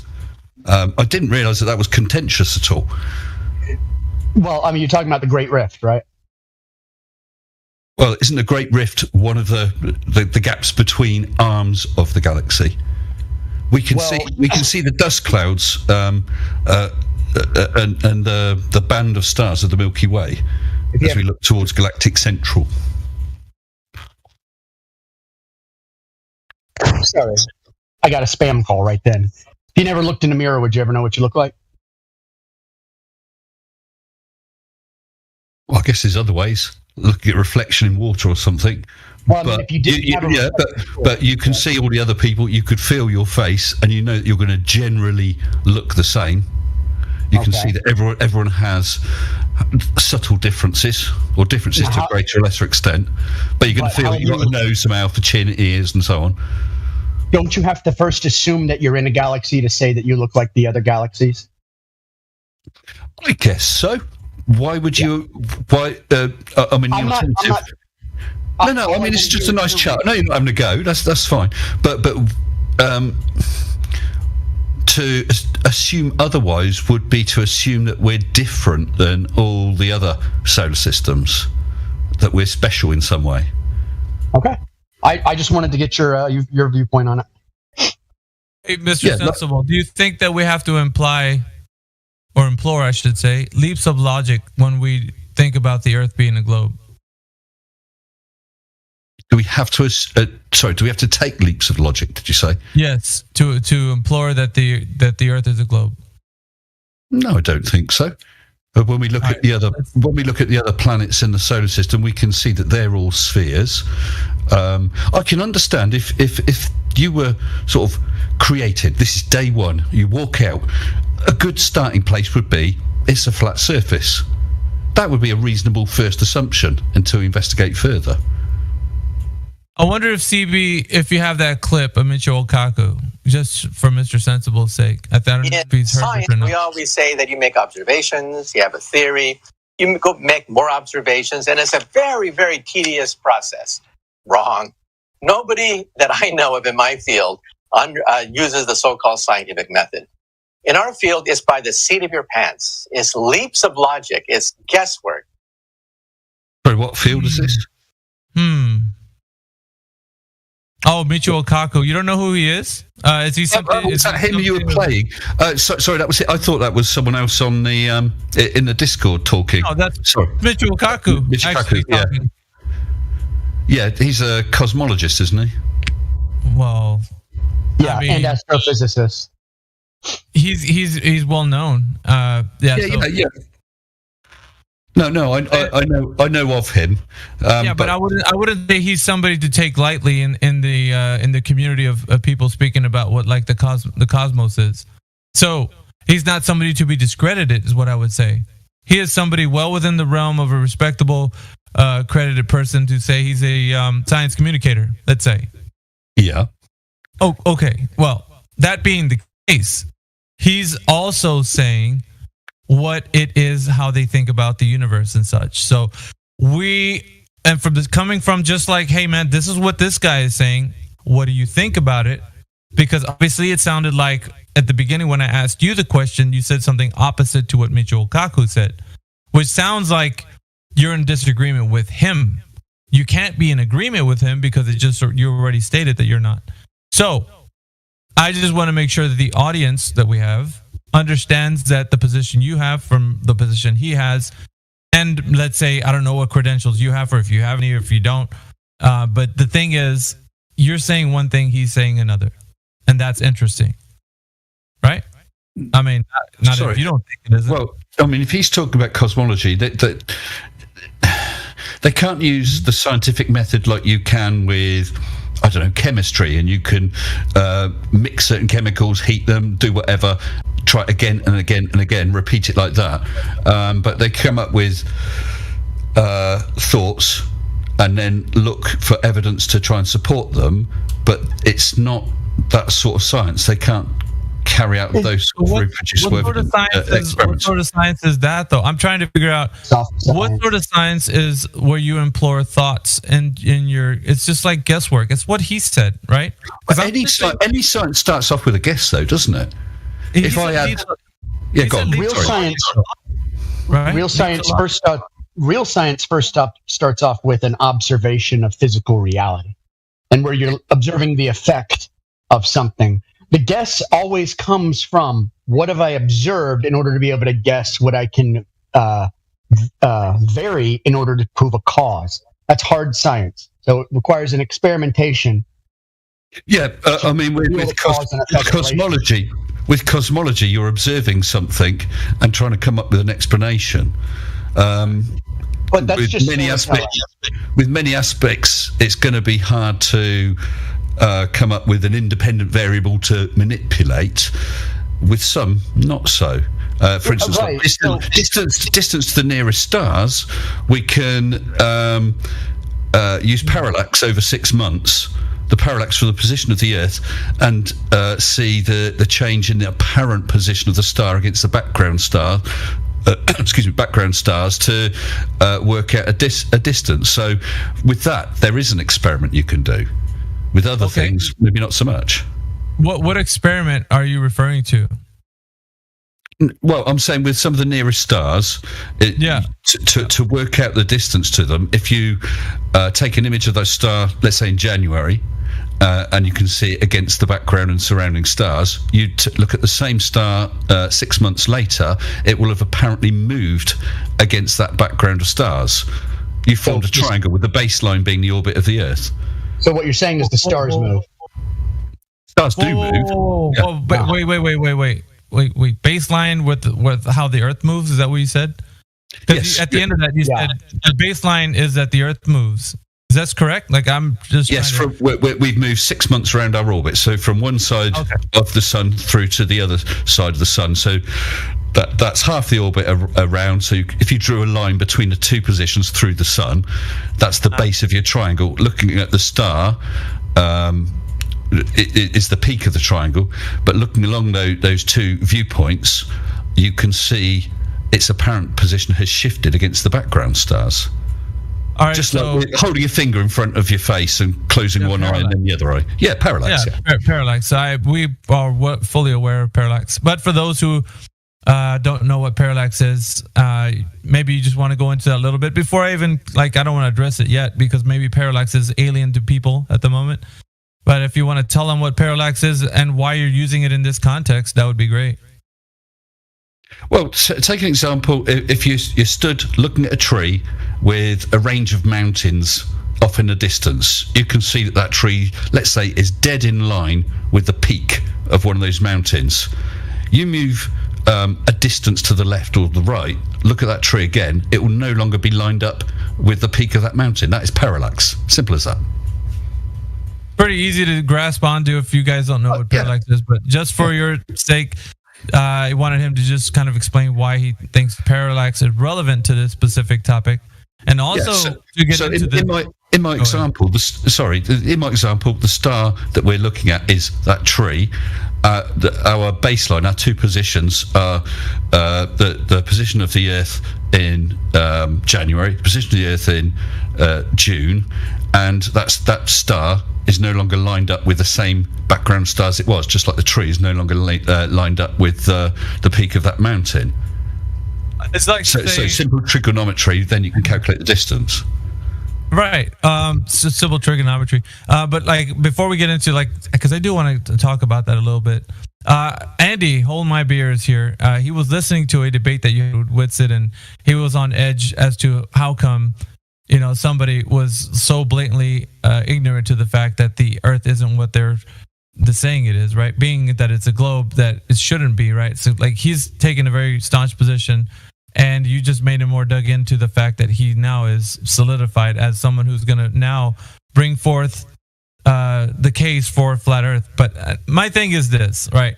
Because I know that, and I'm just saying that because I'm saying hello to Andy, who came in here pretty fired up because of the fact that he was listening to you and was it Conspiracy Cats? I would say it was myself and Conspiracy Cats. But what is it that's got Andy? What's it that's got Andy fired up then? I'll let Andy speak. Andy, before we get into Mr. Sensible's kind of discussion of the cosmos, I wanted you to just kind of, if you had a little piece here to say about why you felt that conversation went in a bad way while you're listening to it. Can kind of give him a little bit of what we hear on the critiquing side of what you thought was going on with that. I'm putting Andy on the spot here, guys. You don't have to chime in if you don't want, though, but it's up to you. No, it's all good. It's all good. I just woke up though, guys. So, give me a sec. I need at least 10 cups of tea. I watched that debate and I just got annoyed because it seemed like one side were lying quite a lot, and especially this Cat's character. I don't know. I just didn't like the debate tactics as well. And what the hell was he doing with this statement? This is what he's going to do, and he's going to make these, sound fancy and say these fancy words. And what was he doing? Why the tactics? It just really got to me. Are you talking about his thing about predicting the future? He was a time traveller. Yeah. Well, I think it was fun. It was pointing out. He was pointing out that it was absolutely known what would happen. That Whitsitt would not produce actual evidence. But I mean, you'd have to take that up with Cats if you wanted to take it up. I can only really speak for myself. Oh, by the way, I didn't say hello, guys. I just sound like the usual stuff for you guys. Just ad homs before everything was said. But I didn't ad hom. I showed. I'm going to struggle to remember what evidences I showed. I showed the thing about neutron detectors detecting the sun from around a mile underground, and they do most of their detection during the night when the sun's on the other side of the Earth, and you can see the direction the neutrons are coming from, which would be impossible on a flat Earth. The next evidence I gave were the tow tanks that they use for modelling ship hulls and so on. I used the Southampton, I think it's called Bouldra Wood tow tank, about 138 metres long, and it's got rails for the gantry to roll along. And they have to be I'll just finish off. They have to be perfectly level, and that is a curve, and it took 2 weeks for it to be adjusted. There's a hump, if you like, of 0.6 millimeters over the length of the 138 meters. And I can't remember what my third the third one was wasn't it my Mage balloon? Can't remember. Well, where's that hump at the Suez Canal? Yeah, I think Mimas wanted to jump in here real quick, and I still haven't addressed Mr. Sensible. I mean, I don't think metal warping in a poorly built ship is proof of something. No, that's not what it is. They got a tank of water, 138 meters long, and they tow a model along it to see how it reacts, because it's got a wave maker in it as well, to see how the ship's body would react in the water. Now that tank has to hold the model ship without pushing it down, without pulling it out of the water. So it has to be freely moving. So it has to remain the same distance above the surface of the water. The gantry runs on rails, which must maintain the same distance above the water level along the entire length. And once those rails are adjusted for that, there's a 0.6 millimeter hump, if you like, along the entire length, because so the surface of the water. 138 meters. And 0.6 millimeters? Yes. 0.6 millimeters. Okay. Yes. That's not much. That's within the margin of error for anything, though, isn't it? They use a microscope and a pin breaking the surface of the water, or just not breaking the surface of the water.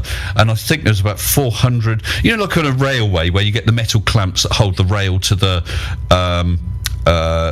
sleeper. Yeah. There are about 400 equivalent clamps like that had to be adjusted to make sure the rail didn't lift or sink down towards the surface of the water, to maintain a perfect level distance above the surface of the water. Okay, so I do have a question then. A question then. So there was a hump of this metal. Was there a hump in the water? Yes. Do you have paperwork for the hump in the water? Or Sorry, do I have what? Do you have the documentation for the hump in the water or the hump in the rail? I can post a link to that if you wish. Sure. You have to give me a minute. So carry on. I'll. Yeah, we're gonna put a pin on a specific discussion that we had about the cosmos in order for you to address this specific one. But we'll get back to that other one. I think it's important. Once you finish up with this one and we tidy up a bit on this, and then we'll move forward to that one. I don't know where you want me to post this. Just in the lobby. No. Okay, so you're new to this forum, correct? Yeah. What you have to do is go to the live stream voice text, which is above the got it. Yes, the one here. So okay, you should have perms. Yeah, you have perms. Yeah. Do you have perms too, or is it just links? Do I have what? Let's see. Can you post an image? I think he can't. He need image embed role. Let me give him that. Right. Well, that's the link to the website. I'm just trying to find the actual. No, you have to be able to post images as well, so that everybody can see anything that you want to present. 1 second. And by the way, I'm gonna preface this sensible, because things in here. This is like a very much intellectual forum, so you're not gonna get what you get from other places. This is gonna be really. I think it's really hard for globe earthers to be in here that take a staunch position. So, I would say fasten your seatbelt, because Kansas is going bye-bye in a moment. So I just want you to be fully aware of where you're at. This isn't like a debate. This isn't a debate forum like you're used to. I would say this is way, way, way different. And I just say, just be in here. Don't get scared. If you have somebody else you want to bring in that's a friend of yours or whatever, that's great. If you want to have a buddy, because this isn't like for flat earthers, this is not even a great place to be if you're speculative, I would say. Flat earth or globe earth, it doesn't matter. Like, this is an intellectual forum, so you will be called out on a lot of stuff if you don't have any evidence. So we're going to get down to the nuts and bolts of why you think what you think, the psychology behind it, and all the things that are good for us to know when we investigate. So that's one of the, I just want to preface it with that. So that's what this forum is, just to be fully aware. And we're going to address each point, make sure each point is thorough. We're not going to go skip off and scattergun you with a bunch of questions. We'll let every person that comes in finish their point, and we'll move off to the next person. We're not going to have a dog pile. It's not how this works. So if you're in this forum, you've been in here with me, you know that's the way I run things. Don't dog pile Mr. Sensible. Let the person who's speaking finish their point, and then allow the other person to come in with another point. If you do start to dog pile, I will mute you. So don't do that. Hey, Mickey, I'm gonna have to run for a little bit, but it's in your hands. I got you, bro. Well, I just posted a couple of images of the ones of the tank, and the second one is more details of the rails with those adjustable clamps on. I can't find the direct link to the document so I'm still looking for that. No worries. Whenever you get them. Yep. I have a quick crack at this math here. 138 meters, 414 feet, approximately a 13th of a mile. Looking for around 0.61 inches bend. And you're talking about a half of a business card. You're very polite, by the way. I must compliment you, sir. Oh, thank you. I don't have a problem with chatting to anyone. There's no point in just slugging people off, is there? Well, it's the nature of the beast, Mr. Sensible. And as you can see, both positions are pretty upset about each other. So it comes with the territory. So the thing is, it should be expected on either side. And with that, with this forum, however, I run a tight ship. So I don't allow just the dog pile. Everything has to happen in an organized fashion. And people coming through are going to address you one at a time, and they're going to fully go through whatever they want. And we can have people that support what they're saying. They can pop in there and support what they're saying. There's nothing wrong with that. You can have somebody on your side come in there, pop in and support your side. That's how this works. But we will get through every topic thoroughly. There isn't anything we're going to leave up for questions. There isn't. We go through everything as much as we can thoroughly with everyone. So we want to allow the person who's speaking with you go ahead and finish what they're saying. And guys, remember, if you're done, just say, I'm done. Anybody else can chime in. So we won't know that you have another point coming up. I'm good. You can go on. I just wanted to establish that math for a moment. Thank you. Thanks. Anybody else want to jump in and have a conversation with Mr. Sensible? Other than, if nobody does, then I have a point to bring about the cosmos. So I'll wait, you guys, if you want to speak with him. He's the guy, if you guys may or may not know, had a debate with Witsit. Him and Conspiracy Cats went a 2-on-1, I think, or 2-on-2. I don't know who else. It was supposed to be 2-on-2, but the other one was Brian Leakey. So, that's right. He didn't really like that. Anyway, but that's neither here nor there. We want to know if you have any questions about what Mr. Sensible is thinking about. He's very much in the position that the Earth is a globe. The evidence speaks for itself, according to him. So this is your time, guys. If you wanted to speak to somebody who's in a position that thinks the Earth is a globe. Really, I have a really quick question, Miggy. Real quick question. After getting smoked in a debate, how are you still a globe earther? Smoked in the debate? Which debate was that? Any debate with Witsit in it? No. Witsit is rather famous for his word salad. He spouts lots of stuff. He did not address the toe tank. He did not address the neutrino detector. And I have posted those couple of images. I posted the link, and I'm just about to post a screen capture of the relevant part of that document. Here we go. This is the bit that says about the hump, if you like. I don't know, is that come through okay? Can you all see that? Oh. Yeah, there we go. The rails must be aligned vertically to follow the curvature of the Earth horizontally and in roll.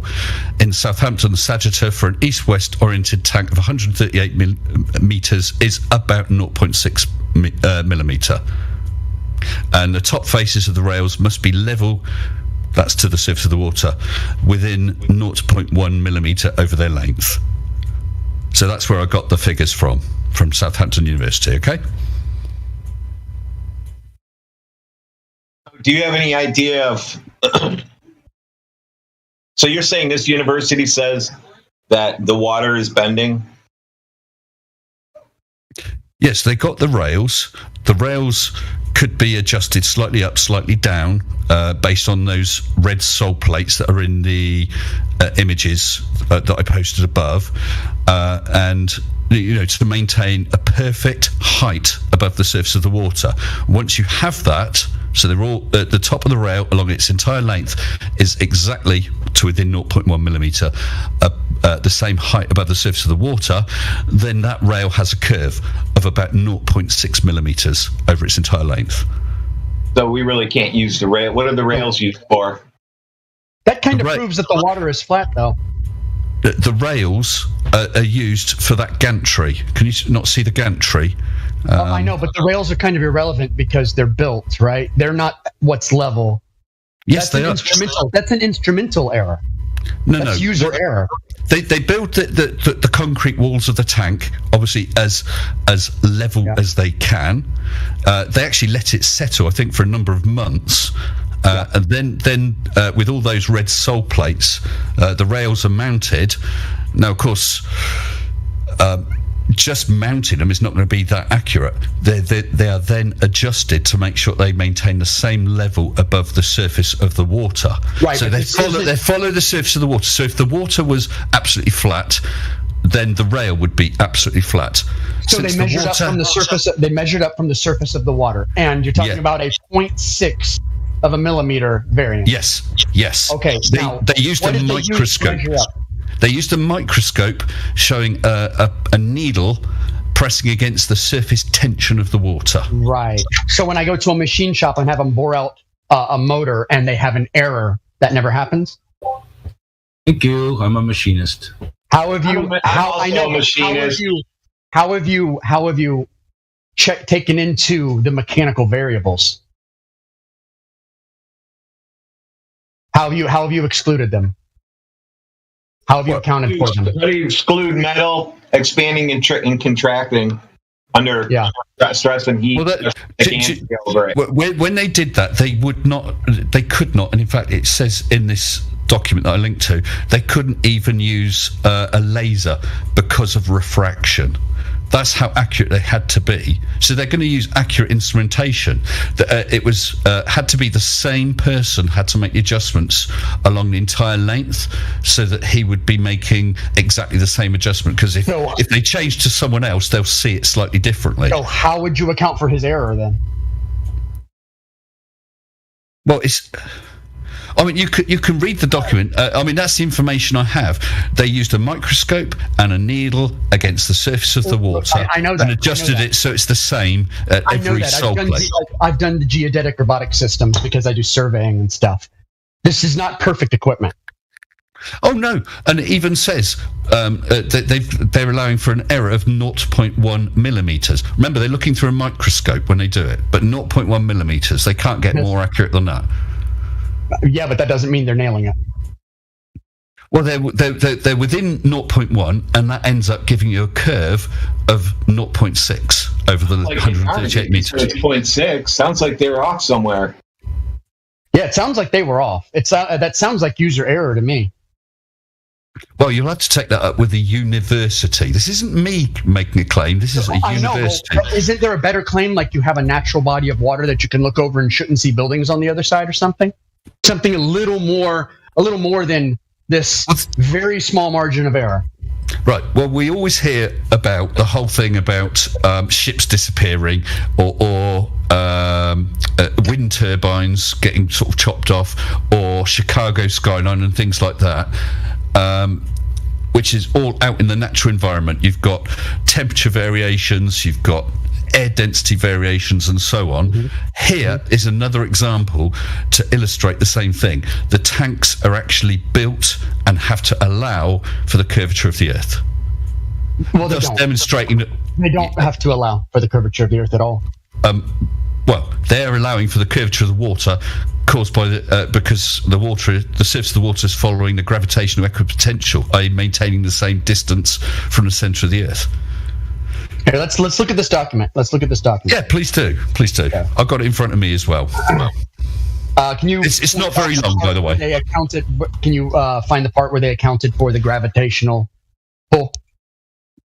Well, that screen capture I gave is on page 3 of the document. You just post the whole document, just a link to it. That'd be fine. I did, didn't I? Let me try again. No, you posted a link to the website. Oh, there's the document.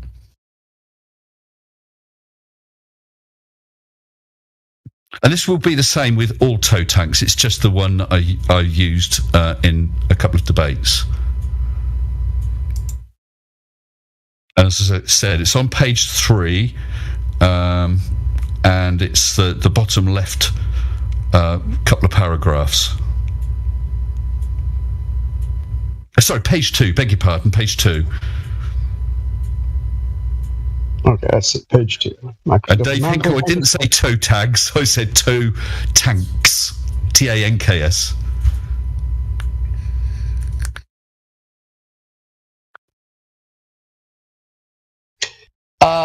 The Australian Maritime College tank staff measured deflections of up to 1.2 millimeters in the rail alignment within 12 months of filling the tank. Sounds like the concrete expanded. Yeah. Because, you know, I this is indoors. I mean, it's not going to be massive, massive variations in temperature. Indoors. Sorry, concrete. I've done infrastructure concrete for many years for cities and the military. I've done military projects and infrastructure projects, and I've done surveying for them.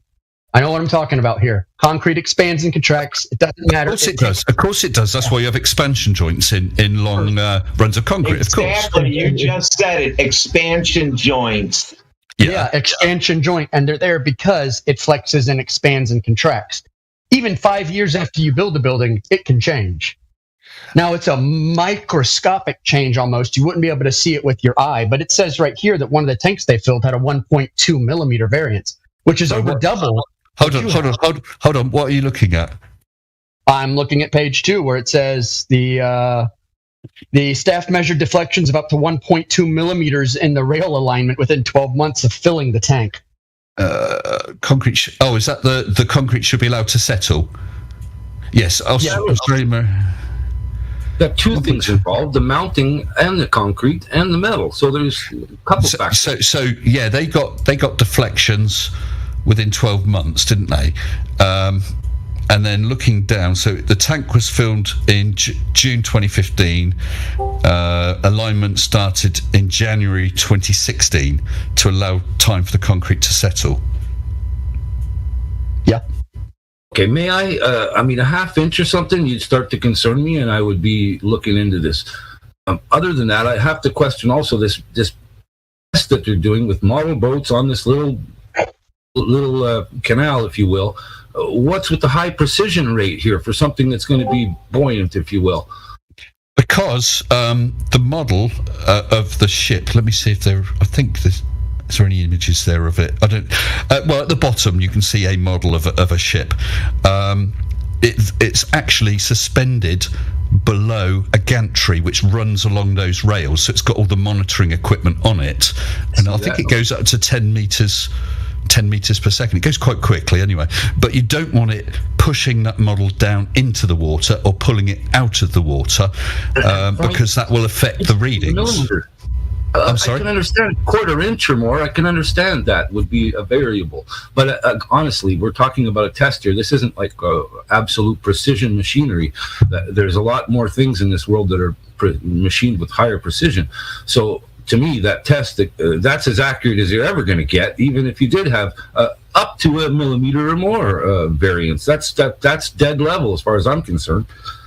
Sorry. I've just also seen on that page that we're looking at, page 2, on the right-hand side, just above the photograph, it says the vertical alignment of the South Rail was checked in 20 spots in June 2016. So that was 6 months later, and it showed that the concrete had not moved during that period.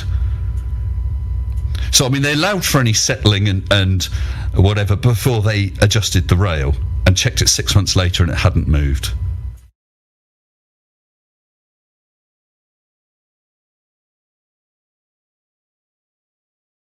Sorry, guys, I'm speechless. Go ahead. I mean, to me, that's level, dude.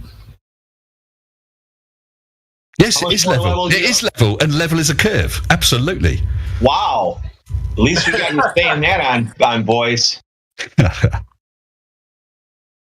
You say it with such gusto. Again, I'm gonna have to go find this fellow I used to know that was into the construction equipment and Level- was a high-end guy. Level as defined by academics is not real level, because those of us who build things know what level actually is. What size things do you build? What size things do you build? I did a 1.5 million square foot warehouse for the military. They never accounted for anything. They never account for anything. Linear lines, every direction. Hilti makes a laser level 75,000 feet. So, and you can go to the tool shop, buy a tool called a level that comes in all different lengths, and it has 2 mediums in it. It has a gas medium, and it has a fluid medium inside of the canister, and it shows you what level it is. So I'm trying to figure out how you build words into a definition that actually try to find the base of a tool. Because in recent history, they've tried to change the definition of level because of this argument.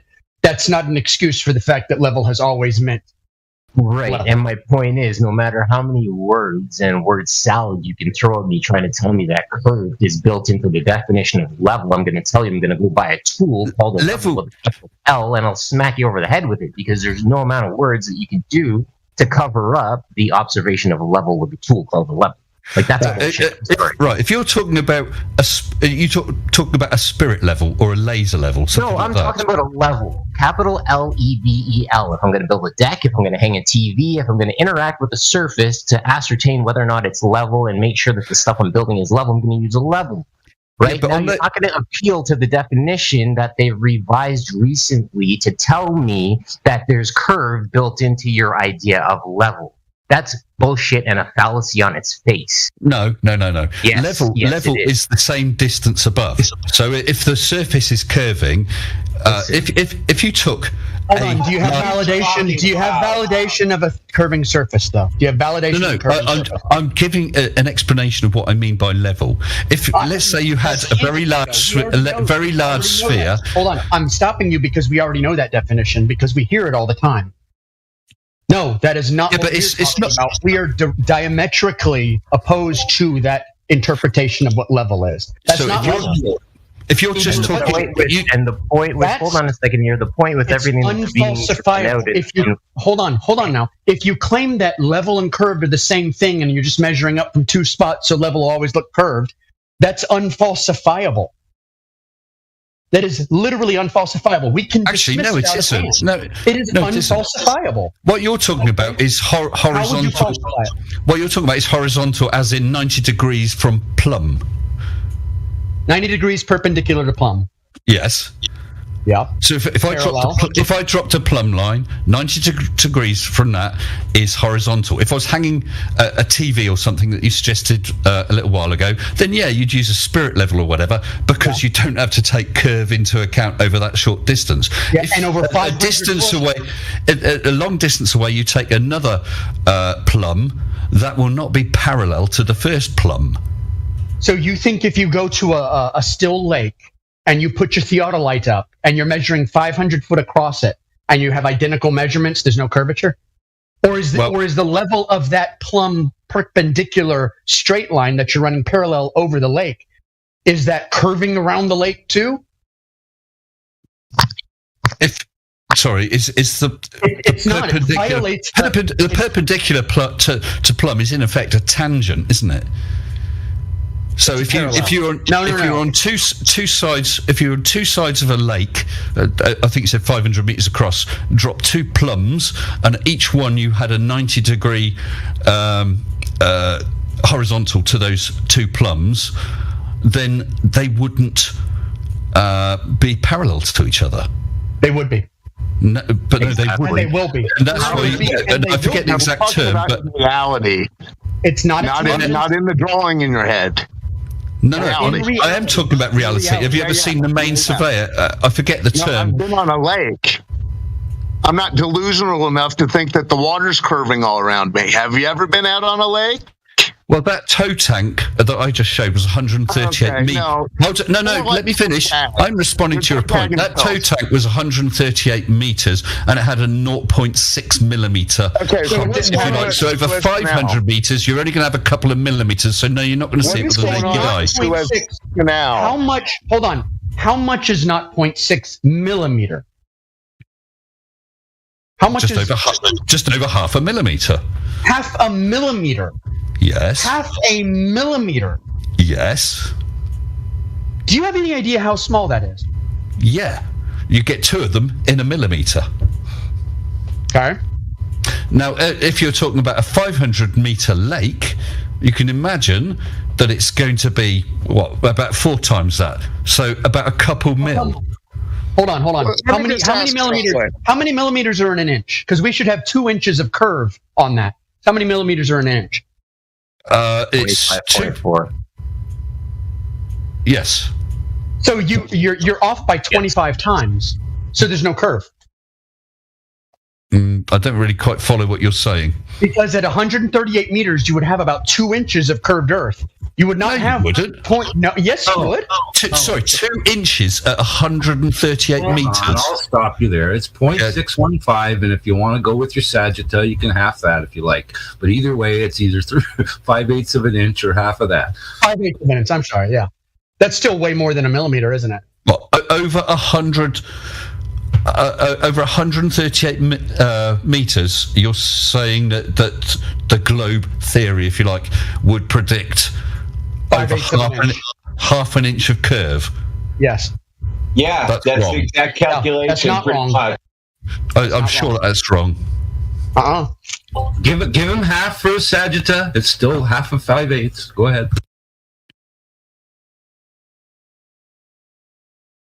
Sorry, who go ahead? No, if let me ask you real quick. If level is curved, is globe flat? Yeah, we're not going to skip off. We're gonna stay on this one at the moment. Chad, if you're here, Chad has had studies with mathematics, so he would be the one to actually point it out to you, Mr. Sensible, if you're wrong. And I would say that your level, our level. Your level's called radio guys, level. Can you hear me? When I'm talking right now, yeah, just allow me to finish because I'm addressing what Mr. Sensible is bringing up here in this forum. So, Chad, are you there? Yeah, I can hear you. All right, Mr. Sensible, if you may or may not know, he's a person who does debates with Flat Earth. So he's done one with Witsit. So not known, but well, I just put 100. Sorry, I'm gonna go and let you present the mathematics for that. But we're just gonna go right now based on the mathematics. And there's been a gentleman who chimed in here who was correcting you. You said that's not right. Can you please, guys, go over the math one more time so that way Chad can hear, and at least maybe Chad, if you want to test this, and if it's not what they're saying. Well, if it's 160 meters, that's a tenth of a mile, isn't it? 138. I mean, let's call it 150. 150, just to make it. 160 is a good number because it's a tenth of a mile, isn't it? Okay, but you're going to be mixing up imperial and metric. If you're going to haggle over that, I'm not going to bother. Well, no, there's a big difference between imperial and metric. I just whacked a target distance of 0.138 kilometers, so that's 138 meters, with an eye height of 0 meters into the Earth curve calculator, and it says the target hidden height would be 0.0015 meters.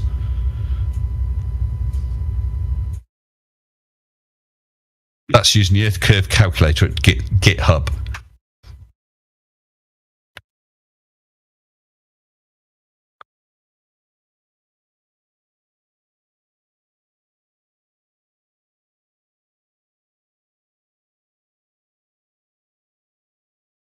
I don't know if there was going to be a response to that, or if you guys are doing something with what he's saying. I just said if he's going to haggle over silly numbers, I'm not even going to bother. So, what am I haggling over? Go on, say it again. I think Mickey was just trying to give him the floor to speak. Yeah, I was just giving him the floor, actually. But it seems like we are, I guess, at the end of that point. You guys already said that there's a bit of haggling over the numbers because it seems like there is curvature with the way you're presenting it, or should be anyway, and there isn't, according to Mr. Sensible, or at least not enough to be detected. Is that correct? Am I getting what you're saying, Sensible? There's too minuscule. I'm saying if you were looking over a lake 500 meters wide, the amount of curvature is not going to be apparent to your naked eye. So, well, that's interesting because we got a contradiction here that I'm going to have to point out. But it's too interesting to point that out at the moment. I do want to get back to the cosmology point that we were on. Maybe if everybody's good with this point, if you have anything else to add before I move on. Anyone? We're all good? All right. So going back to the cosmology point you brought up, I told you that it takes leaps of logic according to some astrophysicists, including Michio Kaku, and there was a sound clip of actually him saying so. So it wasn't just me telling you that that's what he said. He actually said that, and I'm pointing it out, which is important, right? Because there's a lot of people that actually look up to science communicators such as him. Therefore, I said, he said leaps of logic, and that's a way that it works for him. You disagreed, however. You said it was actual, we can know things, and he didn't say that. So we can know some things, other things we can't know for sure. Okay, I'm going to take us out of the realm of vagueness, which is kind of like what your rebuttal was at. So know some things and not know some things. Okay, so let's put things into the realm of what we know, and I'm going to go ahead and allow you to tell us give us a few examples, if not one, of what we can know from the cosmology side of things. Go ahead.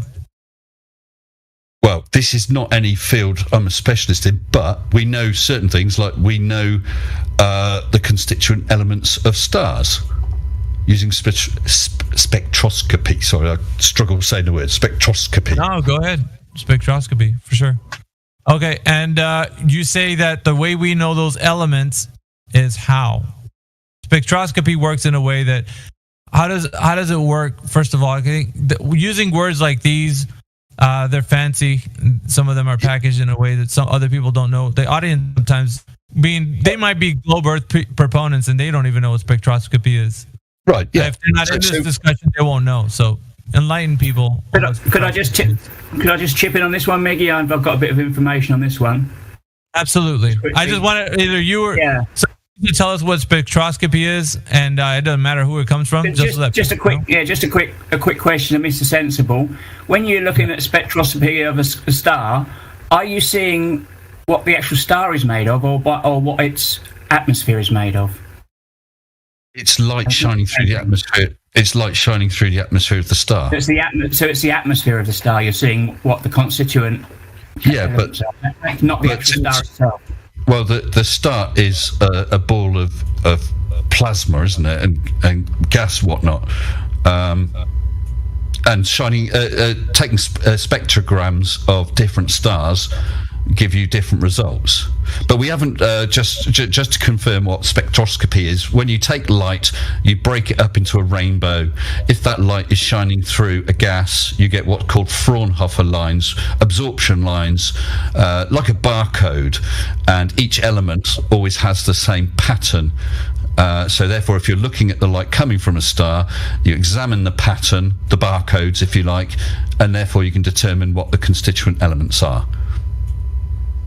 And this is what you said we know, right? We can know something, like we can know this. Yes, because that's measurable. And if different people took readings of the same star at different times from different locations, they'll get the same Fraunhofer lines, the same patterns.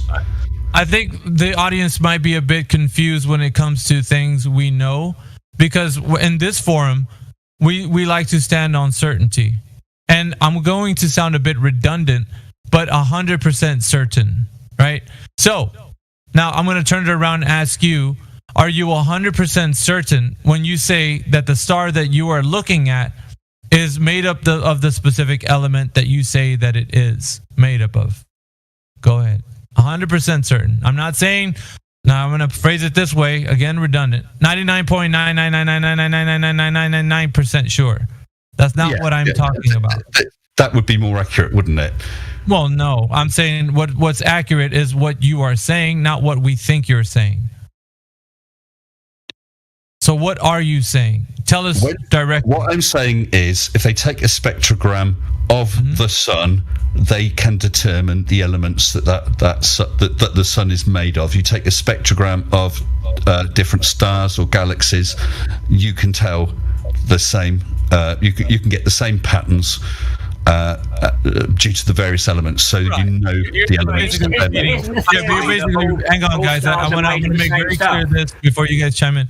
I want to make this very clear before you chime in, because we get this a lot. So in this forum, you're going to have to tell us, and it sounds redundant, but you have to tell us what percentage that you know that you're certain that element is what you're claiming it is. Now, is it, I'm going to give you two options because it sounds like you agreed with it, 99.99999999999%, or is it 100% sure? Which is, without a shadow of a doubt, all certainty, for sure, it is the element that you're saying. Which one of those two is it? You'd have to go for the 99.99999 to be honest, because there could always in science, there's the possibility of something else that you're unaware of. All right. That is science, isn't it? Which is why the strongest thing is a theory. Because it could always be overturned. However, it has nothing to do with you, Mr. Sensible, but everybody in here who comes in and says that, I would say they are not certain and they do not know, because it could be, right? What we're doing here is we're analyzing the fact that the people that are saying these things are not sure. So, and you saying that that's the way science works solidifies the understanding that you don't know, because it could be, right, something else. Subjective. It could be. That's true. That is true across all of science. That's true across all of science. If I take a hammer, I hold it in front of me and drop it or let go of it, it falls to the ground. I have never seen a hammer not fall to the ground, but there is always the possibility of some effect or whatever causing that hammer to not fall directly to the ground. Science, the strongest, as I said, the strongest position you can have is to have a theory made up of facts, but it's always a theory because it could be overturned. We've had theories that have been overturned. Subjective. So what we understand now from your perspective of what science is basically not knowing things and just guessing. It's guesswork. It's not guesswork. Oh, it's guesswork, 100%. And so what I'm pointing out here is the fact that you are giving us guesswork and telling us that it's science. And I totally reject that, because I don't think that people put their... Listen, you might be standing behind this, and what I'm pointing out to you is that the idea that you are actually an advocate for this position, other people who listen are listening as you're making these statements as a matter of fact. Spectroscopy works this way. We look at the stars, therefore it is what we're saying it is. So they are not listening to you as in it's not 99.9999%. There's a sliver of doubt. It could be something else. They're actually looking at it from your standpoint and the way you're saying it as a matter of fact. So they don't understand that. So the confusion happens that person will come in here and tell us things as that they're 100% sure, and you don't know that because what you're thinking is not being conveyed over to them in the way that I'm telling you now. So now I'm exposing the fact that you are using guesswork as in what you think the stars are using spectroscopy, because you admittedly said 99.99% is the most I guess you can say the trusted way that you guys work, and you guys, and I would say anybody who uses this, right? So now I'm getting to the bit where we're actually exposing the fact that no one knows what they're telling us, because it could be something else, subjective. And that is why everybody who says these things doesn't know what they're saying, and we point it out to them. That's why it's important for you to understand that. There is no debate when it comes to flat Earth and globe Earth. Why? Because we see the same Earth that you do. So the thing that you're seeing, however, is a perspective outside of the one that you're already seeing. So they're telling you a story about what's happening outside of what you already know to be happening. You see the stars, we see the stars. You see the flat level horizon, we see a flat level horizon. There isn't another Earth who we're speaking of when we talk about flat Earth. It is the obvious and self-evident reality in which we all exist in. And this has been the issue with the flat Earth, globe Earth debate. It seems like we're speaking of two different concepts and everybody's coming at different points, and that is not the case. The case we're trying to point out is the confusion that is happening with the globe Earth, that you guys have been believing the guesswork, the 99.9% where there's a little sliver of doubt. That's what you guys believing is true. We don't have a position. If I said to you, I've got a lottery ticket here, right? I'll let you have it for $1, and it's a 99.99999% chance you'll win. You would buy that lottery ticket off me.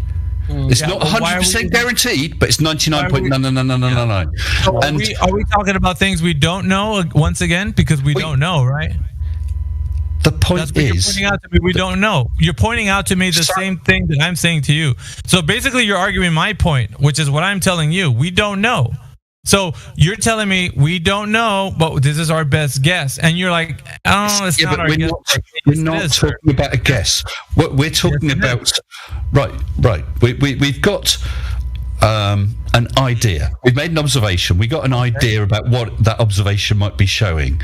So we look for the evidence to support it. Now, if the first person, so we take, I don't know, whatever the reading is, a temperature reading. Oh dear, that doesn't support our idea. So we'll have to throw it out and think of another idea. And we come up with and suddenly the temperature reading you take, for instance, supports that idea. It's consistent with that idea. So you look for more evidence. Why are we eliminating things, though? Why don't we just outright know what it is? Why do we have to eliminate what it's not? I don't think that's a great way for us to get it to a conclusion. Sir, that is assumptions. Do you know that you're living in a worldview filled with assumptions and you're okay with it? And this is what we're trying to point out. So it's not just... Well, listen, we point this out to everybody. It doesn't matter what topic you bring up in this forum. We're going to point it out to you that you, sir, believe that the assumptions that you've just made are actually reality, and we're telling you it is not, because you don't know. We've got evidence. What you do is you've got your observation. Mr. Sensible, you have guesswork. Are you going to let me speak? You have to admittedly say that's guesswork, sir. It is guesswork. It's not a guess. That's like Michio Kaku said. Here's where you're going off the rails and thinking that you know what you're saying when you don't, sir. Right. I said to you, Michio Kaku, he's a theoretical physicist. Physicist. Now, when you come up with an explanation for something, or a possible explanation, you look for evidence to try and disprove that. That's how science works. And if your evidence, you take measurements, you take various readings, whatever sort of readings they are, depending on what it is, if they don't rule it out, then so far that explanation could still be true. The more evidence you've got, the stronger that is, until you reach a point where you've got a theory which is virtually. This is your best assumption. Yes, all the evidence. If you find for the record, Mr. Sensible, you think that assumptions, the best. I'll put it this way. Let's dress it up. Let's put lipstick on the pig, shall we? Let's say the best assumption that you have, that is what you're going to run with. Your best assumption, sir. That is what you're telling us. Are you going to straw man me? No, sir. That's your position. Don't tell me what my position is. Right. With this observation, whatever it is we've made loads of different readings. All of them support that observation. If you find one reading that rules that out, then you have to throw that idea that you're calling the subject out. Rationalizing Michio Kaku's admissions. It's seat of the pants. Rationalize it how you need. Yeah, you're just at this point you're just comforting yourself, which is not anything good for any of the audience.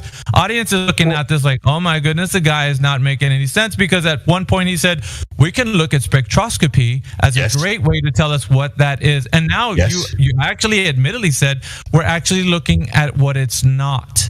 What it's not. No. We know that spectroscopy. We know that spectroscopy works. If you do tests shining light through various gases, you will always get those same patterns per element of Fraunhofer lines. So let's go back once again. Therefore, if you apply that same technique to the star and you get the same pattern, your assumption that it's hydrogen, helium, whatever the element is a damn good one to make.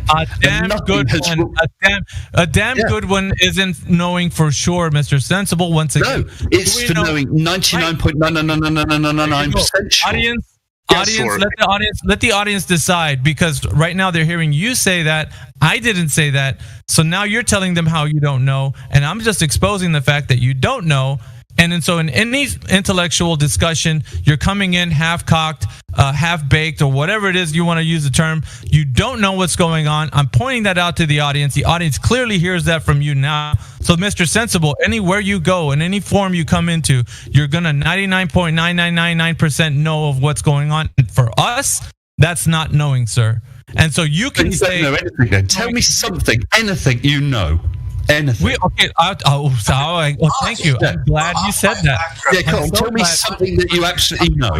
Let's have a little exercise, because I'm going to show you, right? I'm going to actually show you. Are we talking on Discord right now, Mr. Sensible? Yes or no? Yes or no? Are we talking on Discord? Are we talking? Don't like the music. Are we talking on Discord? Yes, sir. Are we talking on Discord?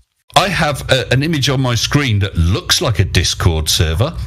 All right, so we'll just say yes or no. Are we talking on Discord? The best evidence. Okay, the best evidence that I've got right now is that we are talking on Discord. Okay, all right, that's great, right? I agree with you.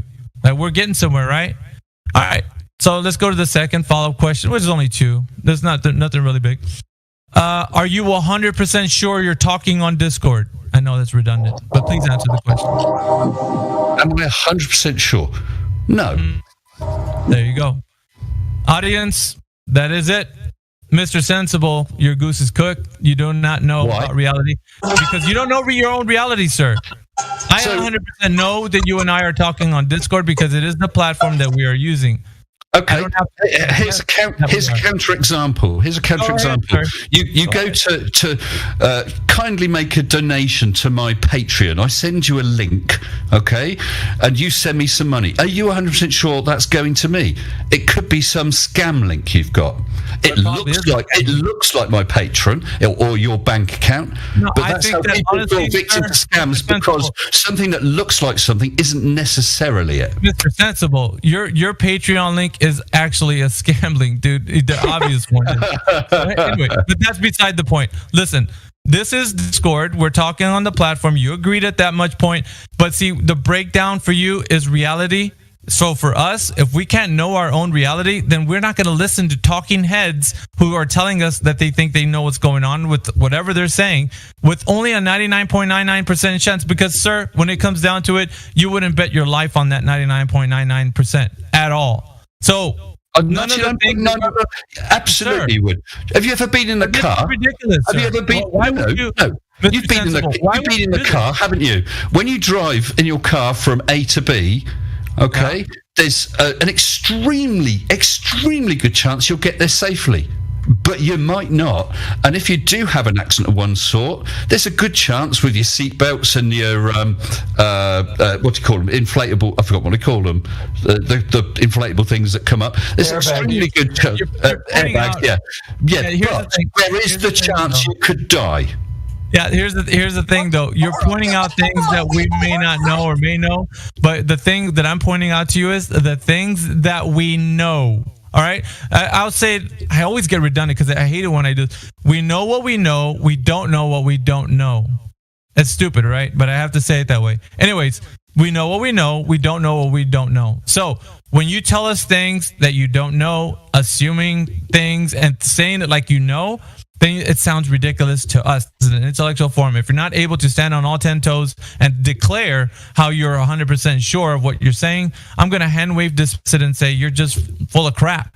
You're just saying things because it sounds nice, because Joe Blow told you, whoever Joe Blow is. I don't care if he's a professor or the guy down the street. It doesn't matter to me. Whatever you are coming in here telling us in an intellectual form that you know, and we're going to put it to the test, and you say, well, I'm not really sure. I think it is. It's the best guess, right? Damn good one, as you put it. And then it turns out that you don't know. So, ladies and gentlemen, Mr. Sensible hasn't a grip on reality because he's not sure ever. And there it is, sir. That's science.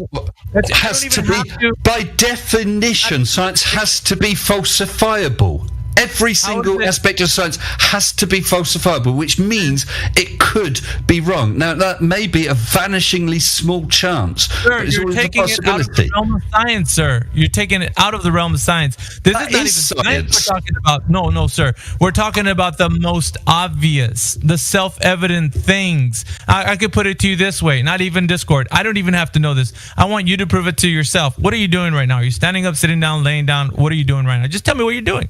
That's simple as that. What are you doing right now? Be honest. Like, I don't have to know, but I believe I'm sitting down on my chair, and okay, well, I'd say that's yeah. But just, sir, you're not going to tell me, and that's, I believe. Okay. He just said he believes he's sitting in a chair. Yeah, said that. I know. Like, listen, Mr. Sensible, you're sitting down right now. I can tell you without even seeing you. This is how crazy it gets. I can tell you without even seeing you because you said that, and you're sure that you. Hey, man, I believe I'm sitting down. I know that you are. I was like, you can say that with all certainty. You're sitting down. It's okay. You could assign a certain level of trust to something like that. Hold on. If I said I have a pet cat, you could say, well, I've chatted to the guy. He seems fairly honest. It's quite possible he has a cat. Yeah, I believe him. But if I said I've got 3 Ferraris parked in my garage, you might think, well, it's possible, but it's quite unlikely. Do you know what I mean? You assign levels of trust and acceptance. No, that's what you do. That's what you do because you've been told to think this way. You're okay. So the confusion happens to people when they're taught, or they're told, I should say, they're told how to think like this. So you were told at an early age that this is a good way to think. Leave yourself open for these things that are self-evident, things that are self-evident, right? I'm not even speaking of the things that you don't know and that you're making these speculations on. What I'm saying are the things that are self-evident, sir. This is outside of the realm of you just being able to be like, hey, let's science this shit. And I'm not saying that. What I'm saying is, if you're saying you're sitting down, standing up, talking on Discord, whatever it is that you're doing, you're not even sure of that. So you're confused. So therefore, I'm going to attribute the word confused to everything you say, because there's nothing you're going to say that's going to be like, oh, wow, that's great. You actually know something, because you don't. So therefore, you don't know anything, and I can say that with all assurance because you've demonstrated that to us here in this chat and anywhere else you go. Whatever platform you say, I want to debate flat earthers, it's not going to happen because there is no debate, because you don't know anything. You're in a state of confusion, sir, and until you realize that, you won't come out of it. You're going to keep spinning your wheels and comforting yourself and saying, well, then I could be damn well assured that 99.9% is good. It's not going to get there for you. You'll never know. Ever, ever, ever. And that's not how science works. That's how you perceive science to work. And this forum will reject that all the time, because everybody in here will say, I know that I'm sitting down. I'm 100% sure that I'm sitting down right now. What else is it? Like, you can't do that to yourself. You're so unsure about yourself. You're very confused. And I can see why, because you're taught to think this way. You're told. Somebody told you somewhere. So there's a lot of confusion with you people who are in a staunch position who think the earth is a globe, because outside of your perception, something's happening and you just can't be sure what it could be. So you have to leave yourself open for doubt. And so that's where that comes in, that argument that you have that you don't know everything. And it's just it's a crooked philosophy, man. You've been sold. You've been science. It's not with with science, it has to be falsifiable. If I just said just for the sake of argument, the moon is made from cheese because it looks like it. Well, unless we can take some sort of measurement or test to falsify that, that's not science. That's just some random claim. But that's with what science, you're doing. Mr. Sensible, Well, you just okay, said the star of plasma with spectroscopy, and you know elements. Yeah, and I said, what I said was what? all our available evidence points to that. Evidence? The available evidence points to the fact that spectroscopy works. You just finished telling me that you're eliminating things that it's not. That's what you told me. Well, our best. It's a. But we have taken. Okay, if we take a measurement of the sun using spectroscopy, we get certain patterns of Fraunhofer lines. Those patterns are known to appear if you shine light through, for instance, helium, hydrogen, and so on. Therefore, that would point towards the sun being made of those elements. It's good evidence for it. Mr. Sensible, I'm going to point this out to the audience. The lawyer speak that you have to employ here is like off the charts. It points towards, it leans towards, it's damn good. It's not what it is. Has science, do you think science has ever come up with something that's then turned out to be wrong? Right now is so warped and askew that it's going basically what mainstream rhetoric is telling. This is how they confuse you, sir. And so therefore you're going to continue to use these tactics because that's all you know. I don't blame you. I blame the system that has brought you to the confusion point in your life where you think that you can't know anything. This is the issue that has been rampant through all your guys' position. Like, I would say anti-flat earthers, the guys who are not just upset the fact that people are saying the earth is not a globe, but the ones who are actually declaring that it must be. With the I call it the lore. Because it's like a fantasy, right? So you're in love with the lore, and this philosophy that you can't know anything has been like a mind virus that has been infecting all of you guys. It has even crossed over into some of the flat earthers. They will even say that. But I'm pointing it out to you because you are using it as a way to tell us what you know. Sir, you are in the wrong 100%. You don't know what's going on. You don't know what the stars are. Hold on. We know by... No, we don't. We don't even know what I was going to say yet. But we know by experimentation that shining a light through helium produces certain Fraunhofer lines. We also know that measuring the light from the sun or stars can come up with Fraunhofer lines that match. Therefore, it is evidence. It's not proof because God doesn't prove. It is evidence that the sun contains those elements. Simple as that. Simple as what, sir? You know that 100% sure or no? You don't. Thank you. No, we know 100%. Hold on. We know 100% that if you shine a light through helium, you get a certain pattern of absorption lines. We know 100% if you take the measurement. No, we have facts. You just said you can't use 100%. You just told us you can't use it. Now you're using it. No, hold on. We know. No, you're not letting me finish. You're just going to try and steamroller me or listen to what I said. I don't know what you're saying. Yes, I do. Well, let me finish, and you might understand what I'm saying. Right. We know that if we shine the light through helium, we get a certain pattern. We know that if we take that measurement of the sun, we can get that same pattern. Okay, those are both facts. But the theory, if you like, or the explanation. No, that's the wrong word. But because we got that same pattern in both, we can assume. Let me finish. But we can assume that same element is part of the sun. We could be wrong. But we have two facts. We have two facts. One evidence is the other. I just want to point out that you're wrong. Dun dun dun. Sorry. Well, tell me something scientific then. Tell me something scientific that we 100% know. Sir, we could do this all day long. I could tell you many things that are scientific. Well, just one thing. Just one thing. Water boils at sea level at a specific temperature. And there you go. At sea level? Okay, that's one fact. And we also know... Well, I just pointed it out. I pointed something out to you, but look, listen. That is. You know, you have an accurate thermometer. You boil it, the water at sea level, at a pressure of 14.7 psi, and that will occur at 100 degrees. Yes. We also know a separate fact that if you boil it halfway up the mountain with a lower air pressure, it will boil at a higher temperature. Lower temperature. I know, Mr. Sensible. We've already arrived at what we. So those are two facts. I know, but we can arrive. He said sea level. That's it. Listen, we can arrive at certain facts because we can achieve the scientific method to do its purpose. So we've made two observations: one at sea level, one halfway up a mountain.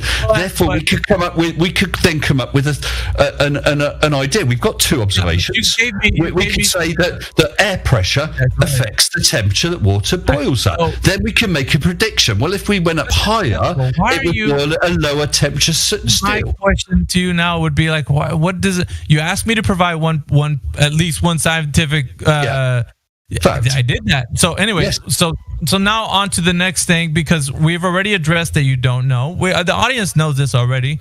We know that you're coming in here with this confusion state of mind. So I'm not for confused. us, sir, you're supremely confused, because to us, you're pointing to things and saying that are damn good evidence for. You know, lawyers speak. There's a lot of this lawyer speak that people don't pick up on because they don't hear you saying that. So what I'm doing is I'm exposing the fact that there is no debate for flat Earth and globe Earth, because there's only one truth. The Earth that's presenting itself to you and me is the same Earth that we're speaking of. There isn't any dichotomy. It's a false dichotomy. It's only the Earth. And what you've been taught what to believe that it is. So it's basically a belief system that you were born into.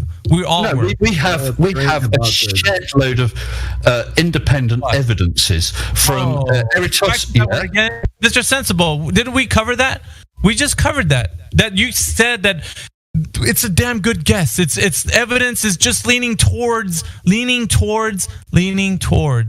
Mr. Sensible. Yeah. Okay. We step out of our house for the first time. You and I. Okay.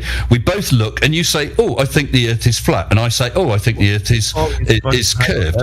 Then we look for evidence. So the various evidence is like 2 points of stellar rotation, like sunsets, like ships disappearing over the horizon, like sending up a weather balloon and filming the fricking curve of the Earth. All those evidences would be counter to the flat Earth. They're both ideas. Listen, how certain are you of all those evidences you just brought up? And you're gonna tell me 99.99999% sure.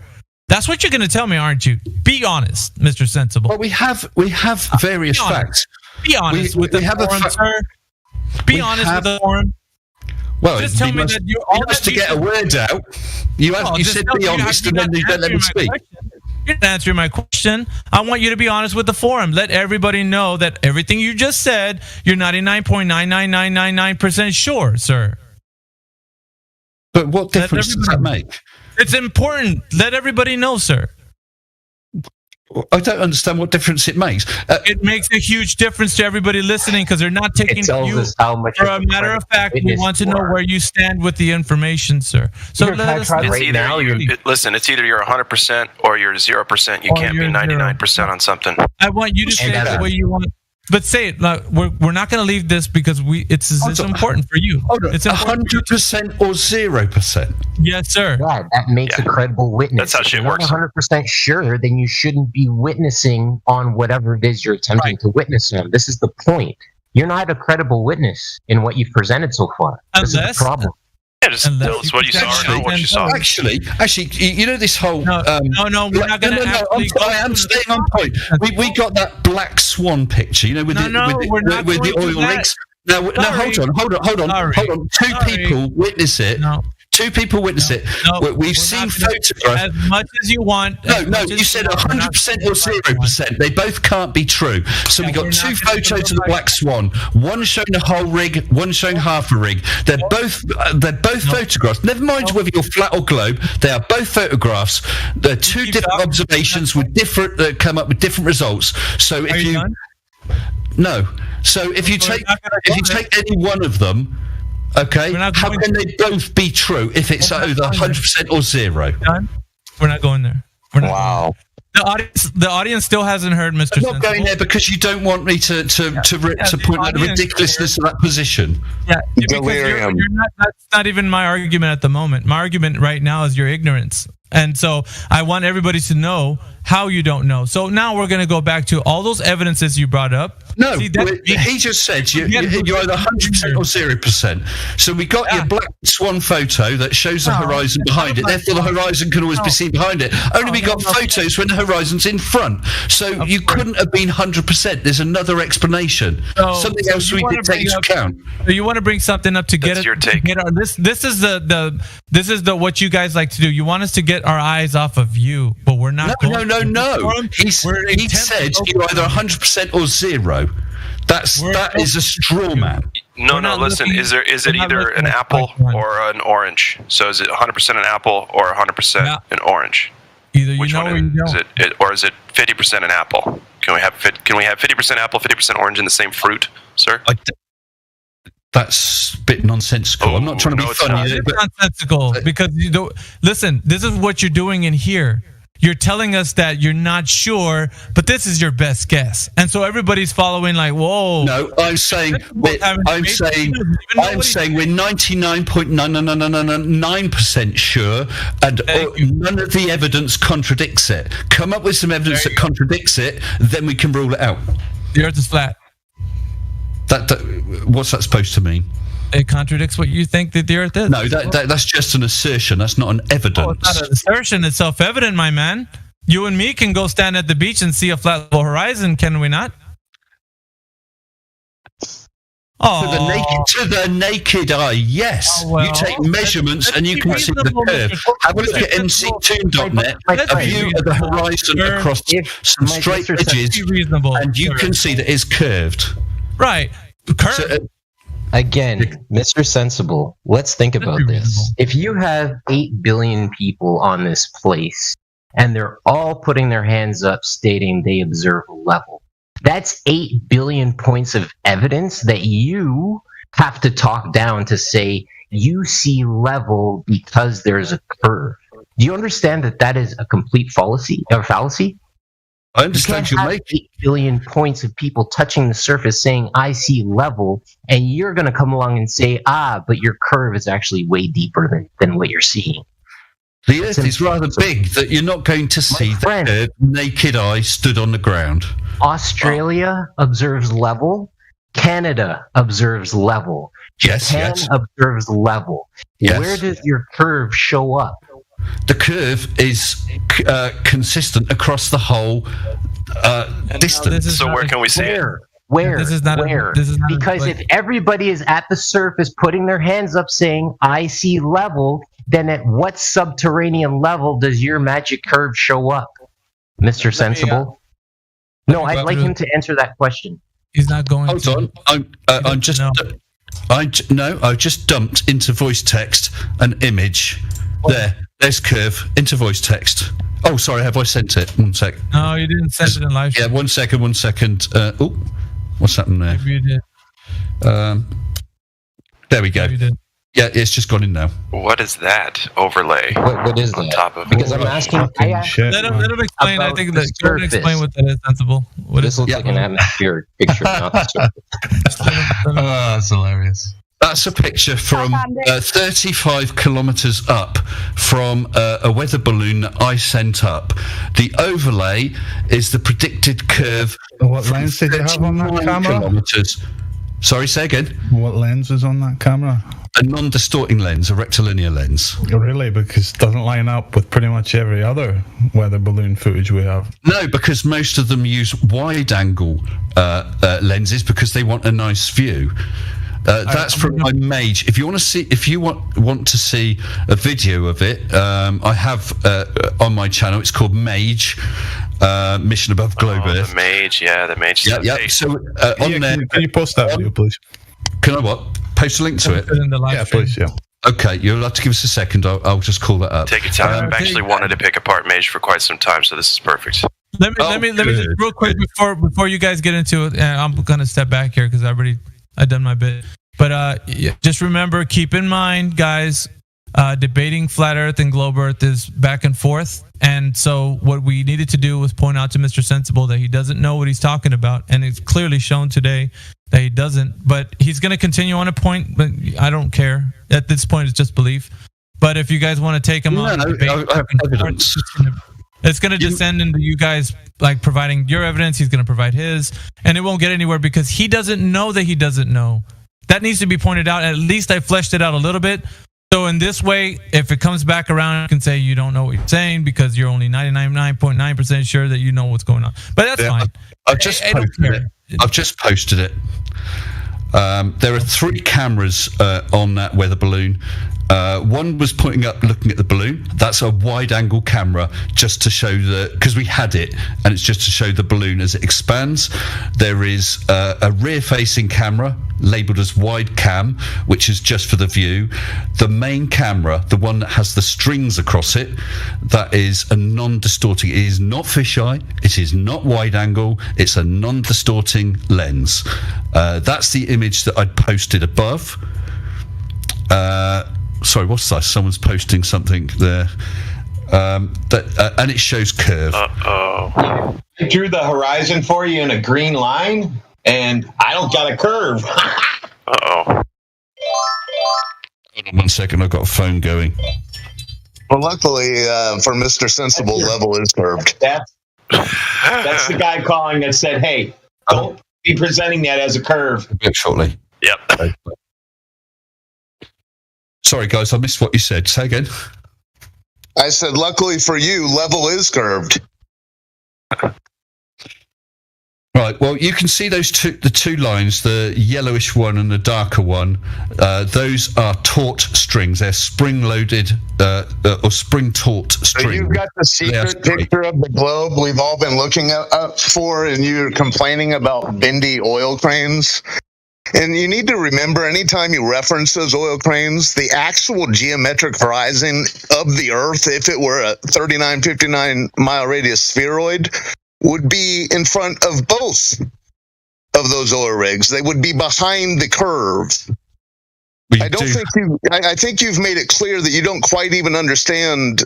Oh, I understand. How little the Earth actually is. There are plenty of images with those oil rigs partly behind the curve, hidden behind the horizon. You must have wax in your ears. What I said was, if the Earth were the spheroid they're claiming it is, the geometric horizon would be in front of both of those oil rigs. Yes, and you have always a level of refraction, which and if you stand in the fog, you can't see your hand in front of your face. Well, anyway, you were jumping away from the subject, which was my Mage photograph, which shows a curved horizon from a view of 35 kilometers. Oh, let me guess. You believe the moon landing propaganda. Oh my God. Yes, I believe we went to the moon. Yes. Oh my God. All the available evidence points to it. And hell, it was in the middle of a space race. If it wasn't true, the Russians would have called them out. Fake space race, but yeah. Oh my goodness. Got off and got out of high school. No wonder you believe all that shit. It still boils down guys, just to give you a heads up, just off topic a second, I'm going to have to go in about 2 minutes, okay? Yeah, so I go guess ahead. you would. Yeah, because that was my wife just calling me. I've got to go in a minute. Okay, well, then leave. Come back when you're 100% sure. And that way... anything, if you're 100% sure on anything, let us know. That way, at least you've convinced yourself first before you try to convince... Because right now, you're just bullshitting. You haven't convinced yourself. Propaganda that's I've shown you. Are you 100% sure you're married? I've just shown a photograph taken from a still from a video footage taken from a height of 35, just over 35 kilometers. You've got the 2 straight lines and a curved horizon. So just come back. Listen, man. Come back whenever you feel frosty and you want to talk to us about what you don't know. Once again, it's great. Very funny. I'm just saying, man. Like we just pointed out that someone's playing Neil deGrasse Tyson. Yeah, that's a guy. And he was wrong about that. And if there is also a clip of Felix Baumgartner. Are you sure he's a guy? Are you there is a serious? clip. 99.9. If you're not going to let me speak, guys. If you're not going to let me Are speak. you 99.9% sure you're alive or 100% sure you're alive? Yeah, when you can plant a flag and you've convinced yourself, you are sure that there's no doubt in your mind that what you're saying is true, then at least people will say, well, he's convinced himself. Now let's explore what he's talking about. Convinced. But I am honest enough to allow for the possibility, unlike you guys, that I could be wrong. You won't have evidence. You won't. We're the only people in here that have changed their mind. Guys, is it possible that I could come up with some evidence, something that would make you think, do you know what? He's right. The Earth's a ball. Nope. No. He said no because you're 100% sure it's flat. Yes, we're okay. Which means by definition, you're not scientific about this. And not honest your about definition of science is wrong then. So, yeah. Whatever. Anyway, guys, listen. What I will say is this has been a polite and interesting chat. I am going to have to go, so I'll thank you for the chat. Return whenever you want. Yeah, this is an open forum, so just come back whenever you want. Yeah, man. Okay. And also, for the sake of openness, I have been recording the voices, and I may release this as a video unless you have any particular objections. No. You do whatever you want, man. Yeah, man. Let it rip. Yeah, not control. Let's have people hear this because real ones will know. So. Okay. You do what you do. Point out what you want to point out. It's all good. I don't care. Okay. Lovely. Thank you very much. Good night. Later. Take care. Bye-bye. Get the fuck out of here! Very fun. I've already stopped recording. Bye-bye. Yeah, don't put that in your recording. Rifle is 100% flat smacked. Yeah, whatever. Okay. Do you know, guys, I probably will come back again sometime because what I haven't got is just loads of abuse from you guys. Just so I haven't abused you, so that's good. Yeah. Just bring some measurements, please. Let us know when you're. Yeah, well, I did. I brought Mage. But anyway, look, I really have to go, guys. Mage is not a direct measure. Are you 100% sure about this abuse thing? Yeah. Are you 100% sure you're recording? Yeah, are you 100% sure of abuse? Am I 100% sure recording? I tell you what, that shows you. I came into a Discord. I came into a Discord one time, recorded a whole conversation, and then found out I hadn't pressed record. So I thought I had. I was wrong. I have this time, I hope. You spend that long around flat earthers and didn't get paid for it. Man. Must be terrible. Right, I'm going. See you again, guys. Bye-bye. You do forget. Take care. We are on YouTube. Yeah, they don't know this. Always catch it there.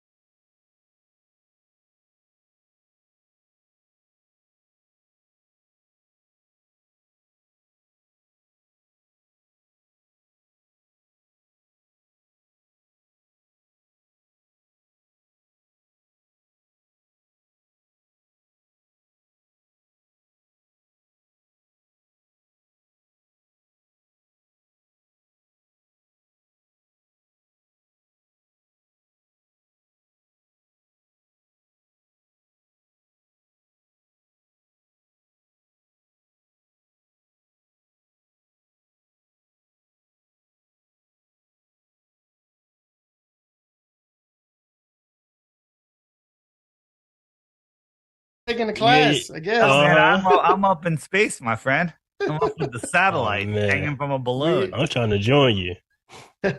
We about to be taken to school. Apparently, there's a red pill that's about to be taken. Oh my God!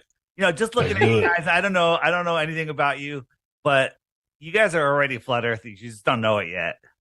That could be the case. That could be. I got a confession. Yeah, I was a flat earther for about a week. Yeah, years ago. Like. How do you become a flat earther and not stay a flat earther? How is that even possible? I don't know. Well, I guess we're gonna find out. Maybe we could talk about it. Maybe you could get me back. I don't know. I'm open to all type of possibilities. All right. Yeah, that's me. I'm open to hearing and just listening to what you got to say for sure. All right. Well, I'm curious in your story on what made you a flat earther. So I fell down the YouTube rabbit hole. Right. I don't remember where the video was or who sent it or what.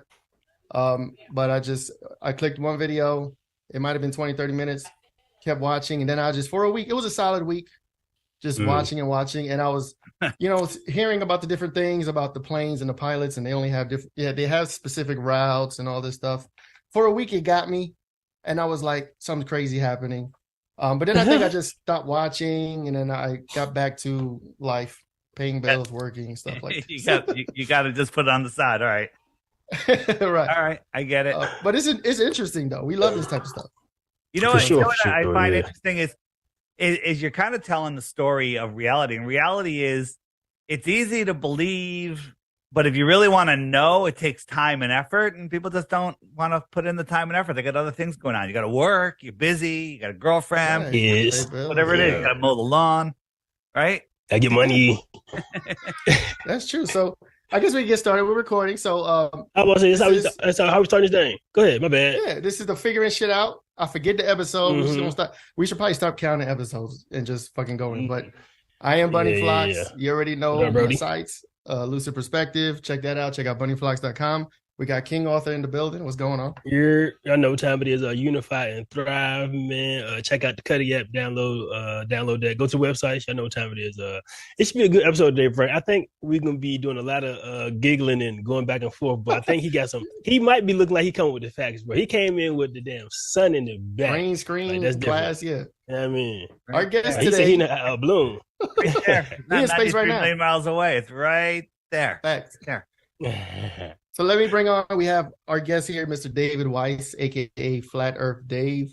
How are you doing today? I'm doing good, man. Love talking to people with an open mind, as long as it doesn't, you don't bend over and it falls out, right, of course. So I guess our first question would be, what was your figuring shit out moment? I'm sure you have a crazy one. So we asked our guests, you go ahead. What was your figuring shit out moment? Well, you can define it any way you want. There's two figuring shit out moments. One was I started just looking into the reality of our world and realized there's so much deception. And the thing that woke me up was I started looking into the Federal Reserve, and I found out the Federal Reserve that makes our money, that the government gets the money from, is just a bunch of guys with their own bank, and they print money and they give it to our government at interest. Thanks. I was like, that's crazy. Early with the spice. Yeah. So I went down that rabbit hole, and that led to other things. It led to false flags. It went to hoaxes. It went to everything. So I started a podcast called Deep Inside the Rabbit Hole, where we looked into, all of the major deceptions, and did that out of New York City. It was we did it at a Stand Up New York Labs, which is a division of Stand Up New York Comedy Club. And basically it was myself and Tim were the truth seekers, and we had Mike, who's a big upcoming comedian right now, and he would turn everything into a fart joke. And it was a kind of a great back and forth. But in the third year, people started sending me stuff. Hey Dave, have you looked into flat Earth? And just like any other sane person, I would just go, nah, that's funny, that's stupid. Right. And then they keep sending us. I'm getting annoying. So I started deleting people, blocking them from our social media. You can't even comment on our podcast. You're too stupid even to suggest that I waste 2 minutes of my day looking at a flat Earth video. But then a good friend, researcher Sophia Smallstorm, she says, Dave, I think the Earth might be flat. And I absolutely lost my shit. And and she sent me some videos, and hey, you don't watch some videos and become a flat earther. You watch some videos and go, that's interesting. Let me go verify it myself. So I started watching videos just like you for a week, for 2 weeks. And I'm watching more and more. And YouTube at that time would feed you good stuff. Now they feed algorithm, garbage. Right? Yeah, the algorithm caught up. The controllers are like, we need to stop this. There's too many people waking up. And the one that got me was my figuring shit out moment was boats over the horizon, where I was watching all these videos with people going down to the beach, going down and watching boats appear over the horizon, and you can zoom back in on them, right? So, for example, like right here, you don't see a boat out here. So as we zoom in, what we're doing is we're increasing the angular size. And as we increase the angular size, all of a sudden you can see, oh, there's a boat. Right. And when you zoom back out, that boat will disappear out of your view. It's not over the curve. It's just out of your view. Right. Right. And so I got a camera. I ended up spending like $1,000 on a tripod and a camera. And I zoomed in on stuff that should have been way out of our range, out of my range, right? Here's Mount San Jacinto from Malibu, 123 miles away. 7,000 feet should be behind the curve, but it's here. But check this out. This looks funny because it's done with an infrared camera. An infrared cuts through that haze. If you put out the camera, this is all sky. This is just blue sky, and you can't see the mountain. But the camera will cut through. So I'm like, all right, is that a mirage that this is seeing? No, that's dumb. It's the mountain. It's right there. It's right there. And Globers will like to say, oh, it's a mirage. When you see across Lake Michigan, 50 miles across, there's Chicago. Right. The very top of those buildings should be gone. Right. And then the famous clip on the weatherman going, oh, this is a mirage. It's because of the cold and the warm and the air, and it flips. And the front temperature. Right. Yeah. All of these that whenever you see a mirage like that does exist. It's hazy. It's wobbly. It's upside down. We're looking at this thing time lapse for 24 hours, day and night. It's not moving. So a couple of our guys got into a boat on a clear day. Like, there it is. They cut their camera, they zoomed in on it, and then they drove the boat across. Now, if it was a mirage, what would happen? It would disappear at some point. No, as you're going, the mirage would have changed. It would, but they didn't. The buildings just got bigger and bigger and bigger and bigger. So we've unequivocally proved that it's not a mirage. So isn't there, and correct me if I'm wrong, isn't there some scientific equation that says if you're looking at a certain range of land, there's supposed to be a curve? And this is the science that NASA provided with the curvature of the Earth and the size of the Earth, and so the perspective and all that stuff. Yeah, the Globers will say that the formula of 8 inches per mile squared. The Globers, well, Globers. I used to be a Glober, right? They call us flat earthers. I'm going to call them Globers, right?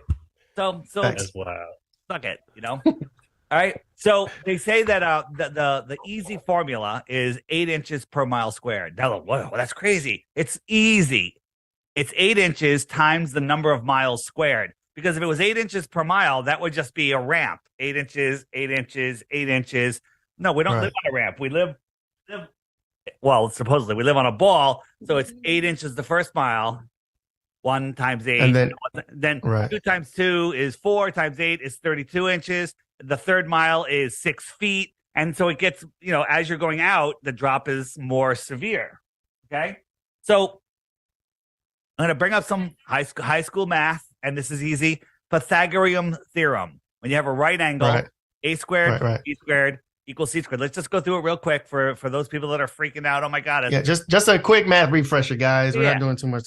So a squared plus b squared equals the hypotenuse. This is what we all learned this, and we were wondering, what the hell am I ever going to do with that? Well, here it is. That time you were in high school going, what the hell do I need this for? You need it for this. It's a hint right now. Right, exactly. Right. This is what the game is for you. So you have a guy standing here, and when he's looking out perpendicular to his feet, right? He's vertical. And when you look out, you're looking out perpendicular to your vertical stance. So they tell us that here we go, that the to the center of the Earth is is 3,863 miles. Okay, so we have 3,863. Then we say, hey, let's do 100 miles out just for a nice round number, right? So if you take those, square them, and that equals the square of the hypotenuse. So when we square it, it's 3,964. Okay, right? So we subtract this from it, and it gives us our drop, which is right here, which is 1.2015 miles. And if we turn that into feet, if everyone knows the 8 squared plus b squared, 8 inches per mile squared, 100 miles is 6,660 feet. It's exactly right. It's exactly right. Now, people say, when you use this formula, when you go out over 1,000 miles, it turns into a parabola. That's true. But guess what? You're never going to see 1,000 miles. The 8 inches per mile squared works within a fraction of a fraction up to 1,000 miles, even over 1,000 miles. Let's just say, hey, we're just going to use it under 1,000 miles. You follow? You follow, King? I kind of. I'm glad we're recording because I'm going to watch this 7 times. Yeah, so 100 miles out, we look at the length, right? And we take the difference from here to here, right? The difference from, this is from the center. So we know that the same distance from the center would be to here if we lived on a ball. And so that remaining part is 6,660 feet. Okay? 1.2 miles. So it works perfectly. So at 10 miles, there's 66 feet. Right? At 3 miles, there's 6 feet. A lot of sixes. Okay. A lot of sixes. Right? Oh, yeah. Speaking of that, right. Okay. So, all right, do some math at us. We're going to have to slow this down and watch it over a couple times. Yeah. King, you're on mute. Here, this is my bad. Observation. So, I get, my bad, bro. You didn't get to hear me laugh. Now you got to hear me laugh. Right. How did that help me see that there was not or was a curvature in the earth? Right.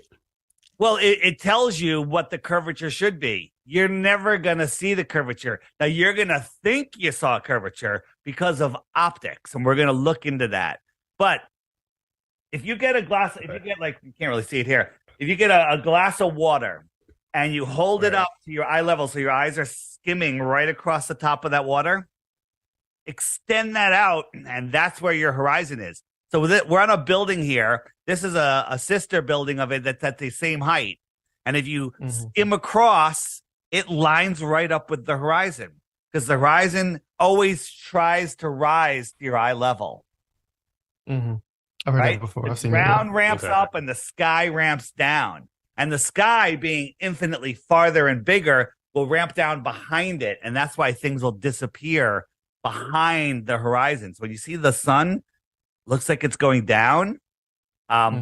It looks like it's going down, but in reality, it's just going away. Further away. Okay. Yeah. Well, let me ask you this. What do you think is the reason for a lie? The lie. Well, not the lie, but I was going to get there later, but I was going to say the animosity towards people that believe this or flat earthers in general. Like, because when you hear, like you said, even you, when someone first brought it to you, you were disgusted. You were like, oh my God, I can't believe this. So what do you think the animosity comes from for flat earth believers? Yeah, they I have to hats off to the elite. They really programmed everybody to the point where they won't even look into it. They programmed us to where we'll just mock the person, we'll ostracize them, and we'll refuse to look at the evidence. That is some good programming, right? Because they know if we look with an open mind and use our God-given common sense, that we will see. And nobody likes having their ball taken away. So, you were programmed that the world was a globe before you can talk. Your parents gave you astronaut sheets and put a mobile of planets over you, and then they parked you in front of Sesame Street and Disney. They have astronauts on there, and it's all programming. And one of the, I don't know if you remember, but one of the first worksheets you bring home from school is the orbits of the sun, the moon, and the earth, and the planets. Right. That is very early. There is a lot of programming. And then what you get a treat. You go on the weekend, you get taken to the movies. Where do you go? You go to Star Wars. You go to, everything is space. Science fiction, yeah. And they want you to believe in outer space. But here's the truth. Outer space is scientifically provably impossible. We'll get into that. But okay, the outer space. Have you been? The outer space. You guys believe in extraterrestrials? I do. You want to, right? Well, and let me tell you, I'm going to read your mind. Ready? The reason you believe in extraterrestrials is because you'd really have to be egocentric to believe that we're the only ones in this massive universe, right? In this massive infinite universe with trillions and trillions of other worlds and suns and stuff. What are the odds that we're the only ones, right? Right. In that theory, the math works better in favor of extraterrestrial life. Right. And what, that's what do you say to people who say, I'm just that unique? Huh? That we're unique? Well, there are some people that we're just they're unique. They're very centric. So let me I think it's easier. I'm going to bring it up this way. So I'll make myself small here. This is fun. Fun. So what if the world was, well, first they want us to believe that, we're at the bottom of the ball, that Antarctica is at the bottom of a ball, right? Reality, Antarctica. South Pole, yeah. Yeah, well, Antarctica is the shoreline of our pond, right? The shoreline, right? Here are all of the continents and stuff, right? But the water is surrounded by land, right? The water is surrounded by land. This is the shoreline of our pond. Think about that. Right. That's the flat Earth map, correct? Well, this is a version. This is not exactly it, but I'll show you the map of how we think their stuff is laid out. And here's the thing: we don't have a perfect map, but it's better than their stupid globe, and it works. Right. Okay. So what if the world was set up like this? What if we lived here? This is us, right? United States, South America, Africa, Australia, right? And here is Antarctica. And look, beyond Antarctica, in the outer space, this is the inner space. More continents, right? More continents, more land, extra land. What do you call extra land? Extra territory. If somebody lived on the extra territory, extraterrestrials from where? Outer space. How far away? I don't know. 10,000 miles, 20,000 miles, a reasonable amount of distance, right? Right. So I do believe there may be other continents that are hidden from us for the simple fact, I guess if you look at the globe model, what is it? The Pacific Ocean is so vast. It's like the whole half of the hemisphere. It has its own hemisphere and it's just water, supposedly, if you believe the globe model. Right. I believe there's too much water for there not to be something here. Islands, whatever, other continents or whatever. So I do believe there may be other land masses that we don't know about, that we're not taught about. How many other oceans are there? 7. Oh, we're going to high school. You're doing continents. Well, they taught us that there's the Atlantic, the Pacific, the Indian, and the Arctic. Those are the 4 oceans. Right. Okay. Right. Right. And they never really talked to you about the Southern Ocean. The Southern Ocean is so you have your latitude lines, right? You have 0, right? No, 90 degree. Wait, 0 is the equator, and then it goes up to 90 to the top, and 90 that's is the poles, bottom, right? 90 is the poles. So anything below 60 in the south is where the Southern Ocean is, right? So everything past 60 degrees in the south is the biggest ocean of the world, and nobody is allowed to explore there. Got a problem with that? That is very questionable, and I've always felt that about Antarctica. With the whole I looked into the Robert Byrd stuff. I thought that was always crazy. Admiral Byrd. There's many Admiral Byrd. I said Robert. Admiral. Yeah. There's many ways you can go. But yeah, you look perplexed over there. Majorly, but only because it's just almost unfathomable. Because I need you to be there and come back, but there is a lot of scientific movies, right? Because I keep thinking about this Limitless movie, Timeless, right, with the Justin Timberlake dude. Yeah, when they had to pay to get to certain regions of the world, or right, Earth, right? Give up time, yeah. Right. What is that? And What is then that? That another one movie? is What was that movie called? It was called Timeless. Timeless. End was, of time no, Out of Time. Limitless. Out of time. Okay. Something like that. Yeah. Good Yeah, movie. Out of Time. And then Frank say the ocean. He said southern ocean. The ocean's so big and so vast and so deep. They don't even they claim to know more about space, right? So they claim to know more about outer space, right, than they do about the actual ocean. Yeah. You know what I mean, so. Well, and we don't know crap about the oceans, right? And we want to go to outer space. They're like, we have to go to Mars because we're ruining our planet, and we need to build, another place to live on Mars. There's no air on Mars, right? So they have to build a dome, right? And we'd have to be like trapped in these terraform, right? Wait a minute. Our place isn't nearly, even if we destroy this world, it's not nearly as bad as Mars. Why don't you just build a dome in Ethiopia? We already have the air. We can run railroad lines there, get all the stuff we need there. Build domes here in hospitable areas. At least we have air, and sun, and warmth, and supplies, right? It's so stupid. Large bodies of water at rest lay flat. That's the science of water, right? If you have anything bigger than a gallon of water at rest is flat, right? A drop, yes, there's surface tension, but a gallon, 5 gallons, a pool, a hot tub, a lake, they all need lateral pressure, right? Because if you take off the side of a tub, the water flows. Yeah, it's going to spill out, right? Right. Here's the side of a lake. Here's the side of our world pond. This is Antarctica. This is the ice wall that you always hear about. Right. Here's a map that was found in the early 1900s from a Buddhist temple. It was printed in a Hawaiian Gazette, I believe. And it showed all of these other continents out here. Okay. So think about this. The sun circles around in here and it's melted out this pond. Everything outside, let's say outside of here is, let's just say it's pretty frozen. Okay. Right. So we'd have this ice wall all the way around here, but some of this land is sticking out. Okay. So if you want to go to Antarctica, you go the place you go from is Santiago, and they take you out here. And let's say this is where they took you. This piece of land right here, that's not a little island. That's bigger than the United States and Canada. It's like 4 times the size. Okay. So this is massive. And if they pulled you here and said, hey, we're at Antarctica, how would you ever know anything? You wouldn't know. You're there. Right. It's all ice. That's they true. see penguins. Right. This is massive. Like, where are you guys located? What state?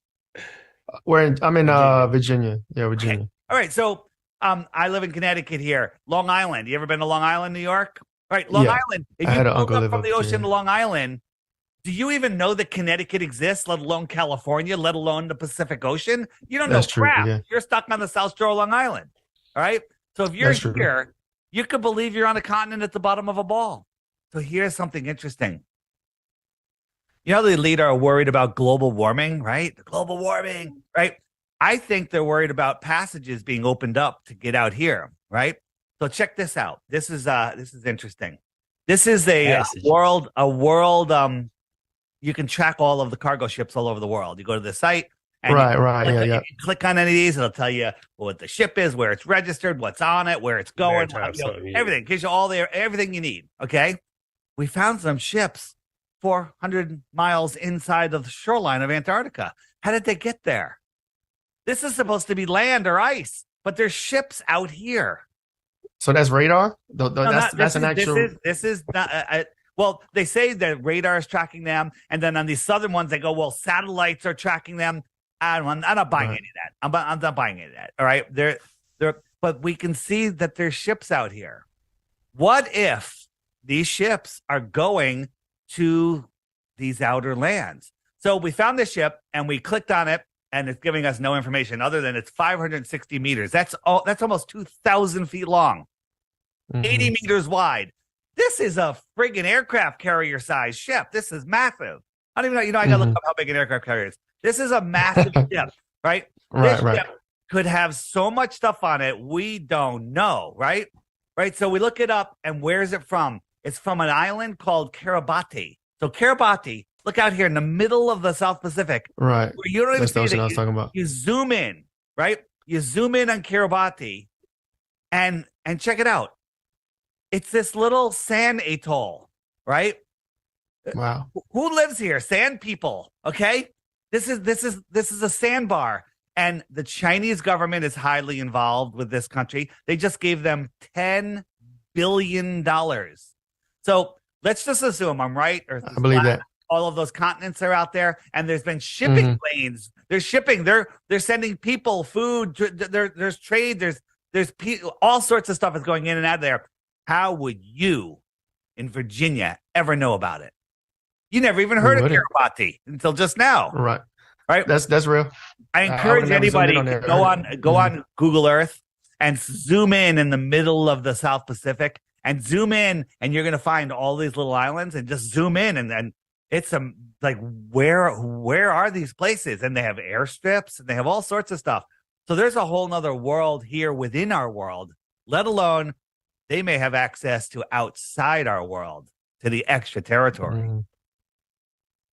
That's interesting.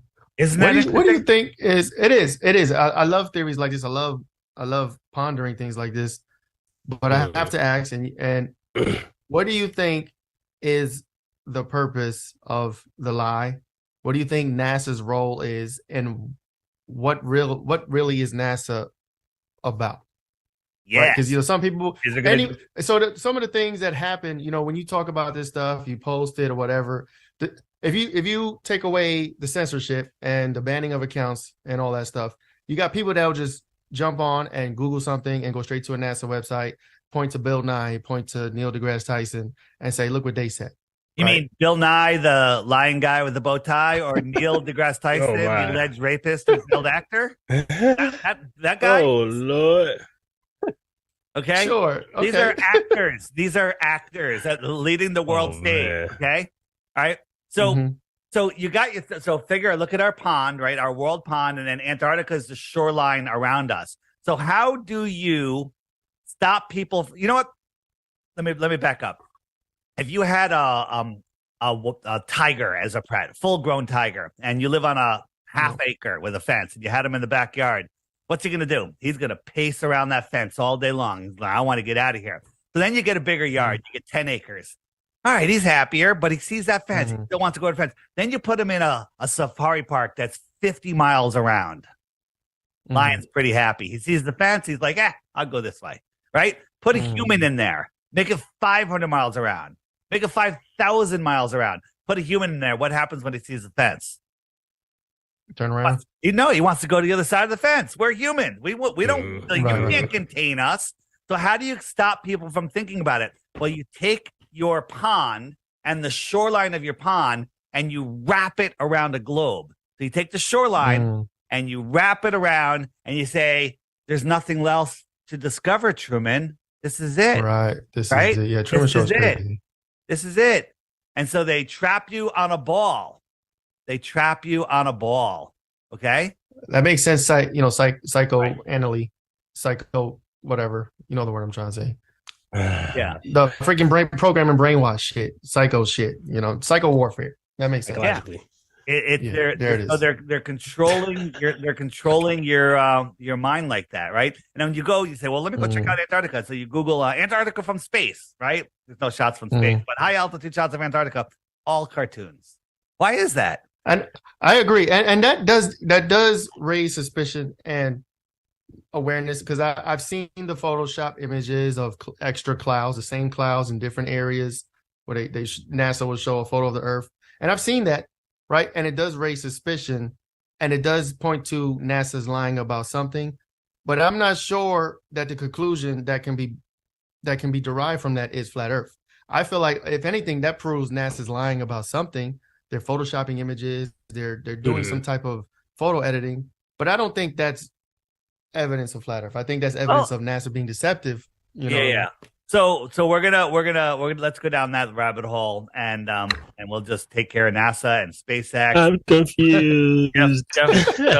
Confused. Yeah. But yeah, the NASA shit always perplexes me, because I'm like, why do you have to do stuff like this if you're not trying to hide something? Right. Maybe it's not what we even something we could fathom. I don't know. Yeah. So when you go to Antarctica, we have bases in Antarctica. Here are the bases. They're all right here. This is where they are. Okay, these are the bases. They're not out here. They're not below the ball. And like, somebody from this base doesn't call somebody from this base, say, "Hey, meet me at the South Pole." Never happens. Okay, the South Pole would be underneath. They'd be, supposedly on the opposite sides of Antarctica, right? those two bases are supposed to be here and here, right? They never say, hey, let's meet in the middle, right? Never happens because they're opposite ends of the Earth from each other. Okay. A lot of deceptions in Antarctica. So Admiral Byrd, Project High Jump, went out and said, hey, there's land beyond the South Pole. Like, so coming from America, there's land beyond the South Pole. So you come from America, you go down to Santiago, he goes here, and he goes beyond the South Pole, and he says there's a continent bigger than the United States, filled with resources, no people, no animals, no nothing. Oh, okay, right? yeah. Filled with coal and oil and uranium, everything we need. Right? Everyone's fighting this world. We need resources. He says this continent no human has ever set eyes upon. Right? Now, if he said past the pole, wouldn't he just say south of Australia? No, he said past the pole. Supposedly. That makes no sense whatsoever. Yeah, supposedly. Yeah, the Admiral Byrd story is really crazy. Yeah. Yeah. If you didn't know about it. So Admiral Byrd, 1950, late 50s, he gets on TV and he makes that news conference, and and then all of a sudden they do the Antarctic Treaty. Now all of the countries of the world, all the countries in the world, they all agree. They all one agree particular landmass that no one is allowed to go there. Right? No one's allowed to go there. Isn't that weird? All the countries in the world, they're all fighting over everything, right? But they can all agree on two things. Nobody could explore Antarctica, right? And everybody needs to get the jab.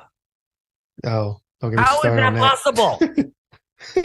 How do they all agree on both? Every country in the world fights about everything, but they all agree nobody can go That's here. a great point. Nobody can go there. And then all of a sudden, the next year, they go, we're going to the moon. Everyone, we're going to the moon. We're taking a bunch of Freemasons to the moon. We're going to tell you a bunch of stories, and you can't go there. You can't measure there. And we haven't been back since the 60s, right? Yeah, and supposedly we just went back. You want to get into that? That's ridiculous.